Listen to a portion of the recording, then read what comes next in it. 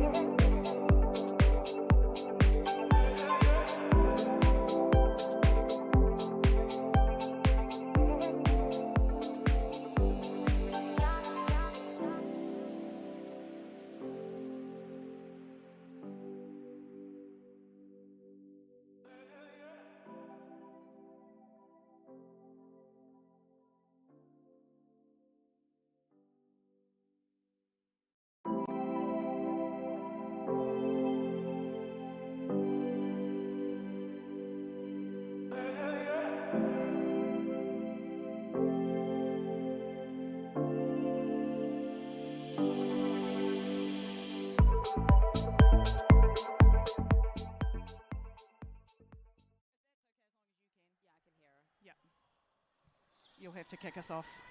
Kia ora everyone and welcome to day 2 of the 2023 Tertiary Basketball Nationals here in New Zealand. We have AUT versus University of Auckland this morning. I'm Maya Williamson and I'm joined by Laurie McDaniel. Hello Laurie. Morena, how are you doing today, Maya? I'm doing swimmingly. How are you? I'm just divine. I brought a cushion with me today. Oh. So, you know, well, I didn't actually. Someone gave me a cushion. Yep. But anywho, I feel pretty we comfortable in the seat. Cushion. Yes. You've got a cushion. Yes. Great game ahead of us today. The winner of this game, I believe, goes through to the semi-finals. Our referees today are Tyler Radbourne and Cody Montgomery. And so we're looking forward to a good match, be pretty intense. Obviously, you want to get through to those semis. So first up, we have AUT there, Maya. So number 7, we got Anna Rachel Inari. Number 9, we got Sia Talafu. We got 15, Asia Anderson. 16, Summer Jean Motufua. 17, Ramona Fuiva'a. 18, Summer Faliafa. 19, Carolyn Inari. 20, Alicia Schuster. And 21, Trinity Powell and Coach Darcy Finnegan. Yeah, Darcy with a lot of experience as a member of the Auckland Dream. And up next we have University of Auckland. So number 2, Casey Layson. Number 4, Dane Tate. Number 5, Piper Manolis. Number 7, Petra Sparks. Number 8, Rihanna Matasini. Number 10, April Liu. Number 14, Ricky Burgess Fiato. Number 15, Rebecca Hughes. Number 21, how did I say her first name was pronounced? Linnea.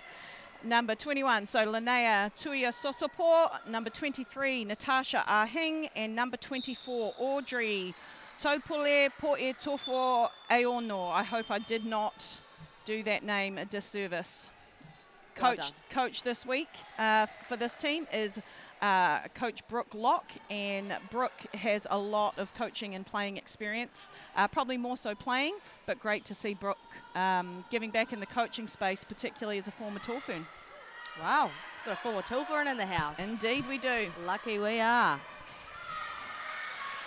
All right, we've just got a minute 30 here before tip-off. And, yeah, we shall see what we see here. Well, I'm excited. Me and you did the AUT game yesterday, didn't we, Laurie? And it was a pretty good display of basketball. Really enjoyed what I saw from the AUT team. I haven't seen anything of the U of A yet. No, neither have I. Neither have I. As you said, we saw the AUT team yesterday really look to dominate inside. Yep. Some really great paint touches in there and paint finishes, but as well as Ramona Fuiava'a really cash from 3. Light it up. Cash. She was incredible. Well, how many did she have? 5 threes, I think it was 5, and I'm going to say she was probably 5 of 7. Yep. She didn't miss much. No, she didn't miss much. Yeah, Ramona getting buckets yesterday. Absolutely, and then number 21, Trinity Powell as well, MVP of this year's D-League with the Auckland Dream. Yep. So she was absolutely dominant yesterday, and yeah, huge part of the offense. Under 30 seconds to go before we tip off. Team Grey looking ravishing. Indeed, go Team Grey. You got to love a mullet. That is a really impressive Starsh and mullet combo, I'm going to be honest. Yeah, the Starsh and mullet combo is always neck level, right? That might be like one of the best I've seen from New potentially. Like in the referee space, 100. Sure, yeah. Player space, potentially Brody. Brody Perry takes the cake for me. I would say, and particularly now that it is a bright blonde. Is it? We've gone platinum. I haven't seen that update yet. Yeah, we've gone platinum. That's an interesting choice. All right, we're just about to get underway here on day 2. Yep, players just lining up here. Apologies to Asia Henderson yesterday for calling her Azura. I don't know why I did that. It's just the way it was written, and I didn't connect the fact that she's been playing Toihi, and I've been watching those games and hearing her name. And it's funny that under the pronunciation. Yeah, it really does. So that's a big, big ho-ha situation from me, so apologies. Sorry about that one. All right. Away we go. First up, ball for AUT. Ball in the hands of Asia Anderson, no surprise. Summer Jean yesterday was absolutely lining it up from mid-range. Yes. Mid-range queen. Mid-range, we loved it. Oh, I like a bit of a miscommunication there, but I love the cut off the post. 4 seconds to work with here. Oh, nice kick out. Didn't quite get that with the camera angle there, but That's great Auckland have basketball. secured the rebound there. A little bit of handoff action early, wing handoffs. Coming into that wing on ball. That's Nice. a great pass. Really great. Nice Wow. looking finish. A little bit of AUT's medicine just given to them right there. Absolutely. That was perfectly executed in terms of the pass. Yeah. Bit of direction up top. A little bit of confusion. Yeah. Yep. Very clogged for AUT right now. Yep. But when in doubt, yep. Simple yet effective, and that's why she was the MVP of the D-League last year. Absolutely. This year, sorry. Good grief. Sort my stuff out. It's the first day of the game. Yeah. First. Yeah, okay, gosh. you also need to sort it. I'll just shut up. Oh, bit of a miscommunication there. Like the hesitation on the drive there. I like the patience that Auckland is playing with, though. They're looking to set up and get some good offense running. Maybe a bit of semi-finals jitters, or not semi-finals. Is it? Almost semi-finals. Yeah, quarters. Well, I think it's just who wins this the goes pool. through. Yeah. Wow, I should probably fact check. Nice Goodness little me, pass, Laurie. corner kick, and there we go. Buckets McGee. Paint. Offensive boards, right? Offensive boards for AUT. Probably had upwards of 20 yesterday, I would assume. Ramona showing though as well. She is happy to shoot it. Absolutely. Really nice stroke she's got. Ricky with a nice move to the bucket. Finish with the right on the left. It's a great move. AUT looking a little bit disorganised to start off with. Yeah, offensively, I think looking to target, nice little mid-range floater / pull-up. But again, offensive rebounds, Maya. Yeah. So many second chance opportunities came yesterday for this AUT side. Another willing three-point shooter and another O-board.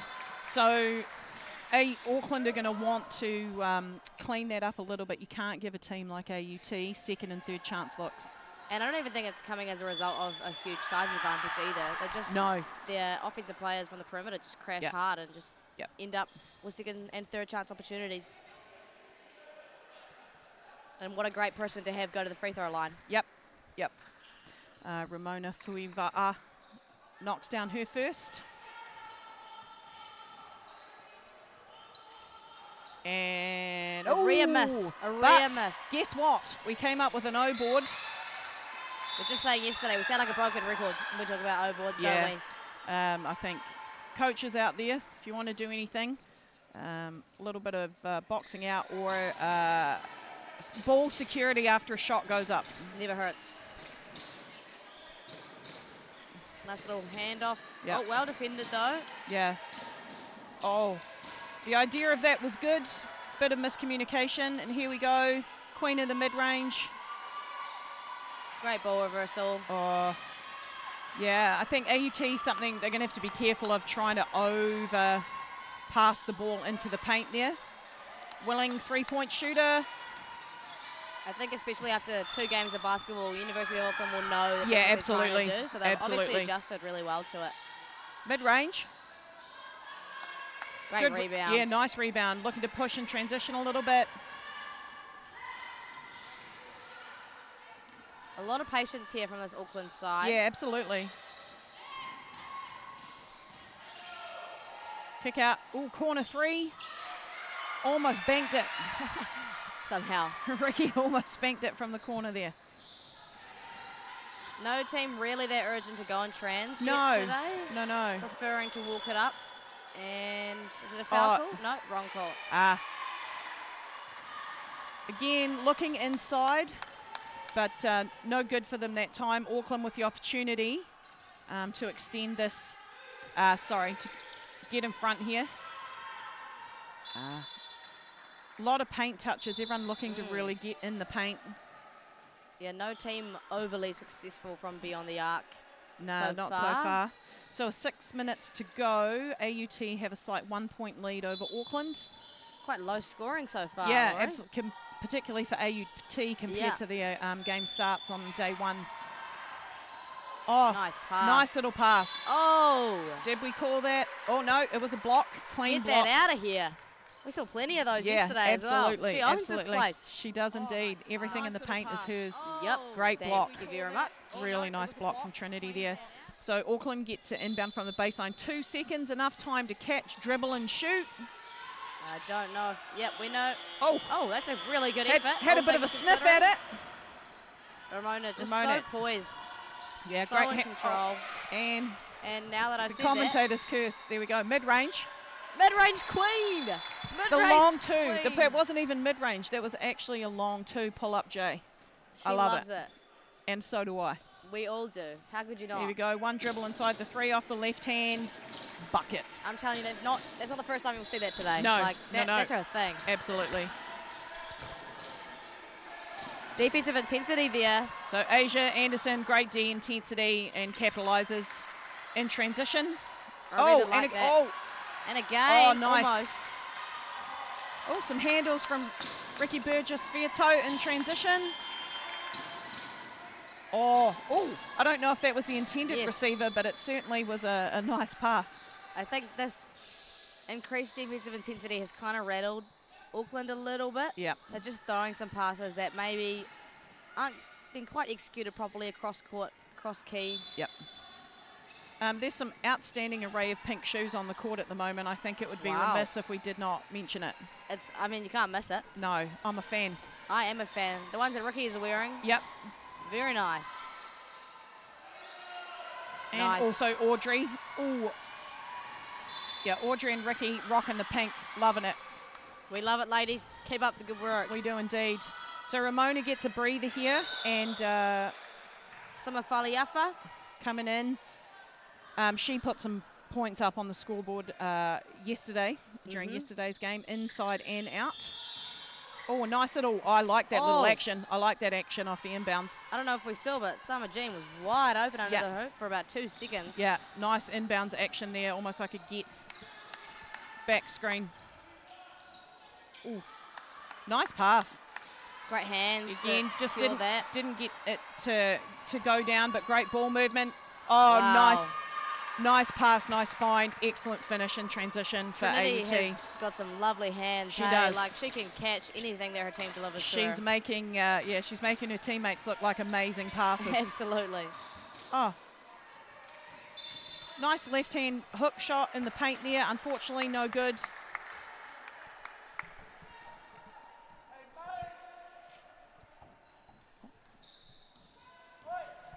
Auckland just struggling to really get much going at the moment offensively.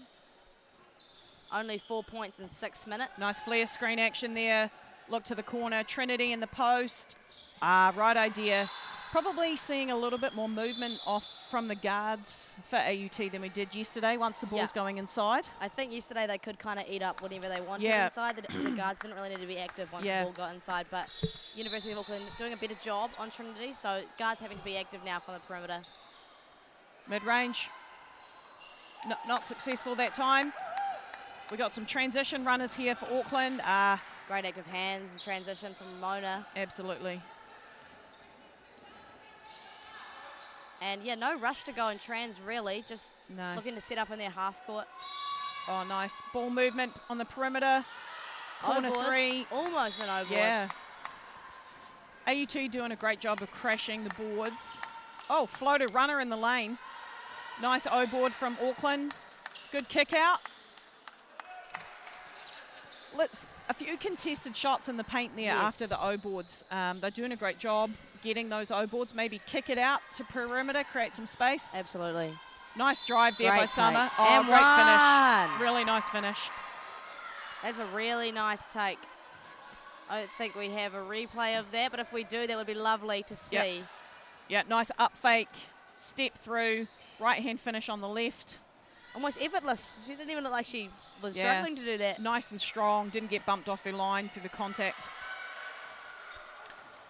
So Summer looking to extend the lead to 10 here, and she does so. And wasn't cursed with the commentators' chat about making free throws while shooting them. I purposely was quiet as and that I happened. clearly did not. Oh, great job keeping your feet there. That was really impressive. Yes. Rihanna Matsini doing a great job there after taking a wee tumble. So we've got an on-ball here, but we've also got someone willing to post up. Yeah. A little bit clogged at the moment. Asia with a nice block. Unfortunately, it came off her. So, yeah, Auckland just seem a little bit disorganised offensively at the moment. Yeah. I'm not too sure what they are trying to score through. Oh, nice slip screen there from Ricky. That's a great look. It was great clock awareness. Good shot clock awareness. AUT with the ball in hand with just 2.5 minutes to play. Great. Nice kick out. That's really nice. Ooh, skimmed the rim there. Baseline out of bounds. And we've got a timeout here from, I think, Coach Dar. I think he pointed at University of Auckland. Okie doke. We will go with what you've seen. What are we talking about in these timeouts, Maya? We like to play this game, don't we? We love to play this game and probably be completely wrong. Yeah. I think if you're AUT, I'm pretty happy with that start. 14 points and whatever, how many minutes has passed. We won't do the maths. Yeah, Auckland, I just think they need to find an avenue of scoring that is actually going to be successful for them. They Consistently. haven't, yeah, they haven't really found their touch yet. We saw that yesterday with UC actually against AUT. They struggled to kind of know what they were going to originally, but yeah, finding some consistency offensively. And what are you thinking, Laurie, with all your expertise? Ooh, pressure. Yeah, I think for AUT, continuing what they're doing, may be mindful of the amount of traffic in the paint defensively. But yeah, for Auckland, it's probably just, based on what AUT are giving them and based on what their, skill sets are, where can they look? Maybe trying to get Ricky the ball in the paint a little bit more, opening up some room for some drives. And then defensively, I think, for both teams, boxing out, right? Crackdowns, whatever you want to call them, putting a body on someone and securing a position to secure the ball first. So take your player out first, secure the ball second.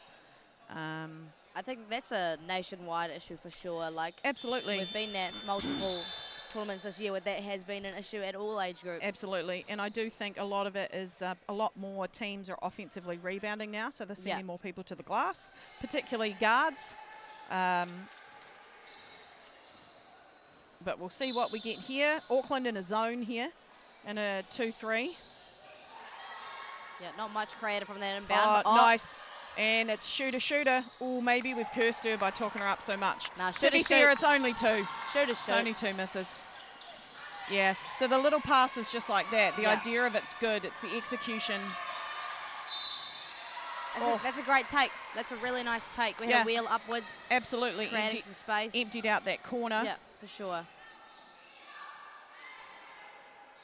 So Rihanna Matsini gets to go to the line. Rihanna is studying a Bachelor of, it's got LLB. What might that be? LLB. A BA and... yeah, I'm uncertain. But does this make us look really stupid? Yep, potentially. LLB. I feel like I know what that is, but... I think when someone says it, I'll feel terrible about myself, but...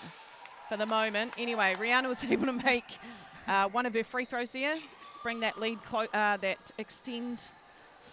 decrease the lead down to 9. Really nice defensive intensity on the perimeter from AUT here. I like that little gets action. That's really nice. Can't execute though. Disappointed not to finish that, but the little gets there on the elbow, really nice. Opened it up. They'd emptied the paint. They had 5 high. Might be something to look at again. Well, we've seen that be successful 2 plays in a row, right? Where absolutely. They've cleared up high and we've had a wide open drive. Yeah. Nice movement from the guards on the perimeter here. Yeah. Ball getting stuck on one side a little bit. I like it if it goes. Great footwork. Yep, nice footwork. Really nice. Here we go, a replay of that. Spin middle, pivot, nice. And nice left-hand finish as well from Asia. Playing off 2. Yes. Huge skill set to have. Footwork in the paint. Very nice roll for University of Auckland right now. Yeah, too many people in the paint potentially. Little left-hand finish. Quite a difficult one to finish that one. Quite off balance with the left. Yep. AUT looking to push. Nice cut. And we've got a foul called. I think she'll be shooting too.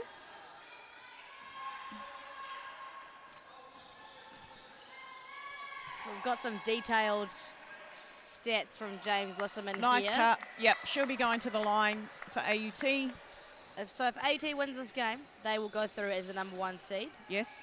For this game, UC will be the second, and University of Auckland will be the third, so they will not go through to the top 4. Unable to make that first free throw, but the good thing is she gets the opportunity to take a second.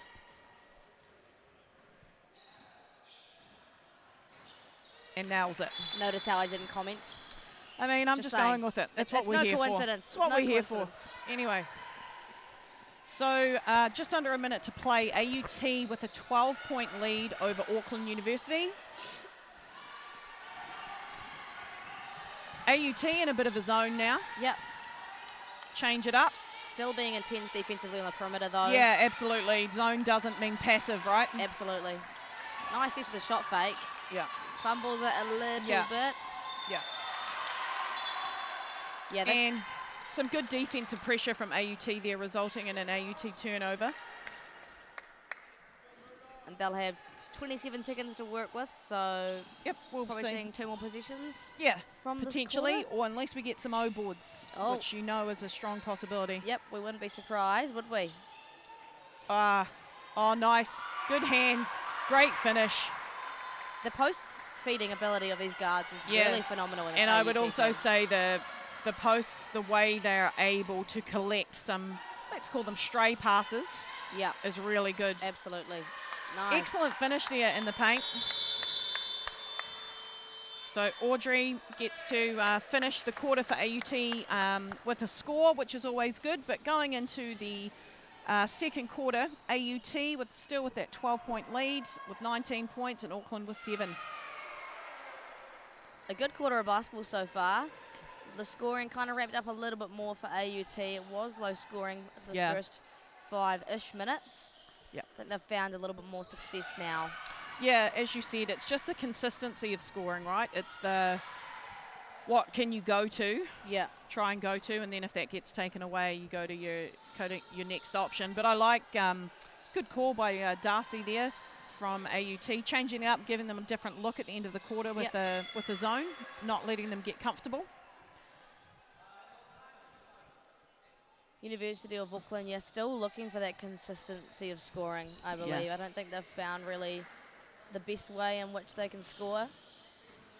In saying that, AUT playing some really nice defense this quarter. Like, their defensive intensity on the perimeter didn't allow for them to get into much. Absolutely.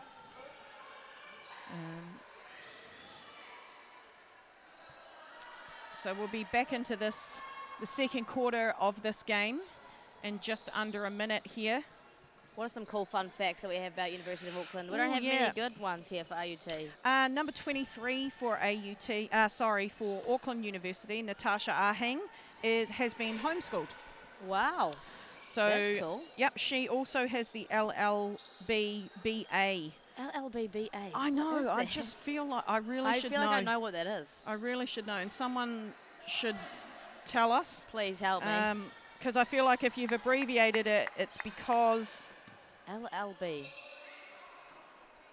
It's not. Oh, it is law. Law. Yes, law. Law.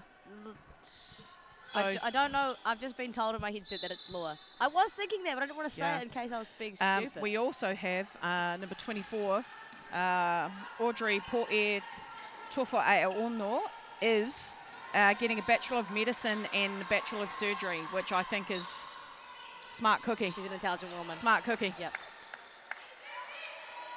And got the second quarter kicking off here. Auckland University with possession. 4 seconds on the shot clock. Not sure if they know it. They did not. Yep. Completely so that's unaware. That's unfortunate. But just means AUT get the opportunity to attack now offensively and build on this lead.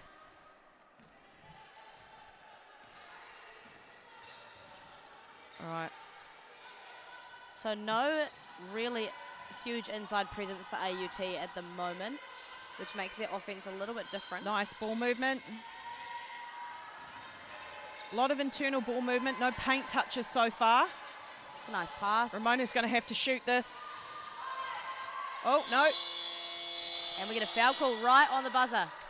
I don't think some of the players haven't heard it. Yeah, not a lot of awareness here of what was happening. So Carolyn Inari will go to the line to shoot 2.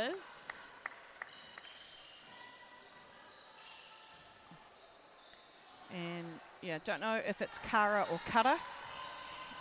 Yeah, I'm unsure. Yeah, sometimes when it's written down and if it, yeah, but anyway. Studying a Bachelor of Arts. Nice.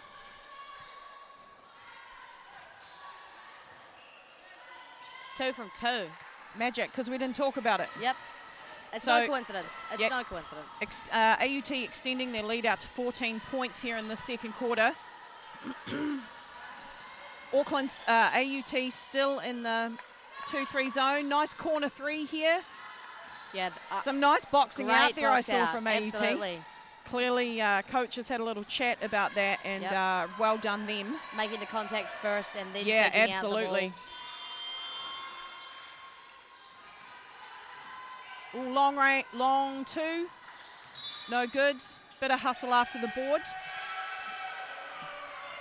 Only 7 points for University of Auckland is a really tough position to be in. Yeah, absolutely. After a quarter and a bit. Can be tough on the court, but also gets a bit of a mental kind of a barrier for you sometimes. Absolutely. As we saw in the game yesterday, AUT and University of Canterbury started off the same way for University of Canterbury. Yeah. They were able to get themselves out of them and go on some scoring runs, Yeah. which was good. Nice movement. I like it. Lefty, buckets. Ooh.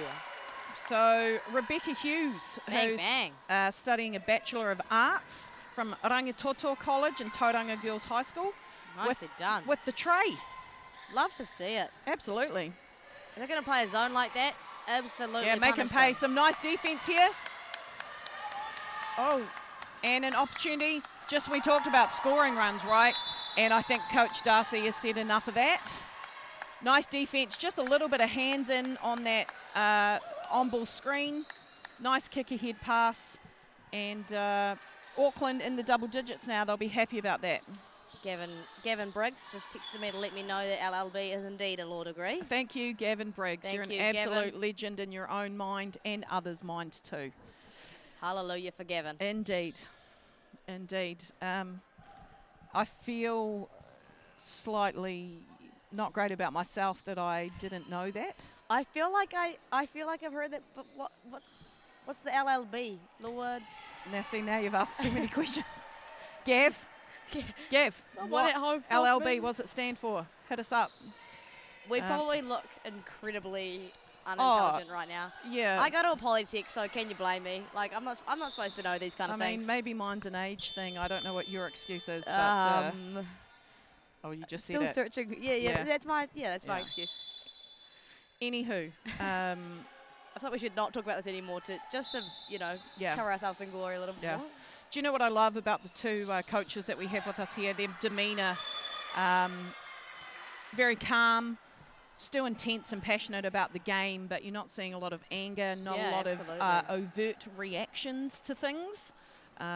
Just really working on coaching these players really well, and yeah, being engaged but not losing emotional control of themselves. I think that's what makes them so successful as coaches, right? Absolutely. So much experience, knowledge, and poise. Nice, a little bit of full court pressure here from Auckland. I wish we had seen more of this throughout the tournament. Yeah. Oh, nice screen and roll. And look at those hands. Look at her ability to gather that ball. Not the greatest pass in the world. No. However, great pass if you know they can catch it, and Trinity does it almost every time. I think this team has a lot of trust in her. They throw her some passes. And that- well deserved. Yeah, absolutely. Like, there's, you wouldn't throw anyone else that pass, but Nah. yeah, they definitely have a lot of trust in her ability to catch and receive. Oh, great. Again, another turnover. Some transition. Great hustle getting back from Asia there. Just stops Auckland's ability to finish in transition. Another turnover. We're going back and forth a Yeah. lot here. Just a little bit sloppy, would you say, from AUT? Yeah, and probably just predictable passes. Yep. Probably could have seen that one coming from a mile away, and it's a hard pass to deliver cross court when there's, people taking up space. Yeah. So with 7.5 minutes to go in the second quarter, AUT with a 9-point lead. I've just done a bit of maths, as we know, not So my strong impressive. point. So AUT, Auckland, good grief, Auckland have eaten into this 14-point lead that AUT had, and a lot of it's been from defensive tips and transition scores, which is great. Not a lot going on offensively here for AUT. Yeah. Again, mid-range. Mid-range, when in doubt, mid-range queen. So And Trinity there, I think, drawing a foul, just, you know, she crashes the board so hard. Yeah. I mean, I do like that Natasha Ahang is trying to push and move Trinity out of the way. For sure. But that's resulted in a foul. I think if not, Trinity would just eat up in terms of Yeah, O-boards. absolutely. And yeah, so you've got to contest her physically in some way. But Absolutely. probably just, yeah, a little bit too far that time. Yep. AUT with the inbound. 14 seconds on the shot clock. Nice cut.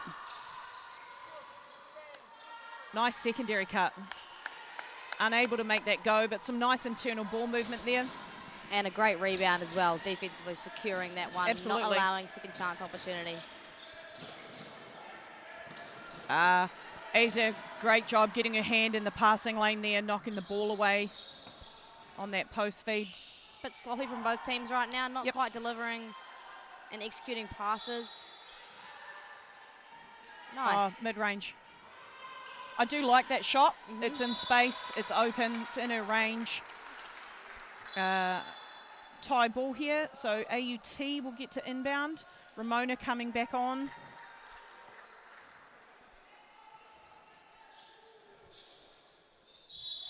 So Little she'll bit be of looking to get some more discussion. points on the board.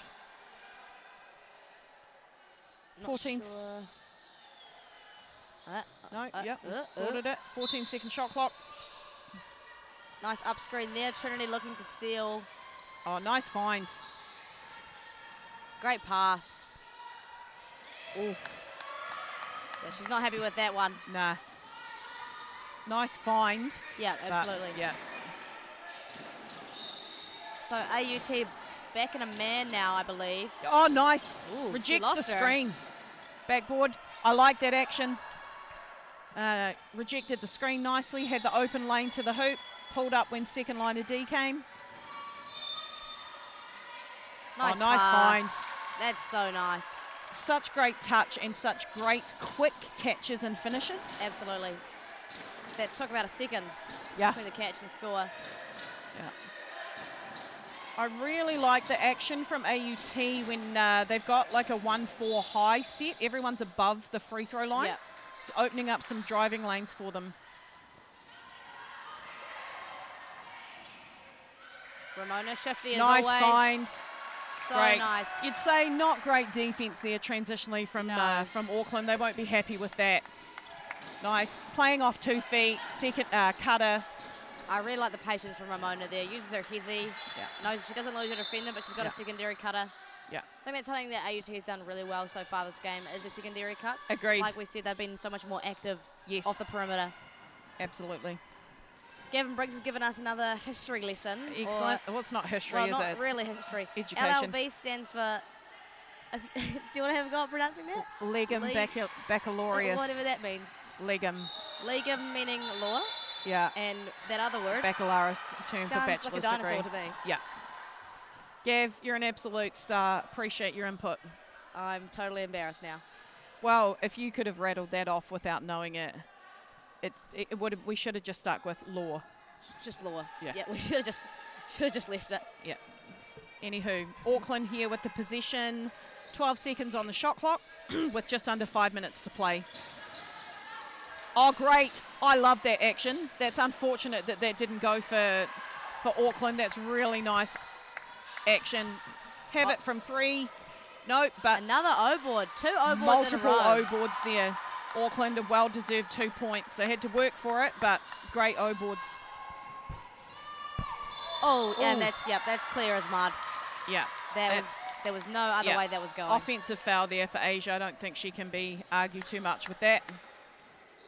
I think she kind of lost her balance there a little bit, but the result was the same. Who took that charge? That was just great positionally and taking that right in the chest. Great question. 23, Natasha Arting, Okay. I believe. 3 on the way, no good. Asia Anderson, a nice catch and trans. Really nice. She really finishes really nicely with her left and right hand. Really like that. So AUT extended their lead a little bit out to 13 over Auckland with just under 4 minutes to play in the second quarter. Again, just a clogged paint. Yeah. They can't really lot of get bodies, much, lot of bodies in there. That's just a really O-board difficult though. shot. Yeah.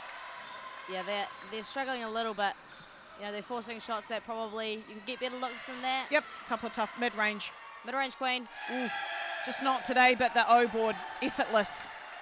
Again, And another one. Coach Brooke here for Auckland has decided she wants to have a chat about that. Again, you get 2 timeouts in the first half. At a tournament in particular, you're going to want to use both, aren't you? Absolutely. Nice defense there from Asia and AUT.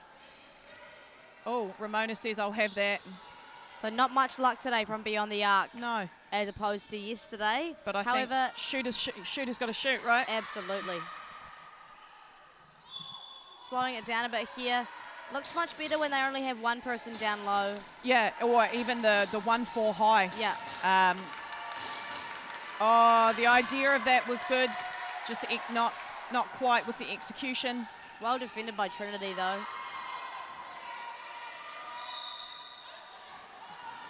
Asia Anderson, footwork as always. She's also got a lot of bit of hang time there, which I really like. Again, second chance opportunities. That's how AUT have scored their last 6 points.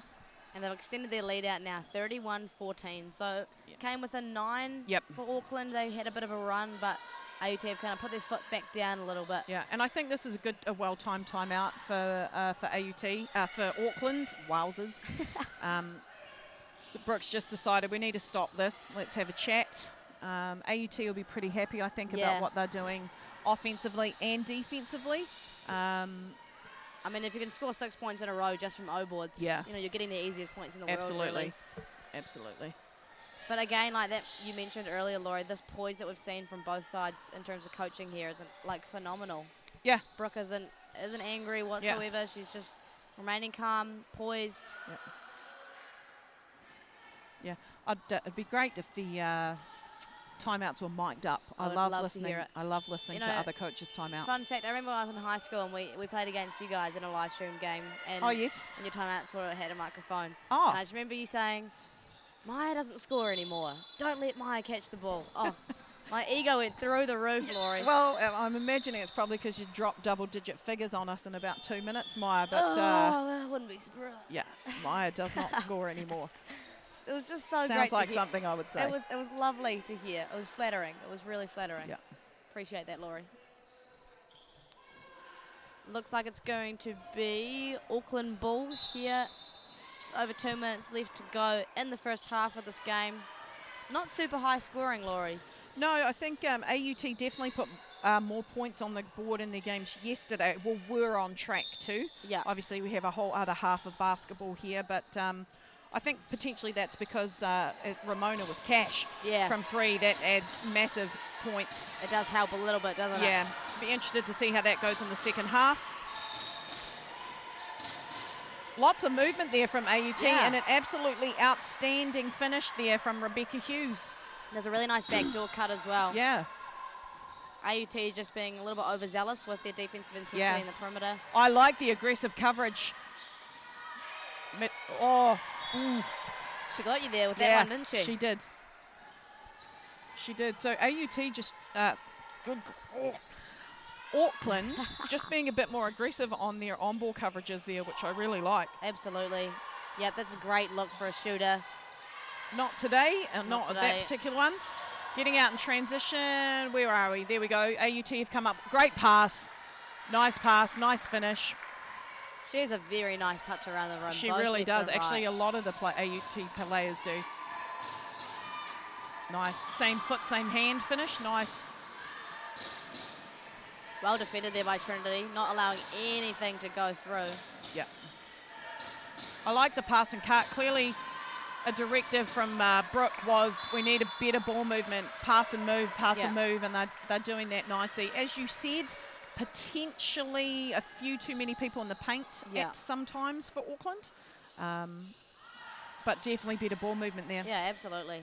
It is just definitely hard to operate in a clogged situation, right? Yeah. Like they have 2 people in a paint at a time. It's hard really to get much going when you have that much cloggedness. Clogness. That is a word. We're just gonna. Well, it is now. We're gonna go with it. I can create Nice words. little flare screen for Asia. But that's going to be an First- offensive screen. Moving That's the first one we've seen this game, and that's Yes. unfortunate because it was a nice action. screen. Probably fair enough. Yeah. Wasn't set. Continued to move and interfere with defensive line. But nice. That's the first 3 from AUT, so that's unfortunate that Yeah. that didn't count. Yeah, not a high success rate from beyond the arc for No, either from team either today. team, Yeah. And with just on a minute to play, Auckland trailing 15, but with the opportunity to cut into that lead by going to the line.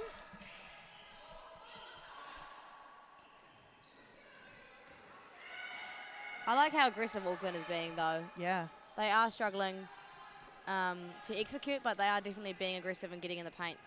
Linnea Tuia-Sosopo going to the line with she's currently doing a Global Studies Masters. Wow, Masters. Got some smart cookies up in here. Absolutely. Does she have a fun fact? No, she does not have a fun fact. No fun fact there. Dang.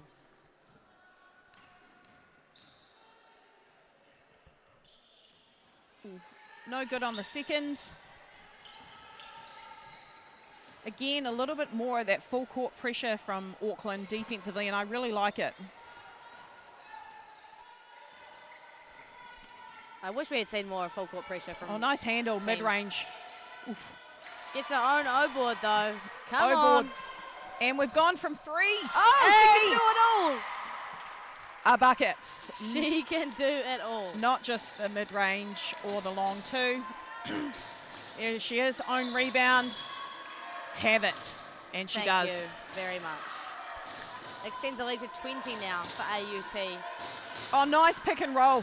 That was really nicely done, and they're going to get rewarded for that with a foul on the shot. I like that. Again, empty corner, pick and roll. That pass was executed perfectly Yeah, as well. it was I really liked nice. that. And she's right back to the line. Wouldn't hurt Auckland to see a little bit more of that, I think. I think you're right, yeah.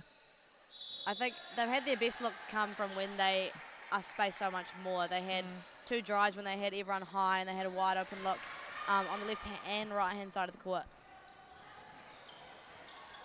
So unable to make the second, but hit the first. Nice spin. Whoa, Great that's tough. finish. That's a really nice hello. move. Really nice finish. Got all the AUT bench up and 3 celebrating that seconds, one. get a shot off. And that'll be the end of the first half in this game. Nice spin finish there. Woo. Buckets in the paint. So end of the first half sees AUT with a 21-point lead over Auckland. And we will be back in just a few minutes for the second half of this game. Ka kite anō.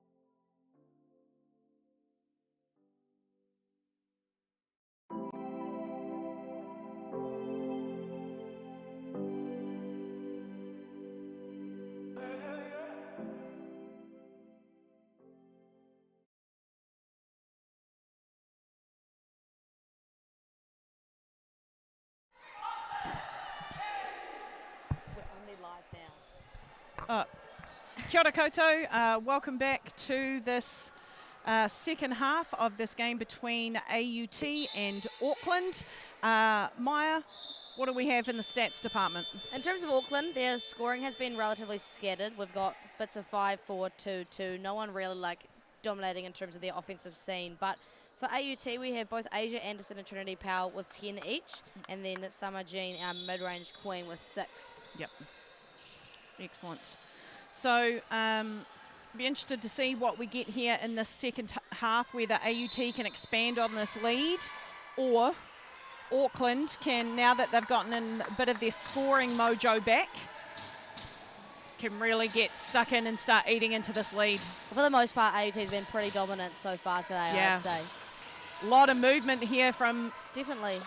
Nice move. That's really nice. Really nice move from move. Ricky Burgess-Fierto. Nice right-hand finish, great spin move in the paint. And that came after some really nice ball movement. I think that's the key point there. Oh, and O-board from Trinity. And an and one. And one. You cannot stop it. Yeah, what do you do about that? Seriously. You can't really do much about that, can you? I mean, she just does such a great job of getting great position, and then her touch around the rim is outstanding. Definitely. Proving her MVP-esque.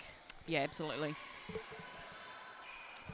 I'm unsure of what the issue is here. Bit of technical difficulties.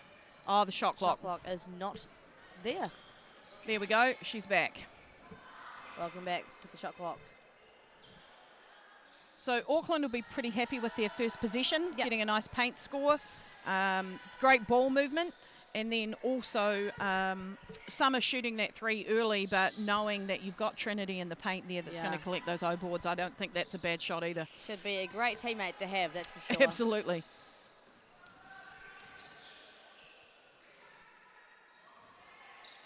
And buckets. When I don't comment, they always make it. Always. That's a bold statement. I'm going to say 98% of the time. Okay, Lauren. we'll go for it. All right. Oh, that's unforced unfortunate. error. Yeah, unfortunate, but just got to move on. That's really unfortunate. They'll definitely be seeking some position like the last.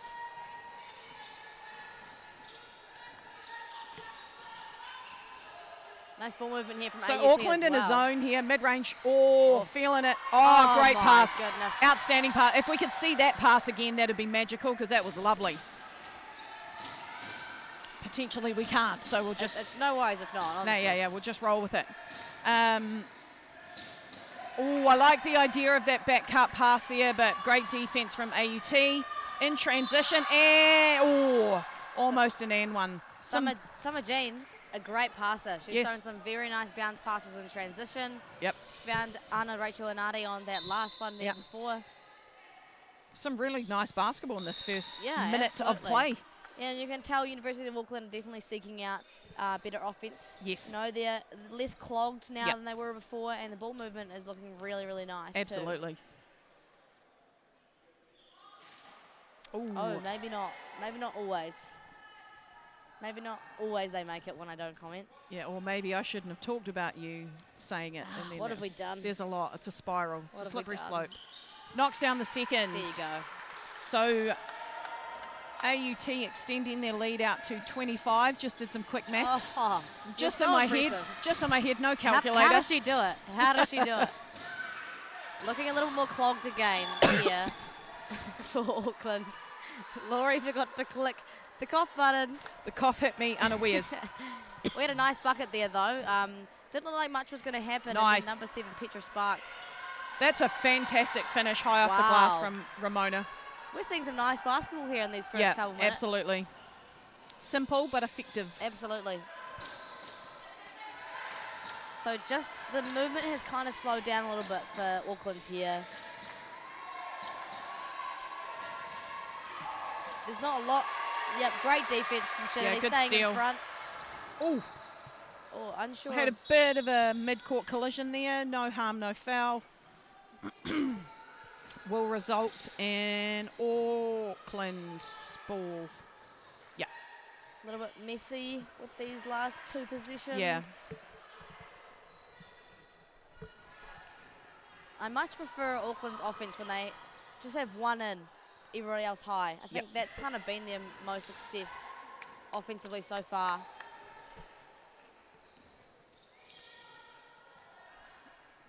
See what we're going to here. Yeah. Nice patience. Yeah, I like really that. Nice patience. A little mid-range jumper off the pick and roll. And turnover there from AUT. I thought she just got pickpocketed, but maybe she... Yeah, unforced error there. Won't be happy about that. Auckland with the opportunity to maybe get this lead down under 20 in the next couple of positions. Unfortunately not. Nice active hands Yeah, there. good job. Good job there from AUT. Nice find. Surely she'll have that. Not having a lot of success today. No, today's a little bit of a lid on the bucket for Ramona today, but again, you got to keep shooting till they go in. That's part of basketball though, right? You Absolutely. Can't be absolutely cash every single game. Nah. AUT again, that little pick and roll. Nice. Really nice. Oh, great block. I mean, it'd be great to know how many she's averaging there, but almost every time I feel. I would be terrified to come across her in the paint. Oh my goodness. Coming over, great help. I do like that Auckland are looking for that little baseline, almost a punch screen pick and roll action. Absolutely.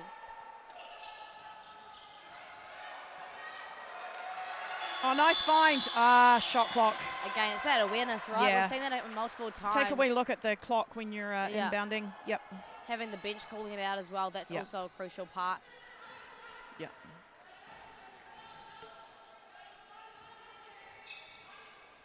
Some nice movement here and a cross screen that gets Trinity open. That's very nice offense. And it just went in. Somehow. Yep. So you can see the cross screen down I mean, there. I don't think we should be surprised. A little left-hand hook. It came off her hand funny, but it went in. Just shows the quality of player that she is. Oh, absolutely. Really nice offense there to get Trinity open. She's been going to work today. And makes it a three-point play to extend AUT's lead out to 26 points. Wow. It's blowing me away, Lauren. Yeah, it's a lot. It's a lot to unpack. Oh, great. Good hands in there defensively. Nice. And playing off 2 feet.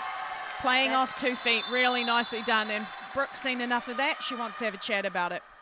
And rightfully so. Almost this lead being extended out to almost 30. Yeah. We've seen a lot of mid-court turnovers for Auckland today. AUT doing a really good job being active defensively. And then again, that finish off 2 feet. It's those little things, right? The fundamentals. Yeah, absolutely. And sometimes in game, it's actually quite hard to correct those little skill errors.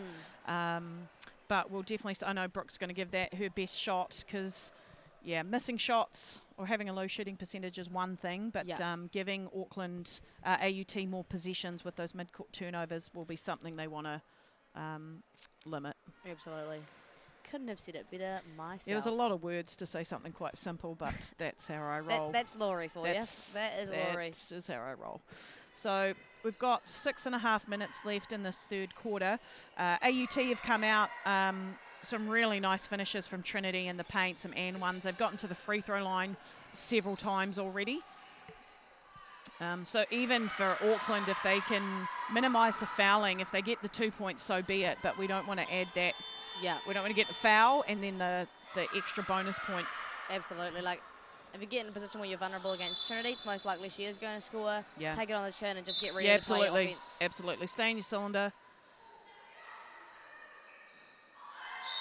So the teams come back in shortly with just over 6 minutes to go in this third quarter. It's looking like it's pretty favourable for AUT right now. Yeah, I mean, you never want to call a game before it's done, but AUT definitely showing their class here, finishing in the paint. They've not had a great shooting night. Ramona's not shooting particularly well today from three, but the good thing is got people making some good finishes, getting O boards there. So you want to keep shooting those, right, when you've got rebounders like they do. If you've got Trinity down low, you can kind of shoot whatever you want. Nice little cross movement. I like it. Perfect. And done. You know what, as a coach coming out of a timeout and you score on your first possession off of something you've drawn up, great feeling. Best feeling in the world. Great Absolutely. feeling, absolutely. Well done, Auckland there. And so positive for Auckland to get some points on the board, get a nice offensive look. Yep. Only Trinity's first foul though, so no damage for AUT done there really. And a huge, thought she might secure that rebound, but still gets possession anyway. Oh no, it's going to go to Auckland actually. We've pointed the wrong way. I think we've had a slight miscommunication. Poor Tyler Radbourne actually ran all the way down to the other baseline. We smile to his fellow ref. Might need a bit. Nice cut. Again, just really clogged in the key. Much better space with the on ball there. And much better clock awareness too. The bench counting that down. Not a bad look. Absolutely. Not a bad look. Good patience. Yep, I liked the on ball, high on ball with no one else in the paint. Absolutely. And we created a really nice kick out to a good shooter. Yep. So AUT looking to extend their 26-point lead here. With some movement Good here. patience. Yep. Isolating Perfect. Trinity. Nice. Asia for 3. Boom. Second half, different story from the 3-point line for AUT. I really like that from Inside Trinity. outside play. Yep, really great nice. awareness. She saw the double come. Yep. And really quickly as well. She didn't allow the double to trap her or anything. As soon as you saw her turn her back, straight back out. Big lead now for AUT. Yep. It's quite difficult for Auckland at the moment. Ooh. Thought Audrey was going to have that there for a second. Difficult Again, Trinity shot. comes up with a rebound. Oh, great outlet.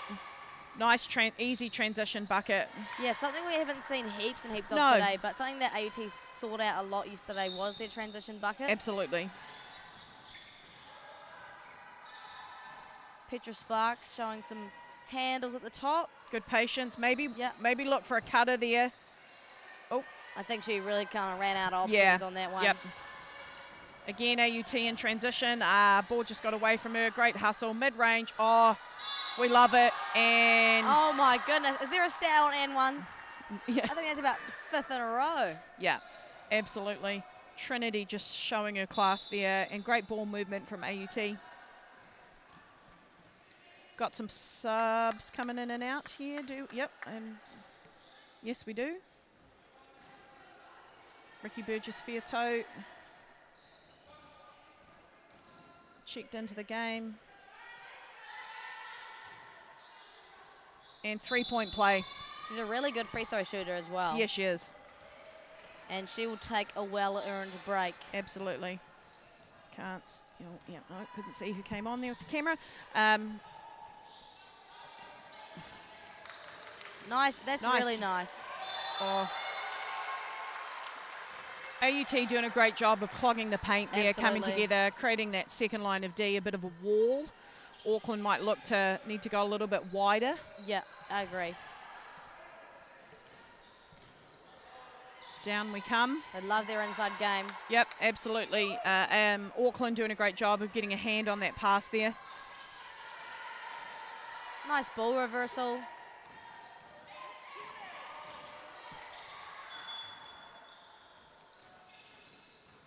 Well defended there, not allowing anything to get through in that baseline drive. Yep. Rebecca Hughes, bit of a turnover, some messy play. Wow, that's a really great defensive position for Absolutely, AUT. AUT will be really happy with that.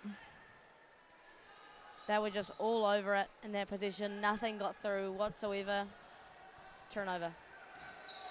A little bit of a miscommunication there from Auckland. And they're making it rain now. They are making it rain. Bouquets from 3 for AUT, being able to extend this lead almost out to 40. Proving their versatility as a team as well, right? Yeah, like absolutely. They've had so much success Inside down out low. game. Yeah, absolutely. Multiple willing shooters for AUT. Just slowing it up in transition here, or potentially not after I just said that. Kick out, had one, why not have the second? I'd have shot it too. Why not? I love the confidence. Yeah. Oh, nice cut there. Really nice job. Oh, unfortunate for that not to go. O-board. Good hustle around the rim there. And gonna have a couple more subs coming in. Linnea working really hard around the rim there. For sure. Gets a well-deserved break. Probably a good opportunity to now give some players who haven't seen a lot of court time a bit of a run around. Yeah. You know, you got to rest your bodies up. Yeah. Mid-range lefty. Yeah, nice. Pull up at the free throw. Why not? So, There's you're number gonna see a 10, nice April replay Liu. of that. Yeah, nicely done. Yeah, that is nice. Why not? We can. Ooh. Ramona potentially dribbled into some traffic there. Good solid defense from Auckland. Oh, that left hand. Yeah, there it is. Nice cross. Great decision. The runner. I don't mind it. Nah, that's a great look. Yeah. Especially considering Auckland's struggle to get anything offensively. Yeah. If you can get a look like that, you're definitely not unhappy with it. I also like the fact that they're playing a bit wide there. They've been playing down the middle channels. Yeah. In Auckland, AUT have been doing a good job plugging that. So going wide on those baseline lanes, much better idea. Looking for the seal down low. Nice Good active hands. Yeah, absolutely. Nothing easy. It's a bit of a different story when you don't have Trinity catching the ball in that low Yeah. paint. Yep.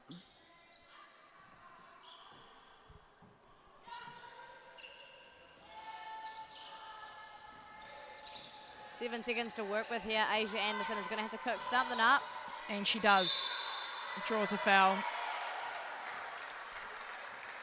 Not happy with that over on that Auckland bench. That's a coach killer, right? You play great defense for 20 seconds and then you give away a foul like that. Absolutely. Sends Asia to the line to shoot 2. And she makes good on that first. Textbook. I've been really impressed with Asia. Yeah, absolutely. Smart, patient, plays off 2 feet, finishes with her left and right hand. Really athletic as well. Yep. Nicely done. 2 from 2.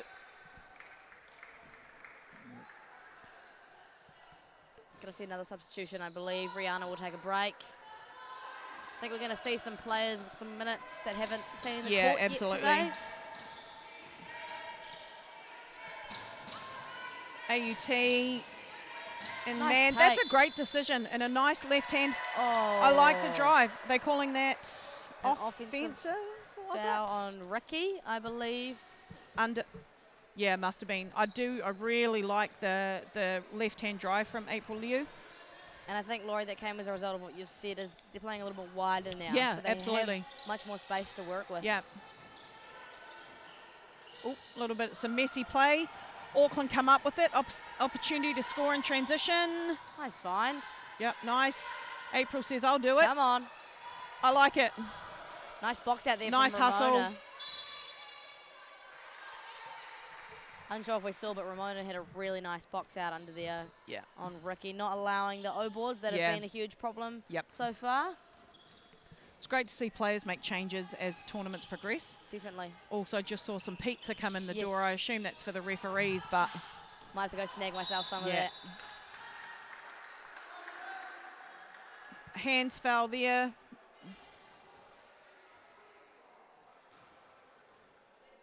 And that'll be the 5th team foul on Auckland. So AUT are going to get the opportunity to shoot every time there's a foul for this last 90 seconds of the 3rd quarter. Sia Talafo, no good on the first.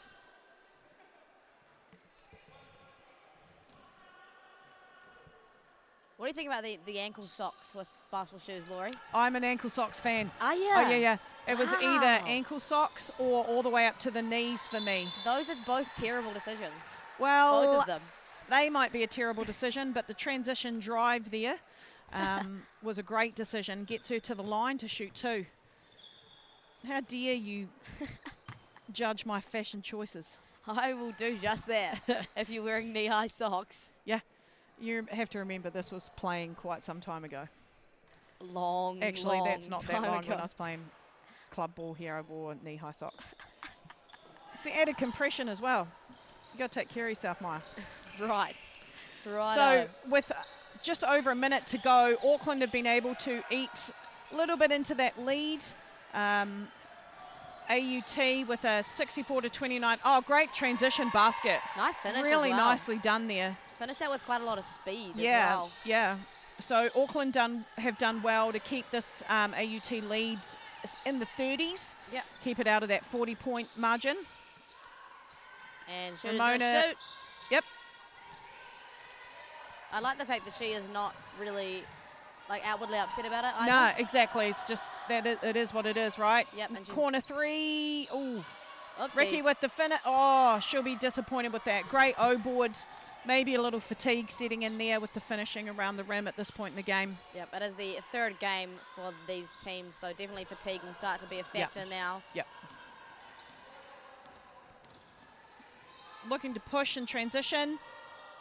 The runner, no good. But again, the idea of that, playing from the wings. They've got some nice drives. 5 seconds left. We should definitely shoot that.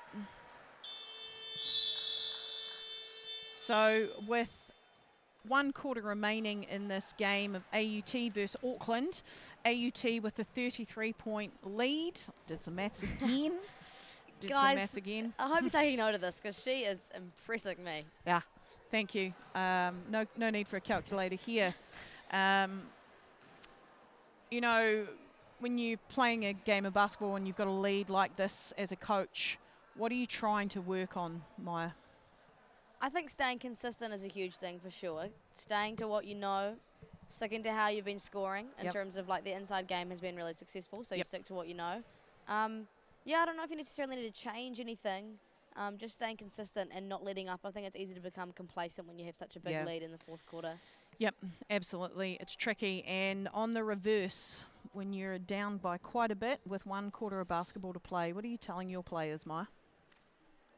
I mean, it's a hard one, but I think what I have seen from Auckland so far today is they have not let up. Yep. They're not playing as if they're defeated by being down by 30. So you've got to keep going. You've got to play to the final whistle. You're probably not going to win the game, but you've got to keep your foot down and stick to what's working. I mean, they've widened their offense a little bit and have had much better looks. So if you can kind of get to those a little bit more and finish the game off relatively well. Absolutely. I was nodding a lot there, which obviously doesn't do a lot when we don't have a camera on us. Oh, although there we were actually briefly. Lucky you guys. Yeah. But yeah, 10 more minutes of play in this game. As we talked about before, AUT will go through first in pool with the win of this game. And I believe semis tomorrow, semi and finals tomorrow. I believe so. Yeah. Yes. Yeah.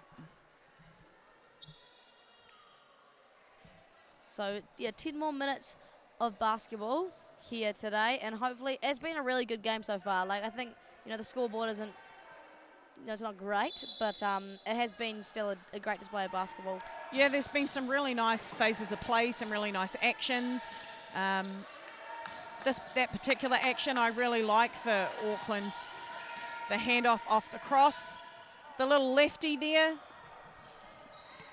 not a bad look, great movement. AUT just slowing it down a little bit. Nice cut.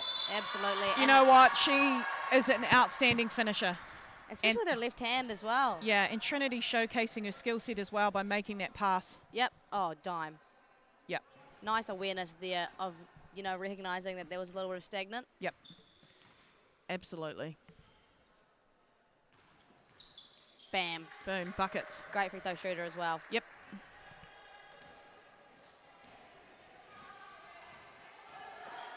So Auckland be looking here, get some ball movement. They're going to go with the cross. Oh, nice decision. I like it. Oh, nice. That's great basketball. Absolutely. Great patience, good options off that cross action, off that kind of nail cross. I think it's small wins like that, right? Yeah, absolutely. Not going to win the game, but if we can get small little looks like that, it's definitely hopeful. Oh, nice job. Great good ball work. move. Should be disappointed that didn't go in, but again, AUT with some nice ball movement. Pushing Auckland the looking to go pace. in transition. Oh. Do you know what I really like about what Trinity did there? did not foul. Yep, love it. Stay Didn't walled foul, up. didn't go for the block, didn't risk it at this point in the game. Really smart play. Absolutely. I really like, too, Auckland looking to play with pace. Yeah, absolutely. Go for it, right? Yep. Oh, we need to be moving there. Nice screen. Well defended by Trinity, not letting Little anything. runner. Hey, Great there it finish. is. Yeah, so Auckland have come out firing. Yeah, absolutely. A few different looks. I really like the variety of finishes we're seeing as well. Absolutely. Great take there by Sia. Mid-range. They love their Oh mid-range. board. Oh board. That's been cleaned up a little bit, I think, Yep. in this middle part of the game. Ramona. Ramona says, There thank you. she is. I'm Thank back, you very baby. much. That's what But we I do saw. like the way she catches and prepares herself to shoot. It's the same every time, which is great. Yeah, and really quick release. Yep. Quite clogged over there in the corner. Kick out. Got a hand on it there. Oh, Oh, wow, that's a strong maybe pass. maybe an ambitious pass, but I like the fact that AUT also looking to play with pace, push and transition. That was a strong pass. It was. She barely put any effort into that, and then it went out of bounds. Yeah. So with just under 8 minutes to go here, AUT with the 35-point lead. Darnay Tate will see her first minutes of the game. Nice. Nice pass. Excellent pass inside and great finish for Auckland there. They're not Good. letting up whatsoever. No, really good patience, inside out play, good footwork, playing off two in the paint. I really like it. Ramona's had one, and this is what we know, goodness. right? This is what we know. Once she heats up, she heats up. Yep. And I love as a shooter that she did not hesitate to let that second one go. Yeah, she hasn't hesitated at all No. on anything today. Good hustle, bit of messy play there. Love to see people still willing to get on the floor for the ball. And a bit of a foul call there. And Auckland are going to come up with that. 14 seconds still remaining here on Yep. the shot clock. Looking like they're widening their offense again a little bit, Yeah. Laurie. Oh, nice. Oh, they've gotten some really good looks off that little action there, off the gets from the high post. Definitely. Yeah. Piper Manolis has been a huge part of that, huge driver of that. Yep. Sprinting off the gets action, getting Yep. in the paint. Yeah, she's been pushing in transition a lot as well. They've got 10 seconds to work with here, so plenty of time.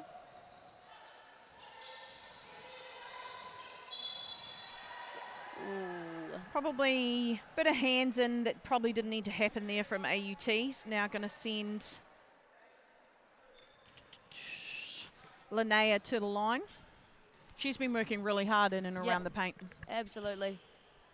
And I like the confidence to take it against Trinity, right? Like, you know, she's not the most inviting person to try to go to work against, yeah, but absolutely. no fear. Absolutely.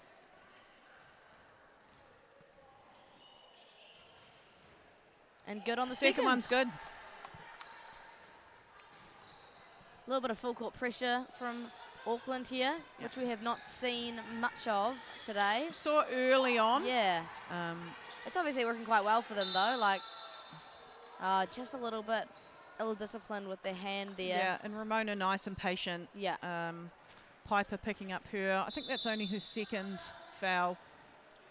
And we're going to see a timeout called by Coach Darcy Finnegan.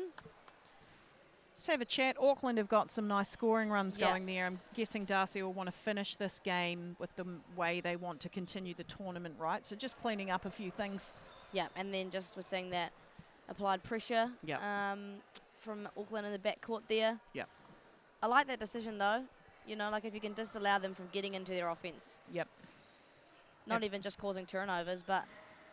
Absolutely. So with just under 7 remaining in this game, AUT with a pretty convincing 73 to 38 point lead over Auckland. Definitely two very different teams. Yeah, for sure. I'd say AUT, pretty broad skill set. They're definitely dominating inside, but as we've seen, they've got some willing shooters and some really nice perimeter passing as well. Absolutely. I think AUT have a good shot at this tournament. Ah, yes. You know, it's a big call. It's yeah, it is a big call. Yeah, just that versatility they've been able to show with the outside game, and then the dominance of Trinity. You know, I struggle to recognise anyone that will be able to kind of match that. Yeah. Particularly when AUT are very fortunate that they've got some really nice perimeter shooters. So the risk from doubling when an inside player is you're leaving someone open to shoot, aren't you?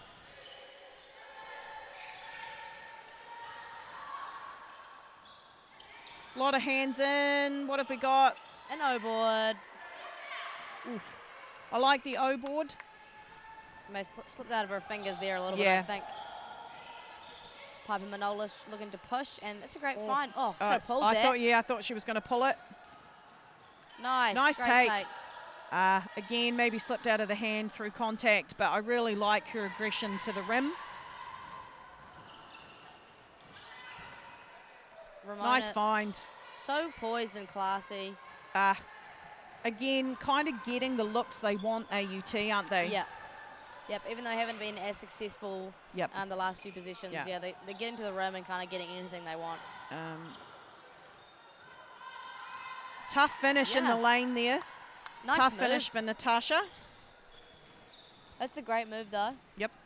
But she's got the old BA and LLB situation going for her too. Gavin Briggs sitting over there actually just gave me the eyes. Yeah. LLB, law, for those of you who don't know. Yeah, we had some chat about this earlier. Bit of kōrero about the old LLB. Means law. That's all you need to know. Yep. 33-point lead here for AUT. 5 and some change left to go in this ball game. Yep. Nice. That's a really nice action. I would love to see her take that shot from the free throw line there. Not sure if she's not confident in her shooting ability or... And I think we're going to see a travel call,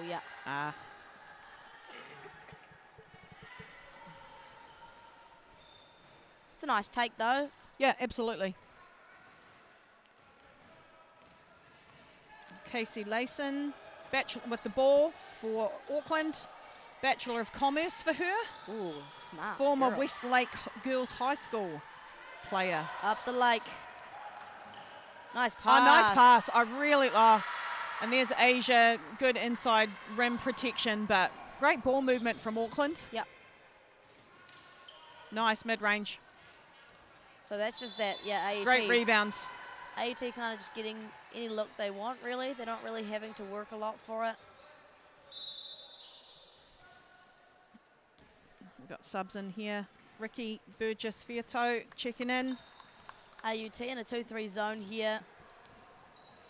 They've kind of come in and out of that. They've potentially using it as a bit of a body saver, and also it should, in theory, challenge that high post gets action that Auckland are running by clogging the paint a bit. Absolutely, and Auckland haven't shown a high prowess of three-point shooting, so if you want to encourage those. Yep. Nice patience from Asia there.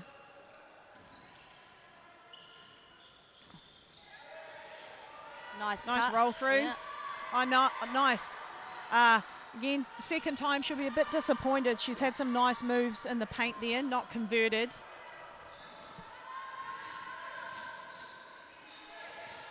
Quite stagnant here for Auckland. Not a lot of movement. Yeah, you can just surely she'll have it. Oh, nice great pass. Extra pass. I like it. Dane with the 3 there. Great patience, nice ball movement. I like the look at the rim and then the pass as Absolutely. well, baiting the defender.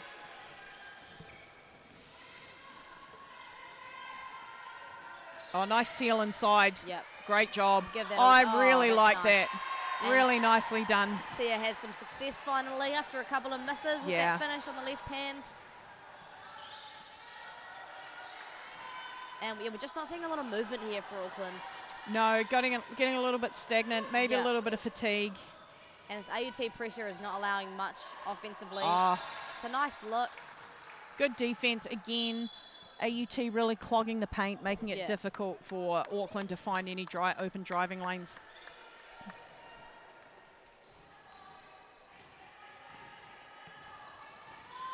Just under 3 minutes left to go in this fourth quarter. Great hands. Nice. Ricky, great hands there. Is she allowed to grab it?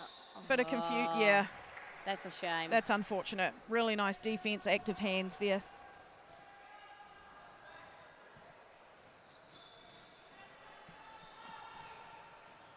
So just under 3 minutes to play. AUT with a 32-point lead. Great take there. Oh, well defended. Ambitious though. finish. Yeah. Ambitious finish, so we call it. She's kind of face palmed herself after that one. I think she knew. I like it. I like it. Why not? Petra Sparks with great decision there in transition. Nice pass. Bit of mid-range game. We love the mid-range, don't we? We love it. We do. Not all might, we do. You just see a little bit of fatigue setting in for these teams here, I think. Absolutely. It's always a grind in the last 2 minutes Yeah. of a deficit like this. Oh, Oh. she thought she picked it clean. Referee said, no, you didn't. I like the physicality here from Yeah. Ricky as we see a timeout called for Darcy Finnegan. Doke. Just under 2 minutes of play. And what do we have up next, Laurie? Do we know? Do. I believe we do know because Doody-doo-doo. we are doing that game. I believe it is University of Waikato and Otago University. Yes, you're right. It is. Is it Waikato University or University of Waikato? University of Waikato, I believe. Okay. So I believe that Waikato are not through, Right. but Otago will be #1 seed regardless of however that game goes. Gotcha. Stick around for that, 100%, if you want to hear this great commentary duo Yeah. again. Yeah. Well, who doesn't? Who wouldn't? Who doesn't? What other way to spend your Saturday? Yeah, absolutely.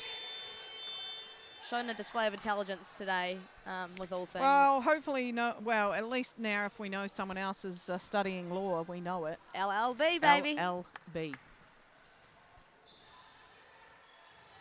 It's going to be Auckland ball on the sideline here. 14 seconds. Yeah, on the shot AUT clock. will want to be careful if they're fouling here. One more and it's going to send Auckland to the line Yep. every time they foul. And I'm assuming at this point in the game they don't want that. No.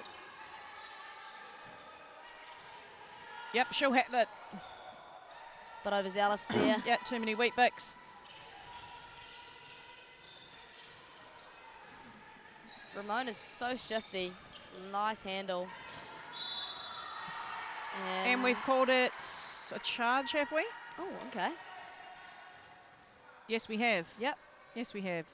Which then gives AUT their 5th, so they want to be wary of Yeah. any more fouls sending Auckland to the line. Yep. You don't want Auckland obviously be trying to get some quality looks here at the end of the game. Petra Sparks driving into a bit of traffic. AUT just so active with their hands. Nice rebound, good O-board. And it's a foul there. I think Ramona will pick that one up also. Yes, she does, which will send...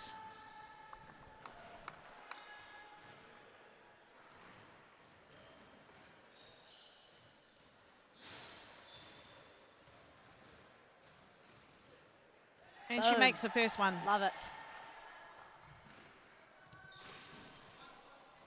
Linnea been super active in Yeah. the paint for Auckland, so well-deserved trip to the free throw line there for her.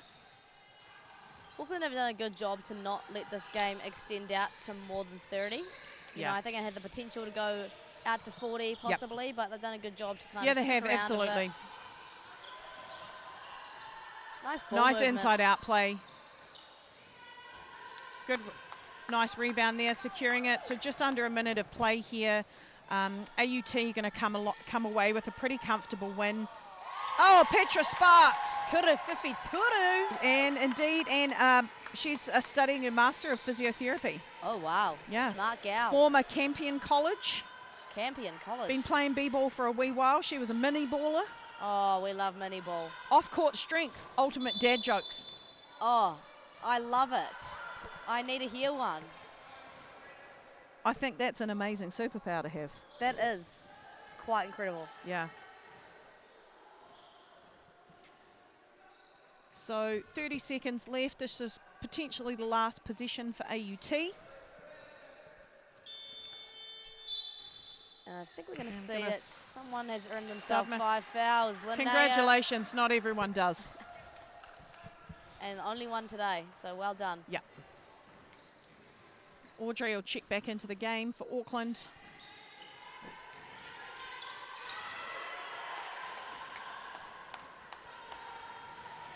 Couple possessions left in this ball game. Petra going to let it fly. She just hit one. Give it back to her. Give it back to her. Tell her dad joke. There it, oh, boom. Yes, Another bucket. one. Oh, Oh, no good. Get get your own own board. board. More O boards here. Audrey, no. And I think that'll be the end of it here, folks. So AUT safely secure first spot in their pool moving forward with a 75-47 win over Auckland. Maya, final thoughts for the game? absolute brilliant display of basketball, and more to come if you stick with us here. Yeah, absolutely. So stick around for the next game, Waikato versus Otago women. We will be on the mic, 1s and 2s, and looking forward to seeing you here. Ka kite.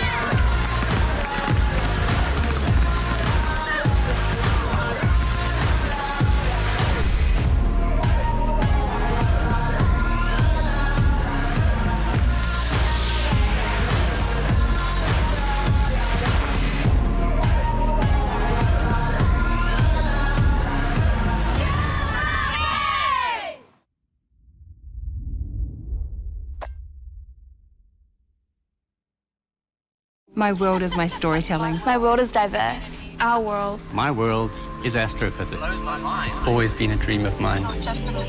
I don't know what my career pathway will be. I approach architecture from the point of view of my culture. I want to contribute to my people. It's a way I can give back. I want to change the perception of engineers. I want to take my tohu home when I graduate. Right now, it's about me. And this is my chapter.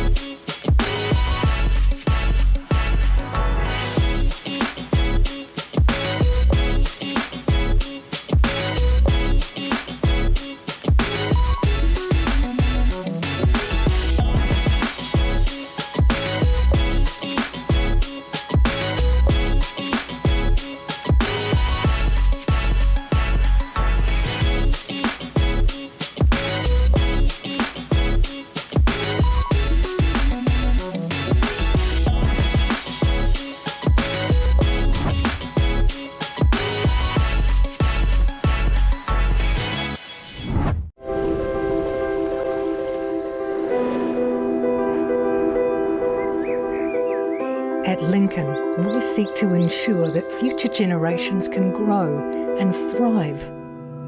That means providing a world-class learning environment to grow fresh solutions to real-world problems, including using the world's resources wisely and sustainably. Come to Lincoln University, a place to grow.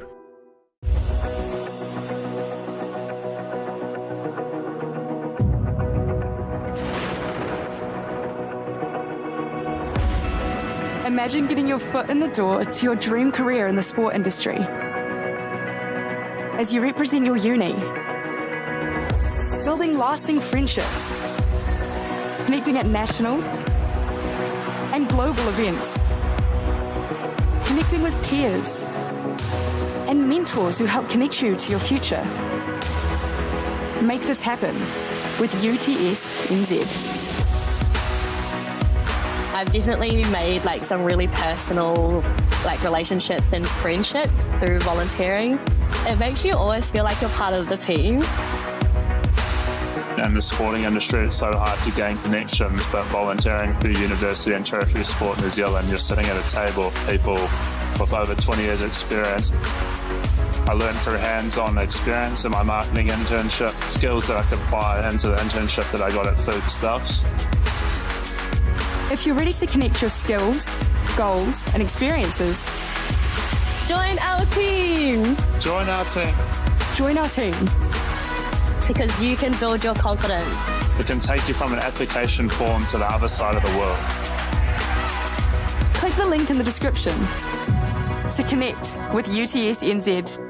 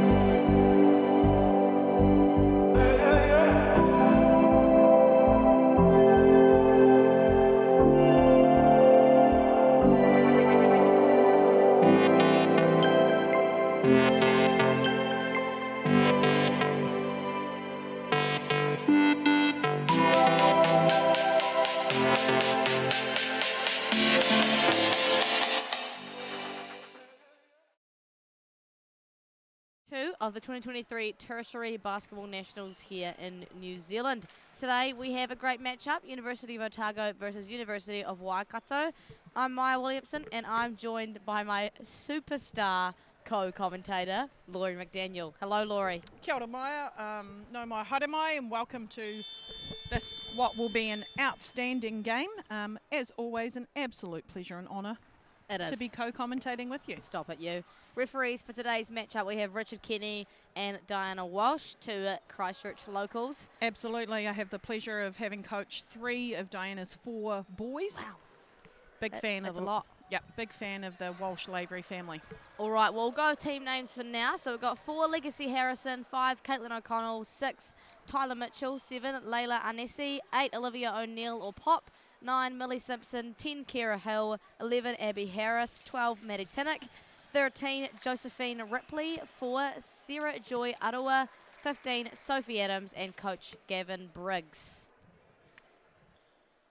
University of Waikato, we have number 1, Abby Crane, number 2, Emily Ellison, number 4, Gemma Mills, number 5, Jasmine McCleary, number 8, a local gal, Caitlin Riches, number 10, Rowana Patterson, number 11, Kate Gallion, number 4, Cassidy Lacey Rameka, also known as Hana, and number 24, Carly Ohia, and it's a name there, Lydia Barber, uncertain if we have a number with that. I believe she may be injured, Maybe injured, and coached by Kiara Jeffries today, manager Shayla Thompson. So Otago are number 1 seed in this pool, regardless of what happens in this game today. Waikato, unfortunately, will not go through to the top 4. But still a good matchup today, Yeah, Laurie. they'll be wanting to put on a good display. The great thing is we've got a couple of New Zealand representatives on the court, actually multiple New Zealand junior representatives out on the court, so looking forward to see them go head-to-head, including the 2 that are jumping, Hannah and Sophie. And Otago come away with the tip there. A bit of confusion about what way we were going. Caitlin O'Connell, another New Zealand junior, and I'm going to say that foul's going to be on Rowana Patterson. Caitlin O'Connell just coming off a season with the Southern Hoiho. Absolutely, same with Sophie Adams. And Tyler Mitchell as well. So, yeah, quite a few Hoiho roster and development players here today. Absolutely, there've been some Tauihi, quite a few Tauihi players sprinkled in amongst these university games, which has been great to see. Just got a wee technical difficulty popping up here. No surprises. Caitlin O'Connell studying physiotherapy. Went to Sacred Heart Girls College but moved to Otago for university.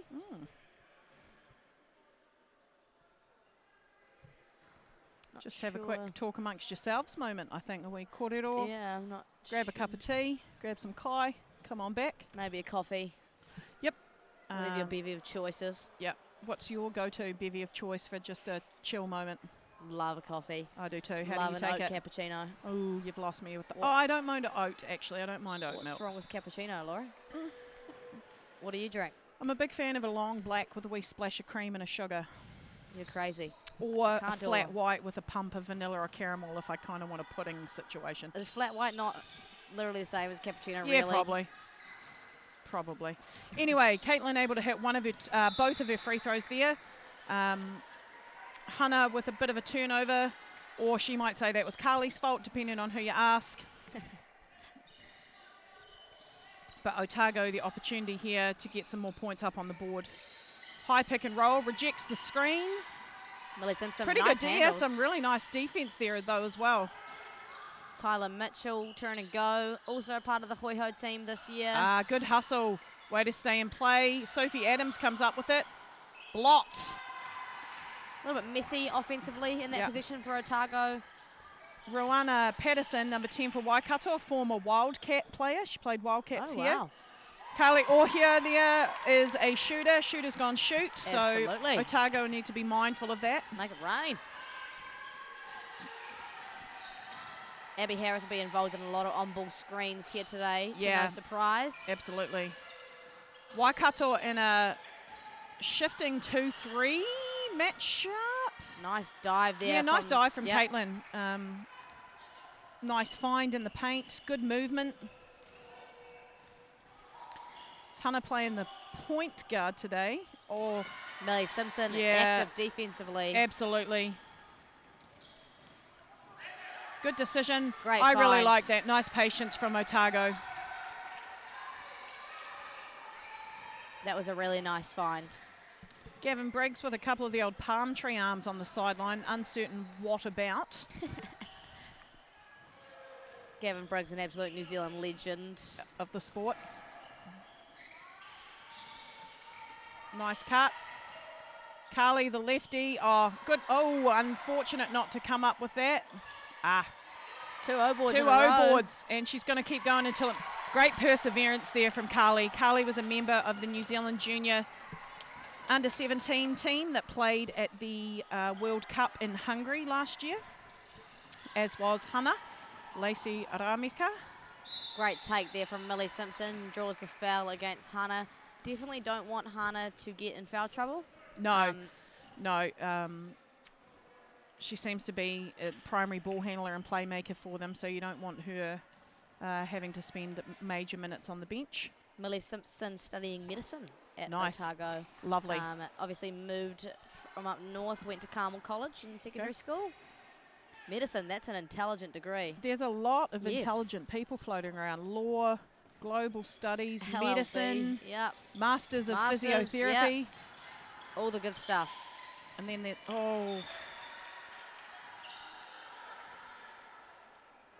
2 turnovers in the backcourt there for Waikato. They'll be, I think, unhappy with that. Yeah.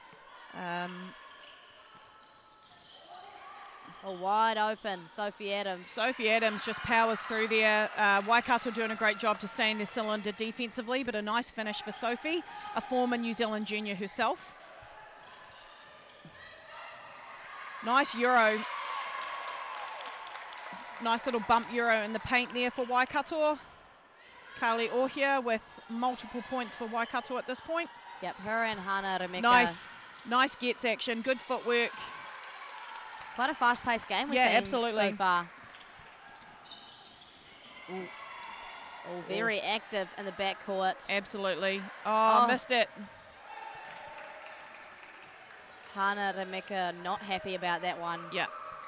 Otago just potentially being put in a position that is to be a primary ball handler when that's not for her. The other players, I think, for Waikato need to understand that. We maybe need to see the ball advance through some more passing. Yes. Well, we didn't see a flash there at all, so she's having to make passes cross court that are easily picked off.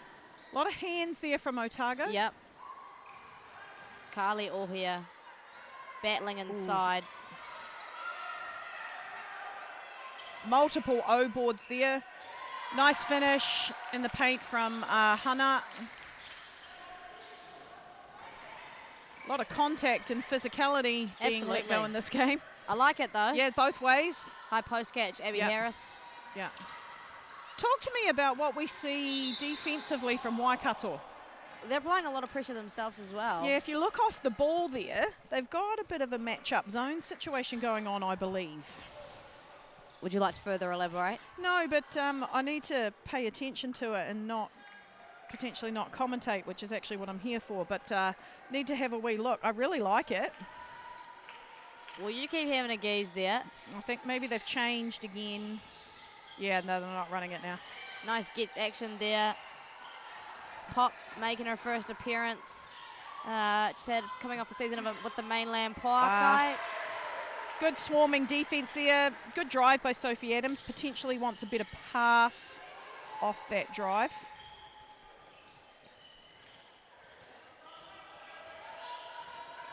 Likes the left hand. And one. That's a tough finish. That's a tough finish from Carly there. Sophie will be disappointed, I think, to be whistled for that foul. She definitely didn't look too happy about that call there.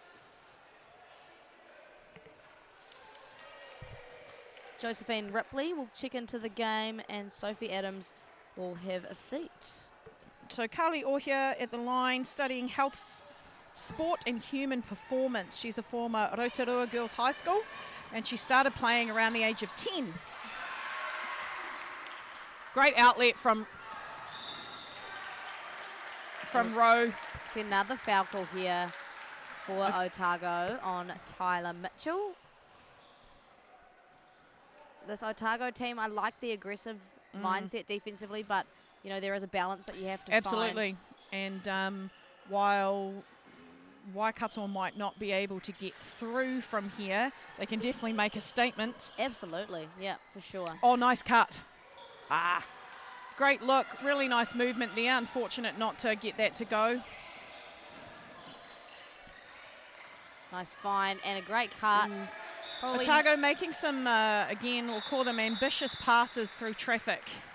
Yes, I believe so. And I think getting the ball in the hands of Olivia O'Neill or Pop can help rectify that. Really nice point guard. So her fun fact is that Chenka's basketball is better than Lincoln basketball. Well, that's a bold statement. I totally agree. I mean, and who would you play basketball for, Maya? The team that won the championship this year. Thank you very much. And how do you spell that? Bleed red, Checkers. Thank you very much. A little mid-range jumper.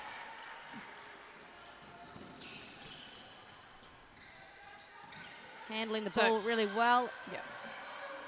So, great active hands in the paint there from Waikato. Bit of a swarming, switching defense are playing.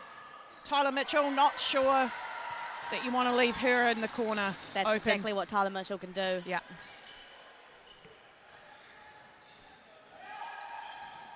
Nice drive. Oh, great block. Nice kick ahead in transition to Kira Hill, a Christchurch local. Yep. That moved down to Dunedin. Again, as we talked about, that playing off 2 feet in the paint. Yeah. Seeing a lot of blocks that could potentially be avoided by playing off 2 feet in the paint. Like you said, it's really hard to fix that kind of skill issue. In game, absolutely. Yeah. So Josephine Ripley will go to the line. Josephine Ripley is studying a Bachelor of Law and a Bachelor of Arts. Okay. Completing her honours dissertation this year. Why not? Law. Why not? Wow, I'm intimidated by her intelligence. Yeah. She also plays the cello and the piano. Well, it seems a little bit unfair that one person can do all of those great things. Yeah. But good for her. Like, you know what? I'm not going to dim her light. Let it shine. Let it shine, baby. Good defense here. Olivia O'Neill on the ball. Yeah. Really active hands. Tyler Mitchell is blowing it up. Less than 10 seconds on the shot clock now. Hopefully we've got some shot clock awareness. We do. Again, another block. And what's the call here? I think Richard and Diana are going to have a chat about this one. We see the replay blocked there by Abby Harris. I'm unsure. We're calling it shot clock violation. So Maddie Tinnock will give Abby Harris a wee break. Maddie Tinnock, a product of James Hargest in the Deep South. In Otago.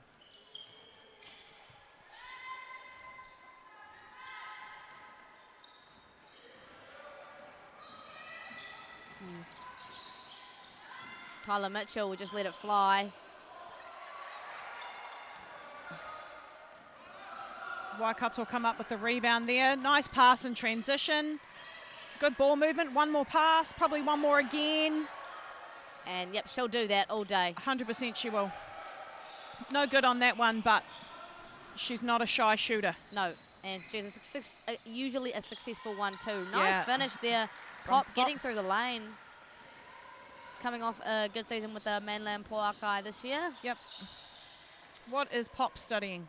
She is studying physiotherapy, so she's currently on her placement here in Christchurch. Okay. Graduating at the end of this year. Carly from 3, no good on it. Nice offensive board though for Waikato.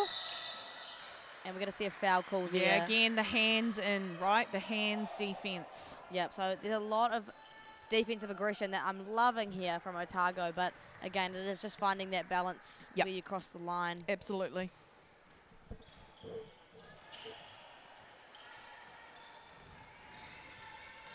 Can't quite see the play there. There we go. Carly, ball in hand. Not a lot of cutting going on off the ball.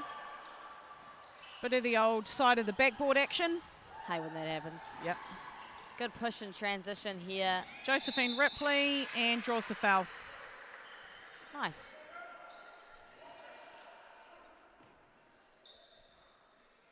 She's also president of the Otago Pacific Island Law Students Association too.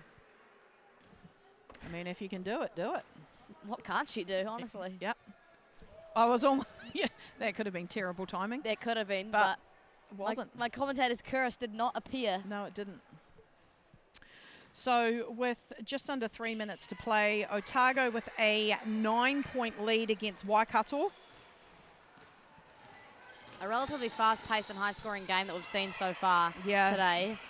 Nice pass. Ooh, a little bit overzealous there with that one. Maybe if Pop had tucked her shirt in, that pass might have gone where it needed to. That's exactly what she needed to do to solve that problem. Yep. Hana again put in the uncomfortable position of being the point guard. Otago applying some really nice backcourt pressure. Yeah, we've got to travel there. I think again that just understanding of there's a bit of pressure coming down the court. Where do we want people flashing to move the ball through passing versus dribbling when you don't really have a true point guard? And probably avoiding areas where you will get stuck, like just happened then.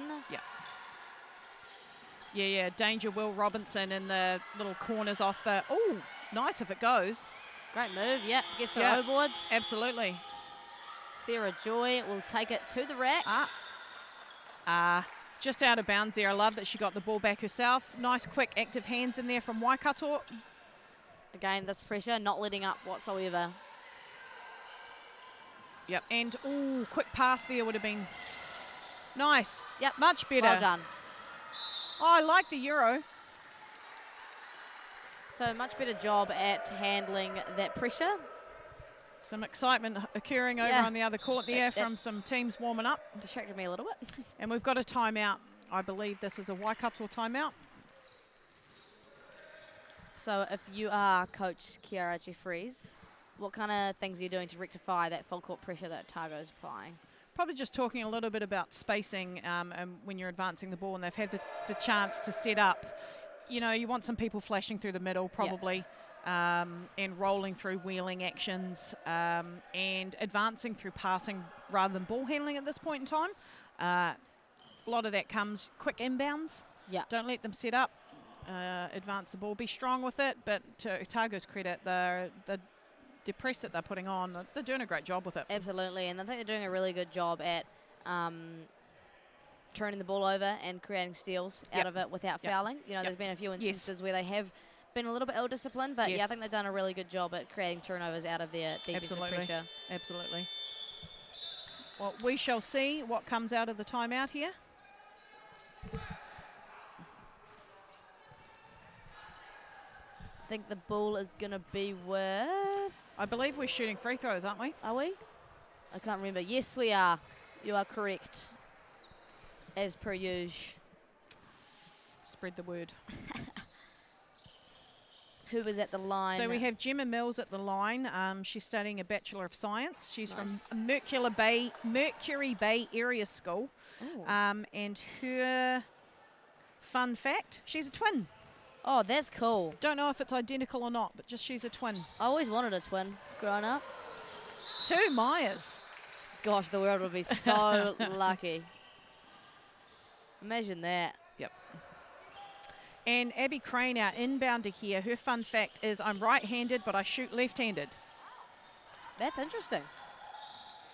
Nice finish. And Hana with a nice finish in the paint there. So I watched Waikato yesterday versus Massey University, and Hana and Kali Ohia were the main offensive powerhouses for this Waikato team. Yep. Nice kick-out pass there. Great shot, great basket from Kira Hill. Kuru Fifi Turu. I really like the ball movement there. Wow, great anticipation there from Maddie Tannock. Yeah, I also think the understanding from the Waikato players, they have to come to the ball. Absolutely, yep. Yep. Well done there from Carly to handle that pressure. Nice pass. Oh, whoopsie daisies. Lost her footing a little bit.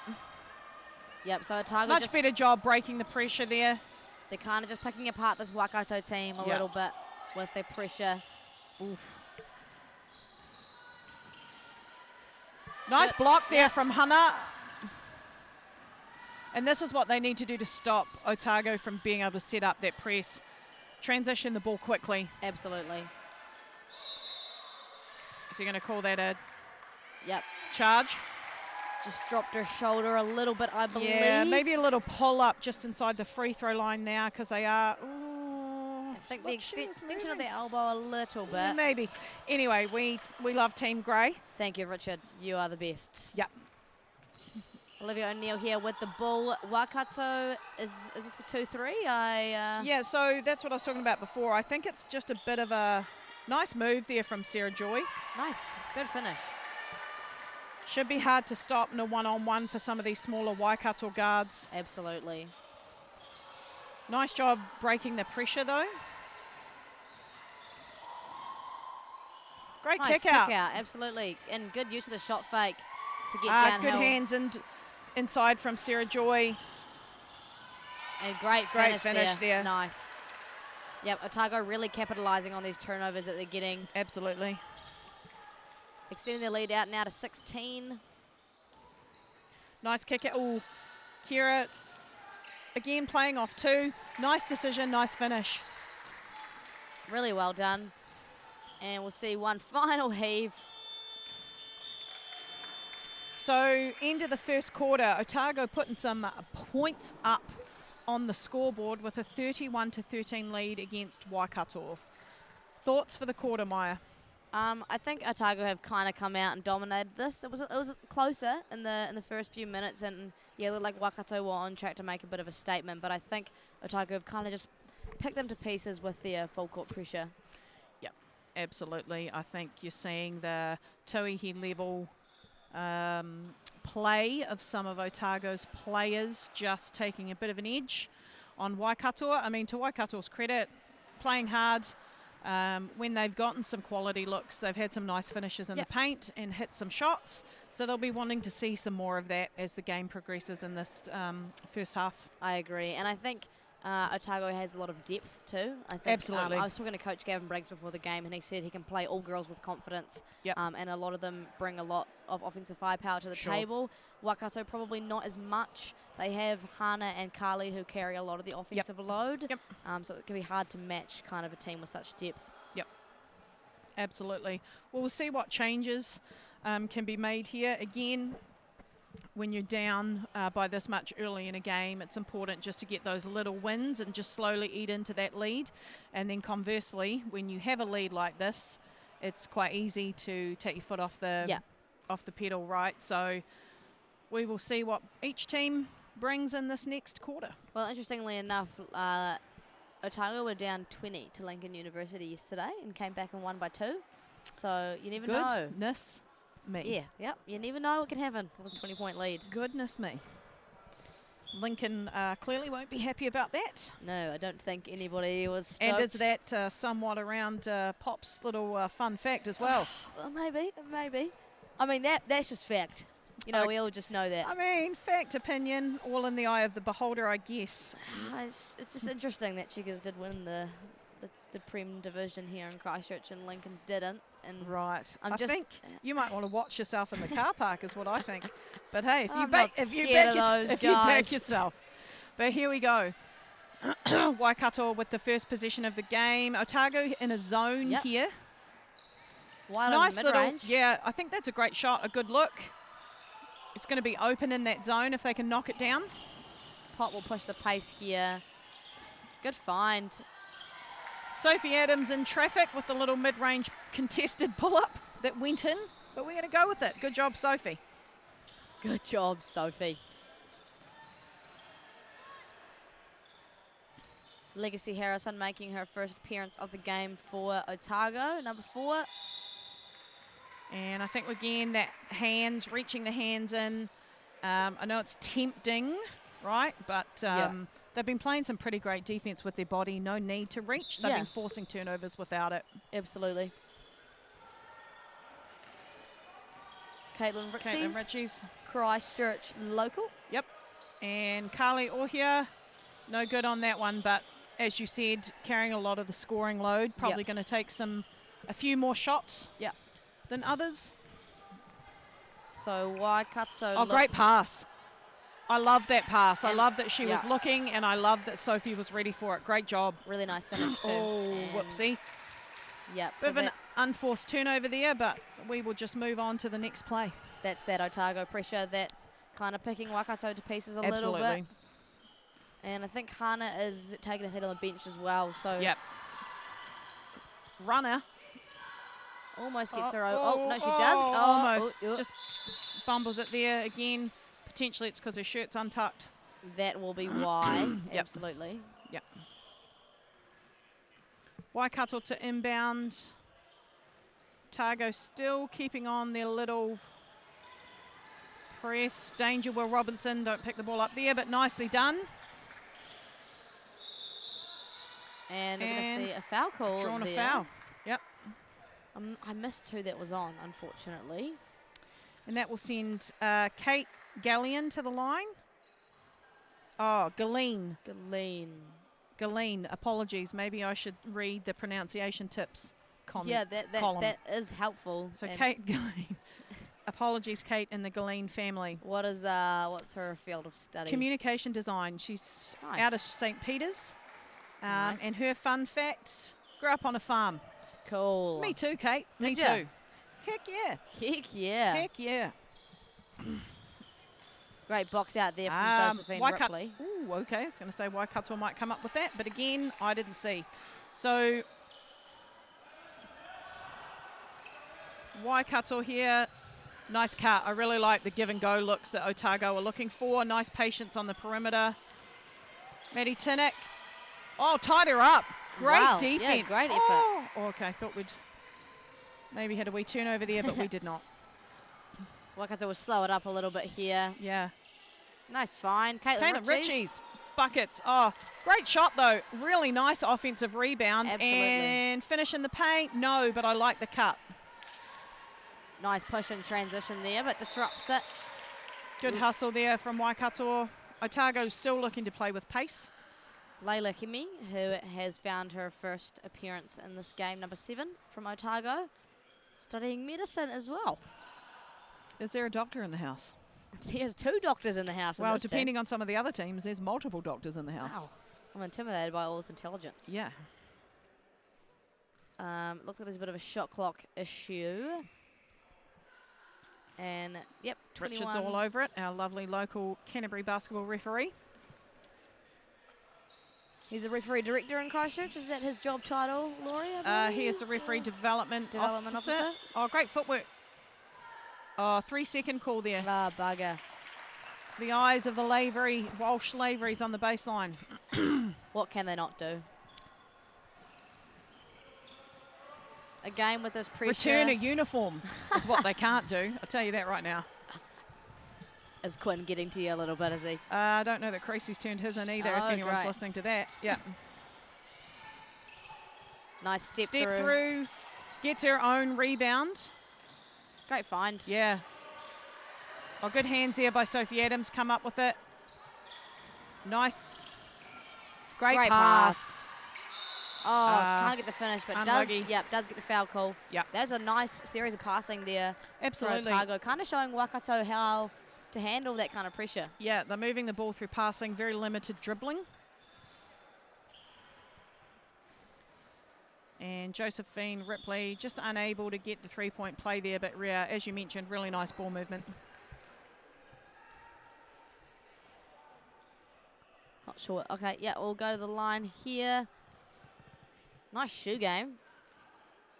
Yeah, that's a nice green. Yeah, that is a nice green. Aqua? Turquoise? What would we call that? I think that's just green, or... I mean, if that's what you want to go with. do we need more of a descriptive colour? Nah. Nice rebound. Looking to push.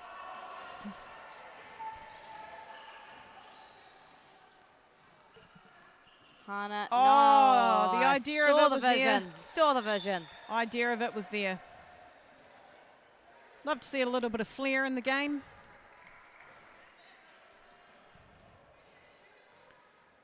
And actually there's quite a lot of colour situations going on with the shoe game. Yeah, Layla's got some nice bright yellows. Yep. We've got a camouflage green down here. Nice Great defensive pressure. Absolutely. Really nice job. Oh, good give and go action, beating the defensive pressure there. Nice find. I like that ball movement from Otago. Patient, smart. Yeah, they've got a lot of experienced players, and you can really see that in their offensive prowess. Great pass. Great. Again, the idea of that action, really nice from Waikato, the quick give and go. Just not able to execute, and it's telling on the scoreboard for them. Not a lot of scoring occurring so far in this quarter. Absolutely, yeah. Kind of slowed down a little bit from the fast pace that was the first quarter. I will say both teams seem to have ramped up their defensive intensity. It's clearly had an impact. Abby Harris from beyond the arc. From 3. She can do it all. She sure can, and she has.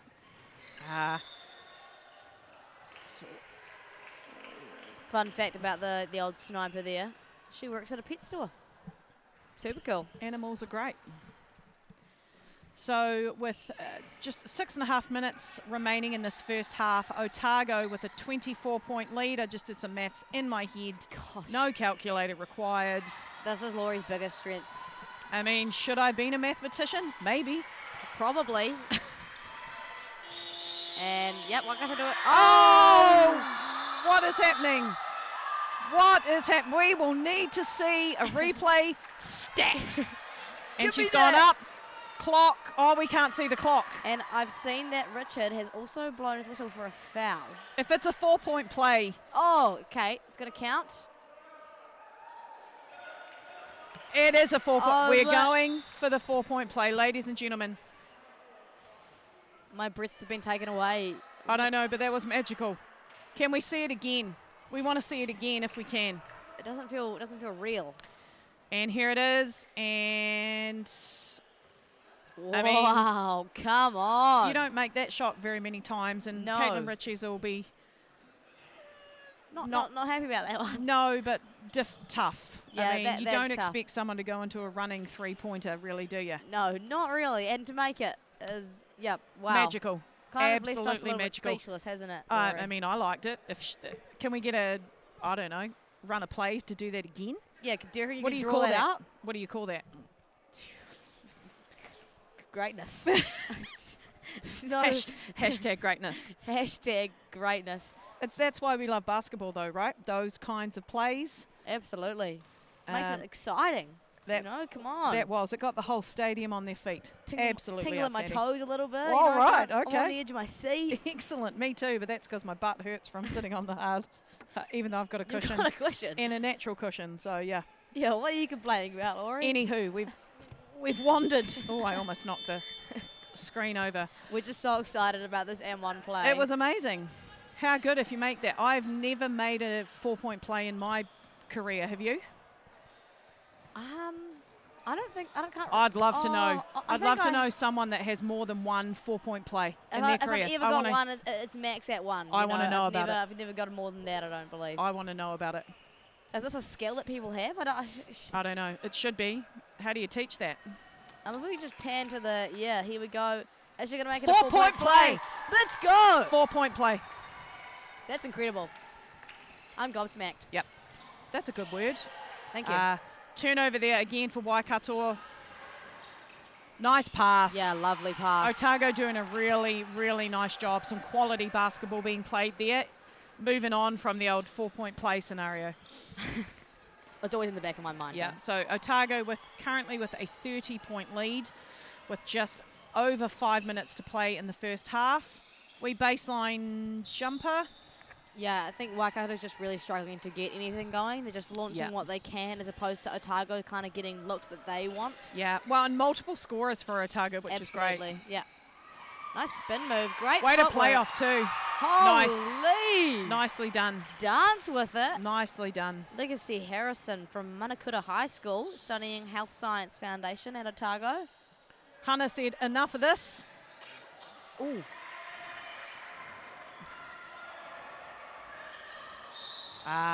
That'll be Hannah's second foul, I think. Yeah, so again, someone you want to avoid being in foul trouble. Yeah. Considering the offensive scoring load that she carries. Yep.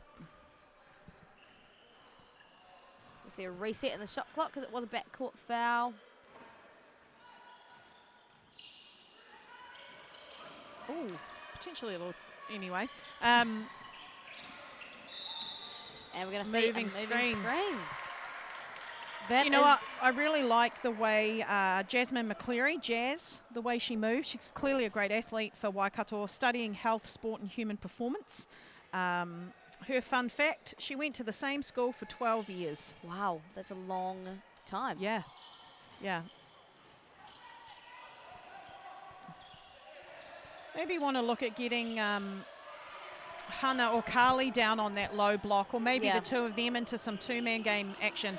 Again, there we go, Jazz with nice defensive deflection. Waikato come up with it. Nice find there. Nice shovel pass. Can't get it to go, but again, gets her own O-board. We've seen a lot of that.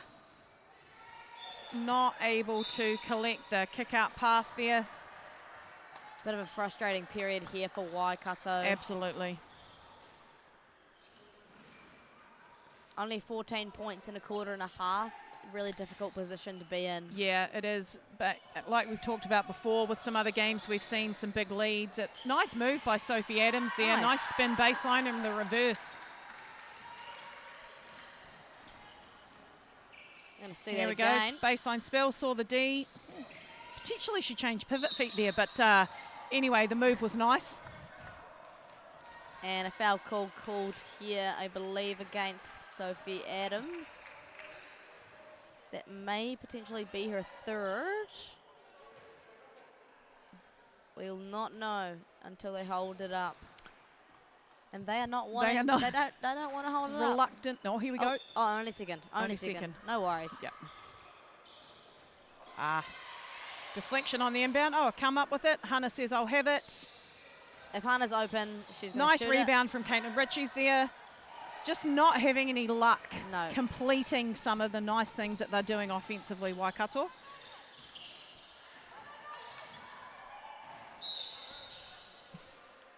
Out of bounds. Oh. Good job there from Waikato. A little bit of defensive pressure resulted in a turnover. I like that they're giving it back a little bit, you know. Otago, that's exactly what they've been doing, absolutely. So why not? It's those little wins all the time, right, in a game like this. Otago here in a 2-3 zone. Yep. Carly Orhia bringing the ball up. Ooh. Not a lot of movement here, making it kind of easier for Otago. Mid-range lefty. No good, but a good open look. Yep.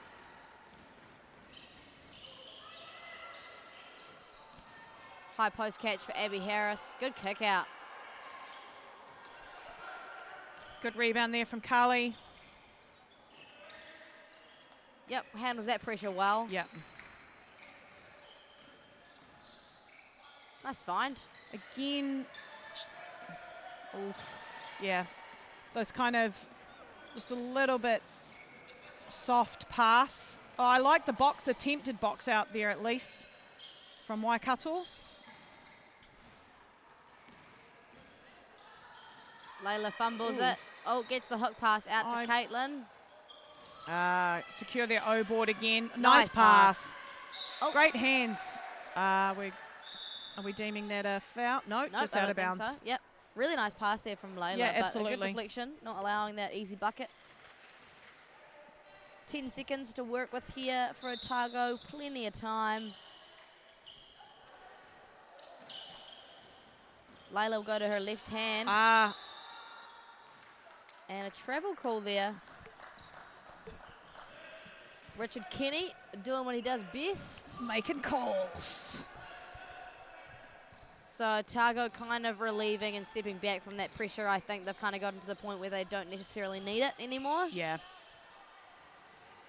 Nice high post. I like that. That's great action. It's a good shot.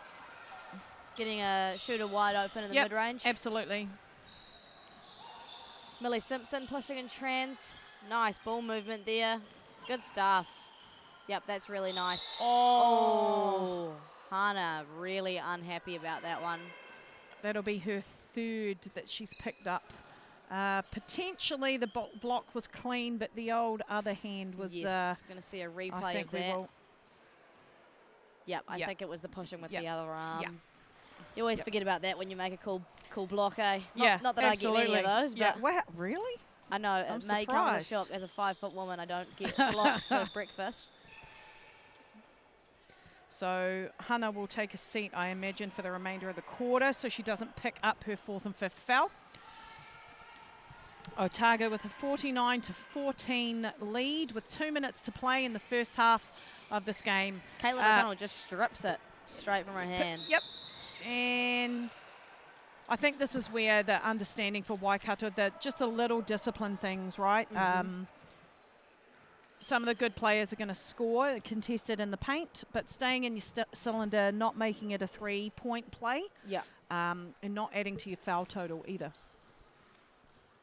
Yeah, there's been a lot of that in transition where they've given away a foul out of ill discipline rather than just roll up, allow it. Yeah, absolutely. Ooh, banked it. The bank is open. It is indeed. Just over 2 minutes left to go in this first half. Shoot it. She likes a shot fake to her left hand. Yep. Otago here, attacking in transition. Oh, I like that. That's nice. That was nice. She got me with that one. Patient. Otago really showing why they are the #1 seed in this pool. Yes. Yeah. I thought you were going to say at the tournament. Oh, I wouldn't go that far. Don't worry. Yeah. I can't make calls like that just yet. Oh. I think Carly Ohia will end up at the line here, shooting 2. She's done a really good job at getting in the paint today. Absolutely. Using her shot fake and getting downhill. Yeah. As a shooter, people are going to run you off your line, aren't they? And she's taking advantage of that. So with 90 seconds of the game left, both teams are in the bonus, so both teams have 5 team fouls. Any fouls from here will result in a trip to the free throw line. So Carly is able to make both free throws, which I believe, is it the first points in this quarter? Is it? I think it I think it might be. Wow. Yep. Yeah, that's just testament to the defensive pressure that Otago has absolutely punished these Waikato team with. Absolutely. To Waikato's credit, still playing hard. Body language and everything still pretty good, which is great. It's very easy to get disheartened in games like this. Yes, 100%. Especially when you face such rigid defensive pressure. It's absolutely. It's so hard mentally. Yep. And nice rebound. Nice rebound fumbled there. What's that? And Sorry. so, yeah, Waikato will inbound. Well done, Laurie. Thank you very much. I did get there. Yeah, again, as you mentioned, Otago have taken off that little 3/4 court press that they had that got them a massive lead, which is great. Pickpocketed there by Maddie Tinnock. Yeah.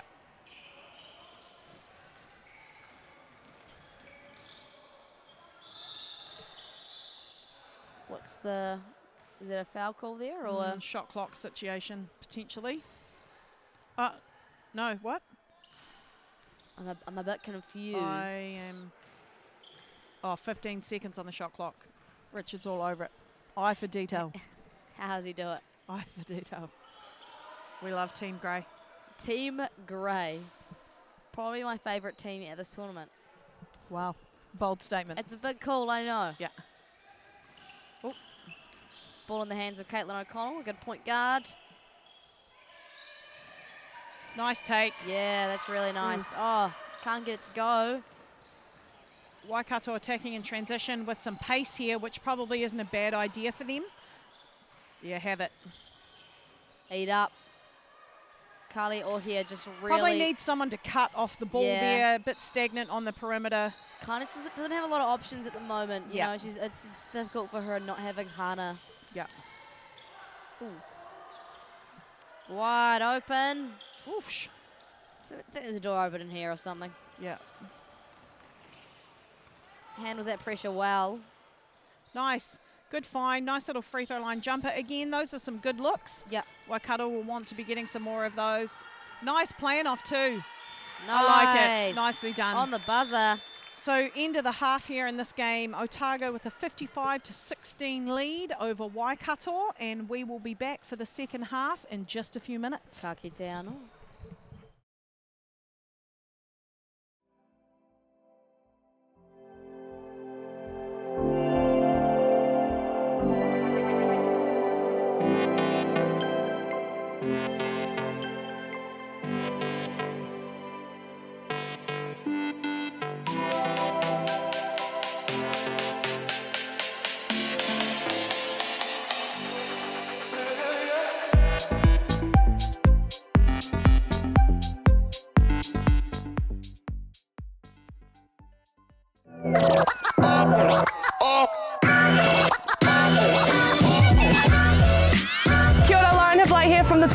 We're out here in Flaxmere Park in Hawke's Bay. We'll just open up this new basketball court for hoops and parks. It's really cool to provide the tamariki with somewhere to go, somewhere to be physically active, play a bit of basketball with their friends. Good asset to the community, especially for those young ones who want to get amongst basketball. So yeah, it's really cool to see us open this new facility in this park that is just beautiful in Hawke's Bay.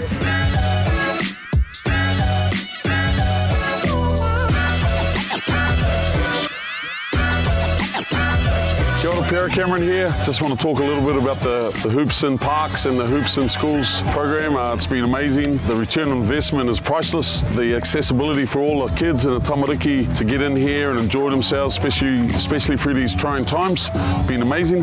And just to get outside, you know, it's pretty awesome walking outside and seeing this kind of ballpark available. It's great, especially in these times. Kia ora whānau, Peliri Oli here, Councillor for Flaxmere Ward, Hastings District Council. I'm here to support the initiative today, Hoops and Parks. Very, very amazing result, and it's encouraging our people to come and spend time here, and especially together with the youth. I encourage other councils to jump on board. Yeah. Kia ora, my name's Tiatu. Really enjoyed it here at the Flaxmere Courts, and looking forward to play again. We've been waiting for the courts to open for a while now. Now that they're up, I'm glad that they're here for an activity after school. I like that the courts are purple. What I like about the court is that it's different to many other courts in Flaxmere. I like these courts because they're in a good position from if you want to go to the park or come here. And I like it because it's easy to bounce the ball and take easy shots. My name's Ricky Lee. Shout out to everyone that made these courts happen, and yeah, me next.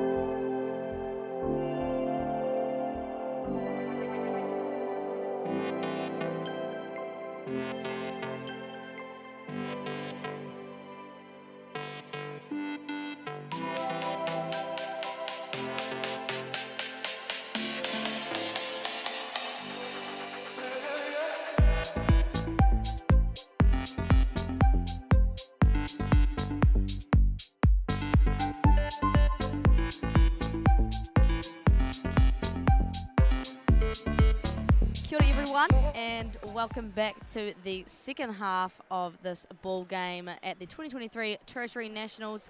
Otago University has a convincing lead, 55-16 over University of Waikato. Hello Laurie, how was your little break? Thanks, I smashed some sushi. She did do that. It's important to eat and hydrate when you're commentating. It is. I mean, I'm not saying the athletes here are more important with what they're eating and hydration, but I do know, commentary team, we need to refuel. Absolutely. Yes, as you've stated, a very convincing lead from Otago. And that was built through really great ball movement, a lot of great defensive pressure, and some really nice finishes and three-point shooting. Yep, absolutely. Otago just putting on a really class display of basketball in the first half. I would agree. So it'll be good for Waikato, you know, small wins here, just eating into that lead, definitely not letting it extend. Yeah. And they've got a bit of a zone, potentially. Nice finish. Nice find and nice finish, and this is what we're talking about. Really good basketball fundamentals here from Otago. Waikato just don't really have the same depth that they Otago have don't. shown. So no Hana again. Hana Lacey Ramika not starting as she's got a little bit of foul trouble. 3 fouls. Carly having to throw something up with only 3 on the shot clock there. Yeah, Tyler Mitchell secured the ball there. Nice patience. Good work. Great ball movement. And nice finish. Again, really nice basketball. Yep. Yep, just good quality. Rowana Patterson there with the ball for Waikato. Rowana is studying psychology and Māori and Indigenous studies. Oh, cool. She actually attended, Ellesmere, but that's Caitlin, Mount Albert Grammar. So she's a Mags gal. Yep, Mags gal. And her fun fact is that she raises the median age of the university team by 15 years. Interesting. Yep. We won't ask what it is. Nah, I'm going to say, Ro, maybe close to the 3-0. Right, the 3-0. So not quite the same age as some of her teammates? No. Carly at the line gets to shoot it extra. I think Otago may have bridged the line early and gets her own O board. Impressive. Well done. And what's Carly studying there, Laurie? Carly Ohia is studying health, sport and human performance.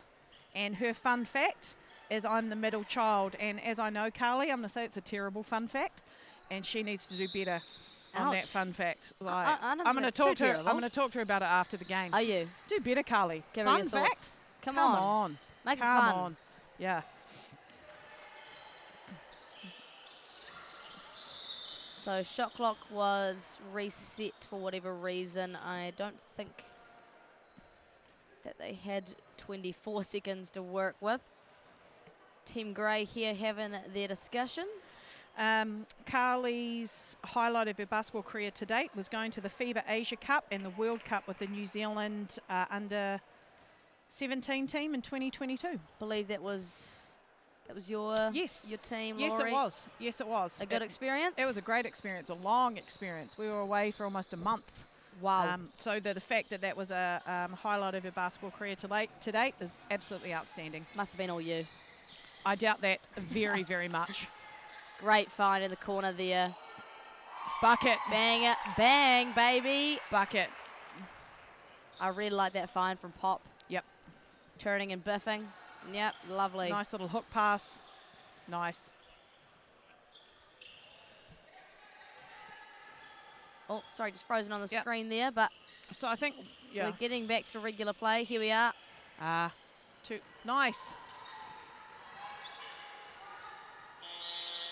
And yeah, nice. Gets the foul call on the buzzer. Good footwork there, playing off 2. Nice reverse. Playing off 2. What a great fundamental skill that we have loved today. Was it Carly giving you a wee smile? Yeah, she was giving me a wee smile. She's back to the free throw line here. And no good. No good. I think she's pretty tired. Yeah. She's had a pretty big day yesterday, played a lot of minutes, and played a lot of minutes here today as well. Nice, makes a second. Well done. So Otago now advancing the ball. As you said, Porkai, point guard, Olivia O'Neill, Orp, a.k.a. Pop. Not even sure where that nickname comes from. Sophie Adams with the creative finish there. Second doesn't go. Tyler Mitchell says, I got it. She makes it rain. Let me have it. Tyler And- Mitchell studying a Bachelor of Pharmacy. Oh, yes. Her mum was a Tulfarin, Shelley Mitchell. Lovely. Did Look at not know that. this. That's her fun fact, and that's pretty good fun fact. That is a good fun fact. That is a good fun fact.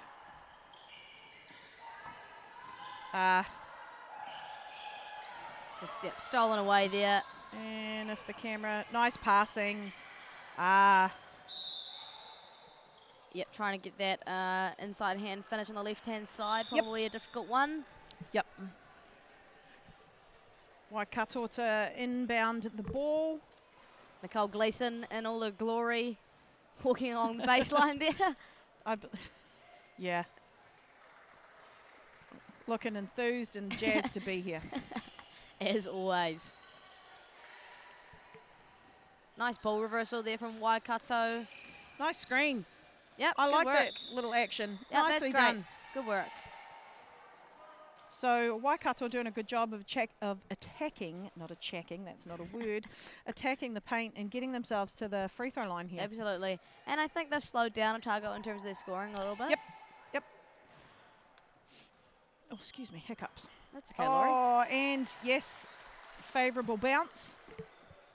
What's a fun fact we have going on for number one here, Abby Crane? Abby Crane, fun fact. Oh, it's the right-handed but shoot left. Oh, look at that. And she does.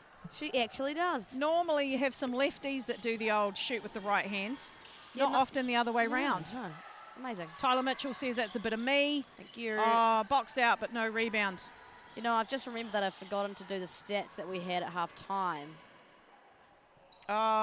Bit of fumble. Oh, Sophie Adams comes up with Great it work. and cleans it up with 2 points. Otago at half time had a really nice display of scoring among all of their players. We had 7, 10, 7, 7, 8s, and a few 2s and 3s. So a really nice spread of their Everyone scoring. scored? Yep, almost. Only a couple. Only one that didn't score. Do we say their name or is that not appropriate? Well, she's yet, you know, she may come on and Okay. score. So. All right.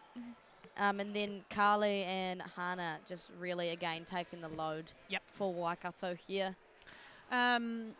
Otago with 4 fouls with 6 minutes to play in this quarter. Going to start sending Waikato to the free throw line if they're not careful. Yeah, after a little bit, you might want to just become a little more conservative. Yeah, nice crossover. I don't mind that from Carly. Otago looking to push, but with patience. I like willing shooters from Otago. Absolutely. And gets the O-board. Yep.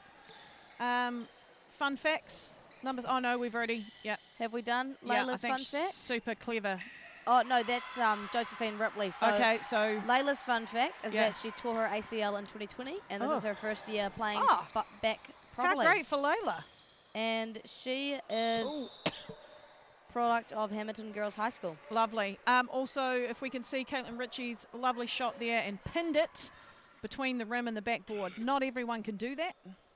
And what's Caitlin's fun fact? Oh, and now also, and there we go. Does Caitlin have a fun fact? Caitlin Ritchie's should have a fun fact.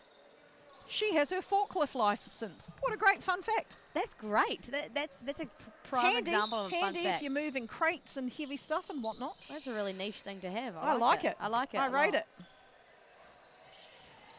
Nice defense. drive. Oh. No surprise. Ball in hands of Carly. She'll be disappointed she missed that.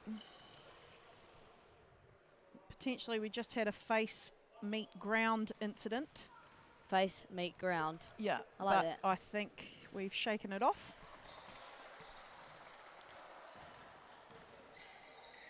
And the camera, where is the camera on the court? There we go.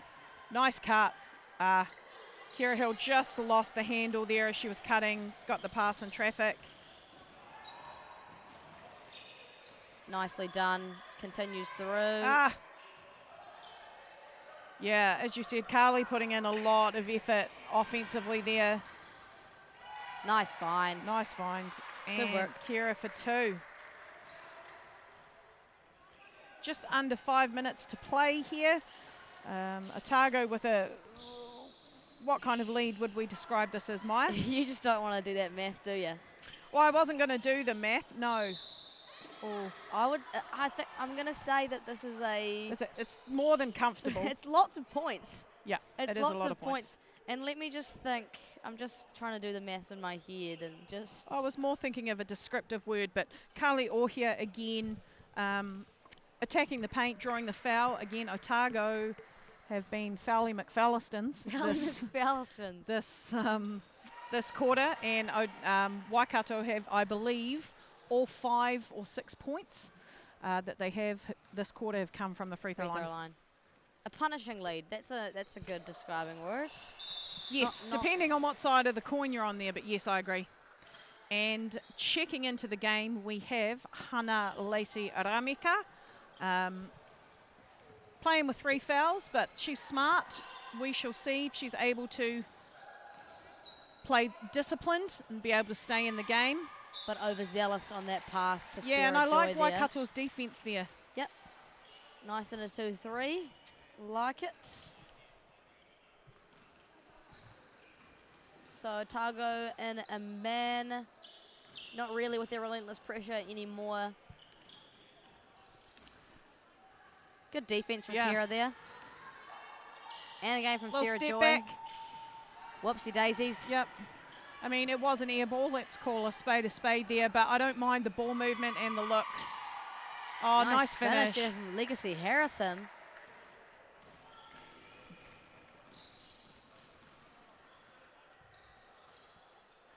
Nice ball reversal there.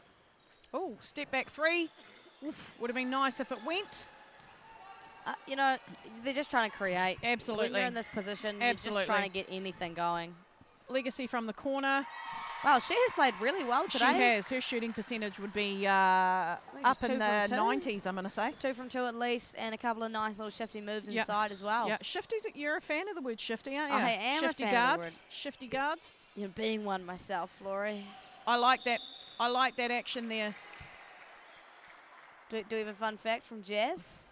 I think we've already talked about it. Have we already talked about it? She went to the same school for 12 years. Oh, that's right. Okay. We should play Fun Fact Bingo. Fun Fact Bingo. It'll be a good interactive model. Fun Fact Bingo. Have we got any cool ones here? Kira bakes fancy cakes for all her friends' birthdays. I've yet to receive a cake from Kira. Frick, me too.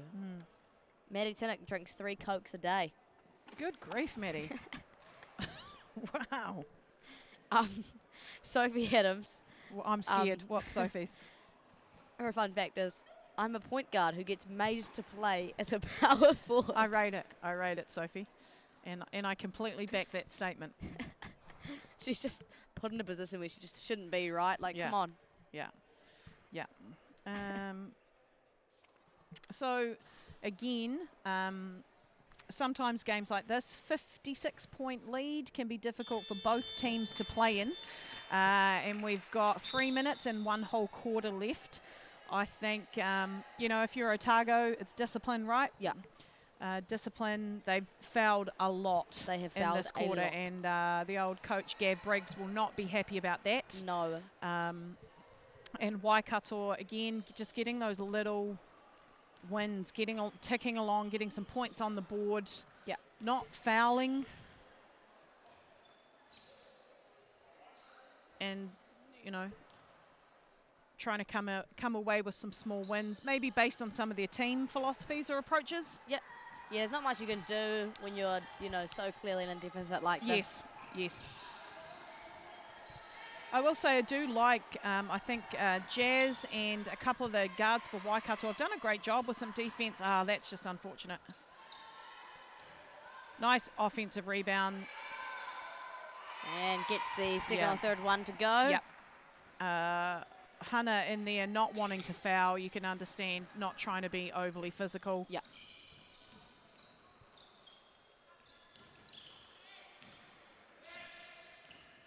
So nice ball movement here from Waikato. Otago's defense just add another level, really. Nice take, nice left hand, good O-board. Oh, unlucky. I really like that these other girls are giving it a go, though. Yeah, absolutely, same. Hannah also not having a lot of success in her shooting game tonight, which is a primary part of her offense. So it's cool to see the other girls taking on a bit of a load themselves. Yeah, I do. I think maybe it'd be nice to see maybe a little on-ball screen for Hannah or Carly to help to get them open. Maybe a little flare screen action. Two-man game between the two of them. Obviously, it's an offensive foul from Sarah Joy. That was pretty obvious. A little bit exuberant. Yes, a on little the bit screen there. Exuberant is a nice word you've used there. Thank you. 80 points in 3 quarters is pretty impressive from the Otago team. Yeah, it is. Nice pass. Oh! She wound up for days. She'd been warming up for days for that. Came in from the car park and smack. How do you recover from that offensively? Like, I think you just take it for what it is. She like covers. Yeah, she was like, and that just happened. And it's life. Yeah. Yeah, so a tip there out of bounds, so Otago end up with the ball. Just on 2 minutes of play in this third quarter. Maddie Tinnock running the point this time. Yeah. I do like that little high post gets look. Yeah. I've seen a couple of teams running it. Nice passing and movement. Oh, yeah. So this will be Waikato's first foul for the half. So coach will be happy about that, foul discipline-wise. Absolutely. Otago doing a great job of finding an open teammate.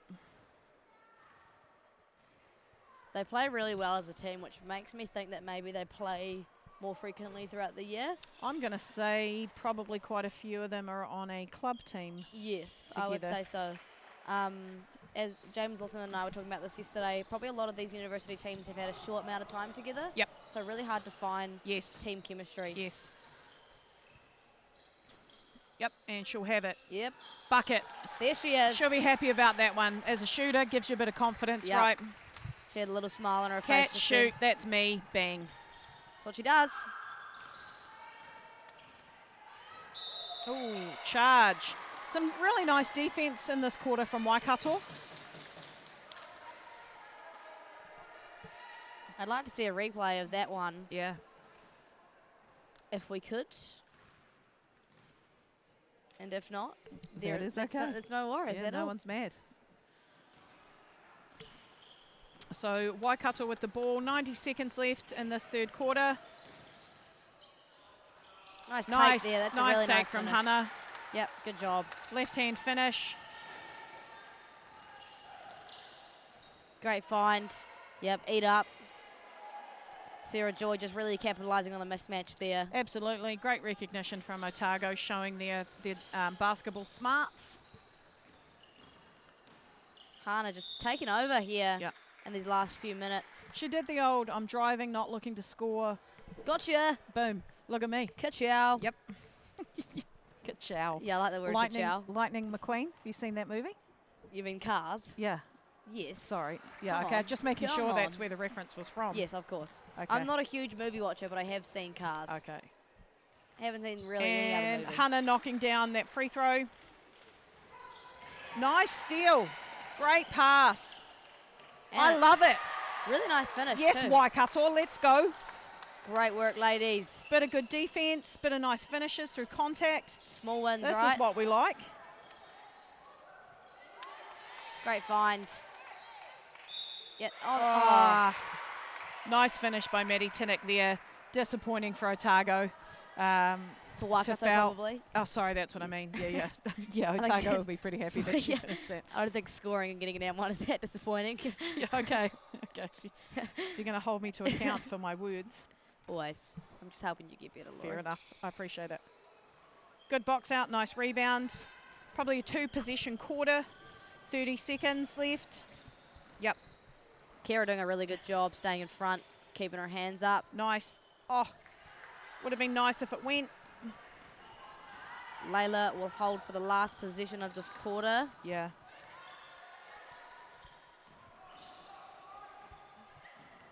Maddie Tinnock, nice little put up.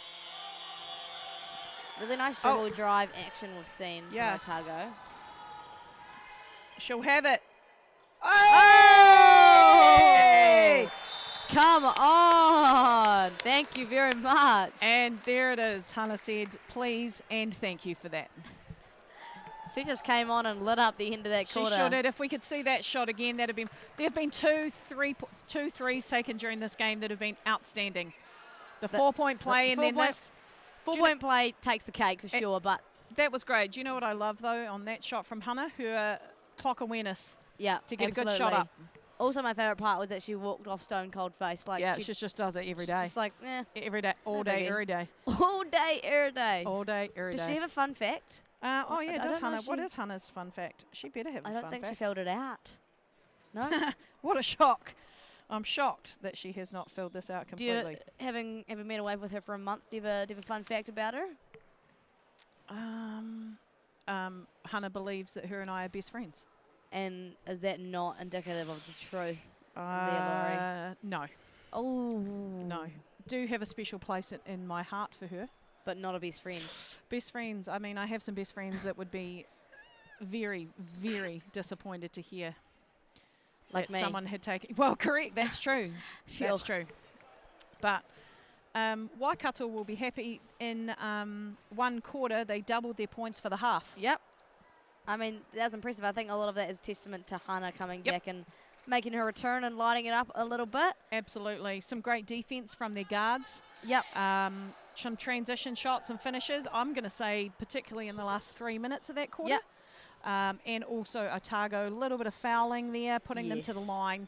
I'm going to say for Waikato, you're going to try and hold Otago under 100, aren't you? Yes. I think that's a good goal. That's a good goal. And if you're Waikato and you can get over 40, 45, get to 50 points. They had a 2-point second quarter and then a much more impressive third quarter. So, it's definitely in the books. Yeah. And yeah, like we said, small wins. That's the biggest thing for Waikato in this game, I believe. Yep. Let's see what we get here. So Otago with the first possession of the game. Pop not very present in that third quarter, which is smart, right? Yeah, I think she'll need all the rest she can get. Probably going to play some big minutes in these upcoming games. Good rebound there.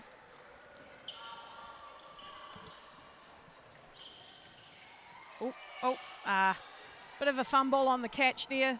Caitlin O'Connell all over it, as always. Smart decision from Hannah not to foul. Nice finish in transition from Otago. So some Otago starters back on the court now, and you can see just the level that they play with. Really quality basketball. Oh. Uh-oh. A little smack in the face, I think. Yep. Jazz McCleary there took a bit of a hit, but like an absolute trooper, she's carrying on. Well done, Jazz. Otago will have possession here. Millie Simpson bringing the ball up the court, also not very present in that third quarter. Yep. As well as Caitlin O'Connell. We've got a travel there.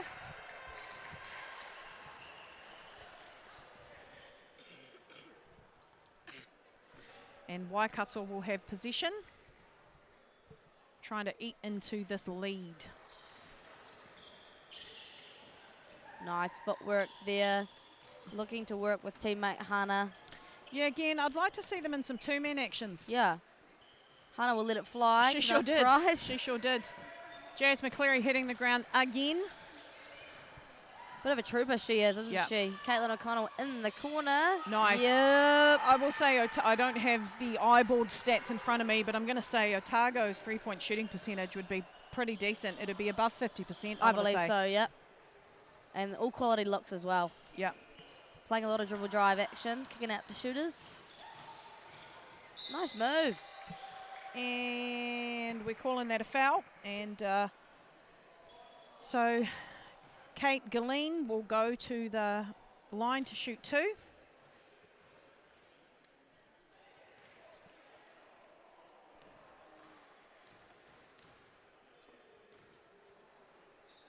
And unlucky on the first one.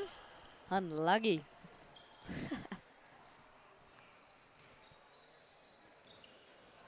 Can she make the second? We shall see. Should I have said anything? Yes. Yes. Boom. Woo! There it is. Pop being a court general, as always. Yes. Papadopoulos. Yeah. Papadopoulos. Good defense. Whoopsie daisies. Oh. Okay. And that's gonna be Otago ball. Pop actually just recently returned from her trip to Canada, I believe, with the 3x3 Tulfrin squad. Yep.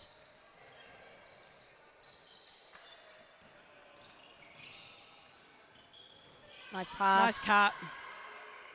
Nice kick out. Nice offense. And an O-board. Come on. Abby Harris will go to work. I like that. Yep. Otago doing a really great job of cutting off the ball, particularly when it's in the post. Yep. And a well-deserved trip to the line. Josephine Ripley, the genius. Yeah.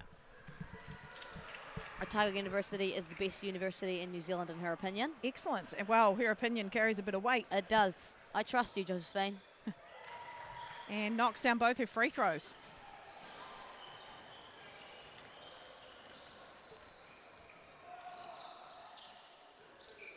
Nice movement here. I like that up screen. I do Jazz. too, actually. And another one. I think potentially getting again. Nice movement. I would really love to see Carly and Hannah in some of those on-ball actions. Yeah, I agree. I think if you can get two people in an on-ball that can utilise it really effectively, that'll reap good rewards for this Waikato side, I believe.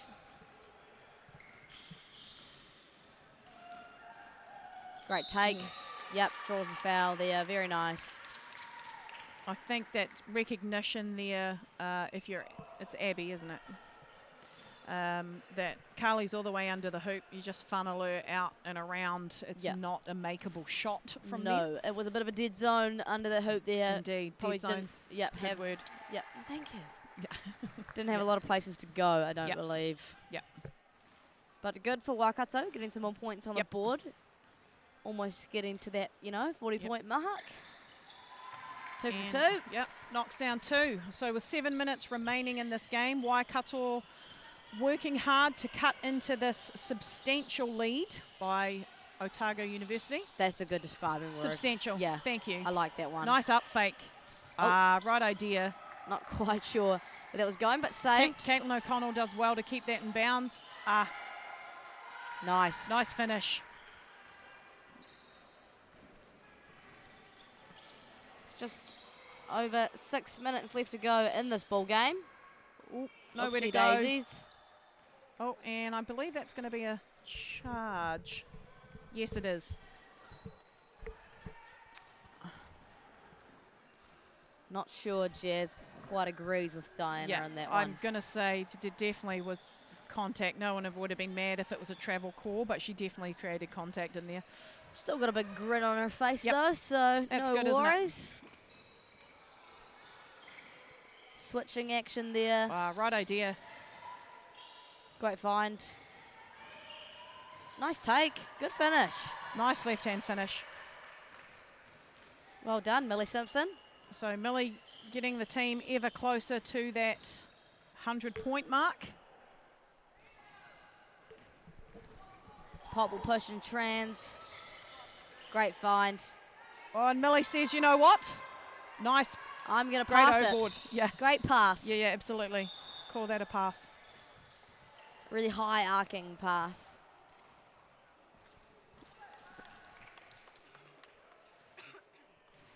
So, what's happening here? Maybe a little shot clock. Bit of officials corridor, and Otago will have the ball with 14 seconds on the shot clock. Here we go. Up screen. And another on ball, high on ball. Tipped away. Yeah, good defense there. And again, just the fouling Pretty good defence for a large portion of that possession, and now just a foul. It's going to send Otago to the line. Yeah, majority of good defence there. Just that final, still moving as Abby was driving. Absolutely. Nice. Abby knocks down the first. Lefty there. Love a lefty, eh? Yep. Hard to guard lefties. I don't know why, I know, but they are. They Yeah. are.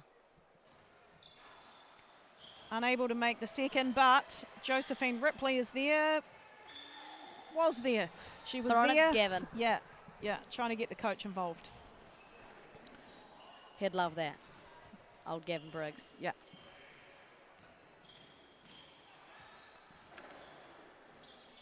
Yeah, not a lot of urgency here from Waikato. I think Yeah. it's hard playing. Playing a bit of position, trying to move and create some space. And playing at such a deficit. Yep, Hana's just got to... Oh, nice rebound. Oh, I think Otago feel like they're a bit hard done by then, but great effort from Emily Ellison. And we're going to see a cheeky five-way switch from the Otago team here. Potentially, and just Emily's fun fact, she has been the same height since 2019. I feel you, girl. I feel you on that one. I've actually, pretty sure I've been the same height since before that, but you know what else? Clutch free throw shooter, a lot of lefties on the court. I love a left-hand shot, eh? A lot of lefties on the court today. Well, we've just had another one get in the game with Maddie Tinnock as well. Yep. She's lefty. Carly Orhia, lefty. Man, they're invading.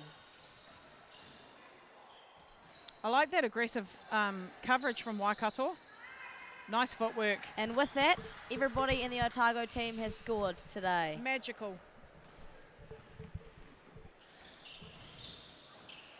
Nice work. It's a really nice finish. Super calm, nice patient finish. I like that she's continuing to attack despite how difficult it's been for this Waikato team today. Great pass. Nice cut. Otago super patient when they play offensively. Yeah, absolutely. Nicely done. Great offense.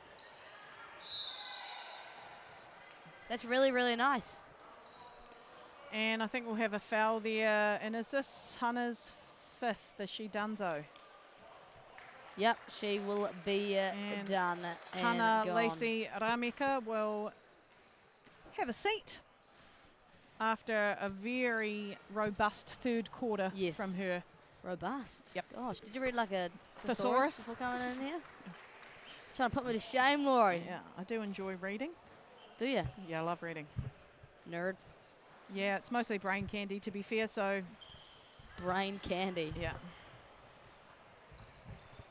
So Otago approaching that 100 mark. And in all fairness, Waikato almost at 40, like we said. Yes, yep. Oh, nice take. Oh, the idea of that was great. Yep. And it's going to be I'm confused. Oh, okay, we see her hands foul on their rebound possibly. And yep, that'll be bonus. I mean, Richard going to the letter of the law there. Foul's a foul. Kia ora, we've got a little helper here in the old commentator's booth.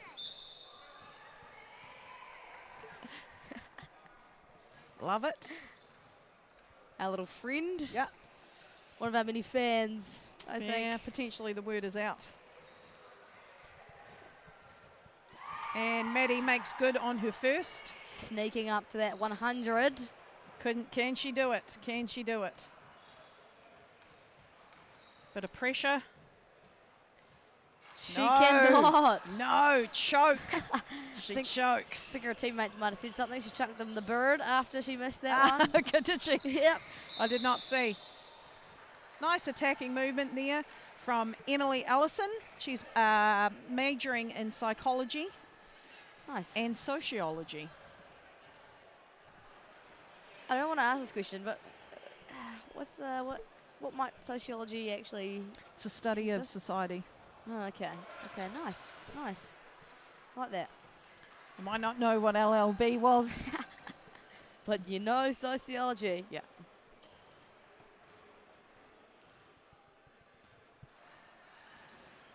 Oh, great rebound. Oh. Great hustle on those O boards there from Waikato. And they're going to get to shoot some more free throws.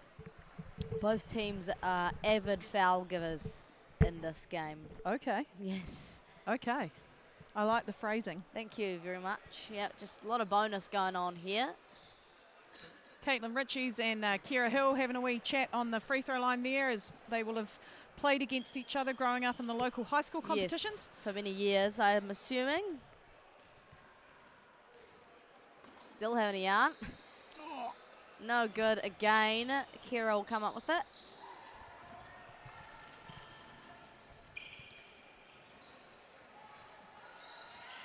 Nice patience there. I like that. I like that a lot. That's really smart nice. basketball. And that'll tick them over the 100-point line. As we can go the slow. Nice. Yeah, slow, long steps. Maddie Titnick almost able to collect it. Maddie Titnick studying teaching and wanting to become an overseas teacher someday. An overseas teacher? Yep. So teaching in another country, I'm assuming. Yeah, that's actually also what Abby Harris wants to do, which is cool. I mean, you get to travel the world. Yep. Why not? Why the frick not?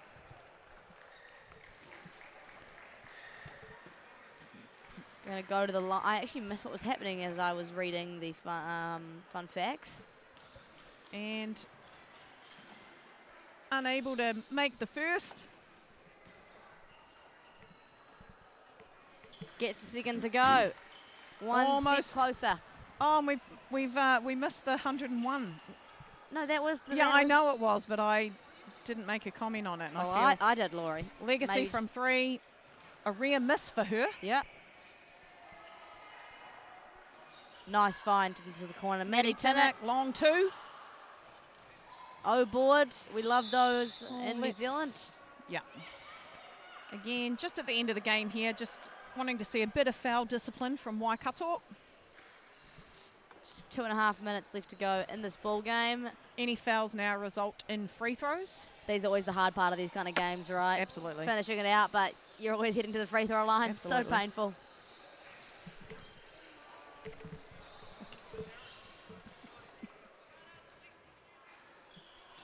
We've just had a wee request here from Jasmine McCleary to shout out to Lisa McCleary. Happy birthday, Lisa McCleary. Happy birthday to you. Happy birthday to you. So your daughter, I'm assuming your daughter was thinking of you. How adorable is that? Super adorbs. HB Mama. Yep. We're assuming it's mum, could be sister. Yep. Well, HB whoever. Yeah. And you're lucky that you just got sung a song by Laura McDaniel on your birthday. I mean, what more could you want? Nice drive, Caitlin. Unable to make it go, but a good drive. Ambitious pass and transition. Speedy Gonzalez, Maddie Titnick. Yep.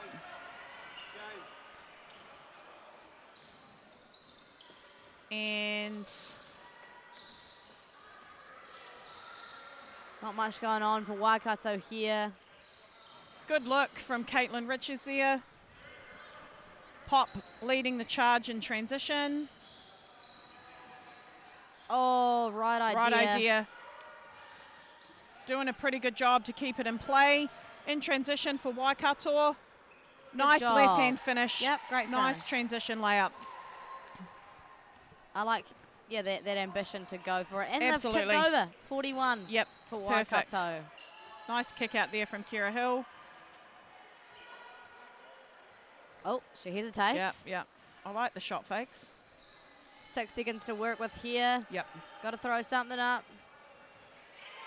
Legacy. Nice finish. She's having a game with it. Yeah, she is. It's a nice replay of that one. Through traffic, scooping in. Just under a minute to go in this ball game here. Kira, mid-range pull-up. Good Great pass. Dime. And Legacy with the O board and the nice reverse finish there. Absolute dime from Kira.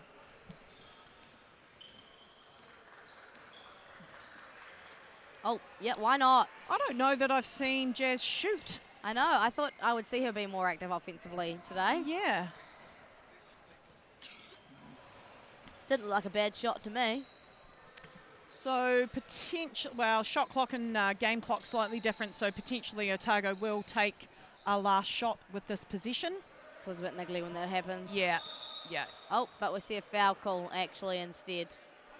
Pop wondering why she did that. yeah. I do like the don't quit attitude. Yeah. Up next, do we know what we have up next? We have a men's semi-final. Okay. Between UC and Auckland University. Okay. All right. On the mic, Terry Brunel, the absolute legend. Yep. And Sam Watkins, who thinks he's a legend. And that will do it for the game. So a convincing 105-43 win for Otago Uni against Waikato. Some great phases of play from both teams. Otago will be looking to get all the way to the final, I would imagine. Yeah. Any last thoughts, Maya? Again, that running three, the 4-point play. Let's leave it with that. I think we do. Incredible. Thanks for having me. Ka kite anō.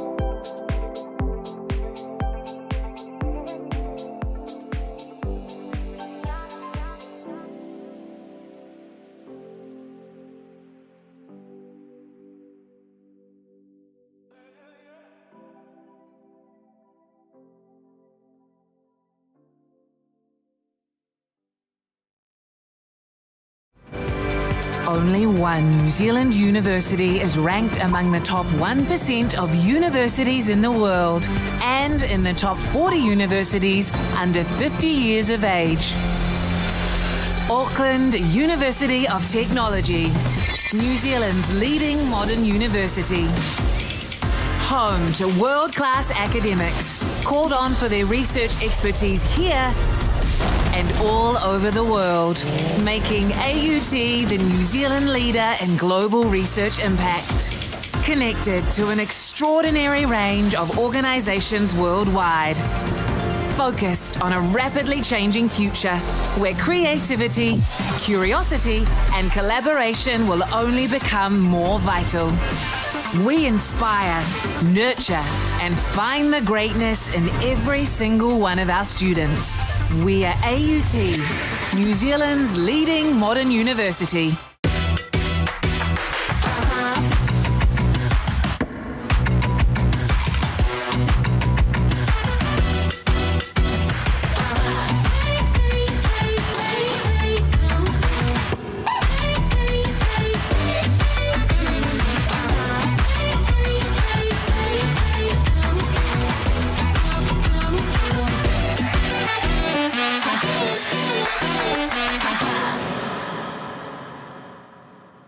We believe where you live shouldn't decide your destiny, and that any place can be a place of learning. So much of modern life has a handy home delivery option. Why not your education? Maybe you'll start your degree in the same space you share with your whānau, or from that corner of the spare room that catches the most sun.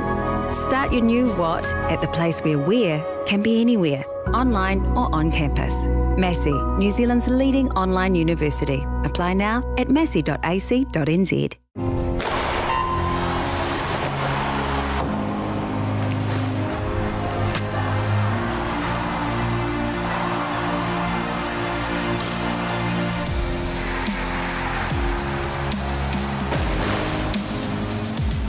FISU, World of University Sport.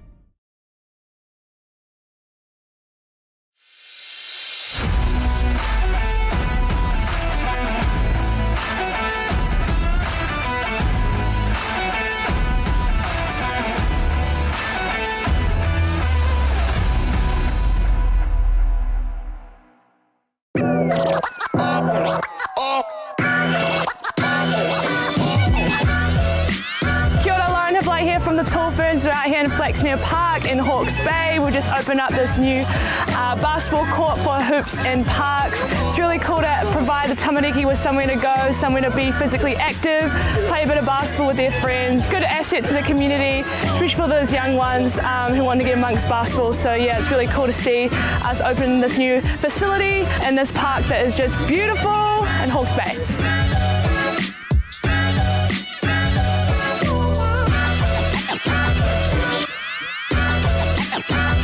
Kia ora, Pierre Cameron here. Just want to talk a little bit about the Hoops in Parks and the Hoops in Schools program. It's been amazing. The return on investment is priceless. The accessibility for all the kids and the tamariki to get in here and enjoy themselves, especially through these trying times, been amazing. And just to get outside, you know, it's pretty awesome walking outside and seeing this kind of ballpark available. It's great, especially in these times. Kia ora whānau, Peliri Oli here, Councillor for Flaxmere Ward, Hastings District Council. I'm here to support the initiative today, Hoops and Parks. Very, very amazing result, and it's encouraging our people to come and spend time here, and especially together with the youth. I encourage other councils to jump on board. Yeah. Kia ora, wāre te atu. Really enjoyed it here at the Flaxmere courts, and looking forward to play again. We've been waiting for the courts to open for a while now. Now that they're up, I'm glad that they're here for an activity after school. I like that the courts are purple. What I like about the court is that it's different to many other courts in Flaxmere. I like these courts because they're in a good position from if you want to go to the park or come here. And I like it because it's easy to bounce the ball and take easy shots. My name's Ricky Lee. Shout out to everyone that made these courts happen, and yeah, me Naz.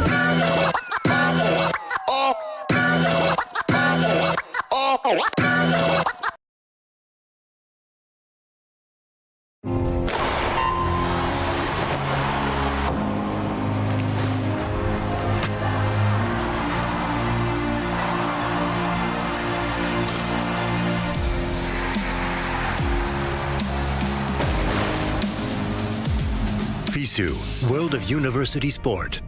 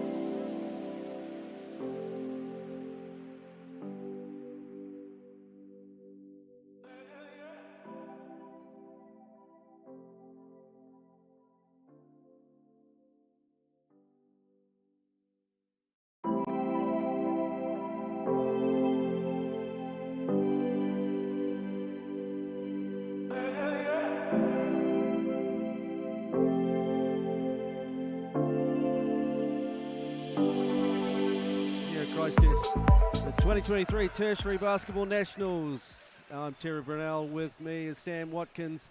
Semi-final number 1, as you can see right there, University of Canterbury versus University of Auckland. So I know a little bit about University of Canterbury, having commented on them last night. And Sam actually was one of the assistant coaches for the Lincoln versus University of Auckland. What can you tell us about Auckland? Oh yes, we saw a little bit of Auckland this morning. Unfortunately, unable to get that one, which would have put us into this game. But yeah, we saw a strong game from both Dan Powell and Ruben Fitzgerald shooting the ball extremely well, and a few of their guards doing a good job at penetrating and getting in on the rim as well. So we may see a little bit of that zone that we saw from UC last night again today, if that's starting to cause a bit of issues for them. Here's the team list for University of Canterbury. Fletcher Arnold, who's had a little bit of Rams experience. Junior de Jong, the shooter. Zach Hannon, well, he's a quick organising point guard. Tom Higgins is a big. Saxton King, we saw a little bit of him last night. Later in the game, he did a pretty nice job on the boards. Josh Lawson is one of the big fellas. Taylor Matthews, don't believe I saw him on the floor last night. Max Patterson starts, usually a point guard. Sam Start, Aiden Tong, who's got the Rams experience from this year. Chris Tupaya, who's a kind of do-it-all guy, really. He shoots it and gets after it. And Noah Watson. Pete Van Hasselt is the coach, and Josiah Lee is the manager.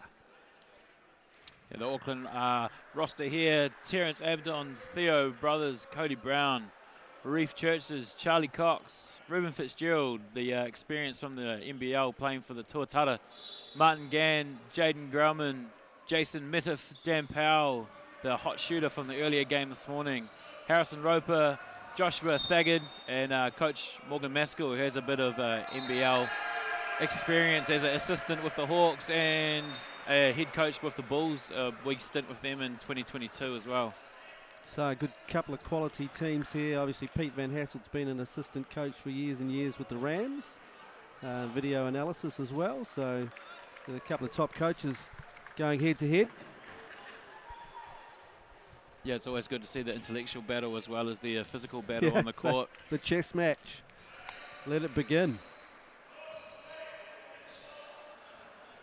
Canterbury University style of play. They were pretty comfortable operating in the half court, but they do like to get out and run a little bit. What can you tell us about Auckland as far as their style of game? Yeah, it will be interesting to see how this game does track. They did get out and run a little bit. They were happy to push it, but they did do a great job at slowing it down and getting into some half-court sets as well, looking for a lot of penetration on the rim. You see Aiden Tong wins the tip. This is Hannon. Finds Noah Watson with the left, couldn't get it. Rebound from Higgins. Kick out, Hannon couldn't get it to go, and Tong with the rebound. And there'll be a foul. And I believe that is on number 23.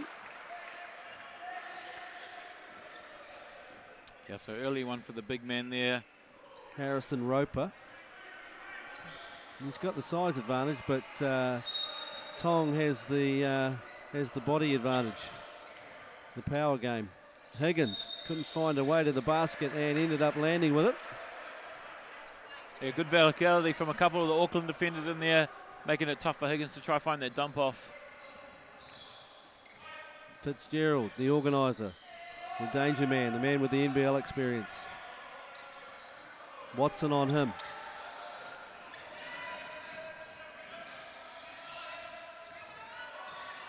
Working off the ball screen, trying to find some space. Good contest, but shot was better. Good late hand from Watson, but yeah, great shot early from Fitzgerald. He'll be happy to see the first one go down. Higgins inside, Tong too long in the paint. Yeah, unfortunately for Tong, just must have been camping down there a little bit too long.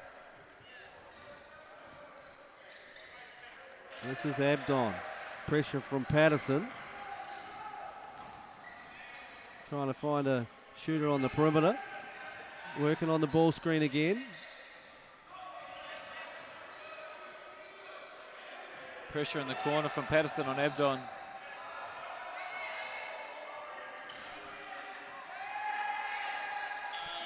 Great defensive possession from UC. Higgins wraps down the board. Good kick ahead. Some ball movement coming here. This is where Hannon likes to operate. Great defense. Kept him out of the paint. Watson threw it up.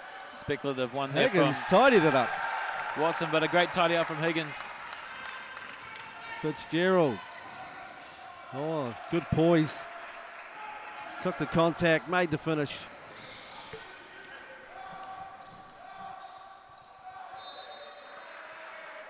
Higgins to Tonge. Tonge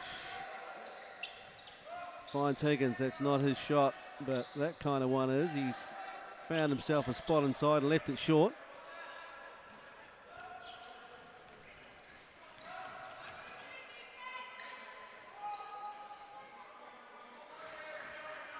Good defense again from Patterson. Powell up to the task initially, but he leaves that one short, and Tonge is leading the break for UC. Trying to find a shooter. He finds Hannon. They work together, and Higgins, I think he thought that was going to Tonge underneath. I'm pretty sure he's lining up for the rebound. Here's Abdon. Fitzgerald. Abdon again. Some open space for him. Penetrates. Tough shot and the foul. That'll go on Patterson. Yeah, Patterson just caught a little bit side on there, left a little bit out of position. It's going to send the guard Abdon to the line for a couple. UC did have some of these struggles last night with the penetration, particularly from the top, and they ended up going to a 2-3 zone, which somewhat stop it. But be interesting to see if Pete Van Hassel has to do the same again. So far we've seen Fitzgerald get a layup and Abdon in the paint get fouled.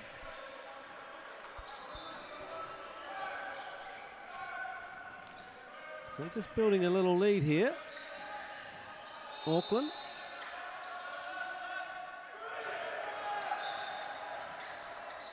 Kick out pass. Patterson well capable from there. Doesn't get it. Great look for Patterson. Auckland won't want to be giving him too many of those. Fitzgerald left it long. And the leak out from Tonge. Abdon trying to get there, but he couldn't. Yeah, great early kick ahead from Watson out to Tonge on the break.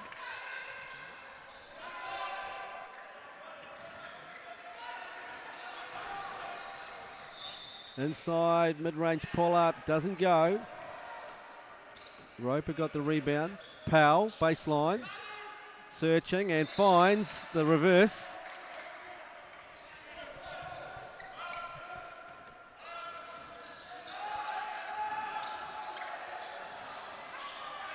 Nice deflection and all the way for the foul. Will that be on Higgins or...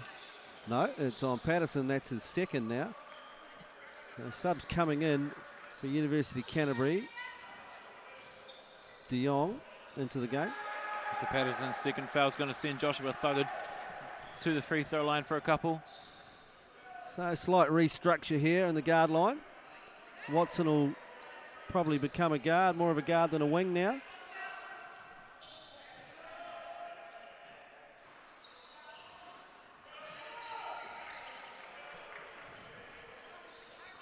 Second one goes for Thuggood. UC bringing it up through Hannon.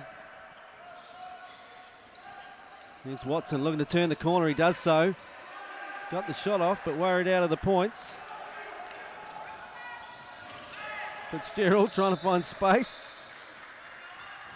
Abdon, long range, 3 ball. Thuggood with a rebound. Roper keeps it. All the way to the rim, gets the layup. Unorthodox. That's obviously a concerning thing. The number of guys going to the basket, as we kind of alluded to, and uncontested layups at the moment.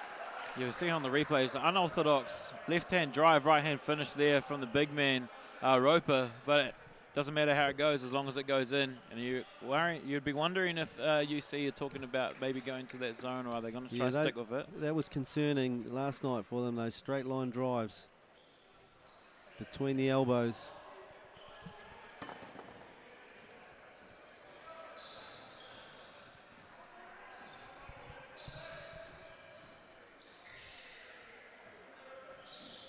I think defensively they just need to switch on. University of Canterbury, they're not really having too much effect. Yeah, they're looking a little bit reactive. Fitzgerald's having his way at the moment. He's going wherever he wants, and then he's finding his teammates. You're just kind of letting Auckland kind of dictate, nothing really up the floor, trying to throw them off their game at all. You can see Auckland on the other end start trying to be a little bit more disruptive in the half court. Yeah, they've done a good job of keeping UC out of the paint, particularly Hannon. He's dynamite when he can get 2 feet in the keyhole. And so far they've done a nice job of that.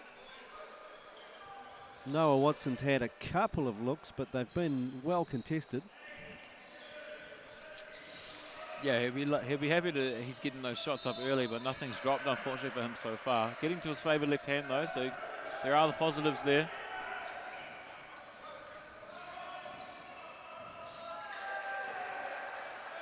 Watson finds De Jong. Kick out to Tonge along the baseline. There's the penetration now from Hannon, and he's drawn a foul. Roper looks bemused by it, but it's him that's fouled him.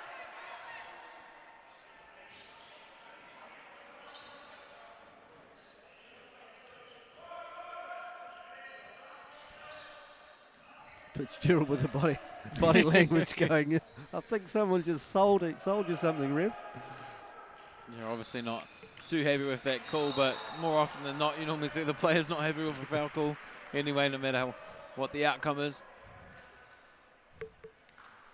Just struggling really at the moment, UC, to put the ball in the hole.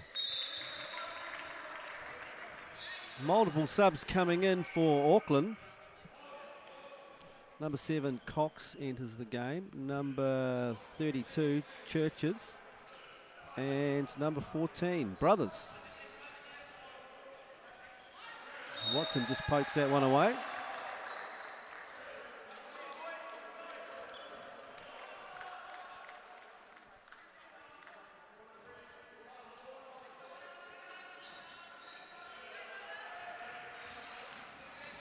Again, Fitzgerald deals with the pressure fairly easily.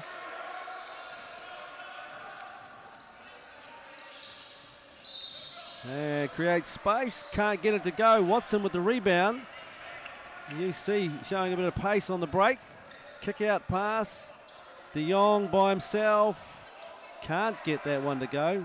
Tong's in there. You're not going to see many of those. Rebound, but yeah, that's a rare open look miss for De Jong. Cox operating, he just lost the handle. Brothers, spin move, couldn't find anyone. Cox, 3-ball. And rebound from Watson, and the foul underneath. Watson outworking the 2 bigs from Auckland. Does a great job to get up the sky for those rebounds. Sagard with that, number 21. 3rd team foul. Yeah, he had no business going up and taking that ball, but he skies in between Churches and Fuggin and is able to rip that one down and gets a foul for his troubles. Tapia into the game for UC. Iverson cut, Watson.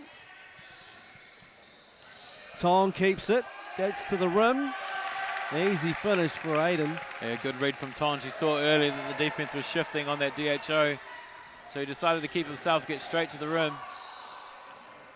Fitzgerald works off the ball screen again. Trying to get Tapia to bite on it. Can't finish. Watson with another big rebound. Finds Hannon. Hannon with all the pace in the world, but he lost it. The offense for Auckland is starting to look a little bit stagnant. The ball seems to be sticking to Fitzgerald's hands a lot. He's trying to take a lot of players off the dribble, not much movement.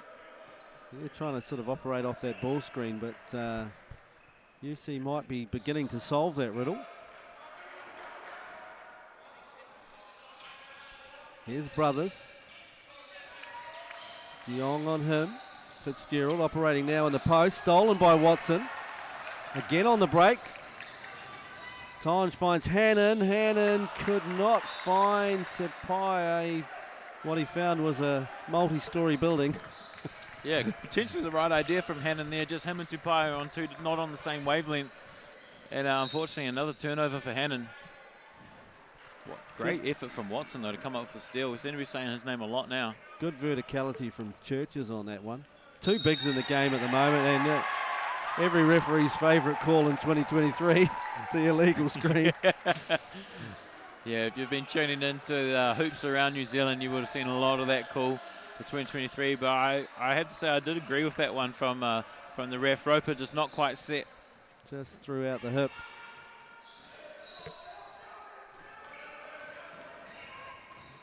Here's Hannon looking to penetrate in amongst the trees.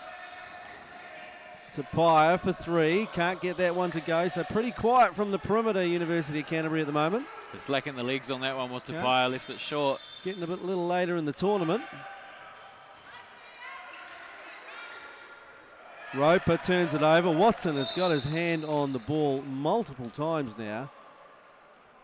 Yeah, I think the last 3 or 4 possessions has ended up with Watson's hands on the ball. He's doing a great job in the rebounding department. He's just picked up 2 steals. As Agdon and Powell come back in for Auckland, Roper and Fitzgerald will head to the bench for their first breaks.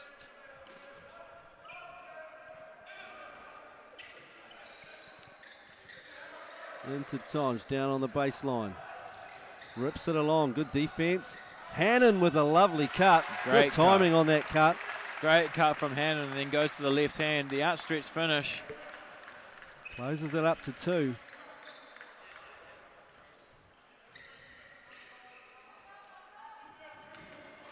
Here's Cox. Ball screen disappears. Leaves him one-on-one with Tonge. Tonge gets the better of that battle. You see, looking to run at the moment. They got some good momentum about them. Here's Watson. Got doubled and tripled on the inside. It's a kick out here to Tapia, who then puts it on the floor. Tries to split the defense. Ends up with it still. De Jong, 3 ball. Top, can't get it. Brothers to Powell. Powell knows where to go, and he gets the and one and tells Watson all about it. And things are kicking off down there. Yeah. Have a look at the replays, all up in Watson's grill. He did a lot of that this morning as well. Tapia did not like that one bit. Took exception to it, in fact. You do like to see the teammates having each other's backs a little bit. I would think this might come with some sort of free throw results beyond the and one. Oh, it's going to have to be. Surely. But, yeah, maybe a little bit of a brain implosion there from Tapia, but you do like to see teammates having each other's backs a little bit. It's good to see Watson just initially laugh that off from Powell, though. I mean, that's the first kind of thing that he's had any influence on for the game so far.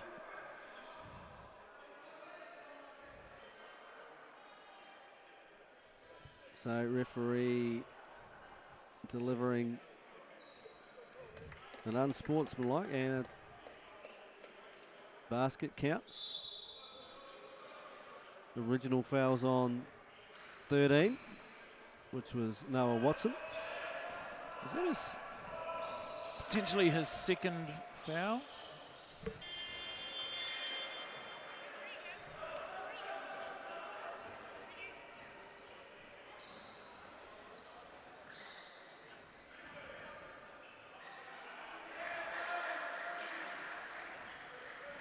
Might be his first one.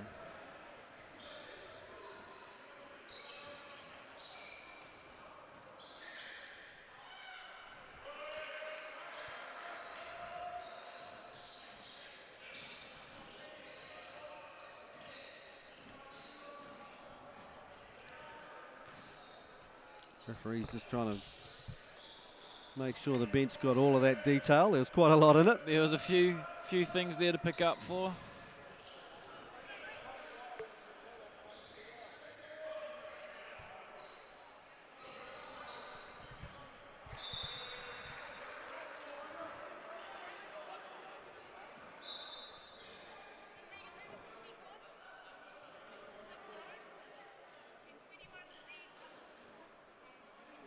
So Dan. So yeah, for his efforts, he's picked up a tech.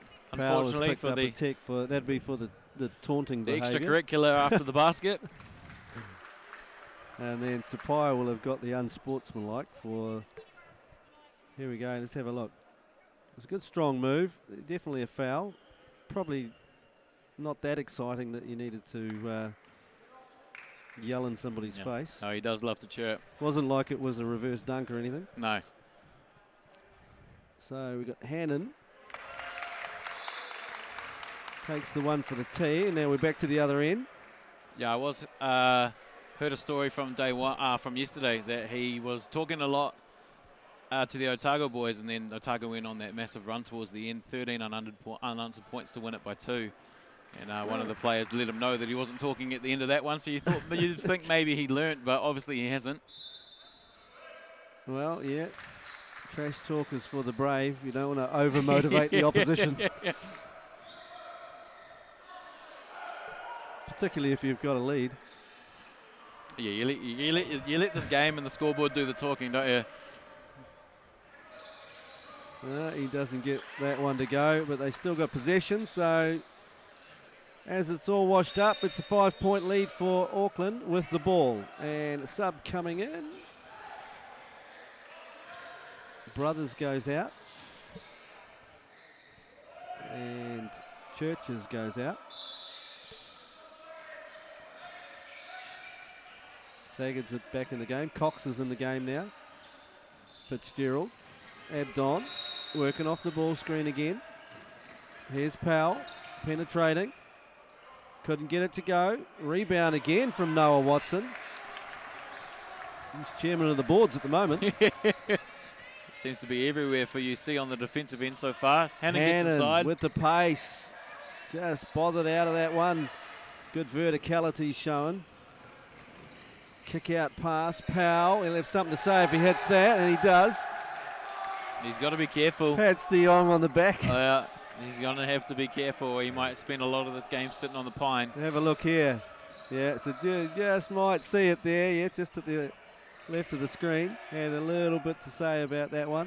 De Jong, see if he can counter. No, he does not. Thagard with the rebound. Fitzgerald is managing this game at the moment. Running it at the pace he wants it run at. That was too hot for Thagard. Subs coming in for University of Canterbury. Higgins back in. And our first look at Fletcher Arnold. Former Canterbury Rams player. Patterson coming back in as well for Hannon. Patterson with the 2 early fouls. So he's probably been told to not foul anybody. Yeah. Put you back in if you don't foul. It's a bit of a risk, but I think Hannon just needs the break. Just a little bit extra. Played the bulk of the minutes. Here's Tonge, work along the baseline. Great help home from Fitzgerald. Another good rebound from Tonge, stolen away. Here's Fitzgerald. Can he find a shooter? Doesn't need one. Takes it all away himself with the left. 10-point lead here. Inside to Tonge on the spin. No call. Verticality again. They're doing a nice job down there, Auckland, of dealing with that kind of spin type move. Helps coming across from the baseline side. And there you have it. First quarter done. Only 10 for UC. That would be the problem. 20 was, they'd be pretty happy with that, Auckland. Anybody's happy with 20 and a quarter, but the thing they'd be most happy about is holding UC to 10. Yeah, 10 and a quarter, you're letting any team score that. You're doing a great job at putting yourself in a good position to win the game. Yeah, I think UC, they definitely fixed what was hurting them early on the offensive end, but then towards the end just kind of let the game get away from them a little bit. A couple finishes on the rim, a 3-ball, you know, and all it takes is a couple things like that when you're not scoring down the other end as well. I think that's still the same issue. That's a carryover from last evening's game. We're now seeing Powell get to the basket regularly as well. Fitzgerald's been in there. Abdon's attacked the rim a couple of times, and even the big fellas have had a go at it. So, yeah, whether it's some of that more of a pack type defense just to take away those driving lanes initially.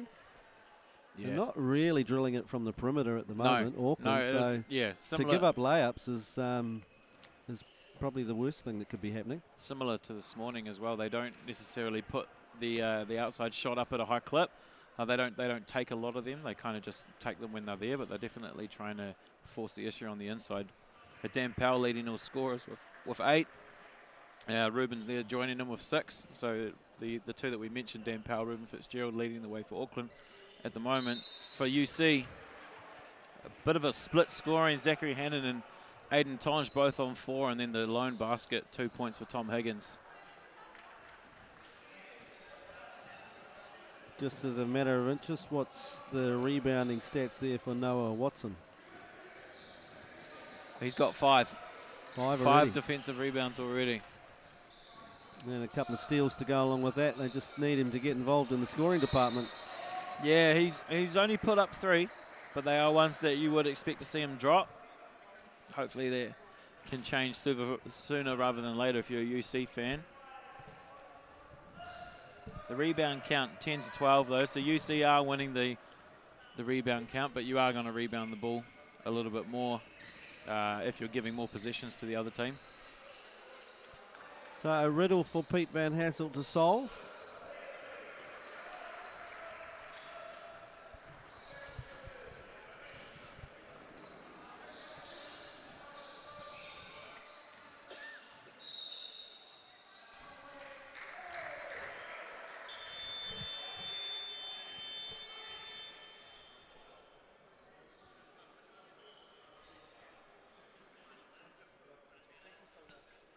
Score on the other court just while we're waiting. Victoria 40 and Waikato University 31. Yeah, so after that game last night, the close loss Victoria had to UC, they had another close loss by 4 to AUT, which unfortunately bumped them out of the second semi-final that you'll see after this one. So AUT, after their early loss of 30 to UC, able to come back with 2 big wins and find themselves playing Otago in the second semi-final.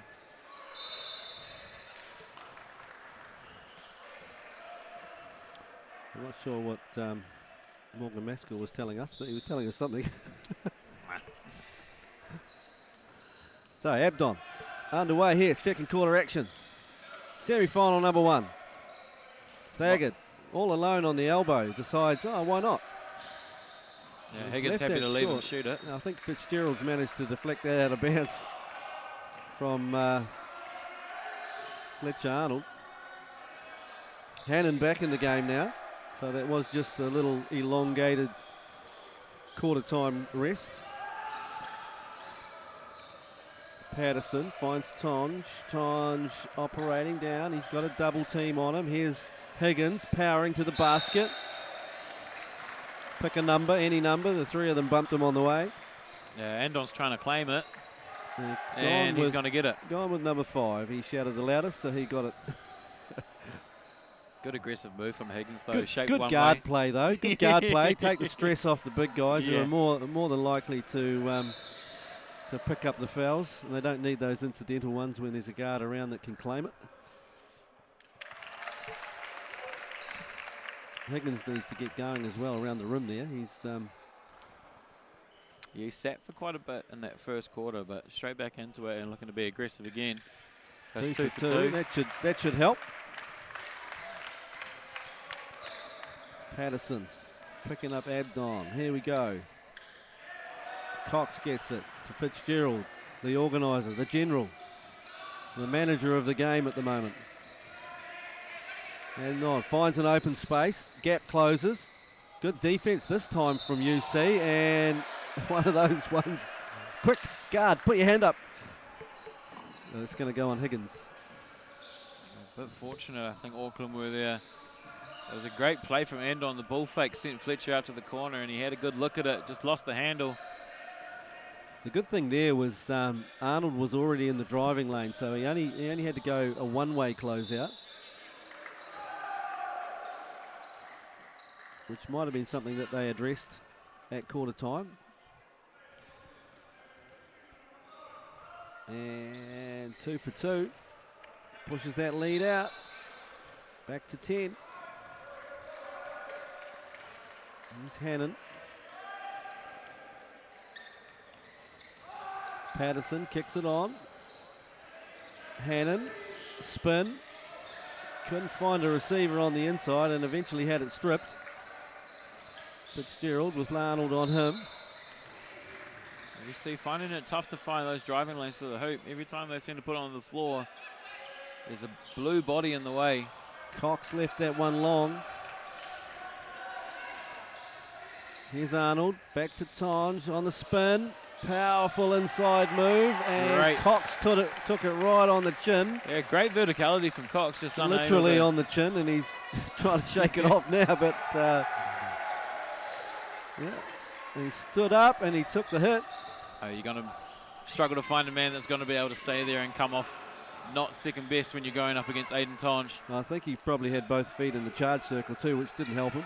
Fitzgerald with a kick onto Abdon, who lets it fly, couldn't get it. Here's Patterson. Not quite there, adjudged to have moved just slightly. It was a good guess from Fitzgerald. He guessed the right direction. You can see what he's here trying on to the do. rebound. He just was a little late getting established. Couldn't really sell it 100% in the middle of the chest. Cox is still struggling down here with he might have hit the back of his head on the floor from what he's indicating. Here's Hannon. Good penetration from Hannon. Down to Higgins. Higgins operating in the post.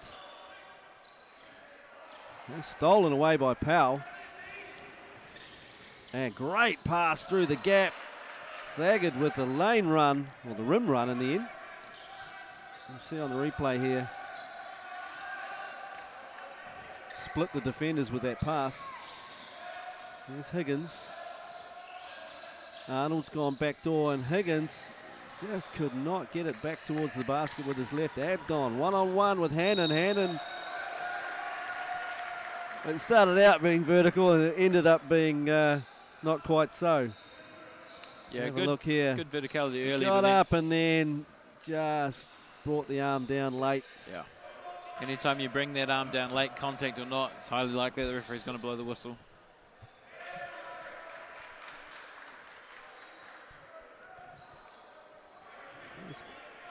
Cannot quite get it over 10 at the moment. Still UC. We've only added 4 points in this quarter. Really are struggling to put the ball in the basket. So pushes it out to 11. Sub into the game. The big man, Lawson, comes in. Higgins goes out. Yeah, 5 of 18 from the floor. Canterbury so far, just shooting at 27%, struggling to find anything easy. Down low to Tonge. He's looking for shooters on the opposite side. Fletcher Arnold is over there. Fitzgerald with a bump. A little bit of dancing from Morgan on the sideline there, but not sure he has too much to argue about on that foul call. Fitzgerald's going to have to come out now, and Roper's coming in. Is that his second foul, or? I think Must it probably be his is. second, yep. yep. Because he guessed wrong over there on the charge as well. So double team low. They're not going to let Tonge have anything near the rim. Here's Lawson. Extra pass. No, doesn't need it. Hannon zips to the hoop. Good strong take from Hannon on the left hand. You see here, and a little reverse layup. And down the other end now, we've haven't missed much, just gone out of bounds. I think there might have been a foul call on Arnold actually. Watson's going to check back in, and it is Arnold that he's going to get. Arnold goes out. We got Gann throwing it in. Abdon gets it over to Powell. Back to Abdon. Ball screen coming from Roper. He managed to get the switch. He takes it to the basket. The speed beats the big guy.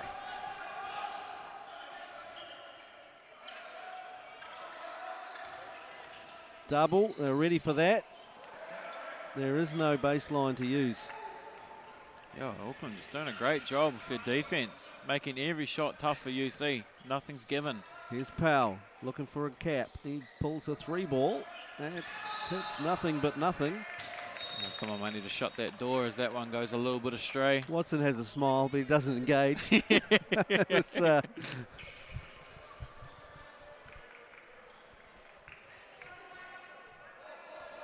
yeah, a nor'wester there. It's been nor'wester all day here in Christchurch. Solid screen from Lawson. Watson. Off the Times Iverson again. cut. Skip to Lawson. He's been known to shoot that occasionally. I thought he was going to. Times tidies up. Finally avoids a double team with the loose ball action. Gann with pressure on him from De Jong.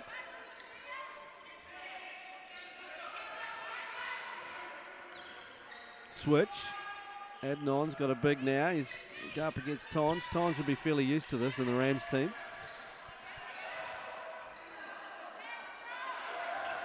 Roper lost the handle completely. Good defense from Lawson. Hannon probing some gaps. He's found Tons. Tons all alone at the top. He's been known to shoot the odd 3-ball as well.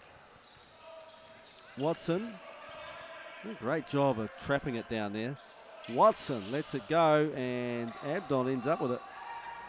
Yeah, Lawson trying to keep that alive, but he's tapped it to Auckland instead on the Baggett break. couldn't get it, and Watson's taken a blow to the face under the basket, and he's carrying on.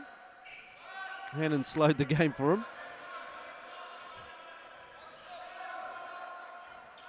Ball screen from Lawson. Roper all over Hannon. Straight over him like a sheet. Hannon's got to get it up, and he does. 3-ball is good. Zach Hannon. He's happy with that one, as I think that's the first 3-ball that we've seen from UC. It was very late shot clock too. He had to shoot it. Sometimes the best time. Get you going. Looking at a 6-point game. UC clawing their way back. Watson. There's able to force the body language there. Watson all up in Powell's grill. And Forced him to drive around him out of bounds. And Powell wants to go on with it, but he's not learning his lesson, is he? Morgan Maskell's putting the handbrake on. 6 on the court. He subbed him out. That's the biggest handbrake there is. 6 on the court. We're going to... No, we're just going to try again. Fault 1.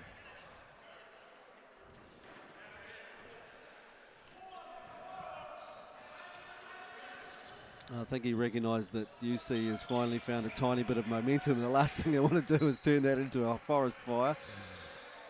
Here's Watson. He's got the mismatch. Hannon penetrates. All he finds is big guys. Short shot clock.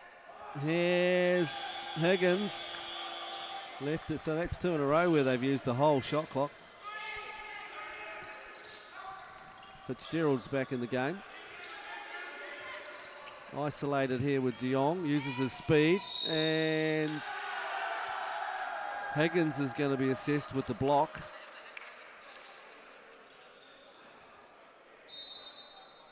You see, probably not quite square, I think, is the answer. A little bit late there, probably still moving a little bit, unfortunately, for Higgins.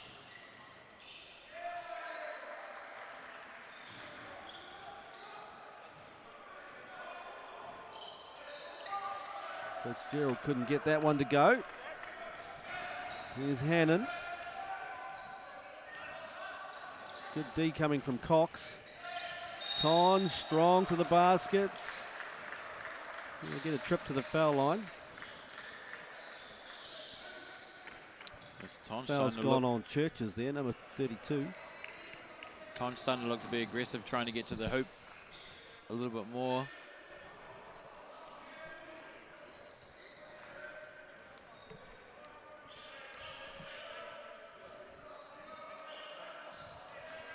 Still, UC is still having their struggles putting the ball in the basket. They've doubled their score, +1, but 10 in the first quarter is still harming them. Saget able to get the rebound from the floor. Fitzgerald under pressure, and the foul, it'll be on Tonge, I think. Let's have a look. No, it's on number 13, Noah Watson.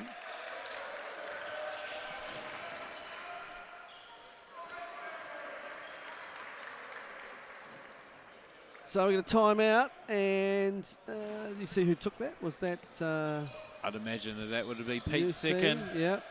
Still not happy with the straight line action to the basket. I wouldn't mind betting at this stage of the game we might see a little bit of zone. Yeah, I wouldn't be surprised if we saw the change up, but he has decided to stick with that man a little bit longer than we saw last night in the game against Victoria. It did start to become a little bit better, but just lately those drives have reappeared. Yeah, I think a few of them are just on the break as well. Yeah, that's Auckland the doing a good transition job. as well, makes life hard, but yeah, I wouldn't mind betting we see it. Yeah, we'll find out whether Auckland can shoot from the perimeter, because we know they can finish at the rim. Yeah, we've seen a lot of it today. They're just getting into the paint with ease, as opposed to the other end where UC feeling like they have to slog for every single possession. Auckland giving them nothing easy. You know, those back-to-back positions where UC were shooting at 22 seconds on the shot clock just shows that you're engaged defensively. And the double teaming along the baseline, Morgan Mascawat has obviously scouted what Tonge likes to do. Put people in the spin cycle and then use his body to get back towards the rim.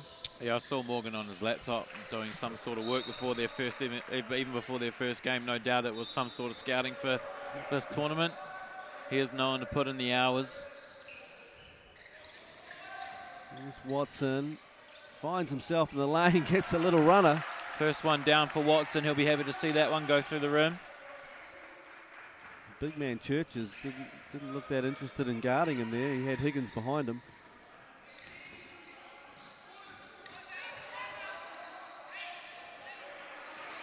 And Abdon answers, and they were in a 2-3 zone. So that's going to make life tough for Coach Van Hasselt now.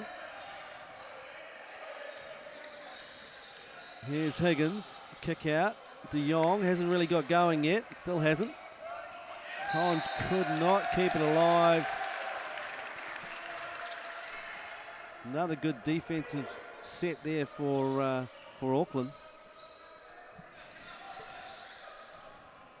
Lead out to 12. Cox. Churches gets it to Abdon. Here's Fitzgerald probing. Couldn't get it. Big rebound from Tonge here, and he's pushing the ball on the break. Here's Hannon. Found De Jong, who was wide open. He has to keep shooting it. And this time he gets it. Maybe that'll get him going. Yeah, Auckland are going to find this lead disappear quickly if they leave De Jong that open on the three-point line. Cox in the corner. Ball screen for Fitzgerald. Probing a little bit. Abnon's just hit one.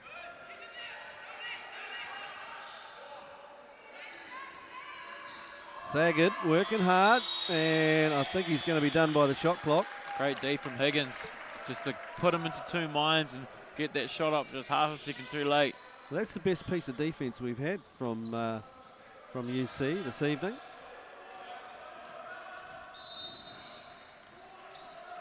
or this afternoon. Higgins finds De Jong, just hit one, in and out. Bit of a heat check. I think most of the crowd thought that one was going. I thought it was going. Travel. It's got running a bit earlier than the ball hit the floor. A couple of subs coming in for Auckland and also University of Canterbury. Fletcher Arnold's back in. Tapia is back in. Higgins and De Jong go out. And Gann is back in the game. Yeah, so Gann seeing some extra early minutes, potentially with Morgan deciding to leave Dan Powell on the bench a little bit longer. To simmer down? Potentially. Arnold finds Hannon this time. Hannon in amongst the trees. Arnold kick out to Tapia. Shot clock at 4. Morgan defense coming. And an offensive rebound, which doesn't thrill you after you've done that. And Hayden Dodge finishes round the rim. Yeah, it does enough. That shot from Watson again looked like it was going to drop in and out, but there was Tonge first to it. Good basketball all round, actually, until the lack of a box out from Auckland. Back in the zone, 9 seconds. Adon dialing up a ball screen, doesn't use it.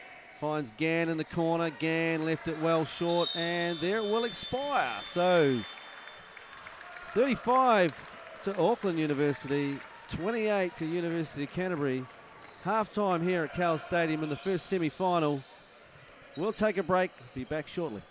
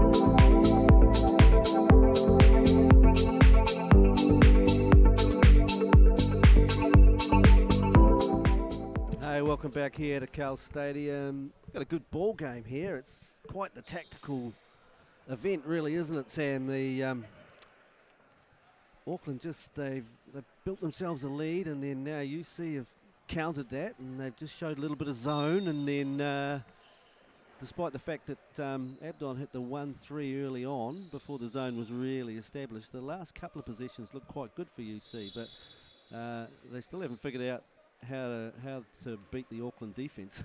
Yeah, they've been able to get a few good shots up towards the back end of that second half, just not dropping. They had the one late 3-ball off the late shot clock for Zach Hannon, but yeah, just struggling to answer that question of how they're going to score to get themselves back into this game.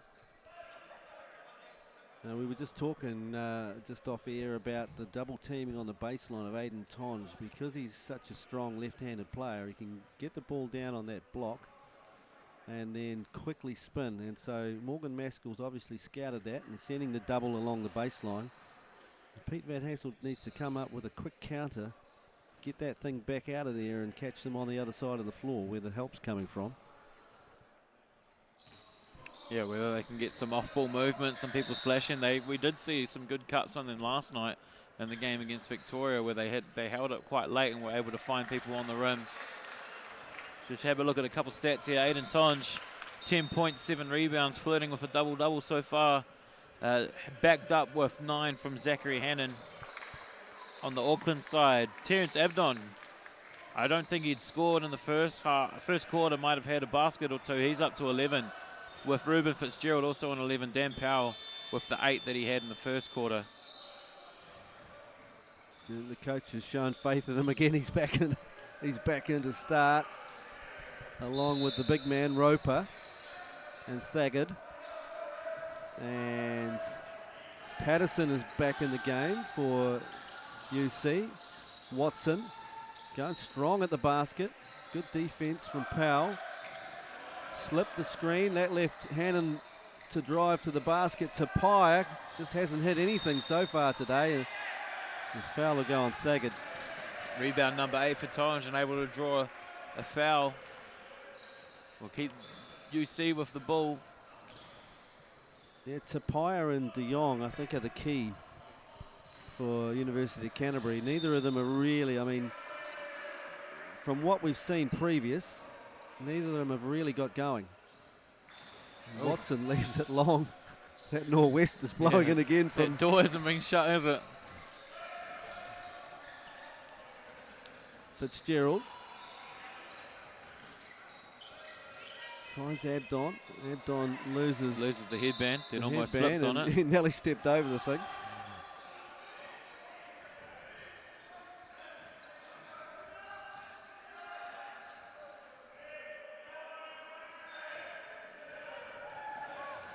That looks like it's more than a fashion accessory. Yeah. Fitzgerald, 4 on the shot clock, goes baseline. Hannon all over him, couldn't get it, and Tapia brings down the big rebound. Here's Watson. Tonge puts it on the floor, spin. He's trying to find somebody. He found Patterson. Floater from Watson. Fitzgerald with a long pass to Powell. Powell will take this on for sure, and he does. Nice pass from Ruben Fitzgerald. Hit him right on the fly.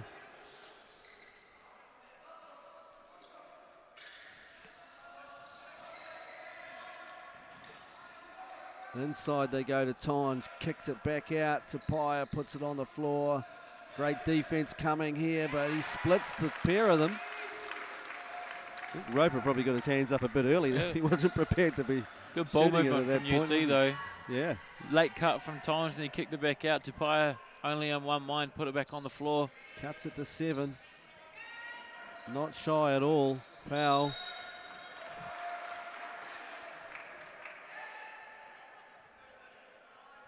Thagard managed to contest that enough to get Patterson to knock it out of bounds. Roper back to Powell. Tried a couple of big ones. Tries another one. Can't get that one to go. And Watson with another defensive board. Here's Hannon with him. Oh, late pass. Wow. Bit of razzle-dazzle from Watson. I don't think anyone thought that was coming, including Hannon. Have a look at this. He's definitely taking it. No, he's not. Both defenders went with him. Fitzgerald's had enough of this. He's going to try and launch one. 5-point game. Hannon penetrating. He finds Watson. 3 ball is not good. Gets after the rebound himself, but couldn't get it to his own team. And Abdon is the beneficiary at the far end. But unfortunately, he was the only one that realised the shot was going to be so short. Chased it for himself, but the behind the back, not as good as the first pass. Finds the Auckland team instead. As Tonge finds a cutting to Paya. Yeah, Roper up there with the hard show. He left the paint vacant.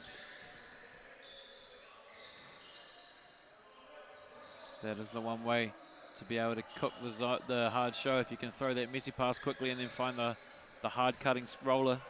Just a little bit too hot for Tapia to handle. I think he was in the right spot. Tonge working amongst the big guys. Eventually pulled down by Powell. Fitzgerald. Too easy. Back out to 9. Tapia uses his body, but Roper uses his length. Game's opened up somewhat. Powell, 3 ball, corner, no, doesn't get it. Tonge, rebound. Yeah, good kick to the corner, but Powell just overcooked that one a little bit. Sent it long. Here's Tapia. Inside, can't get it over top of Powell. Yeah, we back screen from Patterson there, but the ball's turned over and Roper. Timeout, urgent timeout from UC. They've lost the plot. They had it going their way, and then all of a sudden the game just opened up. Here's the big man here, working hard on the boards. Van Hasselt's seen enough. He needs an early one. Did get down to 6. I think it was 6 at one point. Yeah, they were able to trim it down to a 2-possession game, whether it was 6 or 5. Not sure what it was. Rolled out to 11 again. Yeah, just that trans D again. Auckland getting a couple out on the break off of a couple sloppy possessions from UC. They have thrown something different there though. They saw a back screen on the last play there to try to get Tonge diving to the rim, just trying to force the ball inside, potentially a little bit too much at UC. Yeah, they met at the rim. The bigs of Auckland are doing a nice job. Just holding their ground, making life difficult.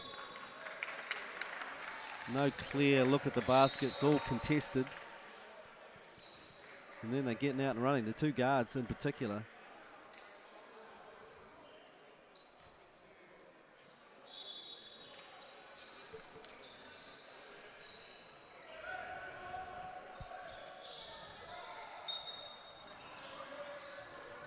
So back into the action.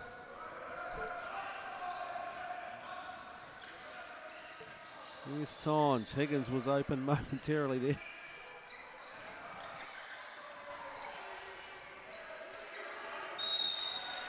Higgins on the rebound. Somebody over the back. Yeah. Maybe Abdon. Oh, no. Hannon trying to get in there and challenge the bigs as much as he can, and Higgins is able to get in with the extra effort. Was that Thagard that picked that up? Not quite sure who that was that picked that one up. Never mind, Higgins is on the line.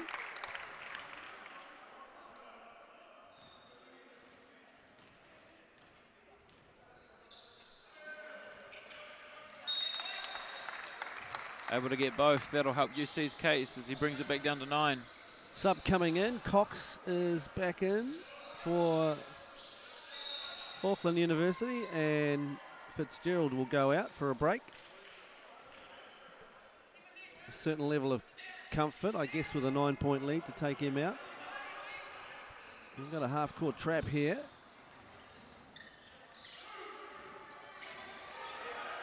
That will at least slow the break, if you can get it organised in time. Stop from UC, much needed.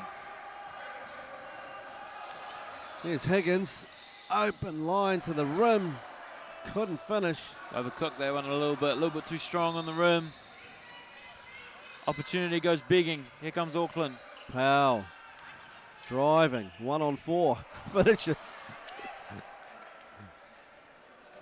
Gets to where he wants to go. Here's Hannon inside. Higgins, skip pass, De Jong back in. De Jong trying to find Tong, in the end he does. Hannon, 3 on the way. Roper with the big rebound. Here we go. Abdon on the run. Slows up. Good Kick out change to of pace. Cox. Cox has it stripped. Here's Hannon. Powell lining him up. And the finish. Yeah, and From Watson lets Hannon. him know. Watson lets him know. In the same spot that Powell did to him earlier in the first quarter. It is here. Good elevation and collected his arm. And Watson's got away with the wee chip, which Powell didn't get away with earlier.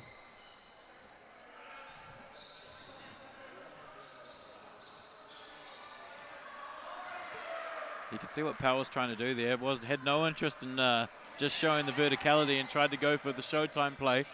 Higgins cleans it up. Nice tidy up round the rim. The big Tom Higgins. Trims it to 7. That timeout's been very effective from Pete Van Hassel. Here's Cox. Abdon working off the ball screen. Gets the switch that he was after. Here's Powell. Low shot clock. And steps on the baseline. Good defense from Hannon. He's saying he involuntarily did that, and Watson's going, just get back on team, mate. Just, you stepped out, get to the other end. Well, I think Watson's going to continue to let him know. It's entertainment plus. No, it's still going on down here. A little bit of everything. Some chat. Here's Hannon. He got as far as Roper, and then Higgins. That's the recipe there. Roper does have the length, but he doesn't have the size. He doesn't like the physicality down low, and Higgins just makes that one too easy. Just waited for the space to open up, and Thagard turned his head away to see his own man on the weak side. Powell's going to come back out. Probably a smart sub there from Morgan again. He's just starting to try chip away a little bit. He's made a couple potential mistakes for the Auckland group. So Higgins couldn't get it, but managed to get the rebound. He's just out working the next Auckland best group. thing. He's waiting for a cutter, and no one's volunteering. Hannon, kick out. Watson has to shoot that, and it's long. Had to go though, late shot clock in the hands of a shooter. You want to see that one go up every time. Fitzgerald back in the game. See if he can. Oh, and Watson gets him. And they come up with the ball. 3 on 1. Probably going to keep this, and he does. And tied it up. Interesting no calls there. So a big run here from UC after that timeout. Watson again gets a piece of it. Maybe the Fitzgerald answer. needs to get it over, and he does. Used all of the 8 seconds to do so. Roper talked into shooting that, and probably wishes he hadn't. Yeah, I think UC will be happy with living with that shot. Tynes looking for Watson, who turns the corner. And mid-range pull-up from Watson. I know he's got that in his game. And it's a 1-point game all of a sudden. Crowd starting to get into it for the UC. The home faithful getting behind. Finally found their scoring mojo. Now they finally found someone that has the ability to stay in front of Fitzgerald. Switch though. Here's Abdon. Got to get it up. Does get it up. Tough Rattles shot. it home. Answers the call. Great hand from Hannon, but a tough shot from Andon. Very late shot clock here, and as that went in, the buzzer went off. Here's Higgins. Seems to have found a way through, but De Jong would be helpful if he could hit a couple of perimeter shots. Stolen back by Hannon.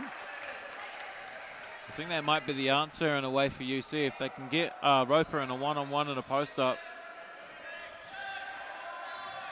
Kick out. Watson's going to go for another. Oh, what a find. What a find through the gap. Looked like he was going to pull up, and he just dished it at the last second. Great drop off. He likes these very late passes, doesn't he, Watson? De Jong kind of given up on that, knew he was beat.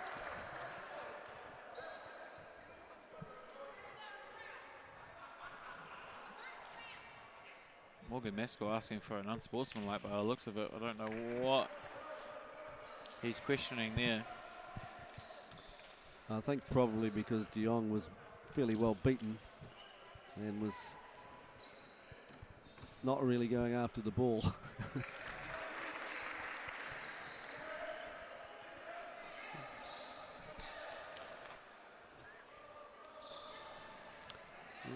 Might settle Auckland down a little bit, a couple of free throws. Push the lead back out to 4.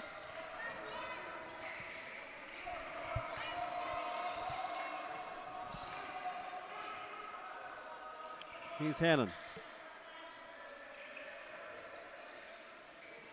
Penetration from Hannon. Wraps it through the gap. Put Andon on the floor, and then was able to find a trailing Higgins, but just overcooked the pass a little bit, unable to get his hands on it. Sub coming in, Tonge goes out, and Tapia comes back in.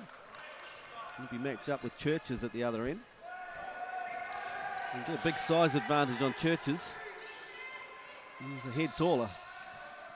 Fitzgerald gets to the basket again. Watson with the rebound. Great outlet pass too. Here's Hannon. Pace on. Scoop and flips it up at the last second. Great kick ahead from Watson, recognizing that Hannon was strailing out on the floor. A real tough finish. And then some great defense. A late call from Regan Ashley on the baseline, but he has given the charge. Actually don't mind that, because you shouldn't actually have to fall over to take a charge. He took it square and was displaced. Yeah, 100%. If you're taking that hit, it doesn't matter where you end up. There's been plenty of guys take the hit, fall on the floor, and then the guy with the ball just scores it. Yeah. So that was actually a decent call at the end of the day. And great defense from Hannon to get back after making that tough finish. A little 2-for-1 opportunity here, but they haven't really recognised that. A steal from Fitzgerald, but stole it as far as De Jong. 8 on the shot clock. Yeah, 2-for-1 goes begging, but they've still got 4. Higgins spots up. That looks good, but not long enough. Just missing the legs a little bit there was Higgins. Brothers tacks the rim and has it blocked. Oh. Worse than that, it's got blocked onto his foot. What a block from Tom Higgins. Great verticality from Higgins, showing what maybe Powell should have done on his challenge on. So let's have a look. Oh, we just did not quite catch it, but he blocked it and it just hit him on the foot as he went out. So they'll play for the last right here. Chance to tie or take the lead. Third quarter. Hard show. Back to Higgins. No one at the rim. Stripped away by Churches. So after 3 quarters, this game has warmed up considerably. Auckland still have the lead, but it's only a 2-point lead. We'll take a little break and be back in a minute.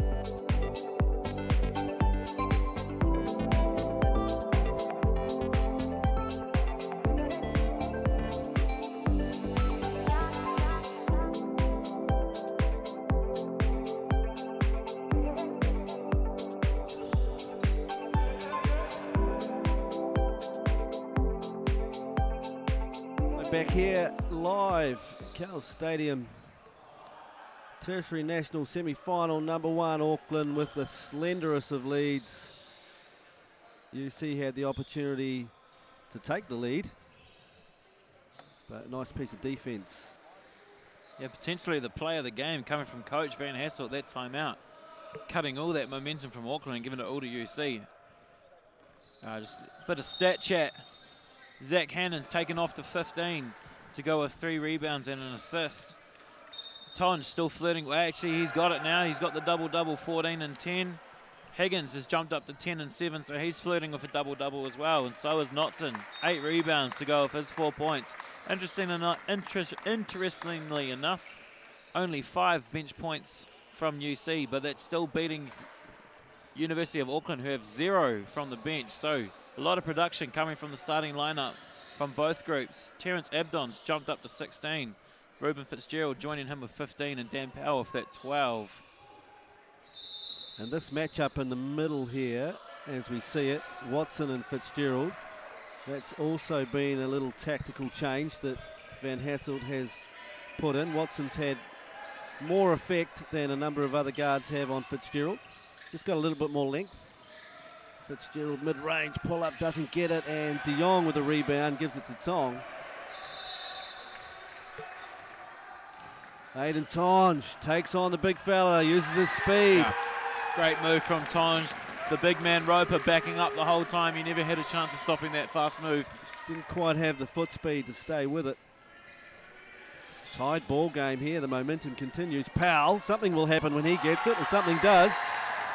Higgins gets another one and then just gives him a wee steal down. And a great trailing run. Bit of hot potato from UC. Finds a trailing Tonge. And UC have taken the lead. First lead for a long time. Well, first lead since probably the first baskets of the game. Again, Fitzgerald struggles to finish. He's finishing all of those earlier. Yeah, so those questions that were being asked of UC of where a basket was going to come from, starting to be asked of Auckland now. Higgins inside, unguarded completely as De Jong. Great find to De Jong. Fronted with no help defense at the rim. Easiest basket, that might get him going too, because that's the points that are really missing at the moment for those bench points you talk about. Here's Powell, nothing but air this time. Watson found that entertaining. And it's more than just the bench letting him know. I think the whole crowd's letting him know. Timeout, just lost their mojo a little bit, Auckland. They need to have some time with Morgan Maskell to figure out what's going wrong. This is a huge momentum shift from that timeout to now. It's a completely different ball game with one team that's way more confident than the other. And it was the opposite. Yeah, wrong time. Probably 10 minutes ago, it was the complete opposite. Wrong time, unfortunately, for U of A or University of Auckland to lose a little bit of that rhythm. But UC, storming. Still good tactics, good for us to watch, and we'll see if they can figure it out.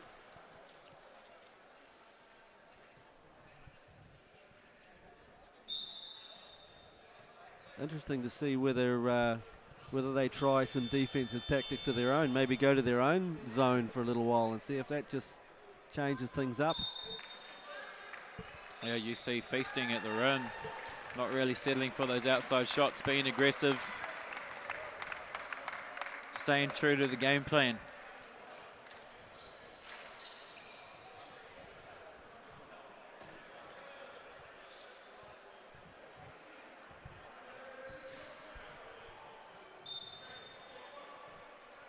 So here we go. 8 minutes and some change in this one. Tonge looking for Watson. Finds Hannon in the end. Hannon with the penetration. Kick out to Watson. 3 ball on its way. Does not go, but finally brought down by Higgins. Hannon says why not. He couldn't get that to go either. Just as I say, they were trying to get into the well. Fitzgerald for 2 searching. threes. Abdon searching for something and blocked again by Higgins. Higgins making his presence felt down there on the defensive end. Yeah, Block number 3. Drive there, just got it just at the last second. Abdon's doing everything to try and get it away.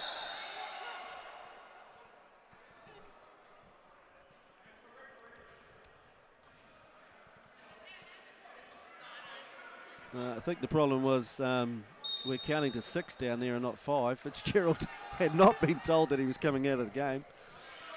Second time for Auckland. They've Two tried to get inbounders. away with Here's that extra Powell. player. Can Powell hit one? No, he does not. He would have been excited had he done that. Yeah, something tells me he might have let someone know if that one had gone, but unfortunately, rims out. It's always hard to play the villain, especially in an away game. Higgins on Churches. Higgins splits the gap. Kick out pass to Hannon. Hannon wide open. Couldn't get it. Tonge pulls down the rebound. Splits both the bigs and scores it. That's just the power. Yeah. That's just the power of Aidan Tonge. What he gives up in size.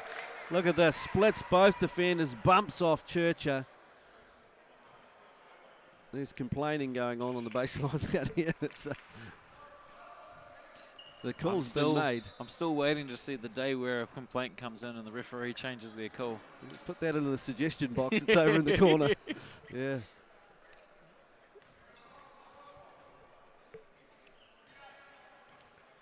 So Tonge finish up the three-point play and does so. Tonge, I think he's played every single second of this game so far. Cox is back in the game for the University of Auckland. Thaggart finds Abdon. Powell got Hannon on him. Looking for some space to operate. He operates through the gap. Hannon. Great D from rim. Hannon. Very good verticality there. Kept his hands right out of it. Watson back to Hannon. Hannon over to Higgins. Again, they go with the hard show action. Hannon. Land of the Giants. Low shot clock now. Hannon needs to get this up. He's got 1 second to get it up. Oh my goodness. Hits the spinning drifter. Zach Hannon. Similar to the sideways one-arm throw that Paddy Mahomes made in Super Bowl 2 years ago. The sideways leaner. Churcher. Don't think he's actually taken a shot that I recall, and he banks a three.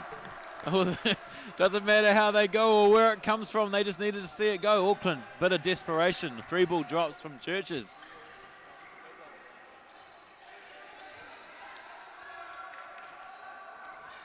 Good rip coming here from Higgins. Well stopped by Cox and Churches.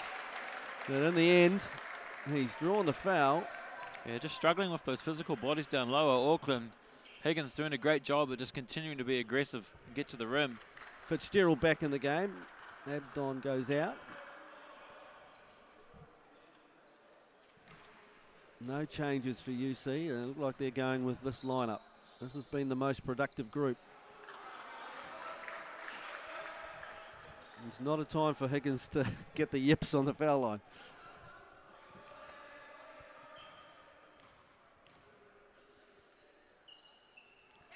He gets the second one. Again, Watson picking up Fitzgerald. Just has that longer reach. Powell back to Fitzgerald. Fitzgerald looking to penetrate, throws it out of bounds, trying to find Powell in the corner, and Cox in the corner actually, but the help defense is actually really improved for UC, particularly where Fitzgerald's involved. They know he likes to probe, they know he likes to dial people up.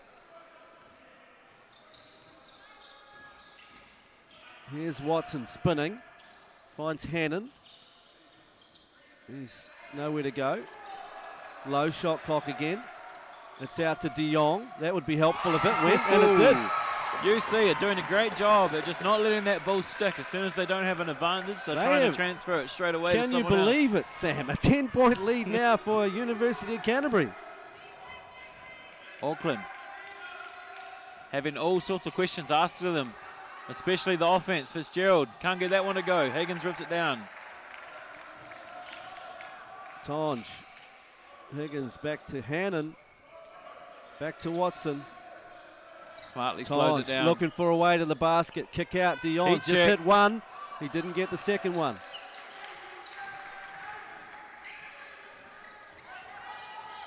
Here's Cox. Thaggart thought he had position inside but didn't receive the pass. He spent all day running around setting screens. Lost by Cox. Here's Powell, low shot clock for him. That's 4, that's 3, it's 2. Powell, if that goes, it will be interesting, and it doesn't. He almost created enough separation. Had Higgins leaning a little bit on that step back, but a great job to recover and get enough of a hand on that heave. Watson works off the ball screen and a reach around from Powell. That won't make him happy at all.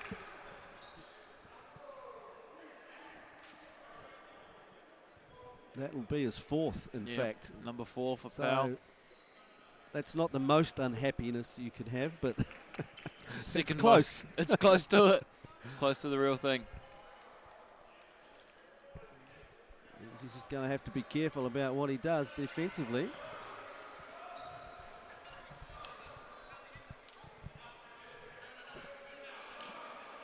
.14 on the shot clock here after the foul. Inside to Tonge. He's got Thaggart on him. Might like this matchup, and he does, but he couldn't find his feet in the end. And as a foul, it could well be upgraded, this one. Wow. Throwing my 2 cents in, I felt like he was right in front, and there was another player behind as well. They're just staying with a regular foul. They are. Yeah, I think they've made the right call. I think you were right there. You can see why Auckland were excited about it, because they were off to the races. Oh, you got to try get whatever you can out of the game, especially when you're in desperation mode. Under 4 minutes to go. Auckland down 10. Unfamiliar territory. Powell behind the back pass in the end to nobody. So just a few errant passes right when they need to put some things together, Auckland. No bigger. Still got 4 minutes though, so they can still collect themselves. See if they can bring back some of that early momentum they had in this game. Hannon goes inside to Higgins. Higgins to De Jong. De Jong puts it on the floor. Met by Fitzgerald, but goes slicing by. Athletic move from De Jong. Great blow from Hannon. Forces the turnover. Watson wisely slows it down. Back to Higgins, back to Watson. Tonge calling for it to be kicked to De Jong so he can get the post entry. De Jong this time. There's a flare screen for him on the far side. I bet he wants that one back. Shooters love that kind of shot. Hit him right in the breadbasket too. He could have easily made that. Here's Powell. He gets the switch. He's going to take on Aiden Tonge. Kick out pass to Roper. Thaggart. Yeah, left it well short with 3 on the shot clock. Roper probably not the recipient that Auckland were looking for on that pass. Last few possessions from Auckland have been average. Inside to Tonge. De Jong. Watson puts it on the floor. Found Roper there and just threw it over the top. Smooth finish and a wry smile from Watson as he gets that easy layup on his favourite left. He's had his battles today.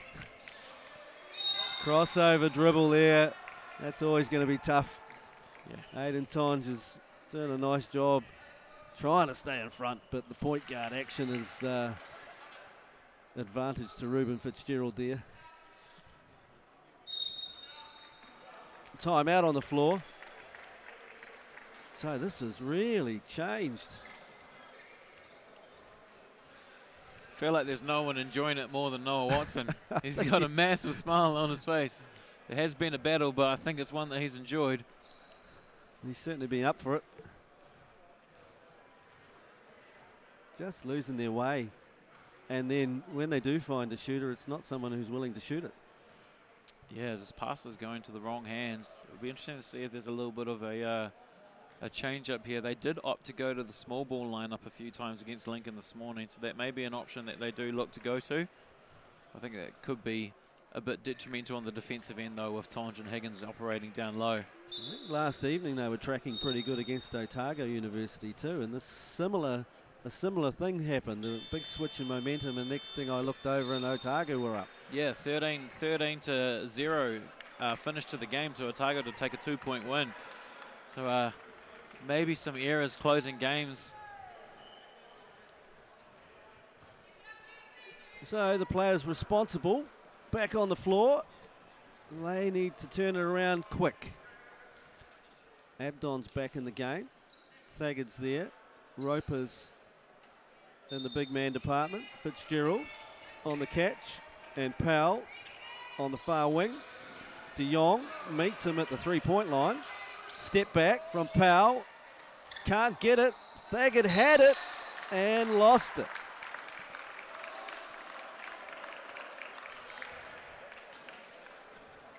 Pressure up the floor now, as you would. Hannon deals with that. UC quite happy to milk a bit of clock on these positions too, I would think. Yeah, definitely in no rush to get anywhere. Higgins gets by Roper. The help defense was late, and Higgins dropped it over. Sub coming in, Brothers comes in, Roper goes out. So here is your small ball lineup. Might be a bit of an offense-defense thing here for Morgan Maskell. Again, Watson giving Fitzgerald some troubles. Brothers decided not to shoot it. Fitzgerald finds Brothers. This time he has to shoot it. Pulled down by Watson. Deflected, in fact, by Watson. Lots of pressure coming on. De Jong stumbles over the half. Patience from Higgins. Oh, and Higgins leaves the post. De Jong throws it back to him. A little bit of miscommunication. And a foul. Probably a timely foul, actually, from Aidan Tonge to just slow that bit of momentum that was stacking up. Bit of a takedown foul there from Tonge. He did try to do his best to stay in front and stay squared, just a little bit late with the footwork. Fitzgerald using the ball screen. Watson gets over it. Watson still there. Fitzgerald. What a nice finish in the end. Might be too little too late though, I suspect. Hannon prepared to run the clock down every possession now. Finds his way to the basket, the floater, out. It's a little bit out of control. Powell's going to pull up. No, he's not. He finds Abnon. He can't get it. Fitzgerald saves it. And the foul underneath here on Junior De Jong. Yeah, hard foul from De Jong as we see here on the replay. Great hustle from Fitzgerald, and then De Jong just coming hard on the arm there, make sure that there was no extra.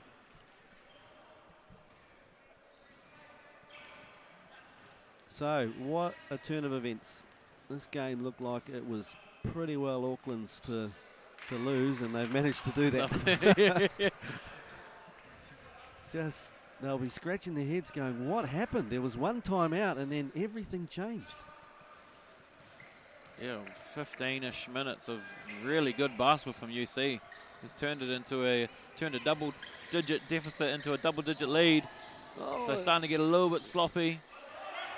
Hannon trying to find some space, does so.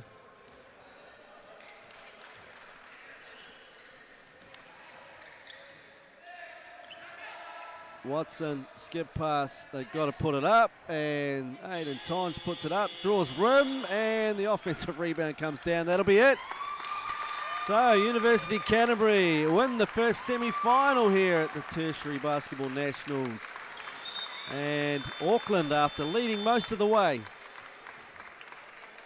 have capitulated, really, in the last quarter. There's no other way to put it. Last quarter and a bit. No other way to put it, unfortunately, for Auckland. As we look into the live stats, Ruben Fitzgerald finishing with 17 to lead Auckland with 8 rebounds and 3 assists. Abdon with 16, 3 rebounds. And Dan Powell, quiet after that first quarter where he had 8, he finishes with 12. UC, Tonge, 21 and 14 to go with 3 assists. Hannon, 17, 4 rebounds, 2 assists. Watson, 6 and 8. Higgins, massive second half. He had 13 and 12, so double-double for him as well. It was all UC for that second half, as they've done a great job to turn what looked like a sure Auckland win into a big win for UC. Stick around, make sure you join us back. Terry will be continuing on the mic with Lissaman as we see semi-final number 2, Otago University versus AUT out of Auckland.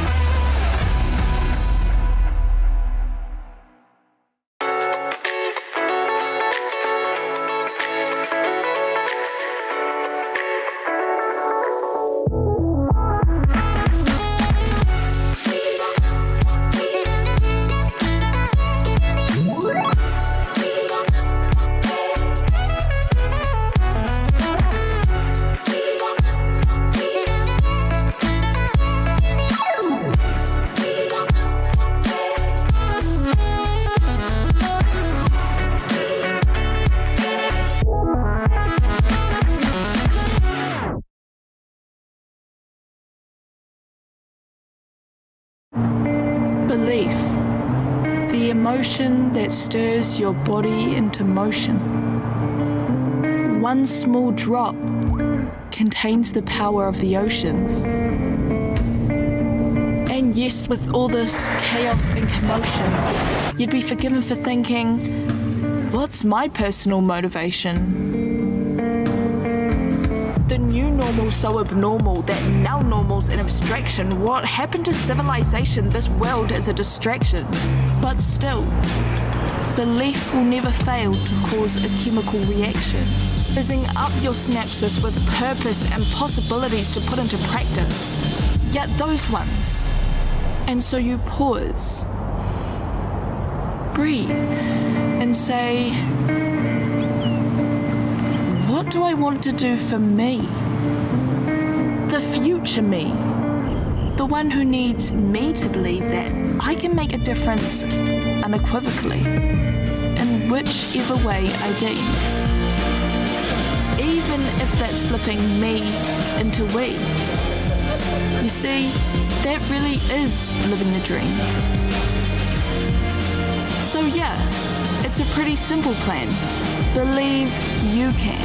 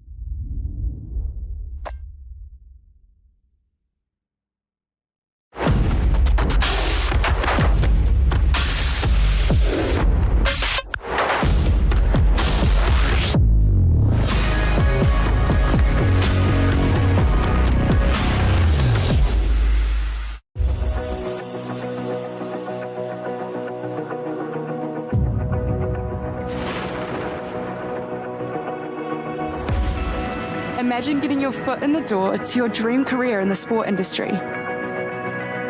As you represent your uni, building lasting friendships, connecting at national and global events, connecting with peers, and mentors who help connect you to your future.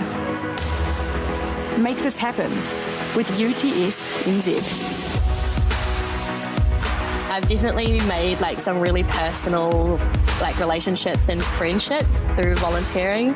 It makes you always feel like you're part of the team. In the sporting industry, it's so hard to gain connections, but volunteering through University and Tertiary Sport New Zealand, you're sitting at a table with people with over 20 years experience. I learned through hands-on experience in my marketing internship, skills that I could apply into the internship that I got at Foodstuffs. If you're ready to connect your skills, goals, and experiences, join our team! Join our team! Join our team. Because you can build your confidence. It can take you from an application form to the other side of the world. Click the link in the description to connect with UTS NZ.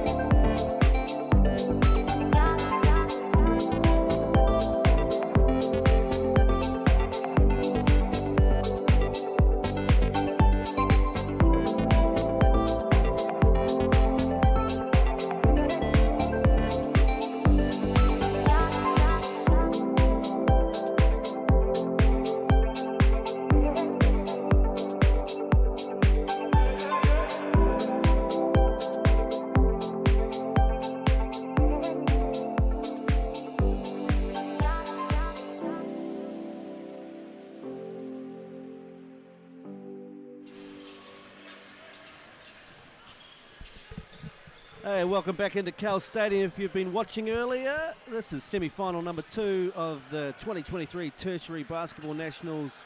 I'm Terry Brunel, with me James Lisserman. We've got Otago University up against AUT. So, interesting. It is, it should be. And like, it feels like any game here, just all the teams are so evenly matched. Like Otago won their pool, but they didn't win it. They weren't blowout wins. They had, by the skin of their teeth, and you can see it behind them or to the right of the picture here, Lincoln University winning for most of the game, lost in the end, and now they're playing in the 5 to 8 bracket, whereas AUT, Sam said last game, pretty poor start and came all the way back, finished with 2 wins, and they'll be feeling like they're in a pretty good position here. So team members for Otago, number 4, Jordan Perez, Michael Rusk, Sam Senior, Oscar Hickey, Caleb Smiler, 10 is Dallas Hartman, 11 Joe Ahi, Michael Leach, Matthew Piper, Robbie Coleman, Maxwell Pearce and Nathan Hanna, and they're coached by Greg Brockbench and managed by Mike Leach. And then for AUT, Tyler Martin, Riley Bonner, Victor Kyle, Adam Davies, Connor Mills, Ryan Lomartia, Jaden Boucher, Zach McKenzie, Tony Malossi Solomona, William Ledger and Zach Tapuni, and they're coached by Keith Langley and managed by Tom Cooper. And I'm presuming because Dylan Boucher is here, not just because it's a basketball New No, Zealand correct. event, Yep. that is probably the son of. Yes, it is. Yeah, his son's a, obviously not a tall black and long-time Breakers player, but I can remember seeing him play. I think he played for Westlake, so had some or maybe Rosman. It was a school up in Auckland area anyway. Oh yeah, probably says on his thing, but yeah, very good. Made some big shots and some good defensive plays as well. So probably a bit more offensive shooting ability than his dad has. And one I've noticed there, number 6, looks to be a Rusk. Looks very much like his father, Dean. Yep, I think you'd be right there on that. Michael Rusk for Otago University.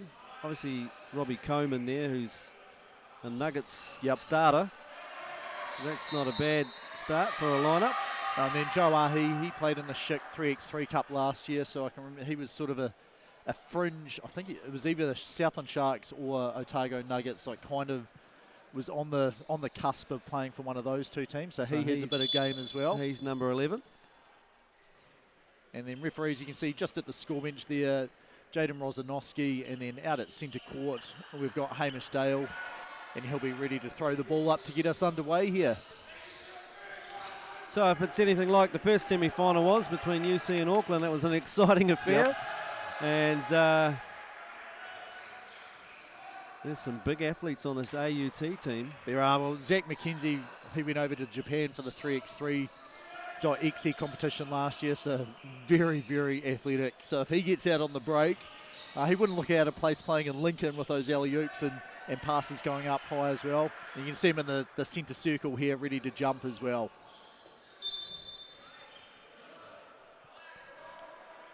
And Zach Tapuni is the other big guy here, number 20.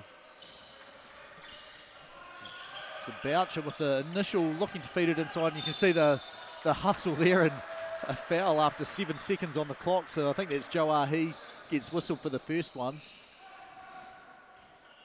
And I have seen some places like, to stop those fouls and get a nice clean game, call a couple of fouls early on in the game, and then, but you also want to start your starters, so obviously not there. That was actually Boucher just hustling for a ball and Ahi being in a compromised position. Strong move to the basket, and Boucher is the recipient. Yeah, finishes with the left. McKenzie just going in hard there. So if this game's like the last one, the Auckland team will get out to a pretty substantial lead, and then the South Island team will come back and win. Is that what we're expecting here? Well, Coleman says no. We'd be quite happy to be at least level or in front. Yeah, nice little baby hook there. And got inside, and obviously AUT at the moment not really wanting to risk getting whistled for a foul. Boucher met at the rim and blocked. And I think that came off his face. Yeah, it did. Yeah, Rosanowski right there saying, yeah, he did block it out of your hands, but what happened next? It bounced off you. Otago gets the inbound. So no receivers. Boucher stranded with it. There's Rusk. Quickly on the break. Pretty happy about it too. Yes, yeah. tongue out to giving the his Michael teammates. Jordan to his teammates there. He's not wearing number 23, all the same. Well, I think Jordan would have probably rocked the cradle a bit. Boucher, oh, he could not just get it to go. He was going at a rate of knots. You see here, he just catches it and then quickly cuts to the basket. Good catch and finish. And the foul should be whistled on number 9, Adam Davies. Was Davies. Never really in a defensive position there. Reached across. Boucher on the line. He does have kind of the same upper body frame that his dad had, like super strong and just able to get in front of people. Gets that one to go. Rusk running the point. Up against Martin. There's Davies. Throwback pass. Coleman didn't want it. Then 3 ball on its way. Couldn't get it. It did bounce, I guess, off his arm, so hence not a double dribble or travel. Martin at a rate of knots. The big fella shooting it. Yeah, nice rebound there. Ahi just sort of hanging to wait for the ball to come down. He takes the pull-up jumper. Tapuni looks like he might be a stretch 4. Yeah, he's going to set the screen here. Does he have another look? No, he does not. And Lomatia, he takes the pull-up jump shot from the elbow, just bounces off it. Looked good, didn't go down.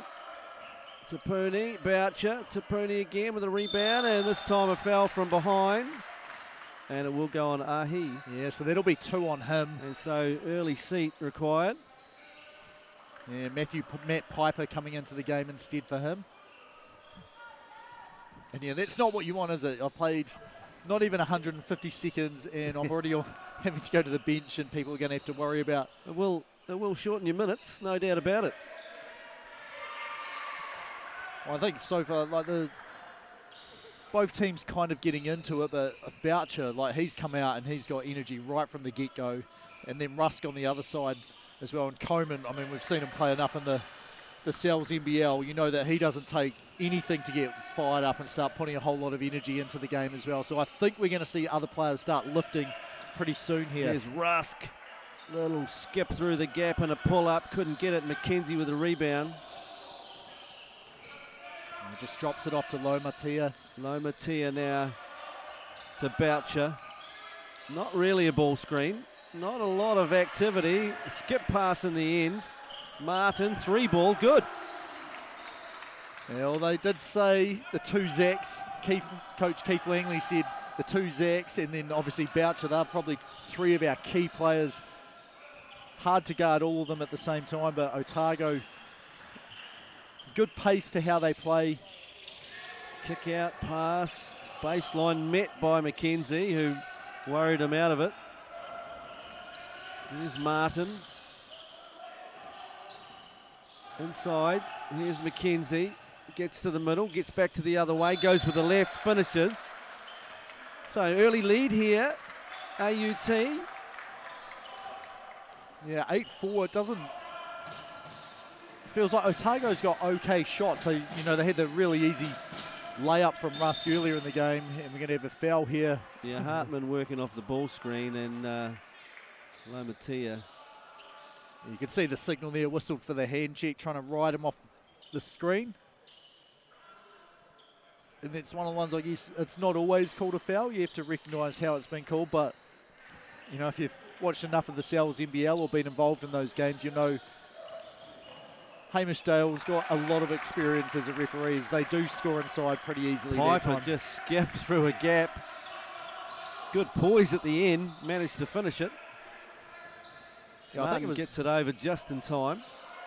Yeah, I think he got all the way to the rim and then saw, well, it's just Martin as the help defender, so he's not going to go up and block me. So just got his feet under him as Boucher does have the ball stripped away from him there. I think Coleman got a hand on that. Here's Rusk. Crossover dribble in the lane, met by McKenzie. Probably should have thrown it to the corner, but tied it up in the end. Well, he got up high to swat that one.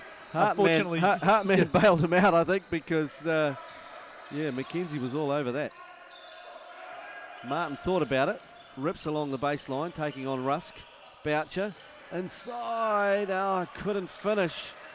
Tapuni would like to have that back, I bet. Yeah, it looked like he was deciding, am I going to go up and throw this down or try and lay it up, and then got stuck between both and didn't do either. Inside move. Hartman.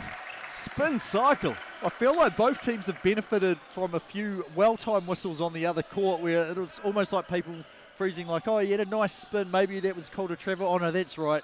Not a travel anymore with the gather step. It was the other court. Tapuni working on the inside. This time he gets the result he wanted. He flexes on the way down the court. Yep, you are officially the biggest guy on the floor. Yes. You see here just after the basket, we may not see it, but there was stepping over the line. Here, we missed it. Just got cut out, but yeah. So AUT with 14 on the shot clock here. Tie game now, so momentum going back a bit towards Otago after a couple of nice finishes inside. Martin penetrates. This time Tapuni is quite willing to take that shot. He's got a nice balance to his game, taking a couple of shots at the rim, and as you've said, looks like a pick and pop big as well. He could do with a touch of arc in it. That might help. Coleman's got plenty of arc in it. Yeah, we were right behind that. As a result, nothing but nylon. Just dead on line there, and that's good to see him scoring from outside as well. Here's Boucher. Martin. They go to Tapuni. He's looking at Coleman to see whether he can get that jump hook. It's a battle in here. It's concrete mixer city. Yeah, Coleman's going to be sore after this game if he has to take a bunk like that every time Tapuni has the ball inside. Great vertical. Right back and good verticality, but Coleman equal to the task. Nice finish, good balance. And he's got a bit of a smile. Here. Bit of a smile for him as well, like getting the stop down one end and then scoring against your matchup at the other. Boucher dropped it off in the corner. Inside now to Boucher. He's working on Piper. Piper trying to prove that he hasn't done anything wrong, but he has. There's a sub coming in for him as well. He's coming out of the game. Number 7. And I think that foul was 9. Otago. 2 on him. Oh, it wasn't Piper, was it? Smiler, not Piper. I had it wrong. Senior into the game, number 7. Here's Martin.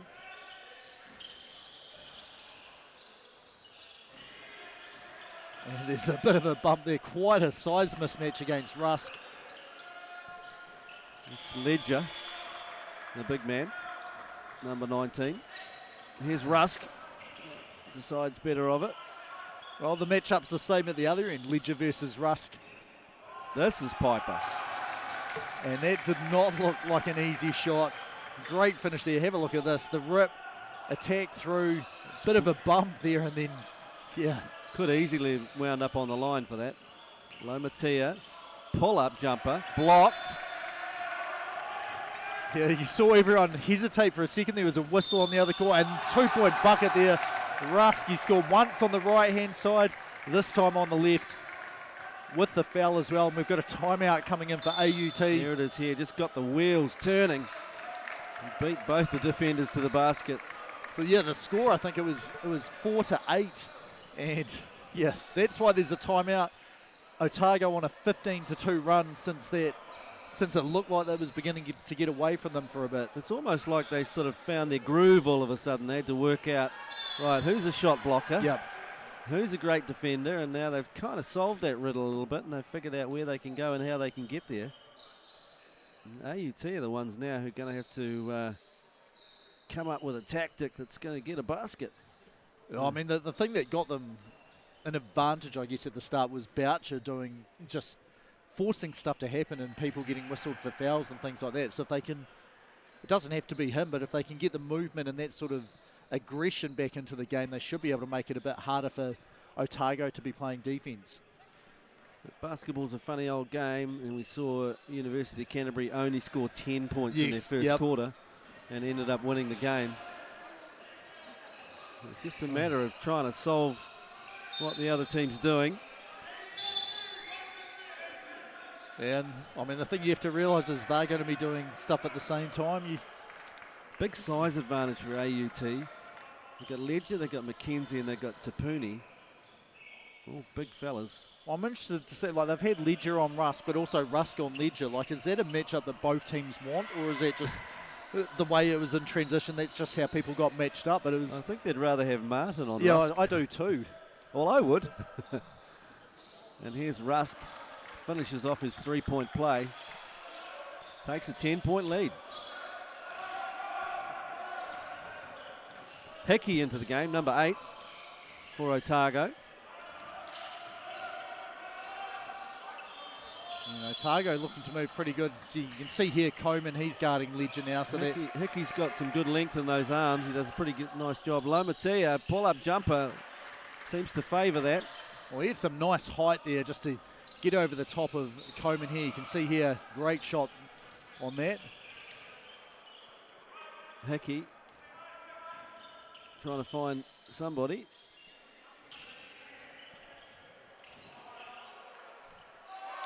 Inside to Coleman. Yeah, it was. It was almost he waited, felt like he took too long to shoot that to let McKenzie get back in defensive position, but able to score anyway. Just a little bit of a show there. Here's Martin, hit one already, and hits another one. Well, that pass from Lomatia, the cross-court pass from the opposite block, absolutely on the money. And he still was pretty well covered there, but enough time to get that shot up and in. Very, very similar. Almost a replay of the first 3 ball from Martin that he hit. Here's Rusk attacking through the lane. Piper attacking, and he draws a foul. McKenzie goes, what? Yeah, well, serious, man, I'm vertical. Well, yes, will yes, remain but to also be seen. no. I think if we saw that again, you'd see his arms swing down quite violently to try and get the big block, and you just put yourself at risk. You can see it here, look at that, like it's that swipe at the end. Yeah, not really sure if that was the arm that fouled him. It may well have been the body and the other arm. Well, the big man, you can see number 17 for Otago, Hannah into the game as well. Tapuni back for AUT, so I think we're going to see them matched up against. That's a fair fight in the weight class. Both big lads. No good at the first free throw there for Piper. Piper gets the second. And Poucher doing a bit of everything. He is now the point guard. Very sizable lineup here for AUT, and they turn it over. Hickey comes up with it. Yeah, Hannah gets stopped. 3 ball on its way, and it's good. Senior, the beneficiary of a nice kick-out pass from Hannah. The timeout there, AUT hasn't really paid a whole lot of dividends here. Close to the end of the first quarter, inside the last 50 seconds. Boucher looking for receivers. Ledger goes baseline and had too much on it for Hickey. He had to foul him. Yeah, we'll be shooting here, I think, because 15 foul as the basket did not count. You can see here the rip and just hit straight away. Correct. The bonus is in play for Otago. First one is good. So I suppose if AUT can get a stop and a score here, you'll feel pretty, you'd rather be up, but you'll feel okay going into the first quarter break. Yep, you just, I reckon above 15 you're happy enough as long as, even sometimes when the other team has been scorching hot, as long as you've got around 15 points in that first quarter, it's time for you to turn it around. I do not think there was any chance that shot was going to go in. The two probably biggest guys there on the bench is Otago, on the court, as Otago takes a timeout. McKenzie and Tapuni both combined to make basically nowhere for that to go up and in. Still 10-second on the shot clock. And I think Coach Brockbank here just saying, we've got a chance to, if we can get a lead and push out here, it may be too much for them to overcome. So I'm going to use this timeout. There's a little mini run has come from AUT here. They were looking down in the dumps when they only had 10 points. So they've stacked on 7 since then. Yeah, we'll just see how they look to, what they look to do. And then on the flip side, AUT, are they going to stay man-to-man? Or I know that Lincoln yesterday was every time there was a baseline out of bounds, we're going into a 2-3 zone, and that was, just for those positions here. And that can just be something, especially towards the end of a quarter, that you go to something like that, then they have to spend some time talking about it in the quarter break as opposed to something else. With the bigs they've got, if they were able to do something like that, that'd be tough to crack around the basket. Well, anyway, the way they're lining up here, you can't quite see it. It looks like man-to-man defense Still here. man-to-man, yep. And inside to Coman. Out to Hannah. 3 ball on its way. I think that northwest wind is still blowing through the building. Well, he was wide open. Although that may have been an easterly, based on the court configuration here. So Ledger gets it back to Boucher. So it's actually Otago have gone into a zone here, so maybe they were listening into us and saying, well, hey, that's a good idea. Let's Coman comes up with it. There's 5 on the game clock, and they turn it over just when they had a final look at it. Yeah, Rusk, I think, was just like, I've just got to make sure my feet are behind the 3-point line when I catch so I can shoot. You've got to catch the ball. Ledger throws it at the rim. So end of the first quarter here in the second semi-final. Otago, nice handy little lead there on 26. AUT on 17. Back in a couple of minutes.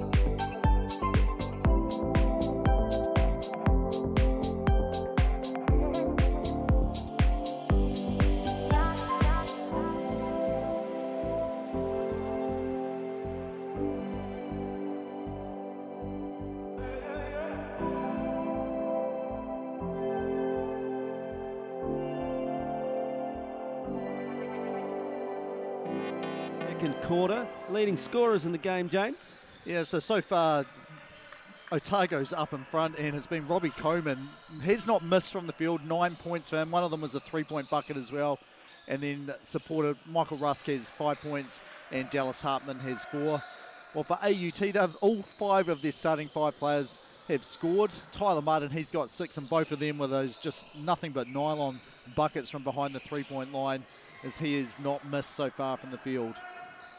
2 new men in the game, both number 4s. We have Bonar and Perez for Otago. Coman keeps that alive. And Ahi's back into the game with 2 fouls. He'll be under strict instruction. Perez probing. He ends up turning it over to McKenzie. Might get a highlight film after all. Stripped away. Great defense from Hartman.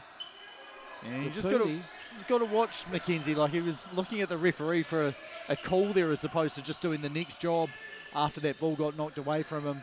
Tapuni 3 ball. This one doesn't go. Perez, one of the smaller men on the floor, rips down the rebound. Well, Coman had gone flying out to try and challenge that shot. So it's something to store in your mind if you're Tapuni. Maybe I'll up fake next time and get him off his feet. Ahi 3 ball, good. Well, it's still going the way Otago wants it to be. Just so much balance across the floor. So far dealing with the size disadvantage that they have against AUT. Here's McKenzie. Not quite there, Hartman. Was there momentarily and then not. We're judged with a block. And a couple of substitutions coming in here for the team in black, AUT. As you see there, just that little getting his shoulders past made it hard. So 13, his first action in the game. That's Connor Mills. Mills dives to the basket, but he wasn't seen by Lomatea. And the strip came down from Hartman. He gets it back. Just almost looked like he was pretending to lose the ball to see if he could get Lomatea to go for a steal. Ahi inside now to Coman. Has good position and finishes. He knows what to do there. Yeah, the basket counts. You see this here. Yeah, there's the finish of it, and it's pretty close to vertical, but pretty close isn't good enough. So a chance for a three-point play for Coman, and yeah, so far that timeout from Otago, they've had the better of it since then. Coman misses that one. Pushing out to a reasonable sized lead here. AUT are going to have to start to get something happening a bit quicker. Flop warning, I would say, and Lomatea finishes under the basket with the foul, so that is something happening. So the basket does count. The foul's whistled on number 10, Hartman for that one. Hartman for that foul. We see Piper looking to check in and Hartman looking to check out. And yeah, you said it might be a flop warning. Definitely a flop warning. Hamish Dale made the signal to the Otago bench, so if someone else is whistled for a flop from their team any time later in this game, it will be a technical foul issued. Lomatea gets his three-point play to stick, and they really needed that right then. Cuts that lead to 11. Here's Ahi trying to find a spot to shoot it. He does find a spot to shoot it. Been working off that ball screen with Coman pretty effectively. And good rebound there from the big man, Mills. Lomatea with another pull-up, goes to the bank. I love the bank. Oh, he's Bring pretty back good. the bank. He's pretty good in that sort of, I wouldn't even really say mid-range, those short-range pull-ups. Coman not really bothered. Well, Coman pretty Strong good move to the basket. anywhere, I guess. Threes and at the rims. Bonard just does not have the strength or the verticality to deal with that kind of drive. Oh, this will be interesting. Coman's grabbed the arm. Yep. Ledger. Give him his wallet back. Well, you can see here there is going to be a discussion. Is that a regular shooting foul, or is that just no attempt whatsoever on the ball? Let's have a look here. Oh, yeah, out of position. Never in a proper defensive position. What do they call it? Legal guarding position. Well, legal guarding position, you won't get a foul called. Yeah, it is and there you go. unsportsmanlike. Unsportsmanlike. You didn't quite see that, but it's been adjudged by the referees. Yeah, I mean, I was going to say when they're nodding, yes, yes, yes, that's what we're going to do. That means nothing to us when we can't hear them, because it could be yes, yes, yes, it's a personal foul, or yes, yes, yes, we're going to upgrade that and say it's unsportsmanlike. So Robbie Coman gives up 2 free throws. They do miss the first, but AUT will have the ball again on the sideline here. Rattles the second one home. And AUT possession. No one really knows what's going on. But, well, that's why you need referees that know what they're doing, because they'll help just herd the cats where they need to go. AUT ball. And, finally get it in.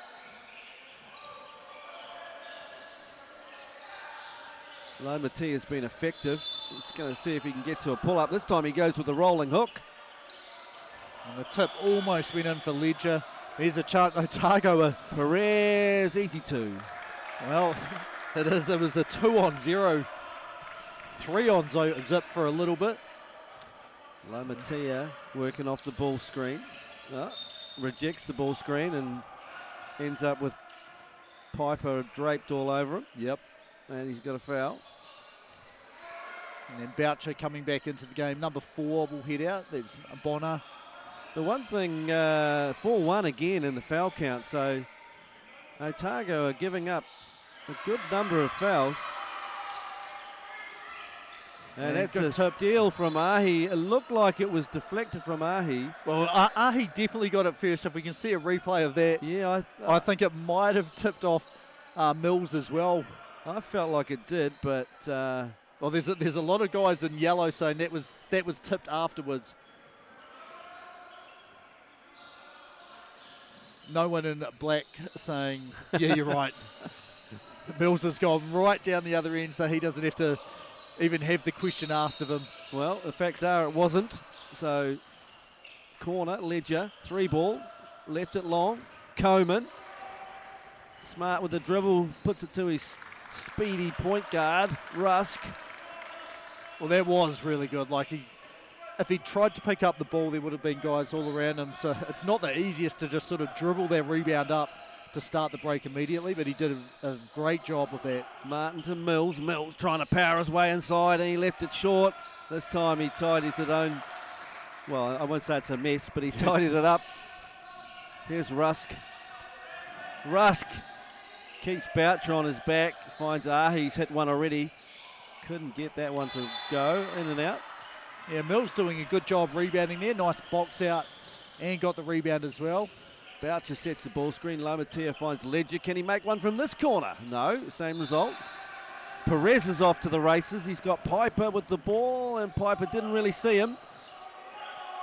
Well, I'd like to see, that might have been a treble there. Just the hop there, a bit hard to see. And we have a foul whistled on Perez, number 4. Did he have something to say?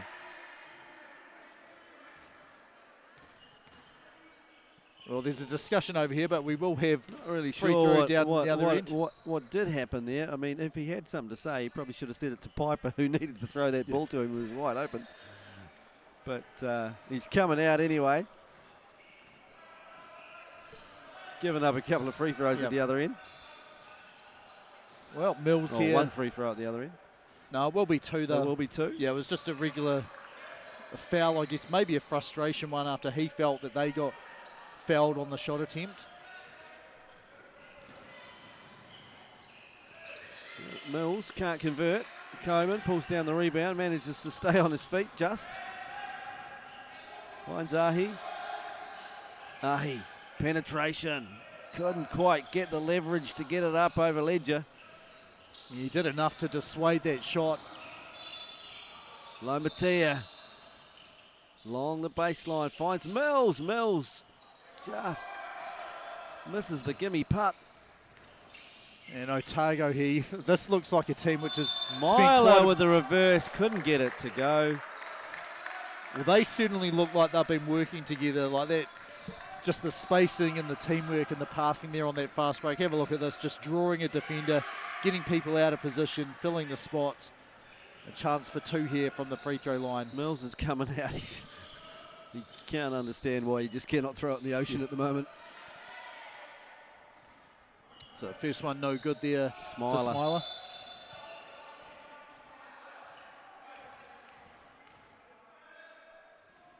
And the second one dribbles in.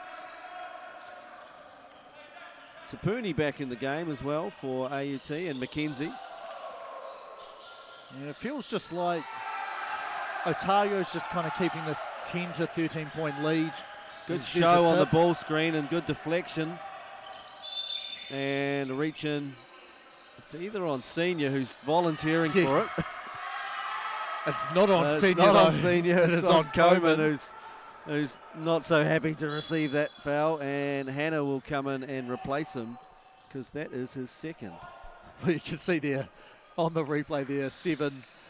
Smiler, You've got to be quicker. Like he was nowhere near. Credit to him, but you've got to be quicker. You be quicker with the ref. Got to immediately see that that's your big guy that you want to stay in the game and stick your hand up and volunteer that foul early. There was a bit of a reluctant switch of fouls. Tapuni. Well, we get to see Hannah versus Tapuni now anyway. Here's Ahi bringing the ball up. Just getting through everyone. Nice footwork there. Piper to Hannah. Hannah in the block. Gonna go to work down there. He does with the jump hook. Gets to where he needed to go. Well, he's a different speed to everyone else in the Otago team. It's like zipping and zapping all around the court. Give the ball to him, and he's just going to slow it down a little bit for them. It's like watching a slow motion replay. 3 ball is good. This time from the other side from Martin.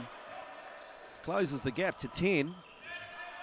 Oh, he's a bit like you, Terry. Like, whoa, look at that. If it's hard to score inside, just work on your outside shooting game right. Simple game, really. Play between the 2 3-point lines. conserve some energy as well, right? Here's Smiler, not conserving any energy. He's trying really hard right here. Gets it out to Senior. 3 ball on its way, doesn't go, and pulled down. Wow, interesting. Hannah's pointing one way. That is not the way that Jaden Rosanowski's pointing. The two number 17s have, well, finally they've figured out whose ball it is. Ahi has gone out. Did you see who came in, James? I think it's 13. I think it's Hartman. Hartman has come in the game. Yes, you're right. Staying in this 2-3 zone, leaving the baseline wide open, and you probably wouldn't want to do that too often because it's a bit of a highlight film. It is. It's Zach McKenzie, as we said. Here he is, just slipping behind the defenders. Hannah lifted up too high, and that is very easy for him. One of those Jimmy Boeheim 2-3 zones with the V shape at the back. Yeah. Could be a problem. Well, you need to be super aware. Piper, skipping. Senior skipping. Everyone's skipping through the gaps. Tapuni, AUT, a chance to run. They don't go immediately, and Otago back in their defensive structure now. Lamatia's got his eyes open. He goes for the turnaround fadeaway bank shot. He's my man. He's my new favourite player. Oh, he's up to 9 points now in the game, and I think at least 4 of them have come off the window. And this is going to be a foul on Boucher, given the way he's looking a little annoyed with himself. It is a pass off, so it will be from the baseline here. Good run put together here by AUT to tidy this lead up. 6-point ball game now. It's been double digits. Here's Coman working on McKenzie. Strong move from Coman. Well, that's Uses not his easy. body well. So I guess Brockback. Well, he took away the athleticism by bumping McKenzie in the chest. Lomatia to that sort of mid-post again. Tapuni has been willing to take that shot. Here's Tapuni. Coman trying to stay as vertical as possible. Good decision. You want to stay in the game, that is. Well, it wasn't him initially guarding. They switched just as Tapuni kicked it out, went back to look for the repost. Coman puts it on the floor, met by Tapuni, fouled all the way to the basket. Tapuni's unhappy, but he did bump him at least twice. Well, to be fair, both guys, Coman's been whistled for one, which he's probably like, oh, that wasn't much of one. Tapuni feels the same way there, so one foul apiece. It's probably relatively even. Coman is on 2, but they've had 1 foul. Yeah. Which they can say maybe shouldn't really have been called, or be happy if it wasn't. So Coman hasn't been able to bury that first free throw, so.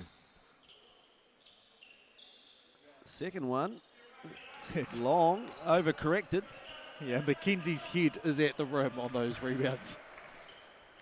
So very exciting. I think he may, if there was a slam dunk contest here, or at least, a vertical height jump test, something like that here, I'm pretty sure he'd be my pick to win it. Stripped away here from Smiler.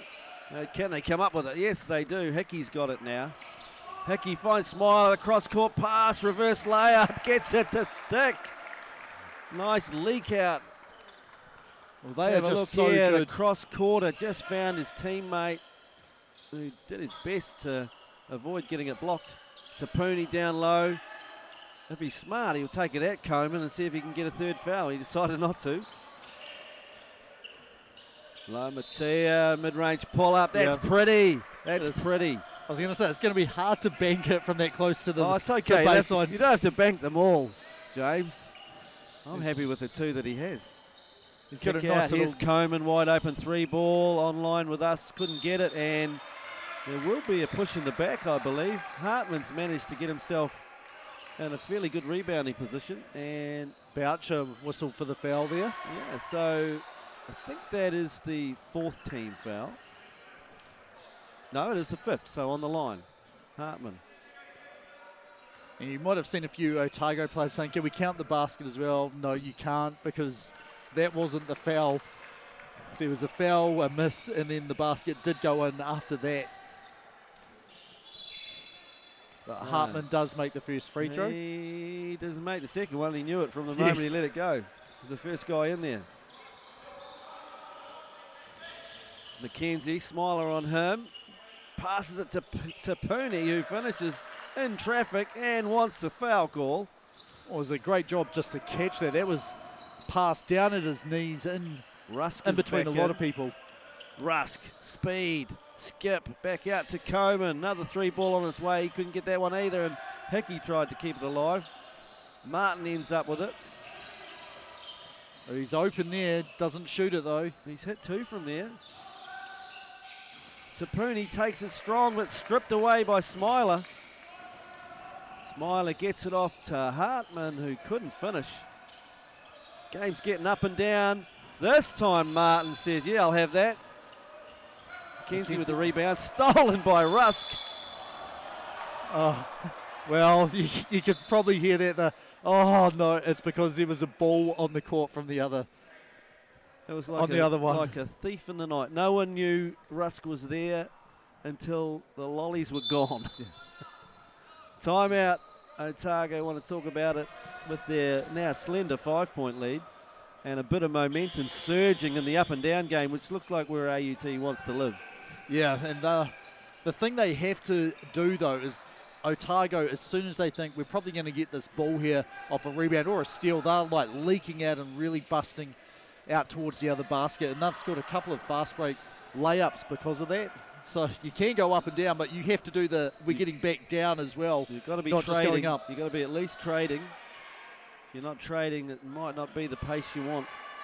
Otago very good at kind of sitting back in his zone or sitting back and then leaking out and getting fast breaks, as opposed to a real up and down scramble type game.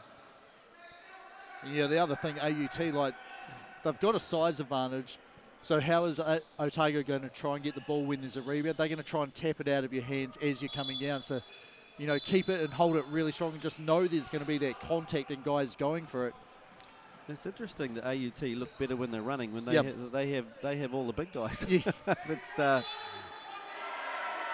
actually good to see. Now, in terms of shooting percentage as well, if we look at 3-point shots, so AUT 3 of 11, so not great from behind the 3-point line, especially if you got rid of Tyler Martin's 3 of 4. That means the rest of the team's 0 of 7.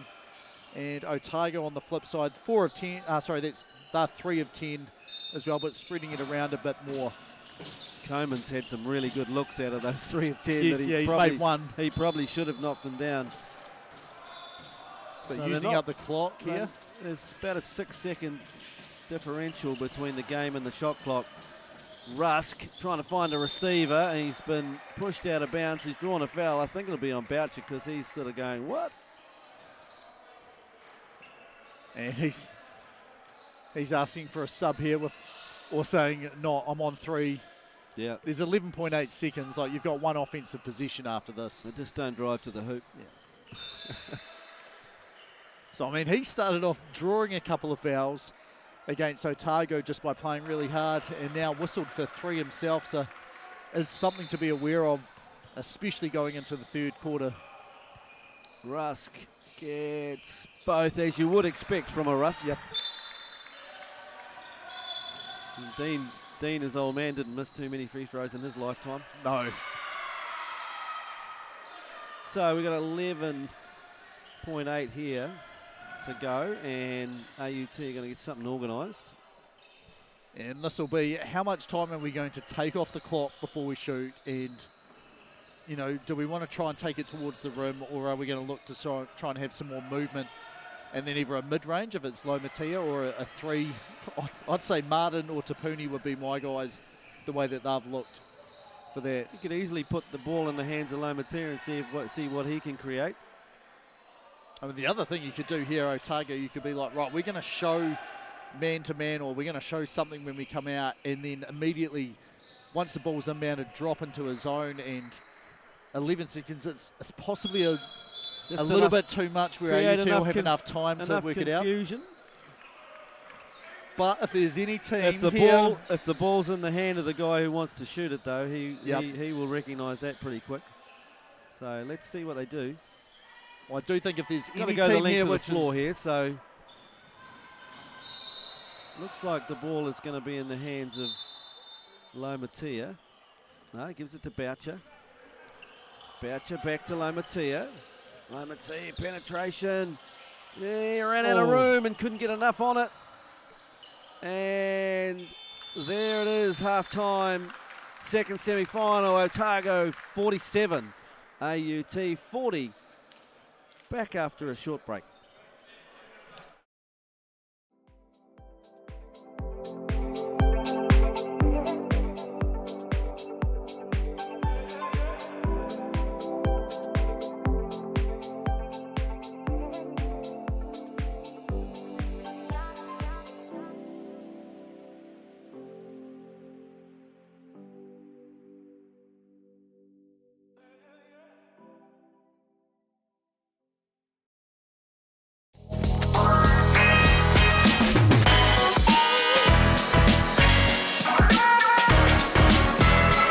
I'm Dylan Boucher from Basketball New Zealand here at Kakaramia School. Just having some great fun with the kids here with our Hoops and Schools programs. Your school can be one of these schools having the fun with our Tall Blacks and Tall Ferns and local NBL and Tauihi teams. Nothing but fun going on out here. Prizes given away, kids making shots, laughter, fun. That's what it's all about.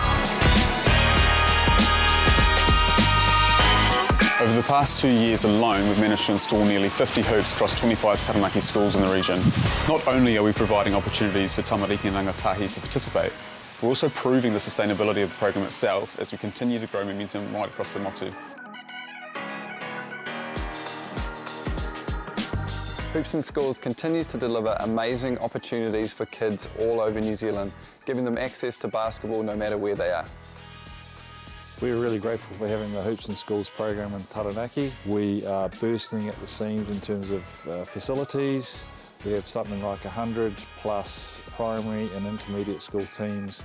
Providing these hoops to the kids fitted in with the whole growth of the game. I know that having these hoops in the schools will just support the whole program and see the future growth of the game.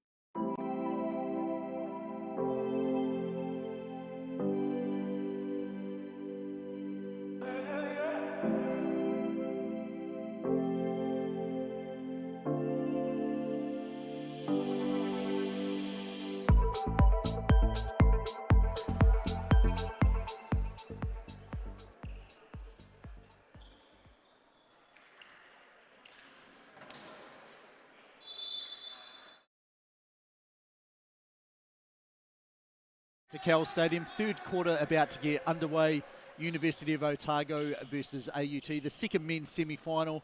Otago a 7-point lead here, and we looked at one thing in the stats which seemed to be that's where the differences come from, Terry. Yeah, the two-point field goal percentage. I guess it's a bit different when it's me talking about that, but Otago shooting 61% from inside the arc, AUT 46%, and that's basically why they had the 7-point lead here.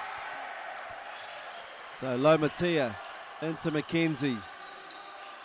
Here's Boucher. They met him on the ball screen, and he's caused an offensive foul, which won't make him happy at all because he's just going to continue the walk to the bench because that will be his 4th foul. There's a great jump out into the lane there.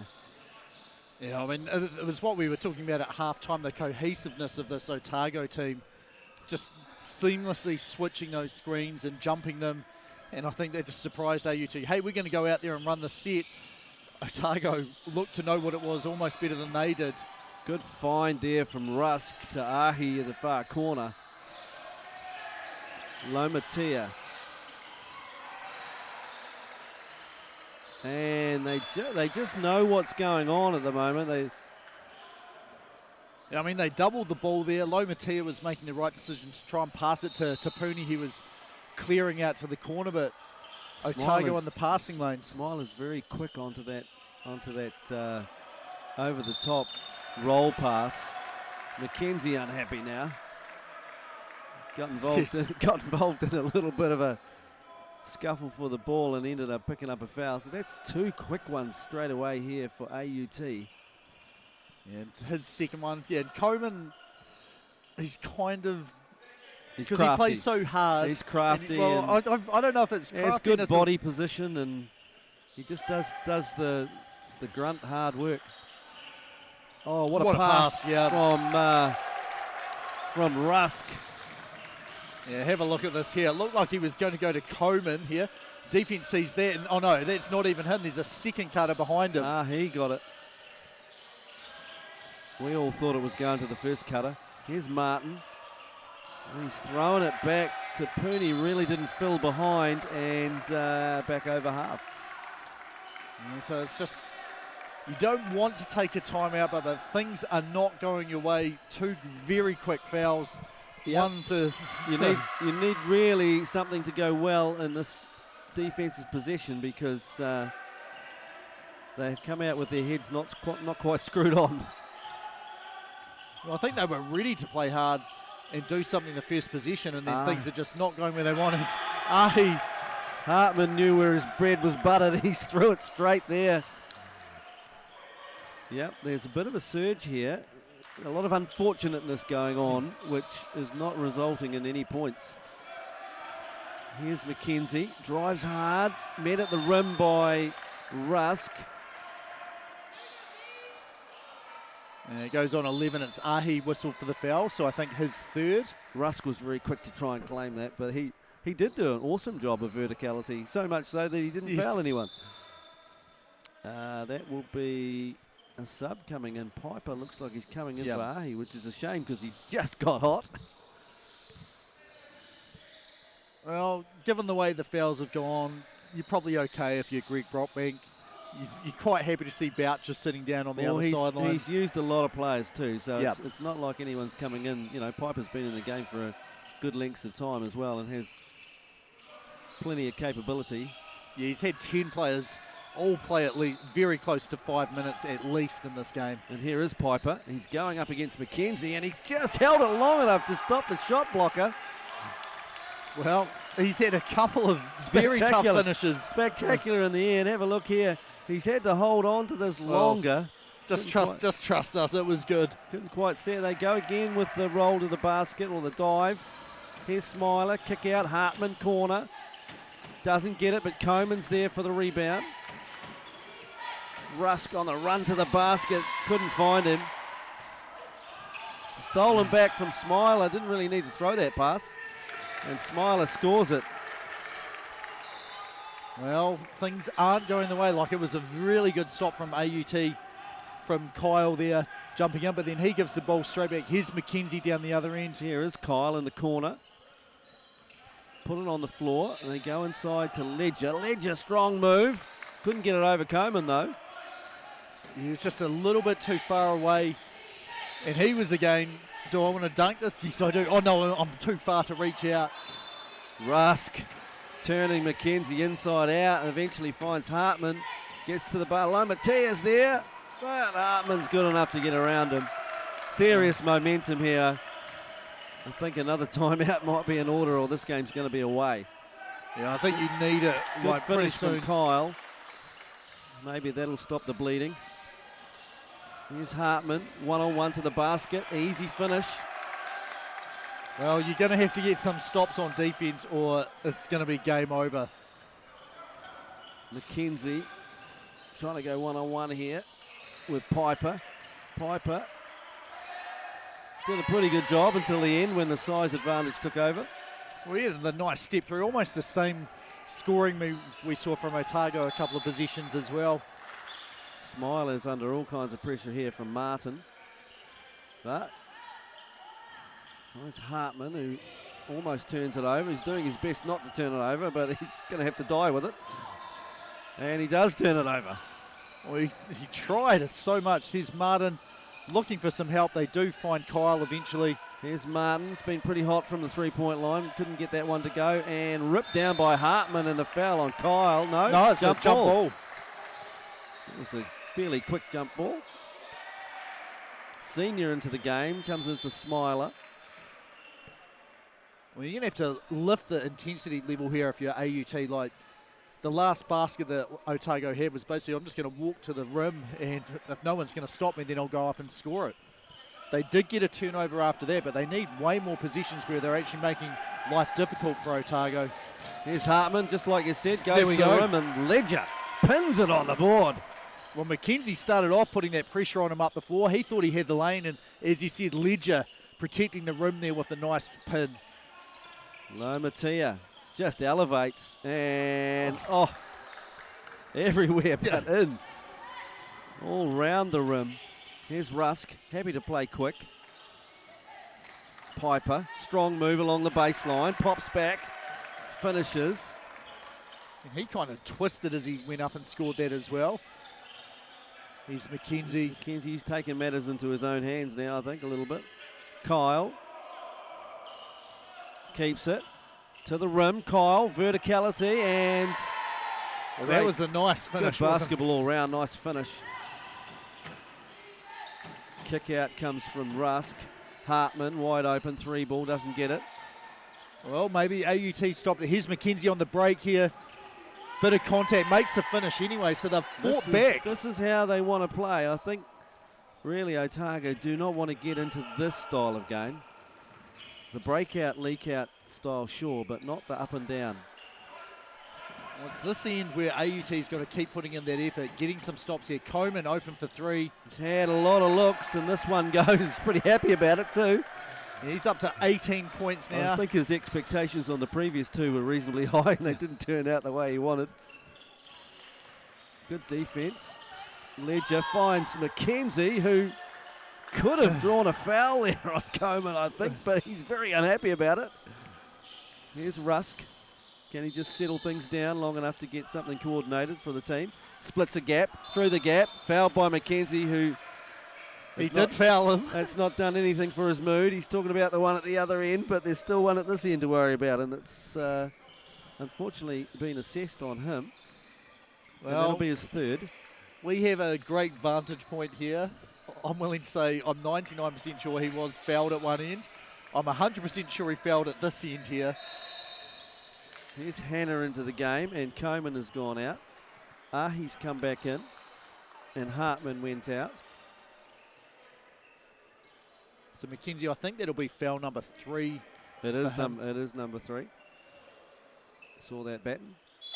Rusk makes his free throws, and Hickey comes in. So wholesale changes here for Otago. See whether that, and in the zone as well. Probably a pretty good idea. They've got Hannah in here. You'll see him in a moment in the back line. So that's one way to sort of keep him around the basket. But we do remember this is when McKenzie had that nice dunk as he was lifted too high up. Kick out to Martin, penetration. He's got to rush it up there and leaves it well short. Leak out to Piper. Can Piper finish this? Under pressure from Kyle. Kyle fouls him. Well, Mackenzie's now willing to go to bat for anyone who's whistled for a foul. I'm also 100% sure that was a foul. It's become the great debate. Those ones are not typically hard to call because you're kind of riding the guy all the way to the rim. If there's any kind of deviation in their track, you tend to get called, which there was. Piper gets that one to stick. Bonar is back in the game. Well, they had cut it to 12. It's extended out to 17 now. So the trading baskets is kind of working out okay in the end for Otago. It wasn't looking so good a minute or so ago. No, and I think it's probably the point of the game. Bonar, no place to go. He does find Kyle eventually. That looks online, couldn't go. Big rebound from Ledger. Yeah, he'd been out on the perimeter most of the first half. This time, I think, has been said, we need you to get around the rim, get some second chance opportunities, especially when Otago has Coleman out of the game. Piper takes it on. Up fake. Split the two bigs and scored it. Nice move from Piper. Well, you've got a height advantage. Like, have a look at this here. I don't know why. You want to get a block, but you jump and that gives him the space to get that shot up and in. And whereas if you just stood there, he's probably going to miss it. Deflection from Hannah now. We're back live. Senior managed to run it down. Piper still willing to go to the basket. Has had good success. Ahi back to Piper. Rips it along the baseline. He's had good one with that. And he goes reverse layup. He's on fire. Well, it's 19 now. Follow the Pied Piper. It's leading you to the promised land. Use the rim there to defend, to stop the shot block of it. At the moment, you may end up having a timeout that you don't even end up using. Getting very ragged right now for AUT. And you want to say, you know, you're like, we want to be in a close game and come back and need to use our timeouts at the end, but it's just getting pushed out further and further. 19 points the margin now. And yeah, Otago has outscored them 24-12 here this quarter. And a lot of that's been in the last minute or two, it feels like. Smiler behind his back. Can he get it over to Pooney? No, he can't. Well, Tapuni stayed down until he jumped that time. Forced the misses. Lomatia to the rim, no good. Lomatia just, oh, and he's taken one in the face too, which won't thrill him having missed that shot. We'll see who the foul's on here. I think there's a talk here. You've got to be careful. That was, you were fouled first, but you can't just swing your arms Let's like have a look this. here. I think he actually got him with his back, or might have been his head.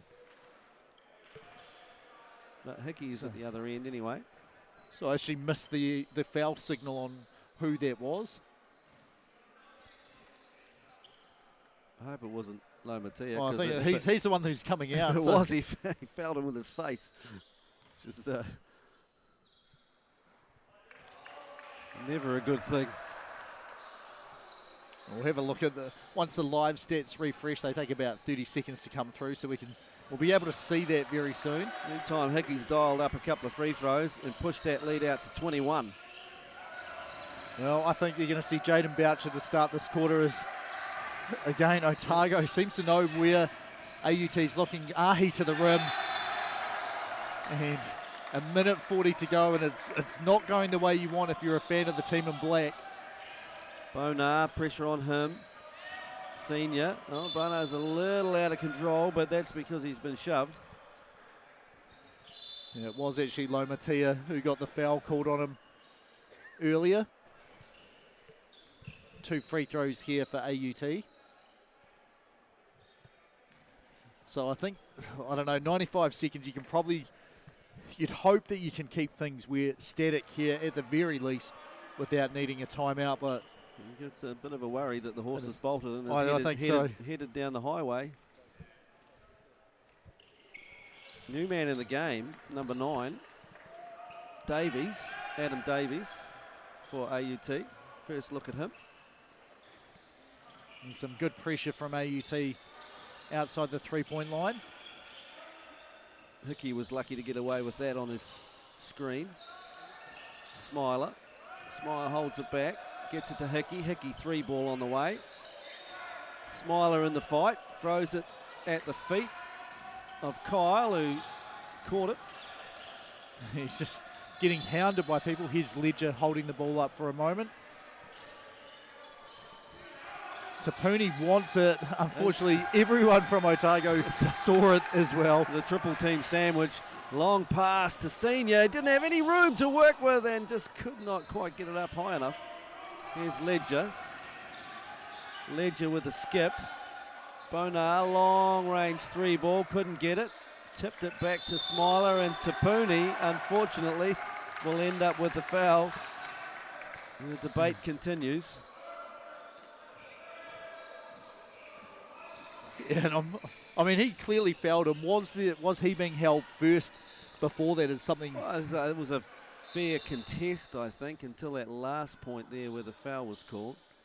Well, I can kind of understand the frustration from AUT. Like, Otago plays super hard, but then they seem to be the ones which fall over, and there seems to be fouls called a lot of the time when that happens, whereas AUT, bigger guys, more solid bases, they're not falling over, so it could be exactly the same amount of contact, but it doesn't look as bad. And the interesting thing was, in the first half of this game, Otago racked up the fouls, the team fouls, really quickly.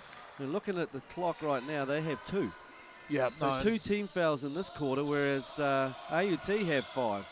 And sometimes for players, when it switches around like that, they struggle to understand why. And ball just popped out there. Steal for Otago. They can hold. You can hear Coach Brockbank yelling out, hold, hold. Lots of pressure coming on. Quite difficult to hold, Coach. I'm under a lot of heat. Yeah, the 5-second count is going. He's got to do something. He does justice. That was on 4.5. Shot clock's at 4. And Bonar bails them out of the... Well, you got to kind of know the clock as well. Like, yes, they are going to hold, but then once it gets down around 10 seconds, that's probably when they're going to look to attack. So you have to be ready to move your feet and cut that off then.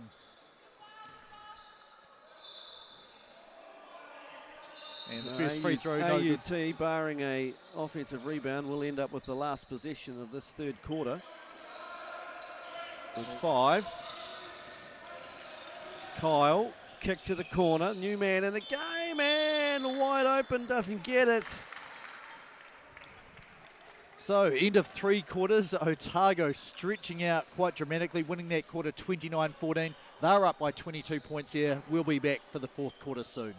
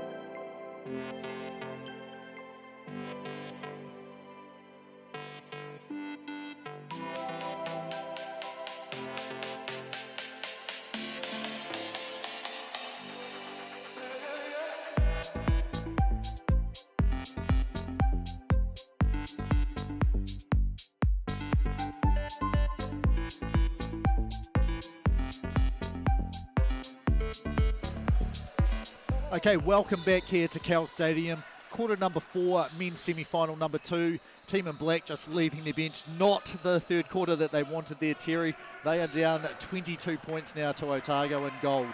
Yeah, just struggling. Look, they got the game going up and down, which looked good for a little while, and then they just made too many errors. And Otago came straight back into it with a few breaks of their own. So you feel like if they want to get back into this, they do have to play at a much higher tempo, AUT, but they've got to try and also be a little bit more clinical because they're gifting it a little bit, and maybe not talk to the refs anymore and just play. Yeah, I'm pretty sure the refs understand your frustrations and how you feel. They're not going to change anything now. They're not going to, well, I mean, anything that's happened, any decisions they make from now on, you're not really going to alter them much by complaining a bit more than this. Good double coming here from Hartman. In the end, they find Ledger on the cut to the basket. Boucher is back into the game too, and he's sitting on his 4 fouls. But you just play that one out, right? When you're down, when you're down by 20. Yeah, you need him out there. If you're going to have a chance, he's got to be in the game. Hickey left it long. Ledger with the rebound. Big push Boucher, here coming from Martin. Boucher did challenge that one at the rim a bit. Beautiful pull-up. My goodness, that is a beautiful shot. Nice. Lomatia has such great balance on that pull-up. Well, you can see the pressure up the floor now. They certainly are wanting to up it a bit. Rusk slows it down, though. Rusk working with Coman. Rusk on a little pull-up of his own. Couldn't get it. Rebound. This time it'll be against somebody. The 10. It goes against Hartman. I'm just wondering how interested Coman was in being involved in any of those discussions. He walked away pretty quick. Well, he's sort of been the key for Otago for most of it. He's up to 18 points, 8 of 10 from the field. 0 of 3 from the free throw line's about the only negative he's had in the game. McKenzie, 3 ball. Good. Good. So, they've had a chat at third quarter and they're going to make a run. Well, they need to. The AUT women's team here making use of the Cowell Stadium stand, finding that it's quite the good noise amplifier. Perez trying to find a cutter. He finds Coman. Coman under all kinds of pressure, but as he normally does, finishes that. Well, he's just smart, isn't he? Like, gets you in a compromised position and then like, well, this is how I can get an easy shot here. And, you know, it's not the finishes which are so impressive about him. It's what he does beforehand just to get those opportunities. Coman's not going to let McKenzie have another one of those easy looks. He's drifted inside and the helps come across. They find Ledger. Ledger can't make it stick. Here's Rusk. Just happy to play a calmer style of game. And has it blocked by McKenzie, who's got Boucher with him. Found him at the last second. Could be the best possible outcome with the 3 ball on its way, but it doesn't stick either. And again, a whistle on the other court when something's happening and people just hesitate for a moment. I think AUT had the numbers there to get the offensive rebound if they'd pushed for it. Hartman just keeping Martin on his back. Nice play by him. Pulls down the rebounds. Gone back to Perez. Perez to Coman. In the corner to Hickey, puts it on the floor, kick out to Rusk. 3 on the shot clock, got to let it fly. Well short. Well, their defense is what they need now. It's this end of the court which is the issue, as Lomatia draws a foul there. He's just, so it's a good change of pace. Just that little hezzy, threw it on Perez and went right by him. There's Ahi back into the game and Smiler. Hickey and Hartman go out. Well, you've cut the lead a little bit here, down to 17. 7-2 to start this quarter here. McKenzie slips the screen. He finds his shooter in the corner, which is Martin, who, was that partially blocked? Yeah, Perez. Smiler strong to the basket, and he'll draw the foul on McKenzie. McKenzie not complaining this time, saying, you're correct this time. That will put him on the edge of oblivion. Yep, he is has on 4 now. As well. So be on best behaviour or he won't be seeing it out. I'll be honest, if I was going against McKenzie, I feel like about 9 or 10 of 10 shots would get blocked if I tried to score against him. But these Otago guys are just able to sort of hang long enough to still get the shot up without him blocking anywhere near as many as I feel like he would. He is going to the 13th floor. What they're doing is hesitating halfway up and just getting his timing out. I think Lomatia just stepped out of bounds. I mean, there's not much you can say about that. Like, just dribbled out of bounds. There are a few different coloured lines here. There are, but they've been playing for quite a while on the white ones. It's not time to go and change. Like the teams that play locally here, because the grandstand got, well, the front row got moved out, so the court sort of feels like it's in a different position even though it hasn't. But if you're not from here, like, you know, the court's on the ground. Like, it shouldn't be a problem. McKenzie in the lane. trying to find Martin. He does so. It's back out, Lomatia. Trying to put Coman on skates. Pull-up jumper. No Rattles surprise it home. there.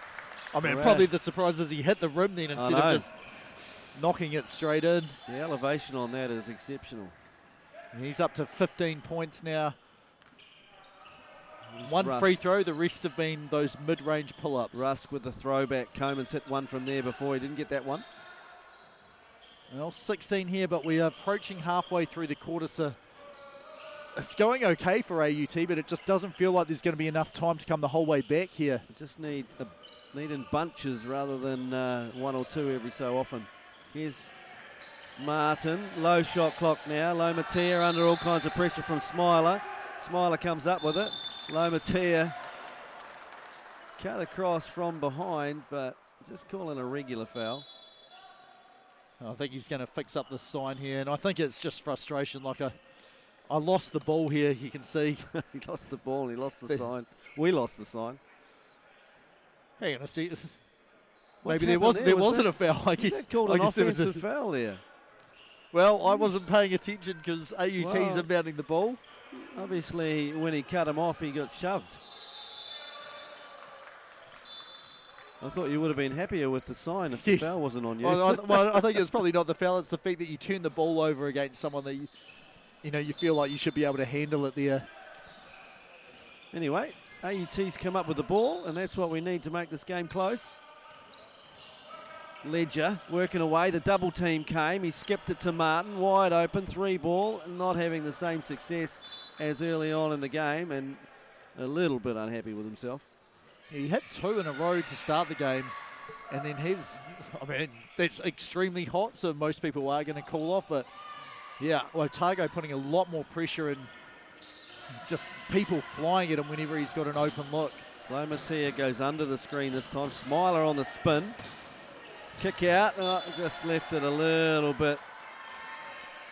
I think maybe Piper needed to be right in the corner at the 3-point line. He was almost kind of short corner and it went over his head.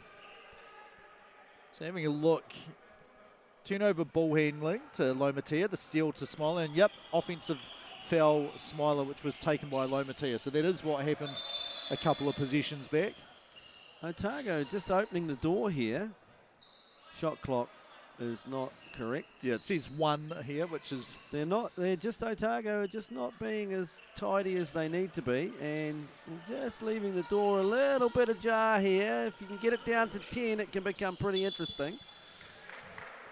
Boucher there, he saw a move to make sure the ball didn't hit him. I think he actually got hit by or someone in his team where the ball got bounced back to him before he was on the court.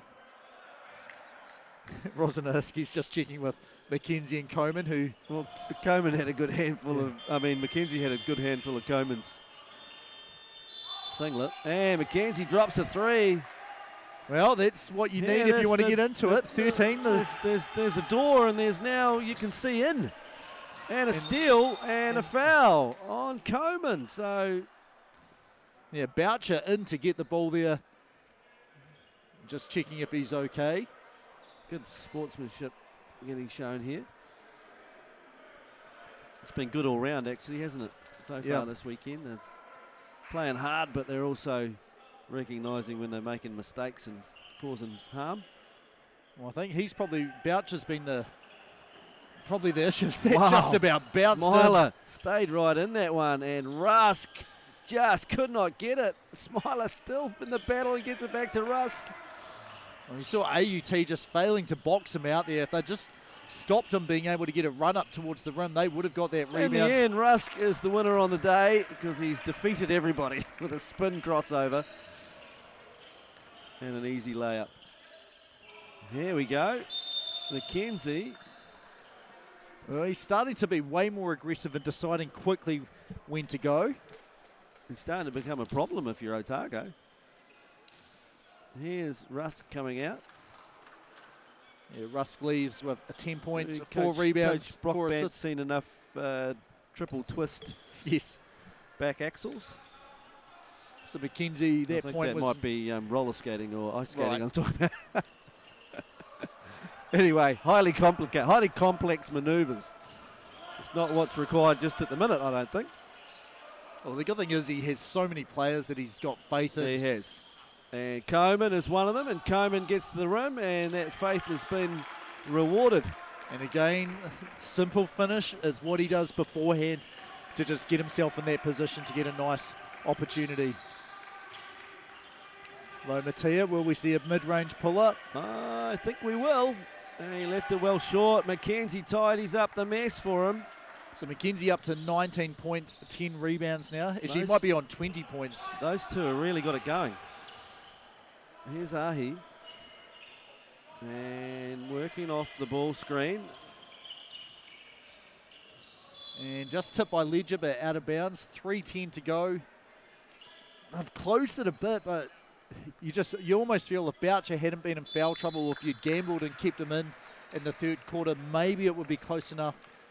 Like you said, they're making inroads, but whether it's going to be enough in the 3:10 left. Yep. It's almost like we can see the finish line, but I'm not sure if our legs are going to carry us there. Well, Brockbank, I mean, he can say, what we've got, 3 minutes 10, 8 seconds in this possession. Like, if we have, I don't know, 8 possessions, and we just use the clock on all of them, AUT has to score 2 points every possession to get the lead, you know, on average. So it's only really if we turn the ball over and give them uncontested shots. You want to. That last possession was a great example of just slow it down, work to what we know works well, get it inside, score. You know, so last thing you want to do is get up tempo all of a sudden and have these guys hit 2 or 3 threes and feel like they can win it. Yeah. Yeah, that's the other side. If you go quick, turn it over, they hit threes. And that's exactly what AUT needs to do. They need to get it, rip it, move it, lay it up, or shoot a 3. You just got to be something quick. Aware these two guys we need in the game, we want in the game, so we can't have Boucher or Mackenzie foul. Well, they've showed they have the tools to get the job done. Whether or not they can just do it for a longer period of time without allowing Otago to score. Here's Coman. Working hard. Goes to his bread and butter. That's exactly what you wanted. That's exactly what would have been drawn up. Yeah, Mackenzie just not the mess to deal with Coman, just banging into him. And he just makes it look easy to finish. Here's Martin. That's a good look for him and drills Martin, it. A lot happier about that. Well, trading 2 for 3. You can do that, but you need the clock here. Here's Smiler. He'd be well advised just to move the basketball, I think. Ledger this time matched up on Coman. They're looking to switch. Mackenzie. Oh, gets it all wrong with the lob to Coman. Coman's protesting. Well, yes. Thinks he had no chance of rolling with 2 hands in his back. Yep, he's right, but Mackenzie had the position there. Like, you could argue, yep, his hands were there, but he's actually protecting himself from you going into him. He read the play before you were even there, so it was great recognition by Mackenzie to get over there. Now, believe it or not, you get a 3 on this possession and you've cut this game down to 10. There's a Boucher cutting back door. Here's Mackenzie up the top. Lomatia works off the ball screen. And he goes to his favoured pull-up and couldn't get it, and they couldn't get the rebound either. So that was a big play right there in the scheme of things. He here holding the ball. Settle down. Coman's just going, just take our time. Play in the last 10 seconds of the shot clock. Ledger is not looking anywhere near Ahi, who says, you're not going to guard me? Okay, then. You think you've got Coman going to the basket? Okay, then. No, you don't. Well, and you'll love that if you coach Brockbank as well. Wait until about 6 seconds on the clock as Martin was trying to find the ball, and the ball found him instead there. That's horrible when you're running in that direction. You have no idea where it is. Well, at least it wasn't a catch and a dunk and a throw down on you. You did get a stop here. No, and looks like the white flag might have been waved. And we have the whole bench in. Oh, we got a new man altogether who has not been in the game at all, number 18. Yeah, Tony Malossi Solomona. Yeah, this is so good for him to get an opportunity to jump on the court here. His first minutes. Kyle's in the game. You'd much rather you Mills is back in the game. I actually thought Mills didn't play too bad early on. He just couldn't finish. You did a good job rebounding and defending around the rim. You'd much rather, if you're the bench mob coming in and a game's been decided, you'd much rather you were the team up by almost 20 as opposed to the other way round. Here's Hartman back in and a reach around from Kyle. And I think Brockbank's going to get some subs coming in. Hickey's coming back in. Well. Perez is coming back in. Senior is already back in. So it will be an all South Island grand final. Hartman out, Smiler out. He stays after hitting that massive three. Yes, it's UC versus University of Otago. And we've got an opportunity on the women's side. Otago's in one semi-final and Lincoln University in the other. So there is the possibility, actually UC's in a semi-final. I think it's UC versus Otago. So yeah, there is a chance that it could be an all South Island final on in both genders. Hannah back into the game as well for Otago. Coleman goes out. What did he finish with, James? Yeah, it's just a tremendous game for him. 24 points, 78% from the field, 11 of 14, 10 rebounds, 2 steals. Yeah, I mean, if you're shooting 11 from 14, you have had a pretty damn good game. Just did everything well. Did everything well. Joe Ahi, he ends with 13 points in the game. Well, I suppose he could score again. He's on 13 points at the moment. Michael Rusk has 12 points. And then Matthew Piper, number 13, he has 14 points as well for them. So, yeah, it's been Coleman plus just a whole bunch of other guys. There's 10 guys that have all played. Piper was cooking there for a while along the baseline, getting all kinds of reverse layups and pop-back layups. He was putting on a clinic. And for AUT, Zach McKenzie, he finishes with 19 points, 10 rebounds for him and 3 assists. And then Ryan Lomatia, he has 15 points, 4 assists. And 2 bankers. He does. And Tyler Martin, 12 points for him. He had all 12 of his points from behind the 3-point line. And again, Ahi's left open. This time not the same result. Well, you probably don't mind there because the last one was pretty much the backbreaker that put the game to bed. Here's Kyle, step back 3 ball. Not on this occasion. Mills was all over it, couldn't get it. Here's Perez. Takes it strong and finishes. Change of hands too in flight. Yeah, it almost looked like, well, I'm just going to go and see what happens here. Ball just went up and drops in, so another 2 points for Otago. Bonar.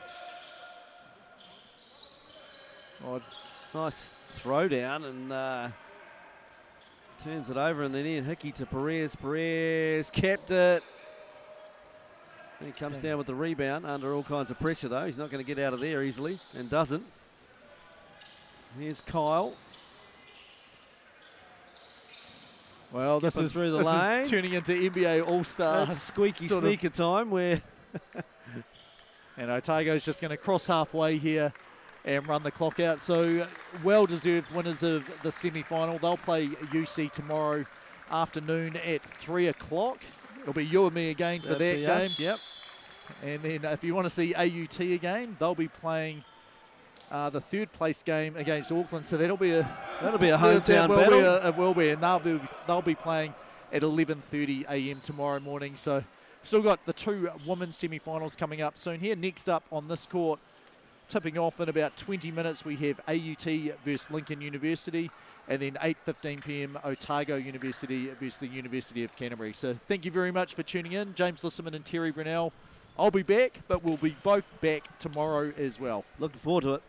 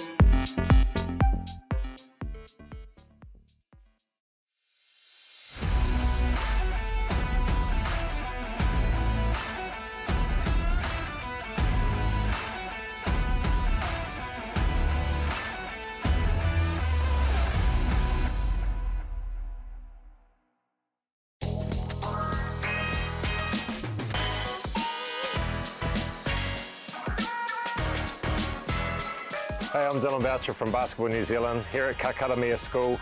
Just having some great fun with the kids here with our Hoops and Schools programs. Your school can be one of these schools, having the fun with our Tall Blacks and Tall Ferns and local NBL and Tauihi teams. Nothing but fun going on out here, prizes given away, kids making shots, laughter, fun, that's what it's all about. Over the past 2 years alone, we've managed to install nearly 50 hoops across 25 taranaki schools in the region. Not only are we providing opportunities for tamariki and rangatahi to participate, we're also proving the sustainability of the program itself as we continue to grow momentum right across the motu. Hoops and Schools continues to deliver amazing opportunities for kids all over New Zealand, giving them access to basketball no matter where they are.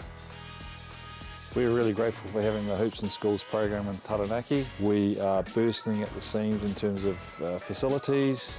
We have something like 100 plus primary and intermediate school teams. Providing these hoops to the kids fitted in with the whole growth of the game. I know that having these hoops in the schools will just support the whole program and see the future growth of the game.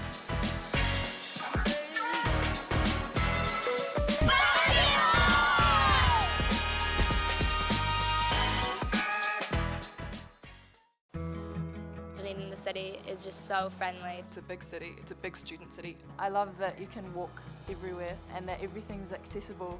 The campus is just pretty much in the heart of the city as well. What the students offer to the city is something that you don't get too many other places. That's the great thing about this university, you will find your people. It feels like a university with a city attached to it. It's exceeded my expectations in every way. It's unbelievable.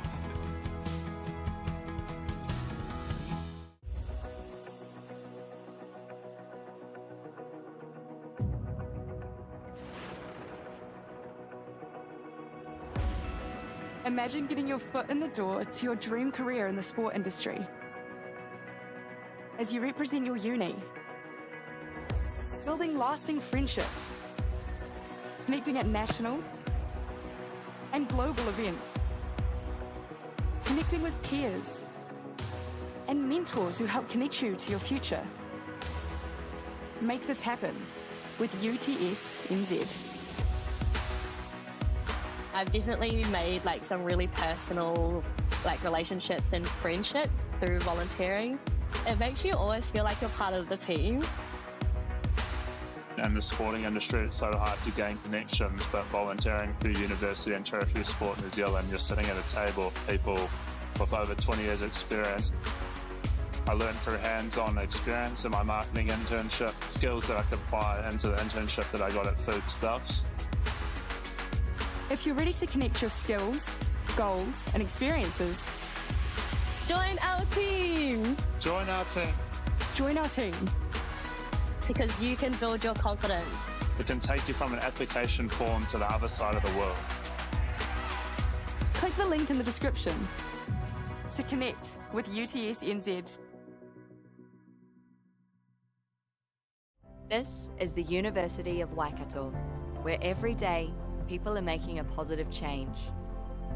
Where research helps tackle global challenges and elite athletes can compete at the top of their game. A place where people are given the tools to protect their whenua for future generations. Where talent is nurtured and excellence is celebrated. It's a place where industry, innovation and education converge, and where moments are shared with loved ones.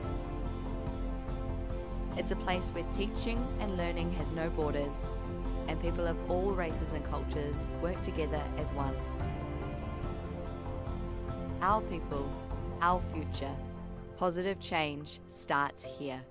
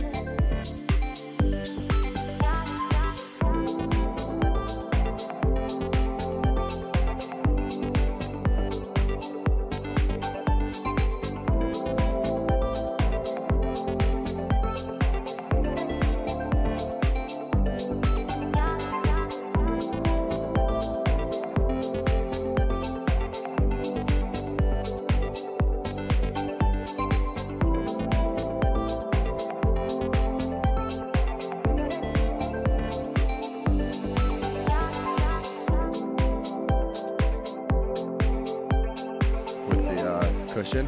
Right, here we go.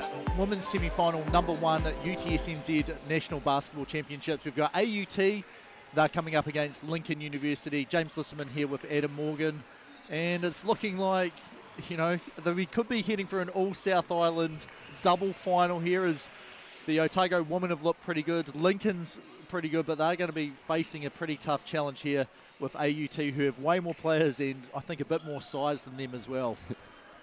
Absolutely. Yeah, thanks for having me, James. Yeah, watch this AUT team play a little bit yesterday, and they're a tough team to play against. They're very physical, and if you don't got much depth, it could be an interesting challenge for these Lincoln girls. Yeah, so their team roster, number 7, Anna Rachel Inari, Sia Manu Talafol, Asia Anderson, Summer Jean Motafoa, Ramona Fuiva'a, Summer Faliafa, Kyra Lynn Inari, Alicia Schuster, and Trinity Ba'u. And they're coached by Darcy Finnegan, and she also has the men's assistant helping her out there as well, Keith, and managed by Georgia May. Awesome. And on the other side of the floor, we got Caitlin Moore, Lauren Hippolyte, Rosie Samia, Ruth Cantillon, Kate Herman, Libby Clayton, Maddie Timms, and Grace McGurr. So should be a really good game we got here, James. Yeah, I mean, the key concern for Coach Sam Watkins there is and can those players last without getting injured or fouled out? Grace McGurr is basically, in case of emergency, she's active on the roster, but yeah, serious ankle injuries means they're hoping not to have to play her, but yeah, if it comes down to it, she is there on the roster, and yeah, expect to see a lot of Rosie, a lot of Lauren, yeah, and then Kate Herman as well. Kate and Lauren scored 50-something points in one of their games, which pretty much was even with the team they were playing at one of the games. So it's yeah, we're going to see an awful lot of the ball in their hands during this game. Absolutely. No, it should be a really good game. Didn't realize that they're also short-handed without Grace. So, yeah, it will be a very interesting game. But I know girls like Lauren and Kate are very in shape and up for the challenge. Yep. So if anybody can do it, it's them. No, if there's someone, if you're like, okay, you're going to play 5 games over the tournament, have 0 rest at all, Lauren's team will be like, okay, 200 minutes, perfect. Like, Lauren might say, oh, that's a good warm-up. Yeah. Like, exactly. Can I do that all in one day, or does it have to be spread over 3 days? So we're looking at, this would be the 4th game these two teams have both played for over the course of the day? Well, actually, AUT, their pool only had 3 teams in it, so this is their 3rd game. They did have a game earlier today. If they did beat Auckland, and that put them through in the number 1 seed from their half of the competition, whereas Lincoln 2 games yesterday and 1 in the morning as well. So both teams should be relatively, they played at the same time as well, so they've got the same amount of rest today. Lincoln, you know, they play here most weeks in the women's premier competition, the players in their team, as Maddie Timms does come down with the ball, but it was tapped by someone else. It's not often that you see the person in the jump ball centres Herman to the rim and flips that in with the right hand there. Sneaky, just getting right in there. Now, normally sort of a 3-point shooter, but going to the rim hard that time. Yeah, you like to see that from her, attacking the rim early and, yeah, straight line drives.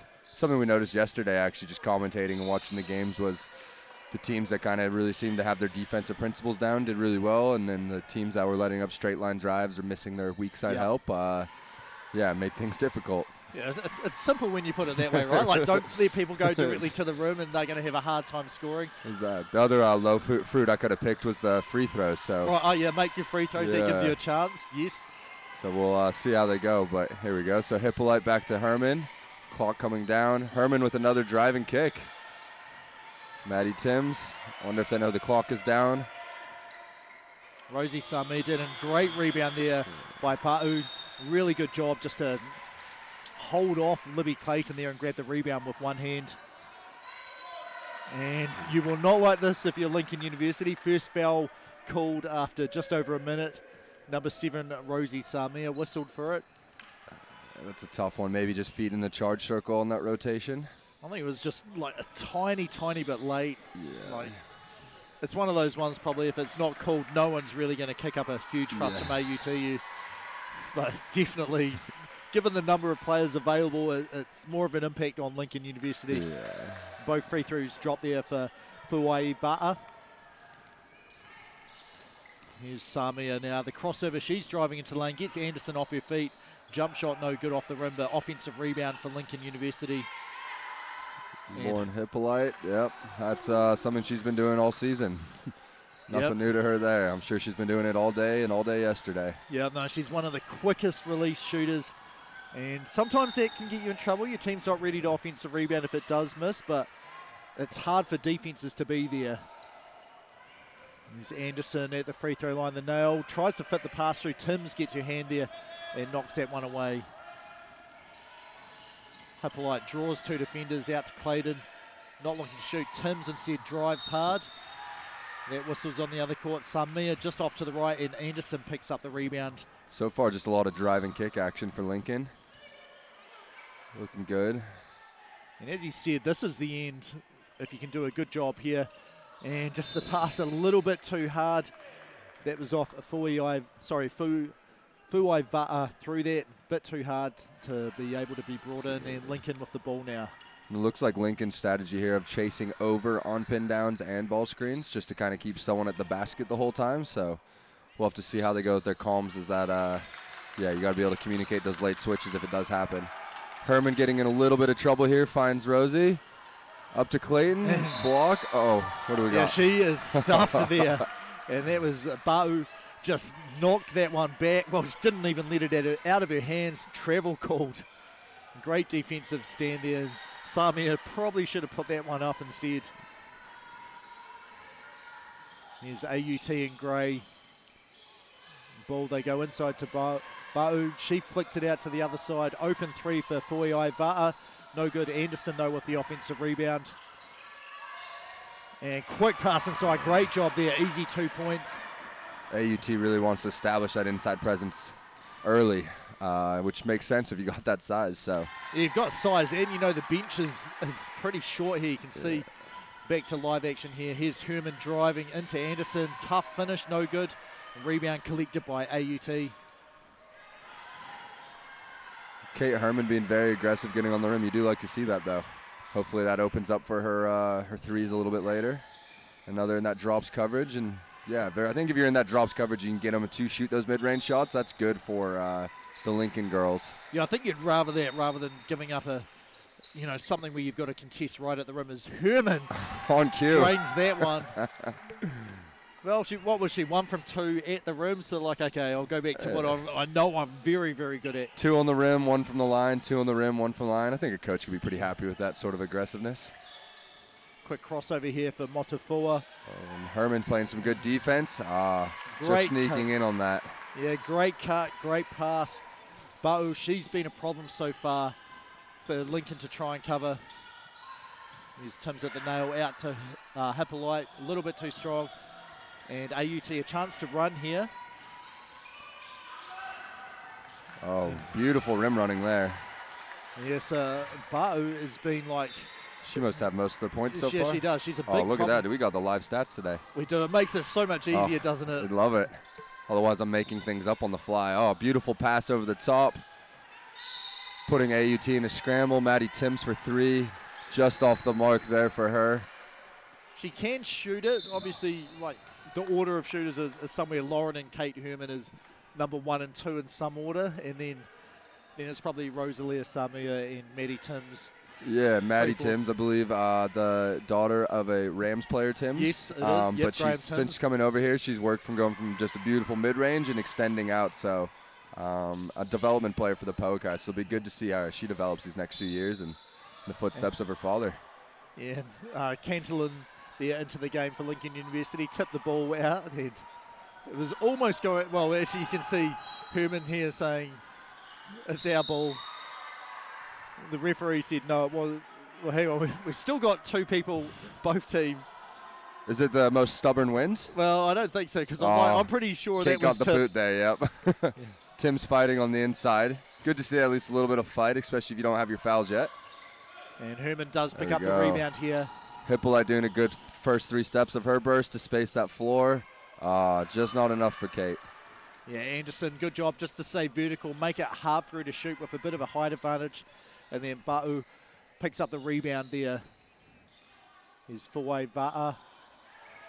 And yeah, they are looking to try and get the ball inside the paint. Tim's whistled for the foul. She tried to knock that out there. Yeah, it looks like everything's a post up and then a quick cut right after. She was pretty close to getting it cleanly. I just think the not able to get it straight away, that just caused that little bit of contact second. Here's Anderson. Four-way Va'a, just short, but rebound picked up pretty easily. Finish not there, and Timms does get the rebound this time. And I think we're going to need to see Lauren Hippolyte try to put pressure on the defense to get some movement. Herman, I think, might have been blocked if it was a shot attempt. And Anderson here with the ball. So it feels like it's AUT's game at the moment, just a bit more depth and a bit more size. It is only 8-8 though, like when you look at the score as Clayton gets the steal. And the pass was probably about half a second late. She's saying they tipped it. She is half correct. AUT did tip it, but then it did come off Cantillon's hand at the end there. It's coming into the game. We have for AUT, we'll see her in a second, number 18, it is Summer Faliafa. She's just down there. She is just popping into the screen there. Pull-up jumper, no good, and Anderson saves it. Oh, man. The inside presence and the little extra hustle plays on these O boards right now are probably making the difference of why it feels like it's one-sided, despite this 8-8 score. Yeah, it's those, well, we've had 2 threes, one from Herman and one from Hippolyte, and that's possibly where Lincoln needs to sort of look to try and keep the scoreline ticking over. As yeah, that drive and kick game kind of, and then almost on the other side you're going to get the opposite of inside out. And honestly, I would be trying to just get my chest in front of people and see if you can force them to charge or push you off or something. Is absolutely, yeah, bit of a front. Herman with another 3. And that was Hippolyte, as you said, the drive and kick. She got past the first defender. Oh. And she's whistled for a foul and gives a little bit of help to the referee saying, no, that was not a foul. And from my vantage point, I think she may have a case here. Let's have a look. Well, oh, the replay just that part was definitely clean, wasn't it? AUT here swinging the ball. Yeah, and there's those cuts. They're just getting in there a little too easy right now, aren't they? And deep, deep 3, just too strong there. And Herman picks up the rebound. Looking to see what they want to do. Cantillon, she's open for 3. That looks just off there. It was pretty straight that time. AUT now with the ball.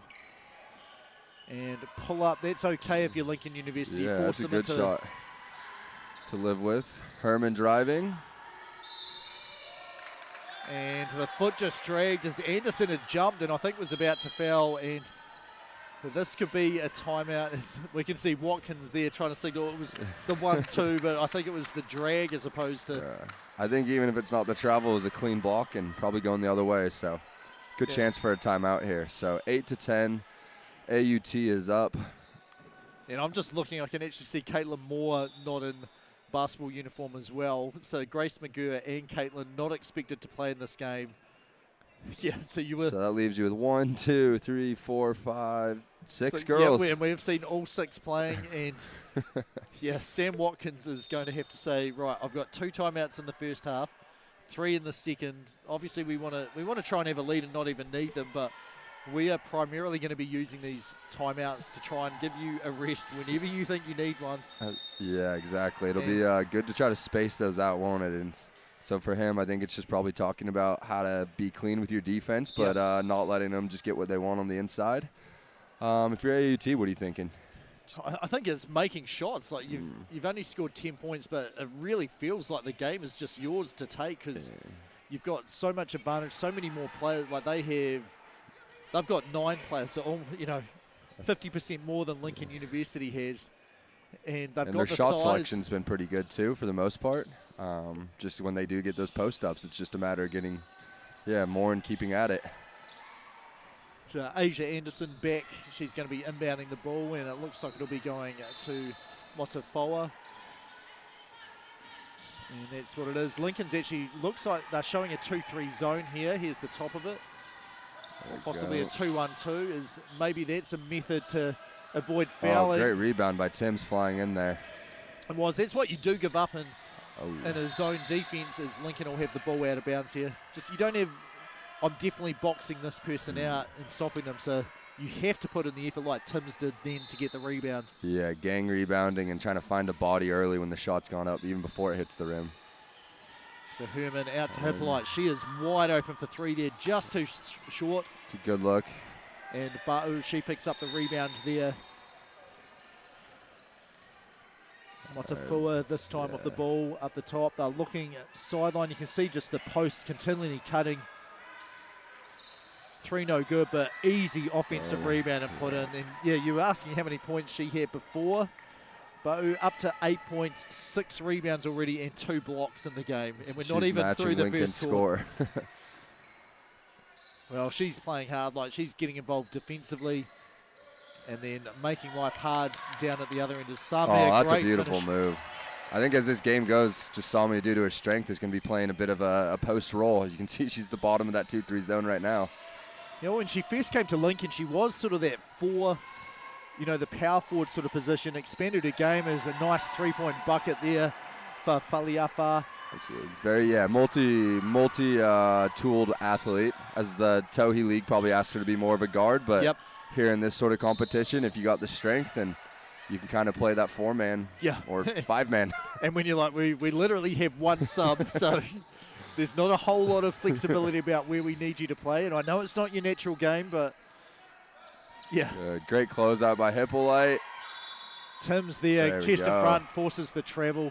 Good, and that's the defense you're talking about, just getting over there early, being walled up. Yeah, Darcy Finnegan saying, was there a hole there? I think it was a pretty good call to travel there. Yeah, it always evens itself out, right? One down there, one over here. Yeah, well, if you're linking, you're like, hey, we'll have one, but can you please take like 4 or 5 down the other end? As Herman slips, but a foul is called. First foul for AUT, though.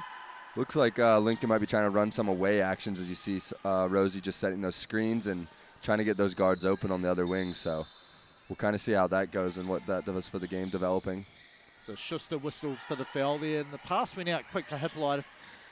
A little bit more patience. You would have seen Tim's wide open inside. It doesn't matter. It was Rosie Samia just balanced the turnaround, as he said, playing the 4 spot. Good. Now this zone. I think the big one, too, is talking. Good closeout there by Timms again, and that rushed closeout gets a travel call. So I think that's one of the things is when you're on the wings of those 2-3 zones, understanding that those closeouts have to be fast and urgent because there's a distance to cover.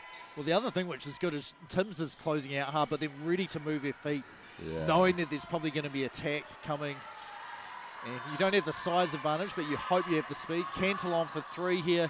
Too strong off Anderson, but right to Timms. Just as they drew it up, right? Yeah. And 10 seconds here. See if they get one more shot off before the end of the quarter.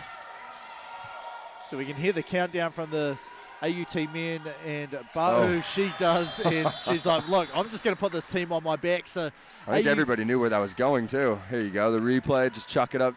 Yeah, catches it between 2 defenders. So anyway, first quarter of action done. AUT ahead by 3, 17 points to 14. We'll be back in just about a minute's time.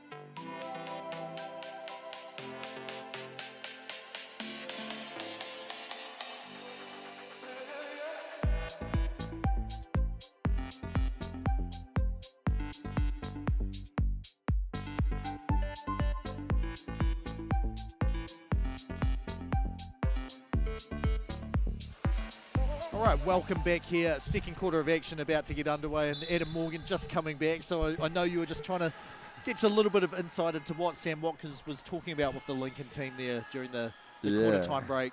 I think kind of what we were alluding to just in that first quarter, that we knew space was going to be their friend. So I'm looking like they want to keep going to that away action where they're just setting that away screen and then getting one to get on the rim and one to pop. And it's about as much as I saw off those drawings there. Yeah. So I might have to ask the roommate the full play of that later if it turns out to be a goodie. But I think the main thing they probably hopefully would have addressed in the first part of that timeout is just the defense. Yeah, like how, defense without how do you fouling. stop 21? Yeah. And where's she at as far as her points goes? All of them? 10 points, so not all of them, but a good chunk. Yeah. But 8 rebounds already. Like, we could see she's on pace for a 40-32 game here. Yeah. And there is another rebound, and there is another 2 points. There you go. On cue. Had a few of those moments tonight, haven't we? Yeah, so she's they have some difference makers in the team. She by far is the biggest one in this game so far. And so here's that away action, a beautiful curl. That's nice. That's a good shot. Yeah, kind of what you can ask for. I mean, maybe you want those threes, but Hippolyte, I'm happy with that shot. Yeah, the only thing I'd like to see is someone actually diving to try and get an offensive rebound as well. Like you've only got 6 players. And that's that tough balance of where the jam-ups are versus when who's back, who's your safety. But, yeah, I wouldn't mind seeing a little bit. Uh-oh. And that is a clear foul there, and Lincoln University cannot afford to lose any players. This foul will be whistled against number 17, Foe Va'a. And unfortunately, just off the screen there, Hippolyte's still down. I think she took probably a hand to the face there. Yeah. We could say personal foul if we were involved in the other sport that you and I both like. 15-yard penalty. Yeah, and she's up moving around. It might be one of those where she just needs to walk it off for a sec. Yeah, it can be. Like if she got poked in the eye, it can just make it really hard to like. It's the nose and the eye, those are the ones where you just like, oh, I got to blink it out, and then wonder what Lincoln's doing here. 6 on the floor, see if they can get away with it. Yeah, no, I think Sam said, like, Coach Watkins, once I've gone onto the floor, I literally have to sub you, so you come out, just make sure you're actually feeling okay. Lincoln University ball here on the baseline, 14 on the shot clock. And one of the best things about this live stream, the score that you see, the time that you see is exactly what the teams have in the stadium. So if it's accurate, it's exactly what you see at home. If there's a mistake, you see the mistake exactly like the teams do as well. That's brilliant. So it puts the pressure on the bench. It does. As Tim's got caught, what am I going to do? And picked the wrong thing, which was a travel. So it's just drifting away a little bit here. As the first 8 points of this quarter all gone to AUT in just over a minute's time. And naturally, Sammy putting the Lauren Hippolyte back into the game. These O boards are going to kill him, though. See, Maddie Tim's trying to fight for it, but at that point, it's a little too late. And there's just about a turnover for Herman there. And we have a foul. And Foe Va'a, I think, will be foul number 2 for her. Yes, it is. She heads to the bench, and coming in at number 16, Motafoa. And Hippolyte's eyes do look okay there, so that is... And like you said, Darcy Finnegan has that luxury of subs. So girl on 2 fouls, not even too early. I mean, you can have 2 fouls in the second quarter and be fine, but to have that ability to sub, as opposed to Sam might be looking at if one of his girls gets all the way up to 3 fouls in the first quarter, he needs to just keep up. Yeah, there may not be like, well, I can sub you out, but then I've got someone on 4. Might come to a point in this game where he looks down the bench at Josh Thompson and asks if he brought his boots. Yeah. And another travel call there. Just off a bit the of O pressure. board, though. So do you have our O board stats there by any chance? Well, I'm going to guess it's almost 50-50 between O boards for AUT and defensive for Lincoln. AUT has 7 offensive rebounds. Lincoln has 6 defensive. So there you go. Yeah. Just a sort of normal game would be around a third to a quarter of the shots that miss, you end up, the other team gets an offensive chance. 50% is just massive as Hippolyte. And there, Lincoln getting the reaping the benefits of the O board there. Clayton just kicking it out to Lauren for that quick trigger 3. And back the other way, we have that 2-3 zone, seeing how they work it, going inside and then back out. And that bounces just about in a battle for the board. Another O board. A lot of these Lincoln girls kind of looking up, watching the ball instead of finding bodies, which again, you said is the tough part of that 2-3 zone. Yeah, and here, Cantillon, she's just getting backed in. Oh, man. She's doing what she wants down there. No one's stopping her. Yeah, it's one of those things you can see here. Just she's catching it inside the paint. Yeah, playing behind her probably isn't going to be good enough in this game. You got to get some fronting of some sort.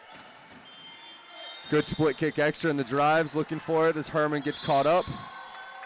And jump ball, it will stay with Lincoln. Cantillon again, just involved in everything, getting the jump ball.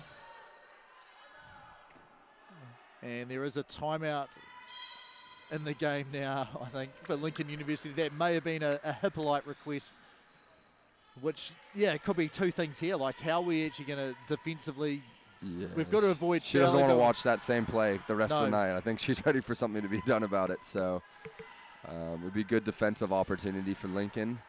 And, I mean, I kind of like the way that they went that, if I'm AUT, how they started going inside, but then they got outside as well on that last three on that opposite 45 there. So I think there's a lot of options for the AUT team here, and Lincoln is probably in a bit of fight or flight mode here. Yeah, it's going to be, like, it's really, really hard to coach, and you can do, like, absolutely everything. You call correctly and make the right subs, 100% decisions made right. And that may not be enough sometimes. Like, it's just, and that's tough. People get injured, people fell out. You don't have the energy to deal with it, and you know. Yeah, and that's not an easy thing to deal with, especially, you know, you're Lincoln, you're at home, you feel like you should have all this advantage, but just sometimes the way, injuries work, and you know, like we said, fourth game for these Lincoln girls in 48 hours. So that's the battles of a tournament right there for you. It is, and one of the smaller universities in New Zealand as well. It's great that they have a team in here and have some really high-level players as well. 7 teams on the women's side. All 8 of the universities entered a men's team, and honestly, top to bottom, like you almost wouldn't be surprised if any team wins it. Yeah, and that probably being Lincoln being one of those smaller schools speaks to the resources people are able to put around the program, and quite a few really good players have come in and out of that program over the years. So Hippolyte with the mid-range to get that out of the timeout. Yeah, and the good thing about that, Timms and they had 2 players crashing the ball there. And there you were saying we want to see some fronting action. Yep, right there they did have it. Clayton was the other one. She was involved defensively there as well. And Clayton, I think, is going to be a big key for them. Big body that can provide quite a bit of physicality for them on the inside. You can just see the defense. Like, look at all the defense from AUT, just in the gaps, packed, ready. As soon as it's one of the players, they don't want to have the ball in their hands. They're just sagging off everyone else to get in, ready to help out. And again, that's lots of movement on that Lincoln side, and then can they get down to the other end and get a stop? Not quite there, little miscomms. Yeah, Clayton got lifted up a little bit too high, left an open lane for Anderson just to roll into the bucket. Oh, beautiful stop and go from Hippolyte right off the glass. That's lovely stuff there. Well, she's potentially in the, I'm just going to start looking to do this myself first and see if I can get a good shot. You can see there that Herman was spacing out as well. Good, Maddie Timms playing 2 there, and then Hippolyte rotates over. Good possession. Oh, they just couldn't come down with that one again. Yeah, Timms knocking it and just out of her reach, and great scoop shot there, no good. Timms this time just flies in, makes sure to get it. And ball goes to Hippolyte now. Just calling for the step-up screen here. And step back. Ooh. Probably not quite the shot you want, so then your team isn't going down. Quick shot, back on defense, maybe move that ball a little bit more, but then again, might as well have a heat check if you've hit them. Oh, and there's that one where they're not playing in front to get the deep seal, but they come away with the stop. Yeah, look, close to a foul there. Like, I thought maybe they stepped in just as Anderson was going into his shooting motion, but good defense instead. Here's a lot of contact. Hippolyte goes through it and will go to the line to shoot 2. And the good thing for Lincoln as well, free throws, you don't want to give up any free throws yourself, but it gives you a mini rest as well. AUT going to extend this rest out with a timeout as well. So if you want, you can head down and see what you hear from one of the teams. And I'll go do a wee scout for us here, James. Yeah. So anyway, just running through the stats while Adam goes and does some spying. Maybe he'll get some ideas. So Trinity Bow, she's up to 14 points, 11 rebounds and 2 blocks. Just really, really good game for her. Azure Anderson, 7 rebounds for her. She has 2 assists as well. And then Alicia Schuster, she has 5 points and also has 2 rebounds as well. For Lincoln University, they're led by Lauren Hippolyte with 10 points. And then Kate Herman, she has 5 points, 4 rebounds as well. But yeah, the key number for Lincoln that you need to be aware of is 6. 6 players that are suited up and active for this game means it's just a constant juggling act for Coach Sam Watkins and assistant Josh Thompson to try and keep the players in the game as long as they possibly can and give themselves a chance to get a win at the end. So Adam Morgan's back here, so what knowledge did you manage to glean there? Saw a bit of passion and fire actually from Coach Finnegan, just talking about how they don't want to allow Hippolyte to her left hand. It seemed like that might have been a message earlier in the game, and then now just repeating. So challenging those girls there to keep her off her left and see what they get. And then on the other side, only caught the tail end of that timeout, but it seemed to consist of making sure that they're fronting that post still. So not too many surprises there. Well, Lauren is a left-hander, so I can understand trying to force her away from that, but yeah, it's honestly, I feel at the level that she's at, I just honestly don't even think about forcing her one way or the other, except like, where is it my help and where's that set up? And then that containment on closeouts, because she's got speed. She's quite the athlete. I mean, after all, she is a tall fern, so. Yes. And you can see her battling just up the top there against Ba'u. Deep 3, bounces off the top of the backboard, and there's those overloads. Kick ahead to Herman. And that is a tough catch and finish. That was over the shoulder. Yeah, it's have a look at this here. Pass, direct line, back, have to turn around without traveling. Right, yeah, that was really lovely stuff from her. And now forcing a possible turnover. Rosie getting on the floor, beautiful stuff, and the girls are out and running. Yeah, Maddie Timms with a great burst out too. See what Herman's able to give these girls. Finds Hippolyte. Bang. Well, that timeout that AUT is called has not had the desired effect for them. It's exactly what Lincoln needed.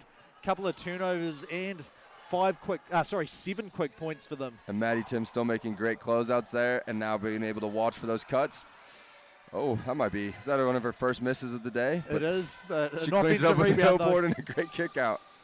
Yeah, I think Timms did a good job. Clayton just got faked a little bit out of position, which gave that lane. As Samia loses the footing a little bit. Hippolyte's still feeling it, but not that time. Schuster with the rebound and bringing the ball up. Just slowing it down here is Motafua. And I think we're going to see a pass inside the key at some point here. No, mid-range jumper. Mid-range, but that weak side rebound. That's the tough one. To kickouts, to threes, but Hippolyte with the rebound. And here, Coach Watkins yelling out, go, go, go.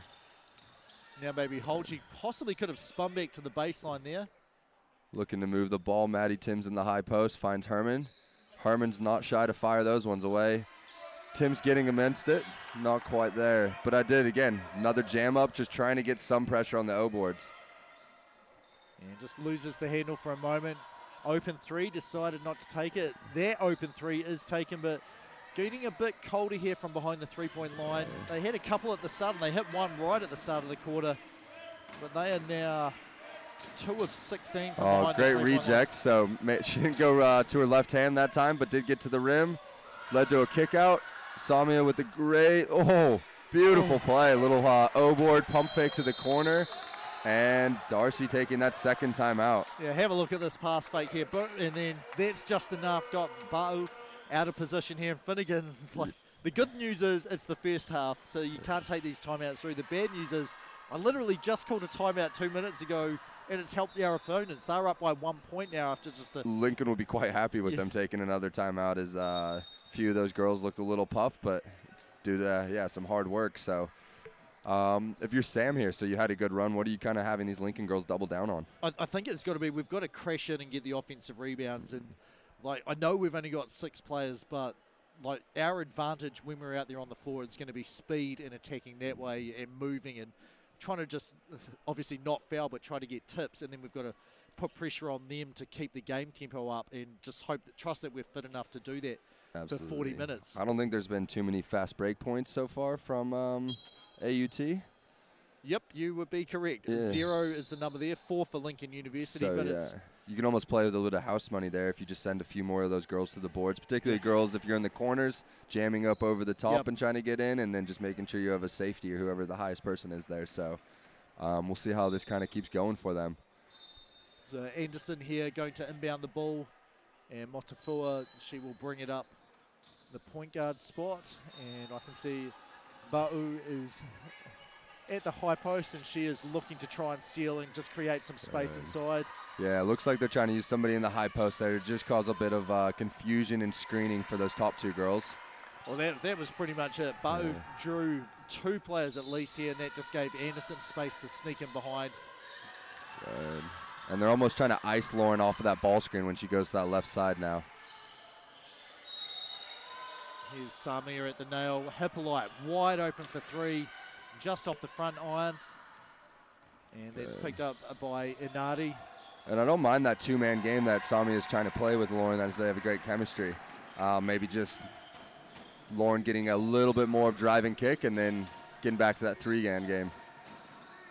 And then one of the few advantages down low, I think Samir actually has the post-up advantage in terms of strength against her number sake, the other number 7, Inari. And that ball is tipped and stolen by Anderson. We might have our first fast break points. Oh, Maddie Timms with great hustle for the block, but our ref believes he saw a bit of contact there, so let's check this one out. Well, I think you could have seen a push in the back initially even before that. Maybe just doing that work of being a little vertical earlier, so good call there by the ref. And we got 1:10 left here to see what these Lincoln girls decide to do coming back down the floor. So that timeout did work for Finnegan. Yeah, she seems a bit more pleased too, just talking to that number 7 there. Inari, yeah, just pleased with maybe the defense that was being played on that last one. And Anderson splits the free throws, so AUT up by 4 points, and I think Timms is going to have a rest. No, it's Samia, and I know she's nursing a hamstring. Coming back, from a hamstring that kept her out a lot of that Tohi season. Yes, but I think she so played far she looks good. 1 or 2 games. One game, I think, reasonable minutes. The second one, I think the injury happened, and then that was her season. Hippolyte, you can see that just trying to force her to the right no matter what. She steps through, fade away no good, and another rebound. So that's, she's already surpassed. I was going to say that might be a double-double. Is she there already? She's getting close to a 20-20, up to 16 points. A little Moses Malone alert. 14 rebounds. She hasn't had any no more blocks this quarter. Like that's probably about the only thing which is missing compared to quarter number 1. Be a great fantasy player pickup there. Yes. Fill in the stat sheet. Yeah, maybe next year the tertiary champ stat line is Anderson says, hey, I'm going to get a block if we're giving out fantasy points for those. Yeah. All right, a little box set here from Lincoln. And now Hippolyte able to rip, and that was almost like a shot from behind her back to get it up between the shot blocking attempts there. There's Motafua, and you can see Anderson sealing. Ba'u not able to hang on to it, and here's a chance for Hippolyte. 1 on 2, but she'll feel like I've got enough skills to go up, and she does. Oh, beautiful. 10.5 there. I don't think AUT realizes the time left. Oh, there we go, a shove, and not quite enough there, but 33-31, AUT up at the end of the half. Yeah, so we'll step away for a couple of minutes here, but Lincoln holding strong with their very short bench. We'll be back to wrap up, to be here for the third quarter and see who does win semi-final number 1. Absolutely.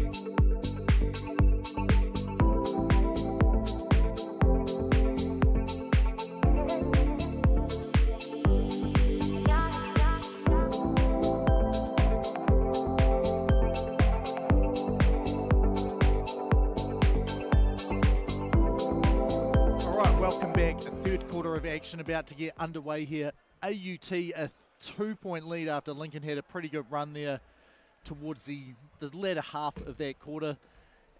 But their key number, as we said, is 6 points. James Lissaman here with Adam Morgan.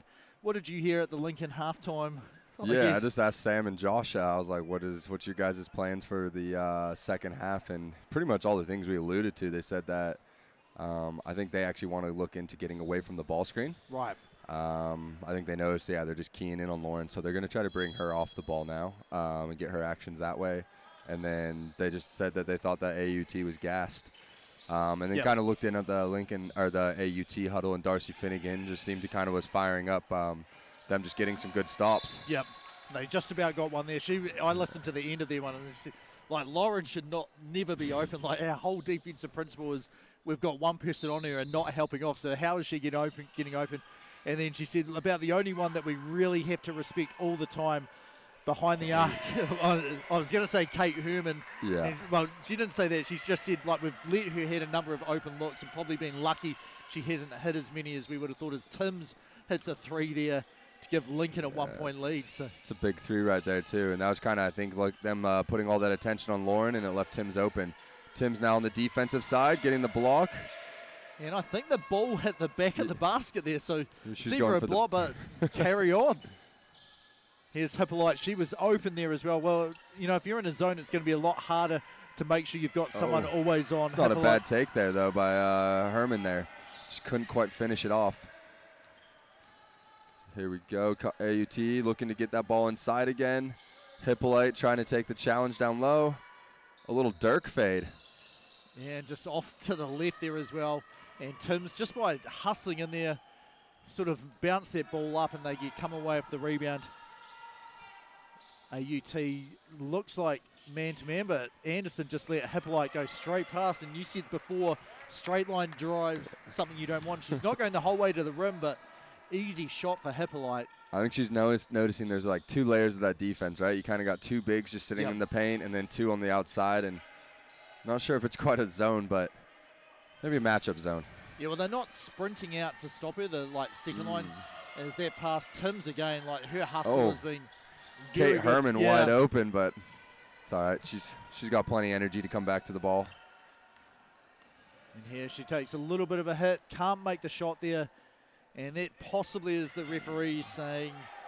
Yeah, I think in that situation for Kate, she needs to just come to 2 feet, knowing you're going to get contact, and you probably don't have the strength advantage there. So. No, I just feel like, hey, if one team's only got 6, you don't really want to foul people out if you don't have to. But that means, on the other side, you can't just let the other team do what, be whistled for fouls that you're not calling on one team. Is Anderson just too strong, drives in there, gets an easy bucket at the rim. Well, it looks like an easy bucket. That's because of the work beforehand. Here's that away action, forcing a turnover off of that. And I think that's just getting that extra help on Hippolyte, so they need to look for those pressure releases. Oh, nice little Euro. Not quite there. Maddie Timms coming down with the rebound. Yeah, and I think it'll be Inari whistled for the foul. Yep, 7 is whistled. So I think number 2 for her. It is. You see here Timms, a bit dangerous just swinging that arm down. Like you Timms getting away with one and picking up one on the other team, so. There's the screen, and look at that, 3 defenders, but Herman wide open for 3, just off to the left. Clayton picks up the offensive rebound and almost travelled before giving it up Big to Hippolyte. gather. Hippolyte attracts the crowd, it doesn't matter. So Anderson They was the only one right, not even she going. spins back left. Well, she has decided, if we don't really have anything going, I'm going to be making something. She about half their points. 20 points now, so pretty close to There we half. go, and here she comes pushing it again. The girl's doing a better job of keeping her on her right. And that looked like there was a whistle on the other corner, and everyone thought, oh, okay, it must be a foul. Oh, no, it's not a foul. Carry on then. Here's Anderson against Hippolyte. She backs out. I don't think Anderson quite realized the matchup she might have had there, but they live to find their main gal here. That's the matchup. It doesn't matter who's on her from Lincoln. Tip off Timms. 6 seconds on the shot clock. And coming in, we have number 18, Schuster, back into the game. And Libby, Summer. not Schuster, Summer Faliafa. And I think Libby Clayton, she's not doing a whole lot offensively, but she's playing that defensive role of picking up kind of whoever needs to on the inside and really trying to work her butt off in there. And ball gets tipped out of bounds. 2 seconds on the shot clock there. Herman, the last one to touch that for Lincoln. Big thing if you're Lincoln here, no O-boards. You've done your work, full 24 seconds. Like we said, some legs are going to be a little tired here, so. And shot goes up. And it's tipped. And oh! Well, they had a chance. Pull up the 3 for Va'a. Hippolyte making sure they got that one. And she looks like she is not tired whatsoever. No. Getting in. Now that ball moving around. Back to Timms. And Herman takes a hit there. That one you can see, well, at least from our angle, definitely number 18, Faliafa. Have a look at it here. Stepping forward into Herman. Yeah, just there. And Samia back into the game. Herman, nothing but net on that. 4-point lead. Possibly Lincoln's biggest lead of the game. And second one misses, and up high for the rebound is Ba'u. 39-35. Lincoln up, and here comes AUT to respond. Lincoln has had a 4-point lead very early in the game. Oh, beautiful back screen there. Just seeing that the defense is kind of over helping on those 3-quarter fronts those girls are, and yep, there she goes. Yeah, well, Clayton, most of her sporting prowess has been on the netball court, and Samia knocks it out of bounds there. Yeah, helping Clayton out her Lincoln friends here for the weekend, is she? Yeah, well, and a lot of them, they all stay in the one house as well. Actually, yeah. I think you got 3? Except for Kate, I think all 4 of them on the court live in the one house. It's the Lincoln athlete dorm, huh? And that pass errant, but there is a foul, and you don't want to foul on anyone, but Timms is the one you least want to get a foul. That'll be her 3rd here. Watkins not pleased with the call. And you can see here Samia looking to try and just make it a bit harder. Yeah, screen action coming. Good Kate fighting through there. And the shot goes up. Yeah, good box out from Timms. Hippolyte picks up the rebound, pushing the ball ahead now. Samia open for a second. Oh, nice. Beautiful drive. And she decided, I'm just going to put that up with my right. Have a look at this here. Just a little quick shimmy throw down, and then flicked it up quickly before the defense can get there. And Herman fouled there. Ba'u annoyed that she isn't going to the line just for 1 shot, instead going for 2. And may have to think about a timeout if you're Lincoln. Just last few possessions, a few fouls. Haven't used one. If you're the coach in the 6-man team, is it one in the 3rd and then 2 in the 4th? 2 in the 4th? Yeah, unless things are going well and no one needs a rest. Yeah. But we're up to 16 points, 17 rebounds. So I'm feeling pretty confident we're going to see a 20-20 inside the 3rd quarter from her. And she's at, sorry, where was that one again? So 16 points, 17 rebounds. Now beautiful. 17-17. She is 0 fouls, so nothing to worry about there. Interesting enough, -2. So it'll be good to see what how that goes for her, just being on the defensive side, if she's giving up anything or if she's like really around the whole basket. And Hippolyte, nothing but net, but not through the rim before hitting the net.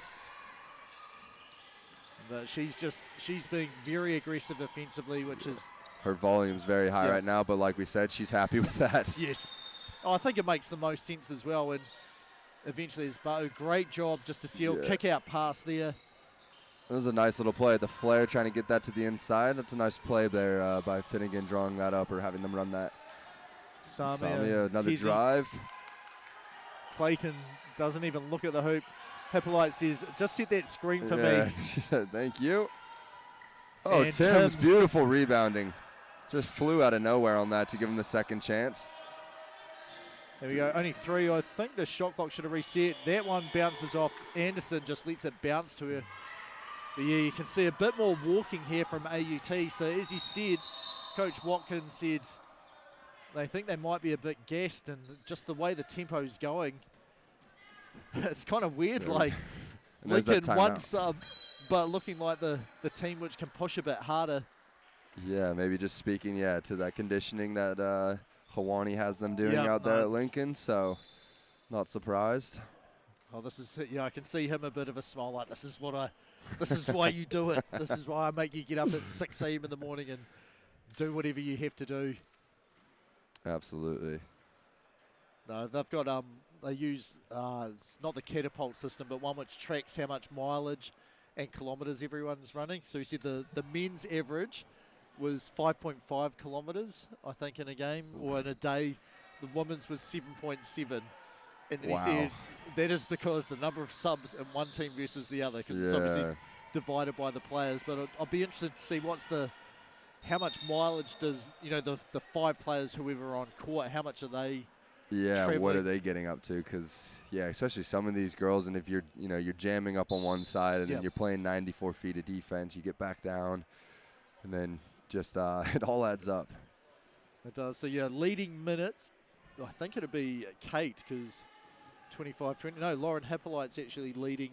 No, Maddie Timms is leading, and Lauren 26-34. Lauren had 8 seconds out with the when she got hit in the face or so. She's sitting at 20-6, and the next one would be Rosie coming in with 8 points. Yeah, and Kate, I mean, probably the key thing with Kate, 3 of 15, only 1 of 6 from the 3-point line, which is thing with her though, that can change quick. Yeah.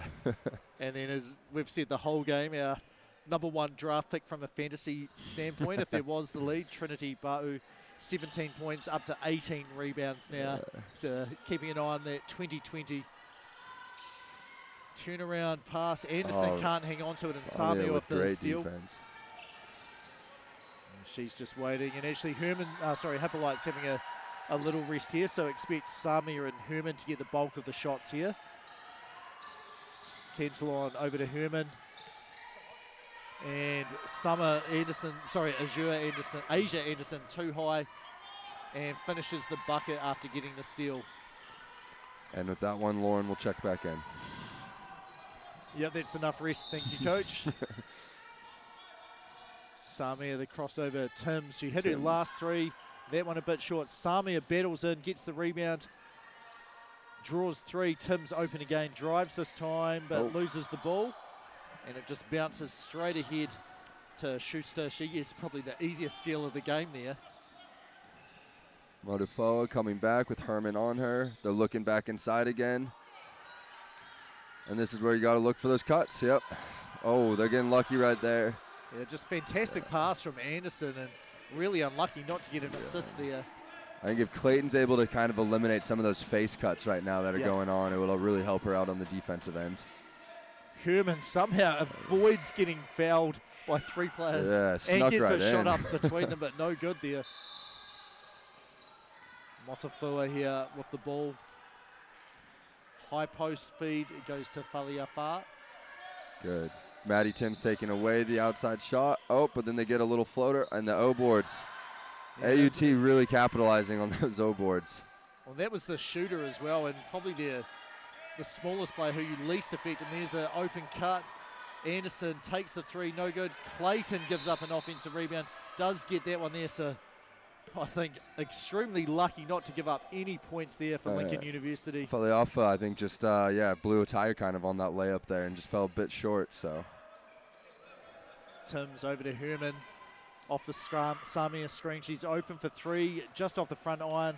Another look there, not quite there. Hippolyte's still waiting to check in. Yeah, well, there's been no whistles or fouls. So Anderson inside the paint. Timms trying to get out, and Samia quickly rips it away. Smart play here. They've got a chance if they push numbers. Just holding up. 5 on 4. Yep, Maddie Timms going to the basket. And the foul. Oh, I heard someone in the crowd saying good D, and I'm like, yeah, good D initially, but I think that was a pretty clear foul there. 2 shots, Maddie Timms at the line. Hippolyte probably the one who likes that foul the most. Does it mean she gets to check back in for the last 40 seconds? Like, yes, there's a whistle there. And Clayton looks happy to have the sub as well. She's working hard out there. Yeah, Anderson comes off on the other side, and Ba'u back into the game as well. So the 2, I guess the leading scorers in each team back into the game. Timms drills that free throw. And the two leading scorers right next to each other on the free throw line here as well. And Timms, Yeah, both those girls playing unreal games right now. so Timms makes both of them. She's up to 8 points now, 7 rebounds, but it's been just her effort in being able to play and stay on the court with 3 fouls as well. Yeah, she's up to near 30 minutes as well. And there we go, great pass there from Faliafa. And then that was Ba'u, just beautiful catch, finish inside. So that gives you 19 points, 18 rebounds. Looks like I was wrong, but that's because she was subbed out. I wasn't expecting her to be on the bench. And Samia just blowing by the defense. Extras, back to Hippolyte. 3 on the shot clock. Does she get downhill for the floater? Not quite able to convert. Last shot here, or not. No, Faliafa just dribbles the clock out. Lincoln University 43, AUT 42, 1 quarter to go. We will be back in about a minute's time.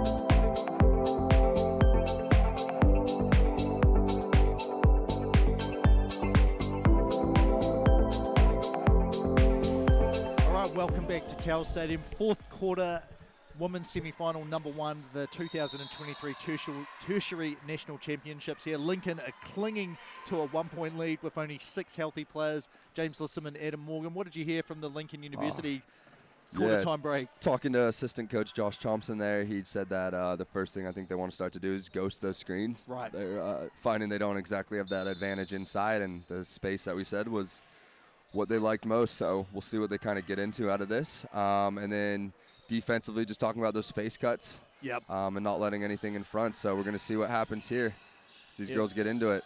And what'd you hear on your side down there? Yeah, on mine it was pretty much offensively as Cantillon shoots the 3 there off the rim. Rebound number 18 there for Ba'u. So they want to sort of run into their high-low sets. It can be off a 1-4 or a, you know, just lifting up the players, and exactly that there. They're trying to get it to 1, pass fake, get them to lift, and then feeding the other post player there. I'm really enjoying Finnegan's playbook that she has put together for these girls, knowing that she has a bit of size and good footwork with her bigs down there, and just kind of utilizing those. Hippolyte getting left. I'm sure Finnegan won't like that, though. Timms with the 3. Yeah, I was going to say that looked perfectly online. Yeah, like we had the perfect angle. So she's hit a couple now from behind the arc. Have a look at this. Hippolyte dribbling to her left and just not an urgent closeout. Again, the high-low, and I think pretty fortunate if you're a Lincoln University Rams fan that was not 2 points there. Yeah, and I believe Timms is now one. Timms with the heat check 3. Oh, almost. Herman jamming up there. You got to like that activity. And I think Timms is now a rebound away from a double-double. Yeah, possibly the only bad thing about Tim's shooting is she's your best offensive rebounder. So if she's shooting, she's not going to be there. And I see a nice job of switching those cuts, too, so that there's no face cuts happening. Samia getting into it. Oh, nice kick ahead by Hippolyte. And that might be what Herman needs to see, the ball just go into the basket. Yeah, it was a good finish there. Tim's up to 10 points, 8 rebounds, so a little bit away. But I feel pretty confident, although I felt confident that this play here will have a 20-20 in the 3rd quarter. As the foul goes against Samia there, only foul number 2 for her. So Maddie Tim's the only one. Any fouls on the AUT girls that we need to be worried about? I mean, Inari, number 7, has 2, and Fuia Da'a, she has 2 as well. But yeah, a pretty clean game. AUT, 7 fouls in total. Lincoln University, 6. And yeah, I mean, honestly, games I referee, you do look at the number of players, and as Hippolyte, yep. Picks it up. Bit of a stiff arm there as she knocked the ball away. Good forced fumble there. 2 fouls on Hippolyte. This time she doesn't give the referee some help, saying that wasn't a foul. So through here, here's a high ball swing from Anderson. Great job fighting through that screen. Good spin move though. And Tim's got in front there to challenge that. Still able to get the shot up and over anyway though. Almost 2 in front. Oh. And Herman was thinking about, right, here's the move I'm going to make. Yeah, have a look at this. Pass, spin, and then just waiting for Tim's just to fly across her face before hitting that little shot. It also looks like Hippolyte wants some of the inside matchups here. Oh, never mind. She's back on the outside. Clayton's there. Oh. I mean, that pass went really fast. You've actually probably got a little bit more time, as we've seen Clayton just not expecting people to cut that face cut. That one was behind her. You've got the Maddie strength Tim's advantage. In, and Hippolyte, oh, yep, she'll take that left-hand layup all day. It was nice, just the scoop. The scoop, yeah, it was very fluid. Here. Have a look at this here. And it's a reject, too. You can see these girls jumping out on the screen a little too early and stuff, so yeah, you're icing it, but if you're icing, you need your big who's in the drops to be a little bit more over so that you can't just straight line drive those. Yes, the timeout called, I believe this is AUT, which, yeah, well, they just scored it. It's got to be AUT. Oh, actually, I've just realised the clock on the scoreboard tells you which team has called the timeout. I think. The one that just actually, I'm going to double check that. And we'll keep an eye on that. We'll keep an eye on that. But it does look like there's the numbers to do both. So, yep, Cal's with the upgraded scoreboards this season, what I think everybody's enjoying. Yeah, it goes directly to our live stream. We can put names on the scoreboard. About the only issue is when the scoreboard controller breaks and there's no backup and no one knows how to set anything on club finals day. Not the most fun day for me, but working perfectly here. Put some blue tack and some electrical tape to hold the shot clock controller in. It hasn't been falling out. Is that Lissaman the electrician, is it? Yep. Hey, I've seen the memes, like how do you fix stuff? You even need WD-40 or CRC 556 here, and some duct tape. Like, does it move and it's not meant to? Duct tape. Is it not moving and it's meant to? Put some spray on it. So I was like, well, this is moving and it's not meant to, so here's some tape and I'm going to strengthen it with some blue tack. You didn't get to the part where, that's not supposed to be in there and you're not taking anything out? No, not at all.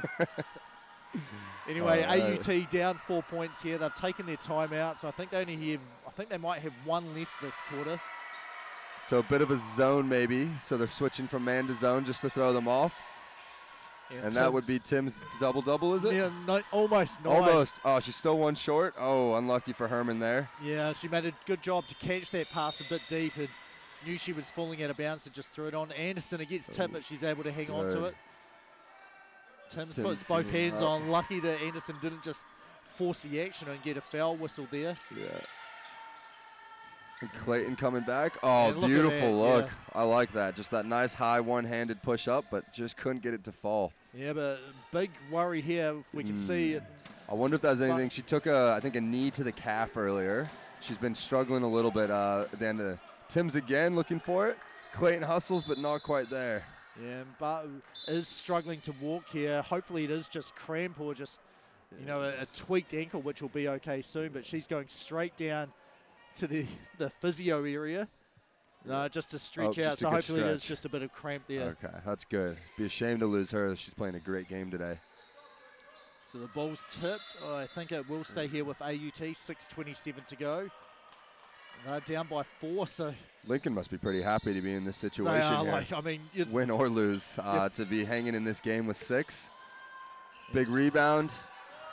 And Timms knocks it out of bounds. It was a good job just to not let them get a live ball rebound there. And I think that's where we're seeing Lincoln in the zone and that finding a body on those box ups. So here's Timms. There's the cut behind. Good job to catch it. Clayton, a lot of contact there and then on the rebound as well. So both teams probably wouldn't have had anything to complain about if a foul was called. Herman does draw a foul against Anderson here. Finnegan not pleased, wondering where the same call was on the other end. Lincoln with the smile.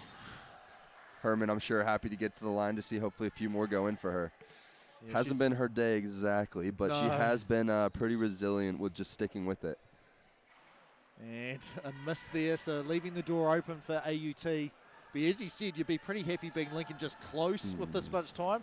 Not only are they close, they're up 5 points in the game with 6 minutes to go. And almost putting the pressure on AUT the whole time, making it when Narcy's thinking, all right, do I need to use timeouts here? Do we need to switch things up? As opposed to Lincoln, they just got to keep going, and if it's not broke, don't fix it. And I can see here she's just been talking to Trinity Ba'u, and looks like she is going to be coming in a moment, just having a bit of a rest. Anderson, good catch inside, and good finish, and draws the foul. So basket counts. I think this will go on Clayton. It is 19. You can see here, straight up, and then turns her, and then Clayton's like, I've got to reposition, and that's right when Asia Anderson went up to shoot it. Very crafty finish by Anderson there, just using the other side of the rim to protect herself against the longer Clayton. So see if she get a three-point play the old-fashioned way here. And she does. It's a 2-point game now, 5:46. You'll have to be thinking about, I've got to take my time out at some point if I'm Watkins. There's crunch there. Tim set the screen, and when you set a screen, you've got to expect to get hit sometimes, and that's what happened to her. Clayton, it's flat and drills it. So she gave up a 3-point play, and a nice smile there. Everybody all smiles for that Lincoln team. Coach Watkins loving it. I guess when your 5-man shoots the 3 very well, you can always be pretty happy. Short-lived though. That may have tipped the backboard there to drop in, so a 2-point game. And the AUT, there's not many of them. It sounds like there's about 20. They're down behind the team here, making that. Hippolyte gets open on the cut. It's closed down Clayton. She hit the last one. Cancel on now. Inside to Hippolyte. Fade away. I think she could have tuned into that one there. Maybe wasn't sure how much time she had left on that one. So here we go. AUT back on offense. Hippolyte guarding the ball. And Ba'u is coming up to the scorer's table to check in. So this will be where I'd take a timeout. I'll be like, I want to have her off the floor as long as possible if I'm Lincoln. Great steal by Anderson to open up the lane, and then she's rewarded with a O-board. Anderson playing a quiet yet very effective game for the AUT squad as well. And you can see 2 players and the coach saying that should have been a shot clock violation. Like it didn't hit the rim. Tim's great roll. Throwing up to Tim's, and Tim's getting herself to the line. Well, that feed was absolutely pinpoint between, I think, 3 defenders, 2 in front, 1 behind. And Rosie Samia coming back into the game. And I think we'll probably see Sam Watkins try and keep her healthy to play the final 4 minutes 15. Tim's here a chance to tie the game from the, to extend their lead from 2 at the free throw line. First one bounces around and not down. Second one here. And I keep hearing a whistle and think, oh, there's nothing happening, and it is the other court. And Tim's 1 of 2 right there. Yeah, so the score I can see, Lincoln is actually up by 1 point. There we go, it's just corrected now. So 55-54 is the correct score. And I was looking at the score and not the... I believe clock malfunction. Maybe they were the bench was sorting out the score and then forgot to do the clock. I think that's what it is. Can you please run the clock down to what it should be? And our referees sorting the bench out. So, I believe the free throws were shot with 4 minutes 15. And, referee Cody, I should learn his last name, so sorry, Cody, with the mullet. There we go, 6 seconds have gone off, so 18 on the shot clock, 4:09 in the game clock. There we go. And Lincoln probably, again, happy with a mini timeout on the floor. All right, Lincoln back in that zone. Ball at the top to Anderson. Yeah, open 3 if they want it there. Hippolyte closes out. They reverse it back. Wide open there, no good. And ball gets tipped Clayton. Hippolyte ends up picking it up. 1 point lead for Lincoln University. 4 minutes to go here. Sami is open inside. Anderson, she's drawn 2. Out to Clayton. She hit her last one. And she hits that one as well. Crowd loving it. The managers and all the coaches are like, that is 3 points. Look at that. Went in. So maybe there's another shooter linking up for the pull-up jumper. No good. Offensive rebound though. And she is everywhere. Yeah, well, she's back. Have we got our 20-20 yet, James? Oh, she's got 20. Yep, 21 and 21 right now. 21 and 21. Well done. And she can add 2 here from the free throw line as well. So we did see it. We're probably not going to get to 30-30. 30-30, 25-25. That wouldn't be a bad one. That's the play. Well, there we go. We're 22 points now. So I think that half of it is pretty likely. Yeah, absolutely. Especially as this game gets down to the stretch, you probably want to keep trying to get the ball to her. Oh, and long rebound. Yeah, Hippolyte gets another rebound, so she's probably got a couple near 10 as well by now. Yeah, 8 rebounds. 8 rebounds. 5 assists as well. There's Clayton. Timms, she's hit a couple from the three-point line. Good defense there, just stonewalling her. Samia comes to the rescue. Spins between 2 defenders, and I don't think that was a travel. Yeah, I mean, it's called a travel, so it is a travel, but I'm pretty sure that reacting bounced. to Finnegan there. Yeah, I think that was Matafua. Great defense, actually knocked the ball as Samia tried to turn around into her. Have a look just here. Yes, it definitely came off 16's elbow. Yeah, but that ref, he doesn't have that angle there, so you can't fault him on that. Well, yes and no. You can say, well, if you can't see it, you shouldn't call it. You've got to get a better angle. So, but yes, general rule, don't call what you can't see. And that basically is. And there she is. 24 and 23, 23, 22. 24 and 22. My goodness. There we are, Timms. It's a 1-point lead, Lincoln University here. So we're going to go down to the wire here. We're getting close to 2 minutes play. Herman open for 3. It looks good. It is good. Herman, there it is. Finally got the lid off the rim there for herself. So look at that. They just went to double Samia in the post. There was enough space for Herman. And that's a credit to Samia too. She's been putting in a lot of undersized work in there today. So here we go. There's those face cuts. Yeah, you can see her just dropping off. And Hippolyte in, and they do get the steal. Hippolyte's got a chance to run out here. You see the speed there. Great challenge, and just brought the arms down at the end. Good. Herman and Hippolyte both getting out on the run there, and again challenging a team that doesn't like to run as much, who likes to be slow. So timeout here. Yeah. We will look at the clock. Yeah, it was 2:01, and the timeout. Did AUT call that timeout, do we know? I'm just having a look. It is AUT. I saw the score bench. So I believe. Tapping it on their side. So if I'm not mistaken, AUT might be down to 1 timeout and Lincoln still with 2? I think so. And we've just got an update on the Warriors score. Sorry, that's why we went quiet. But yeah, I thought that was going to be Lincoln's timeout with 2:01. Like, this is when you want to. I suppose they can use it after that as well. Yeah. But. Are the 3-point shots going in? Is this rate consistent? Because that's the way to win this game pretty easily, is AUT is doing their damage inside the arc. Yeah, absolutely. And Lincoln, again, Libby Clayton, I don't believe known as a 3-point shooter, but seeing he has teammates are gone, she said, I'll step up and play that role as well, thanks. 2 of 2, is she? Yep, 2 of 2 from the 3-point line. Pretty good shooting split. Yeah, best shooting percentage in the game. So we'll run through Hippolyte, 22 points, 8 rebounds, 5 assists.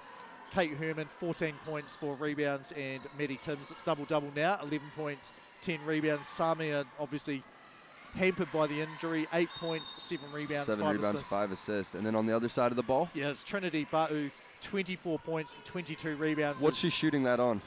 11 of 15. Like 11, very efficient, very efficient. Free throws, 2 of 7, yep. And those 7 offensive rebounds are massive for her team too. And who's assisting her? Asia Anderson it's probably Matafua has 5 assists. But anyway, the 2 free throws drop for Hippolyte, so they're up 6 points. Anderson drives hard to the rim. Great take. And who else? Ba'u with the rebound. Who else? 24 whistle for the foul. So Timms, foul number 4. She's going to last almost the entire game. I think you leave her in here until if she does foul out. Tim's probably wouldn't mind the Tohi League rule right now, would she? Yeah, well, you get an extra 6 fouls. So Ba'u here to make it 25. So she's up to that, 23 rebounds as well. Actually, no, I think 24. We'll wait and see. That rebound on the live stats was before or after this one here. Massive 2-2. Needed that. Keeps it at that 4-point game. Yeah, I can see the time. So Lincoln has 2. AUT has 1 timeout remaining here. Herman crossing over between everyone. Flings it up. No good there. Rebound drops. And AUT looking to push here now. So if there's a time to run, it's towards the end of the game. Floater no good. Rebound bounces back. Shot is no good. And who else? And I think the foul is on 7. It is. Samia whistled for the foul in the bonus here, so that rebound does not count. We're probably, because we're so interested in seeing the 25-25, I've got to say I'm a little disappointed. And then the fouls say 5. The score bench is saying 5. I don't remember a whole lot of fouls, but I can see on the live stats as well, it should be a bonus here. 2. Yeah, it definitely is 2 shots. So we have Sharon and Nigel Irwood who do an awful lot of Tauihi League and Sal's NBL games. So if they say it's definitely the bonus and 2 free throws, no matter what anyone else said, I'd say, right, that's what we're doing. Yeah, what Sharon says goes when it comes to the stats. That's something I've learned in my short time here in Canterbury. She does a great job with the FIBA live stats for us. So Pa'u up to 28 points now, 24 rebounds. Here's Hippolyte. And getting to her left hand again. Mini bump there, just can't make falling it. short. Here we are, AUT looking to push here. Good, girls getting back, and again, yeah, you got to find 21. Libby Clayton lurking. 3 ball, and massive. Herman sprinted out of there. Hand was right there, but a big time 3 there. AUT up by 1 here. Clayton's open, doesn't take this one though. I think you're going to look for Hippolyte to get the ball here. Samia turns. Clayton's wide open. She probably needs to move to create a bit of spacing. A bit of space needed. Hippolyte off the screen. She's open. That 3 just off the rim. Samia no good. And there's number 25 for Pa'u. 35 seconds to go here, so no need to foul. Yeah. AUT here, if they can get a 3, it will pretty much ice the game, but I think the ball is going to go to number 21 inside. She's coming up. Yeah, waiting for that action. All they want is Hippolyte to come up, and then she's going to dive. O-board opportunities. And, yeah, I think and Watkins was saying, just leave it, leave it, leave it. I want to take the timeout here. So the good news for me, I love this. It's a 1-point game, which means the chances of overtime are really, really low. And the team, you don't want to foul because, a game winner is a game high. winner shot or a game missing shot. Is the most likely outcome. Game winning stop. Exactly. So, and we'll see what. If you want, you can go have a look at what Watkins is going to draw up here, because I imagine it's going to be something for Hippolyte to see if he can just at least draw a bunch of defense. Yeah, but as we go through the stats here, so Trinity Pa'u, number 21 for AUT, 28 points off 68% shooting, up to 25 rebounds as well. Just a massive game for her. The efficiency index for her, I don't think I've seen one above 30. She's up to 48 in the game. Just huge, huge game. Asia Anderson, 16 points, 10 rebounds. They're the 2 which have done most of the work there. And then Lincoln University has been Lauren Hippolyte, 24 points, 8 rebounds, 5 assists. And who's the ideal shot taker here for Lincoln University? Wasn't quite able to catch the whole thing, but I believe some sort of maybe staggered sort of an away screen getting Hippolyte involved here. Right. Thing is, you do have those 13 seconds, so a little bit of time to make a move, but also want to leave enough time for an O-board or if you need to play the foul game afterwards. Yeah, well, AUT, they're on 3 team fouls, so they could actually just wait till the screen starts coming. There's the double kills. You can't take too long. You've got to get it in. They do. That takes a long amount of time. There's Hippolyte getting to her left. Back to Tim. She's got an open lane here. Hippolyte is wide open. They don't get it to her. Samia, 5 on the clock. 4. Lot of defense there, and Pa'u knocks it away. One second, and this is where Sam's very happy to have his 2 timeouts towards the end of the game. So they did have initial chance there. I think it was Tim's on the drive from the corner. And look, I am right. The shot clock, the timeout counter does tell you which team has it. Yeah, Tim's did have Hippolyte open, spacing back out in the corner. They had a pretty good attempt there, but throwback was, maybe just missed there. But, I mean, to get downhill on the rim and put some pressure on them to either block it or foul, and just wasn't quite it was the result AUT wanted. Yeah, so it's, well, I'll tell you this, the commentators for the next game are the 2 Lincoln University coaches. so depending on what happens here, they could be the most hyped and excited commentary crew ever, or the most disappointed one ever. Like I think we're going to find out in about 15 seconds. 15 seconds left in the timeout. Teams, I'll take about 10 seconds and then 5 seconds inbound, and then it's going to be one shot here. And well, I guess I kind of wouldn't be surprised to see a shooting foul and splitting the free throws here. Like the defense is going to be desperate here. With 1 second, is they've got time for maybe one real quick fake before it goes up. It'd be interesting to see what sort of defense they come out and do. They go zone to kind of, it does look maybe a bit zone-ish. I'm kind of surprised that Herman's the inbounder here. Yeah. Like Tim's probably would have been my choice because you don't really want. There's cross screen for Samir. She's got the shot, scoops it up. Oh, wow. Yes. Oh, that was pretty amazing there. The defense, really, really good. So we're looking for the hype. Commentators crew and referee Cody with the mullet says, yep, that 2-point bucket count. Have a look at this here. Rosie Samir just splits through. And I think that was left-handed. I didn't even see which hand she used there, but Lincoln University hanging around, and then hits a game winner. And the viewers will be rewarded with very hyped commentators in their next game. Unreal. Coming off, I think she sat out about the last 2 months with a hamstring injury. So for her to come in and hit a game winner on game 4 of the tertiary champs, much credit to Rosie there. So 10 points, 7 rebounds, 5 assists. What an awesome finish. I'm glad you managed to pull yourself out and get down to this game. I'm glad too. That was a great game to watch, and both sides fought very well. So, we'll wrap it up there. So Lincoln University through into the grand final. So 3 of the 4 spots are filled by South Island teams. Next up we have UC, and they're going up against Otago. So actually all 4 will be, no matter who wins this game. Josh Thompson, Sam Watkins, they'll be on that one, the commentary team. That's due to tip off in 22 minutes.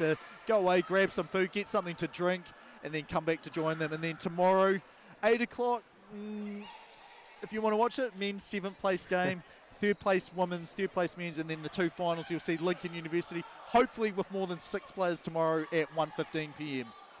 Wicked. Awesome. Well, thanks for tuning in, guys, and appreciate it, James, and we'll catch up with you guys soon.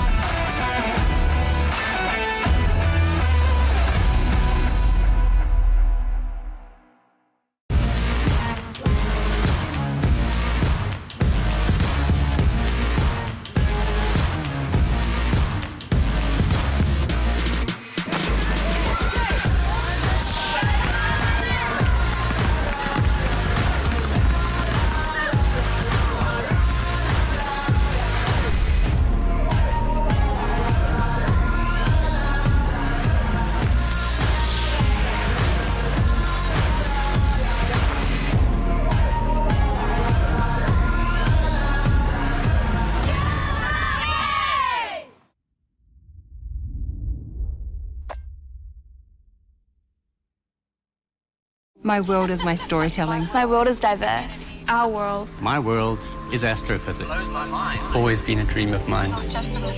I don't know what my career pathway will be. I approach architecture from the point of view of my culture. I want to contribute to my people. It's a way I can give back. I want to change the perception of engineers. I want to take my tohu home when I graduate. Right now, it's about me. And this is my chapter.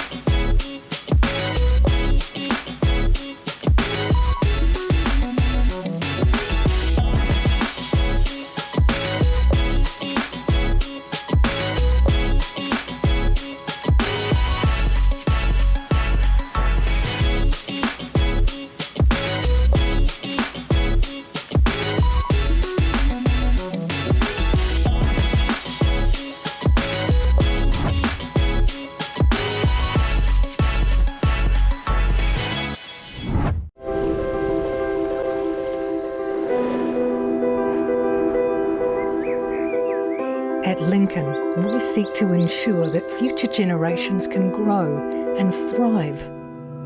That means providing a world-class learning environment to grow fresh solutions to real-world problems, including using the world's resources wisely and sustainably. Come to Lincoln University, a place to grow.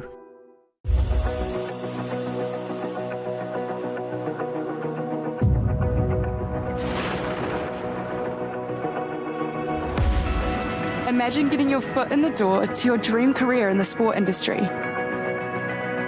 As you represent your uni, building lasting friendships, connecting at national and global events, connecting with peers and mentors who help connect you to your future. Make this happen with UTS NZ. I've definitely made some really personal relationships and friendships through volunteering. It makes you always feel like you're part of the team. In the sporting industry, it's so hard to gain connections, but volunteering through University and Tertiary Sport New Zealand, you're sitting at a table with people with over 20 years experience. I learned through hands-on experience in my marketing internship, skills that I could apply into the internship that I got at Foodstuffs. If you're ready to connect your skills, goals, and experiences, join our team! Join our team! Join our team.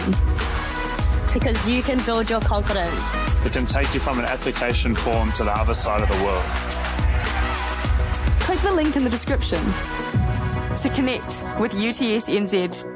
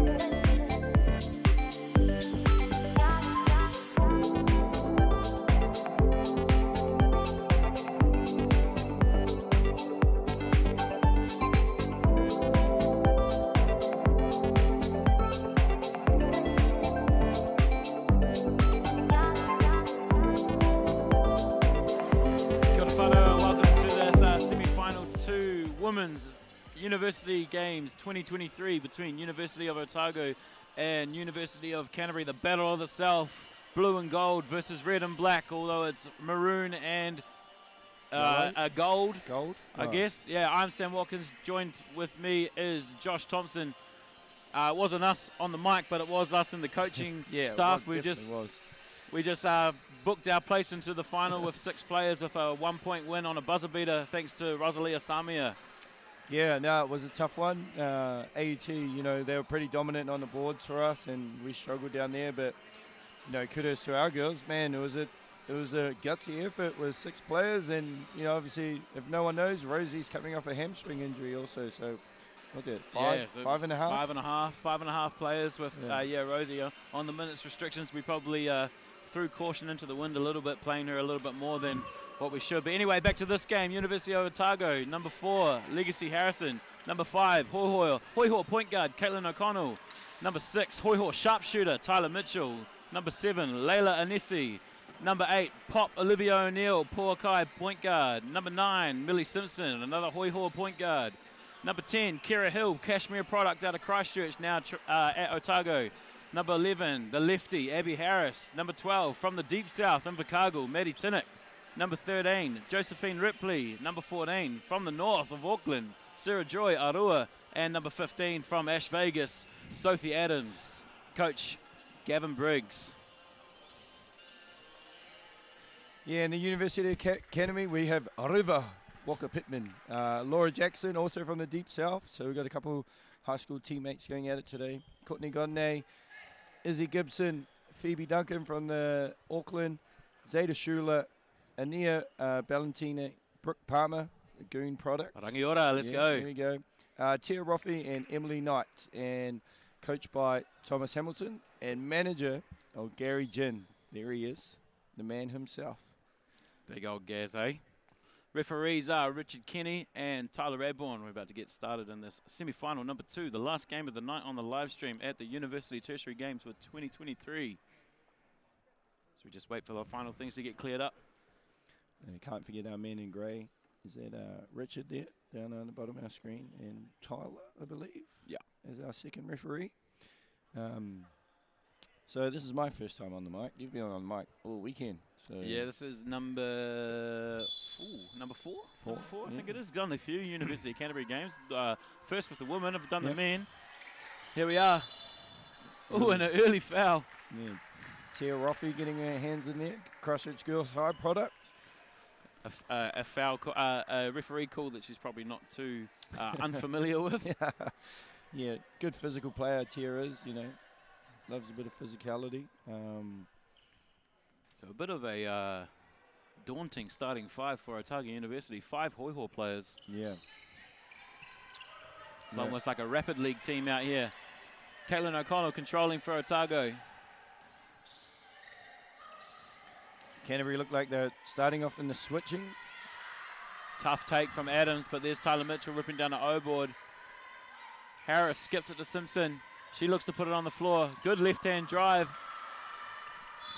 Laura Jackson there getting the rebound. Obviously one of your under-19 girls, Laura Jackson. Yeah, so good.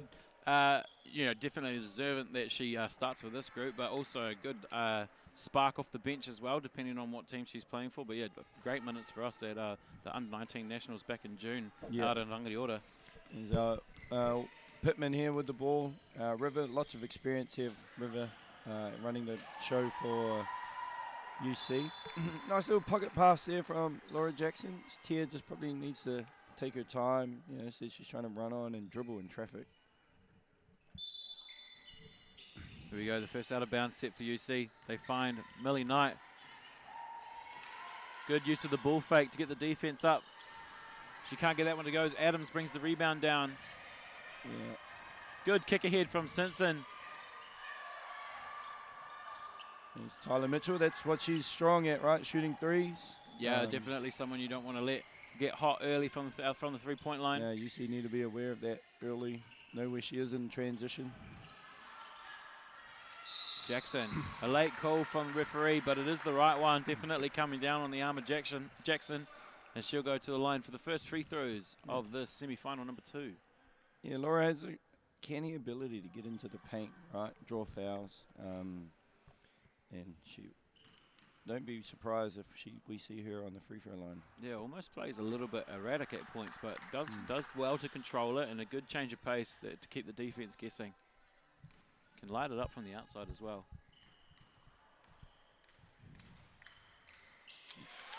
And we're on the board. Second one drops for Jackson.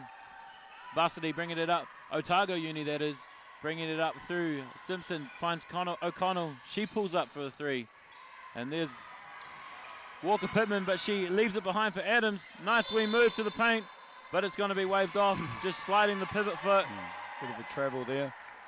Has a big look of amusement on her face, but I think that is the right call from referee there. Yeah, really intrigued with that Sophie Adams-Tia matchup. Both physical, you know, strong, down low in the post. Yeah, what Tia gives up on the size, she's definitely not giving up on the muscle. As there she is down low from a pass from Jackson. Kicks out to Pittman. Wee Lena can't get that to go. Simpson rips the rebound down. Looking to run the break. We've seen a lot of that early from Varsity. O'Connell puts it on the floor. Seal Mitchell. from Tyler.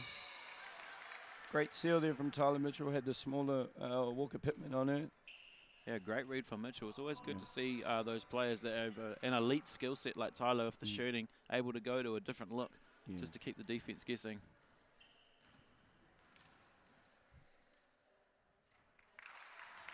First one's good, so Otago now on the board, one apiece. Yeah. Good recognition there from Simpson as well, finding her deep catch, you know. Sometimes in those deep catches, right, you tend to over dribble and then 3 seconds and it's a turnover. Yeah, so you got to find them quickly inside, otherwise you're going to be turning over with that 3-second call. A little bit of a 2-2-1 trap there from the looks of things. Would have thought Knight would have pulled that one, but she wisely puts it on the floor, tries to take off the dribble, but good defense from O'Connell. And there's that three ball from Jackson, and that one goes. You're going to need to put a hand up on that, otherwise that's going to hurt you all night. Yeah, you know, that's one of her strengths, right? Being able to shoot the three and get to the rim. So we've got to be aware of those things. Otago will need to. Simpson finds Harris. There's that patent left-hand drive from her. You will see that a lot. There's 3-second call there on Sophie Adams. And just like we said earlier, you got to find that early, otherwise the 3-second call, it will come. They've been all over it this weekend, the referees. Yeah, a little 2-2-1 pressure here show from Otago.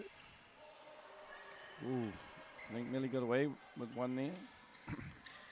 Walker Pittman looks for the pass to the roll. So you can see a lot of on-ball work from UC trying to hit that roller. To no avail early on. Good kick out from Adams as she was off balance.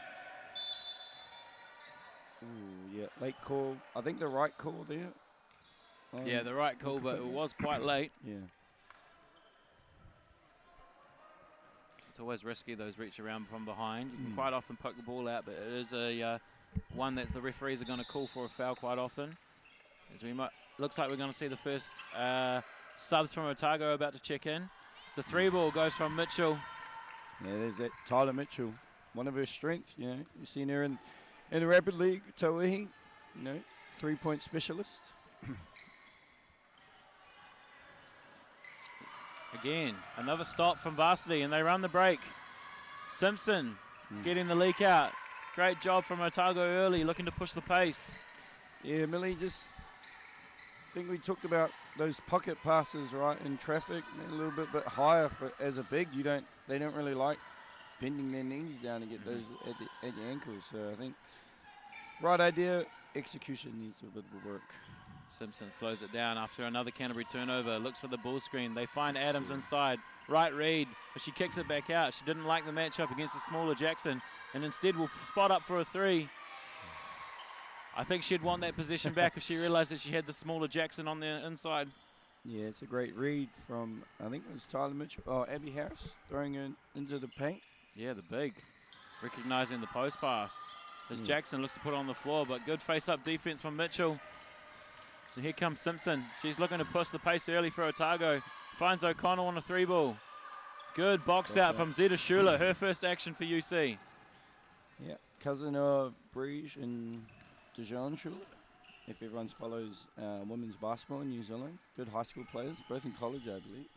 Yeah, I believe they are both in college. As we've had a wayward ball come over and a great catch there from the young yeah, man. but he walks away trying to hide his face from the camera with a little bit of embarrassment. And here come those subs. So Walker Pittman will check out. And Tia Ruffy, I believe. As does Tia Ruffy. Courtney Godinay comes in as well as Phoebe Duncan. Yeah, and for Otago, I think Sarah Arua and Olivia O'Neill both come in, and Josephine Riley into the game. And straight away, Laura Jackson back to the free throw line. Draws a foul, so quick action for Pop. She draws that foul. Send Jackson back to the free throw line. Looking to go better from the 1 of 2 effort that she had the first time. The first one goes.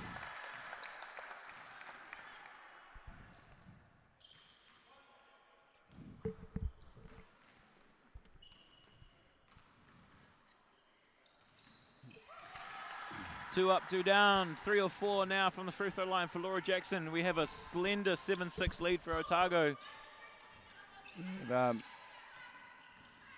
Pauakai point guard, Olivia O'Neill. Sarah Ruitt. Tough drive, good defense. Great wall up play there by Millie Knight. Great defense from UC, and there's Jackson on the break again. Just trying to thread through too many defenders, but it will stay with UC. Yeah, you love the push, you know, maybe seeing bodies slow down, wait for your defense to, your offense to get through. Great, as we see a replay there, great defense from Tyler Mitchell.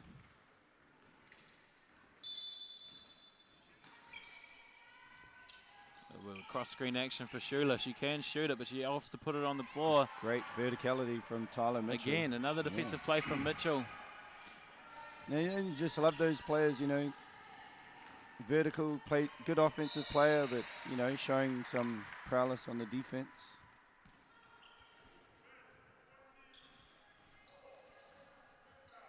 So we get potentially Millie Knight's first foul. She looks to lead the troops in the huddle as Legacy Harrison, her first action of the game will be 3 throws.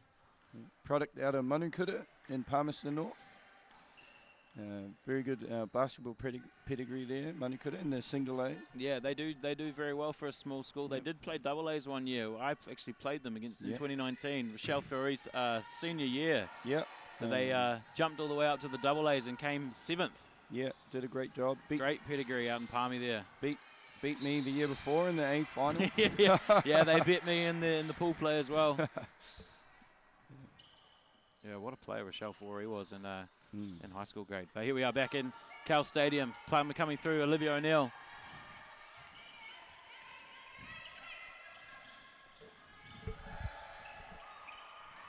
Finds Sarah inside. Great move from Sarah Joy, taking Jackson off the dribble. Unable to finish, but she stays with the play and keeps it alive.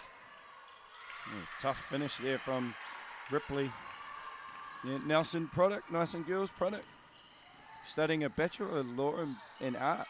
And there's Laura Jackson to the rim. So Laura Jackson making her presence known on this game so far, leaving her fingerprints all over it as Pop looks to push in transition.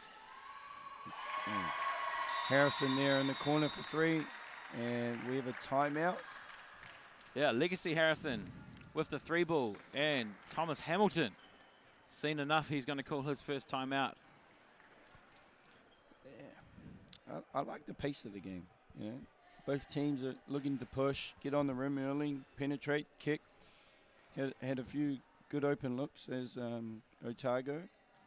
And UC fighting back. UC Otago had that early, 4-point lead at 12-8. Yeah, so just a wee bit of a score update. It did say 10-11, I believe, but it is 13-8 in favour of Otago. So we scoreboard error. The girls down on the bench doing their 4th game in a row. Tough mahi, doing a great job. Yeah. I believe that a couple of them are your girls. Yeah, a couple of Rangiора's finest down there on the bench, as well as Gleason. So if you're... I'm going to put it on Gleason, actually. I think my girls are doing a great job. Yeah, we're going to blame Gleason for that one. She can't hear me.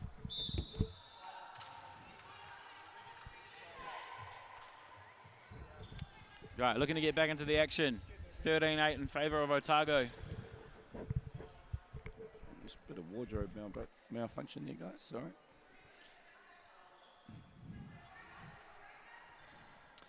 And hey, if you're free and you're in Christchurch, come down tomorrow. 8 a.m.'s first game down here at Cal Stadium. Last day tomorrow, finals day tomorrow. You know, obviously we booked our place in the final to play either one of these two, and the boys' final, I believe, or South Island as well. Yeah. Otago, Canterbury. Southern Derby in the final as well. So Southern Derby in the women's semi, Southern Derby in the men's final tomorrow, 3 p.m. As well as the girls' final too. The girls will be a Southern Derby as well. The blue and gold of LU, Lincoln University Rams. Who is going to book their spot to play them in tomorrow's women's final for 2023? Yep. We're looking forward to that. It's been a while. Obviously, we weren't at the competition last year. A few injuries and players away, but we're back in this year. I think potentially you guys were in Japan at 3x3 as well? Or was that the men? No, that was the men. The men. Yeah. Yeah, so the women's product out of Lincoln University looking to double down and take both the 3x3 and the 5-on-5 titles for 2023. Yeah. I'm just sorting out a wee technical issue with the scoring iPad here. I don't think I'm going to be able to blame that one on Gleason. It looks like it is a bit of a malfunction. So that's why we momentarily paused here on the live stream.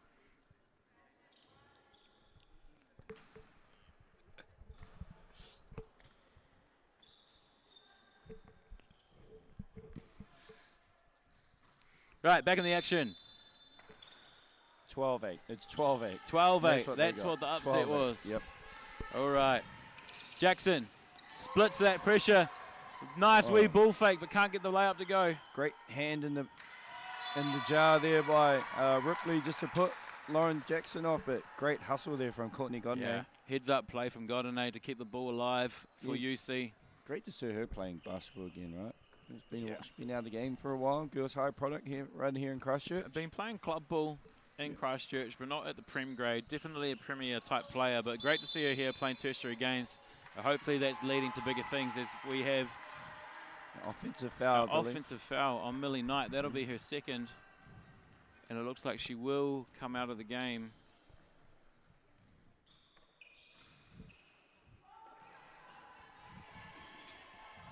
Ania Ballantyne walking to the bench, I believe she is, just getting her final instructions from the coach before she checks in, potentially for Millie Knight.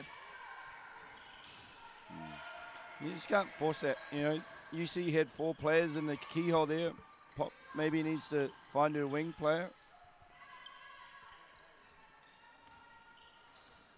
Screen from Schuler. Godinay finds Schuler again. That high pick and roll. They're looking to find the roller a lot, but another turnover. And here we go through Harrison. She's looking to push the pace. Finds O'Neill. She opts to look for the paint. And a nice wee floater from O'Neill. Her first points of the game. Yeah, that's one of her strengths. Olivia O'Neill getting into the paint, finishing those little runners.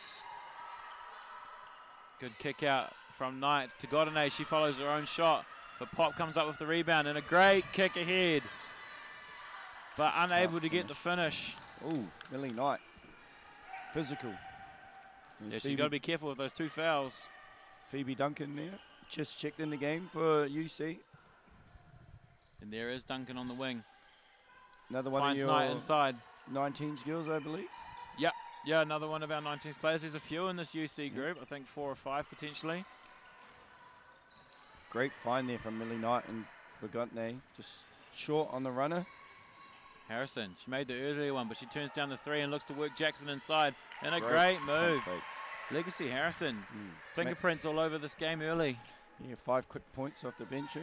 Hitting a 3 and a nice wee pump fake in the lane. Jackson. Well, spots up for a 3. That one just a little bit long. That'll be a little bit early in the shot clock. Yeah, you see, just need to get a little. Millie Knight picks the pocket of Ripley, then loses it herself. Great defense there from Millie Knight. Just lost the handle there going to the rim. And she will now check out, and there is Ania Ballantyne checking in for her, as well as River Walker Pittman. She'll check back in. Laura Jackson to the bench. Legacy Harrison takes a break as well. Millie Simpson back in for her. Yeah, I don't think Canterbury have done bad things. They've had good wide open threes of penetration and kick. They just haven't made shots. And yeah. Maybe just that last one from Laura was a little bit rushed, but other than that, they've been making good looks. It's obvious that they're trying to hit that roller off the high pick and roll. Double screen action here for Pop. Lilia Hemi loses the handle. Good hustle from Duncan, but unable to get the defensive rebound. Simpson finds a great pass into Ripley, and she draws the foul. That'll be on Shula, I believe. Yeah, great backdoor cut there from Ripley. Just Shula got caught ball watching. Yeah, it's a little bit of a brain fade as they weren't able to come out with the rebound. A great find.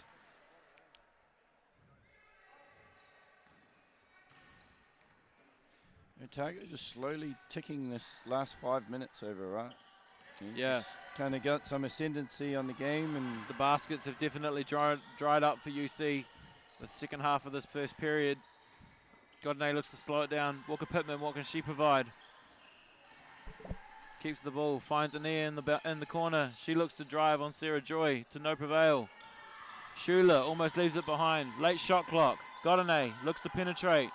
Great cut from Walker Pittman and another turnover. Varsity's defense starting to suffocate UC.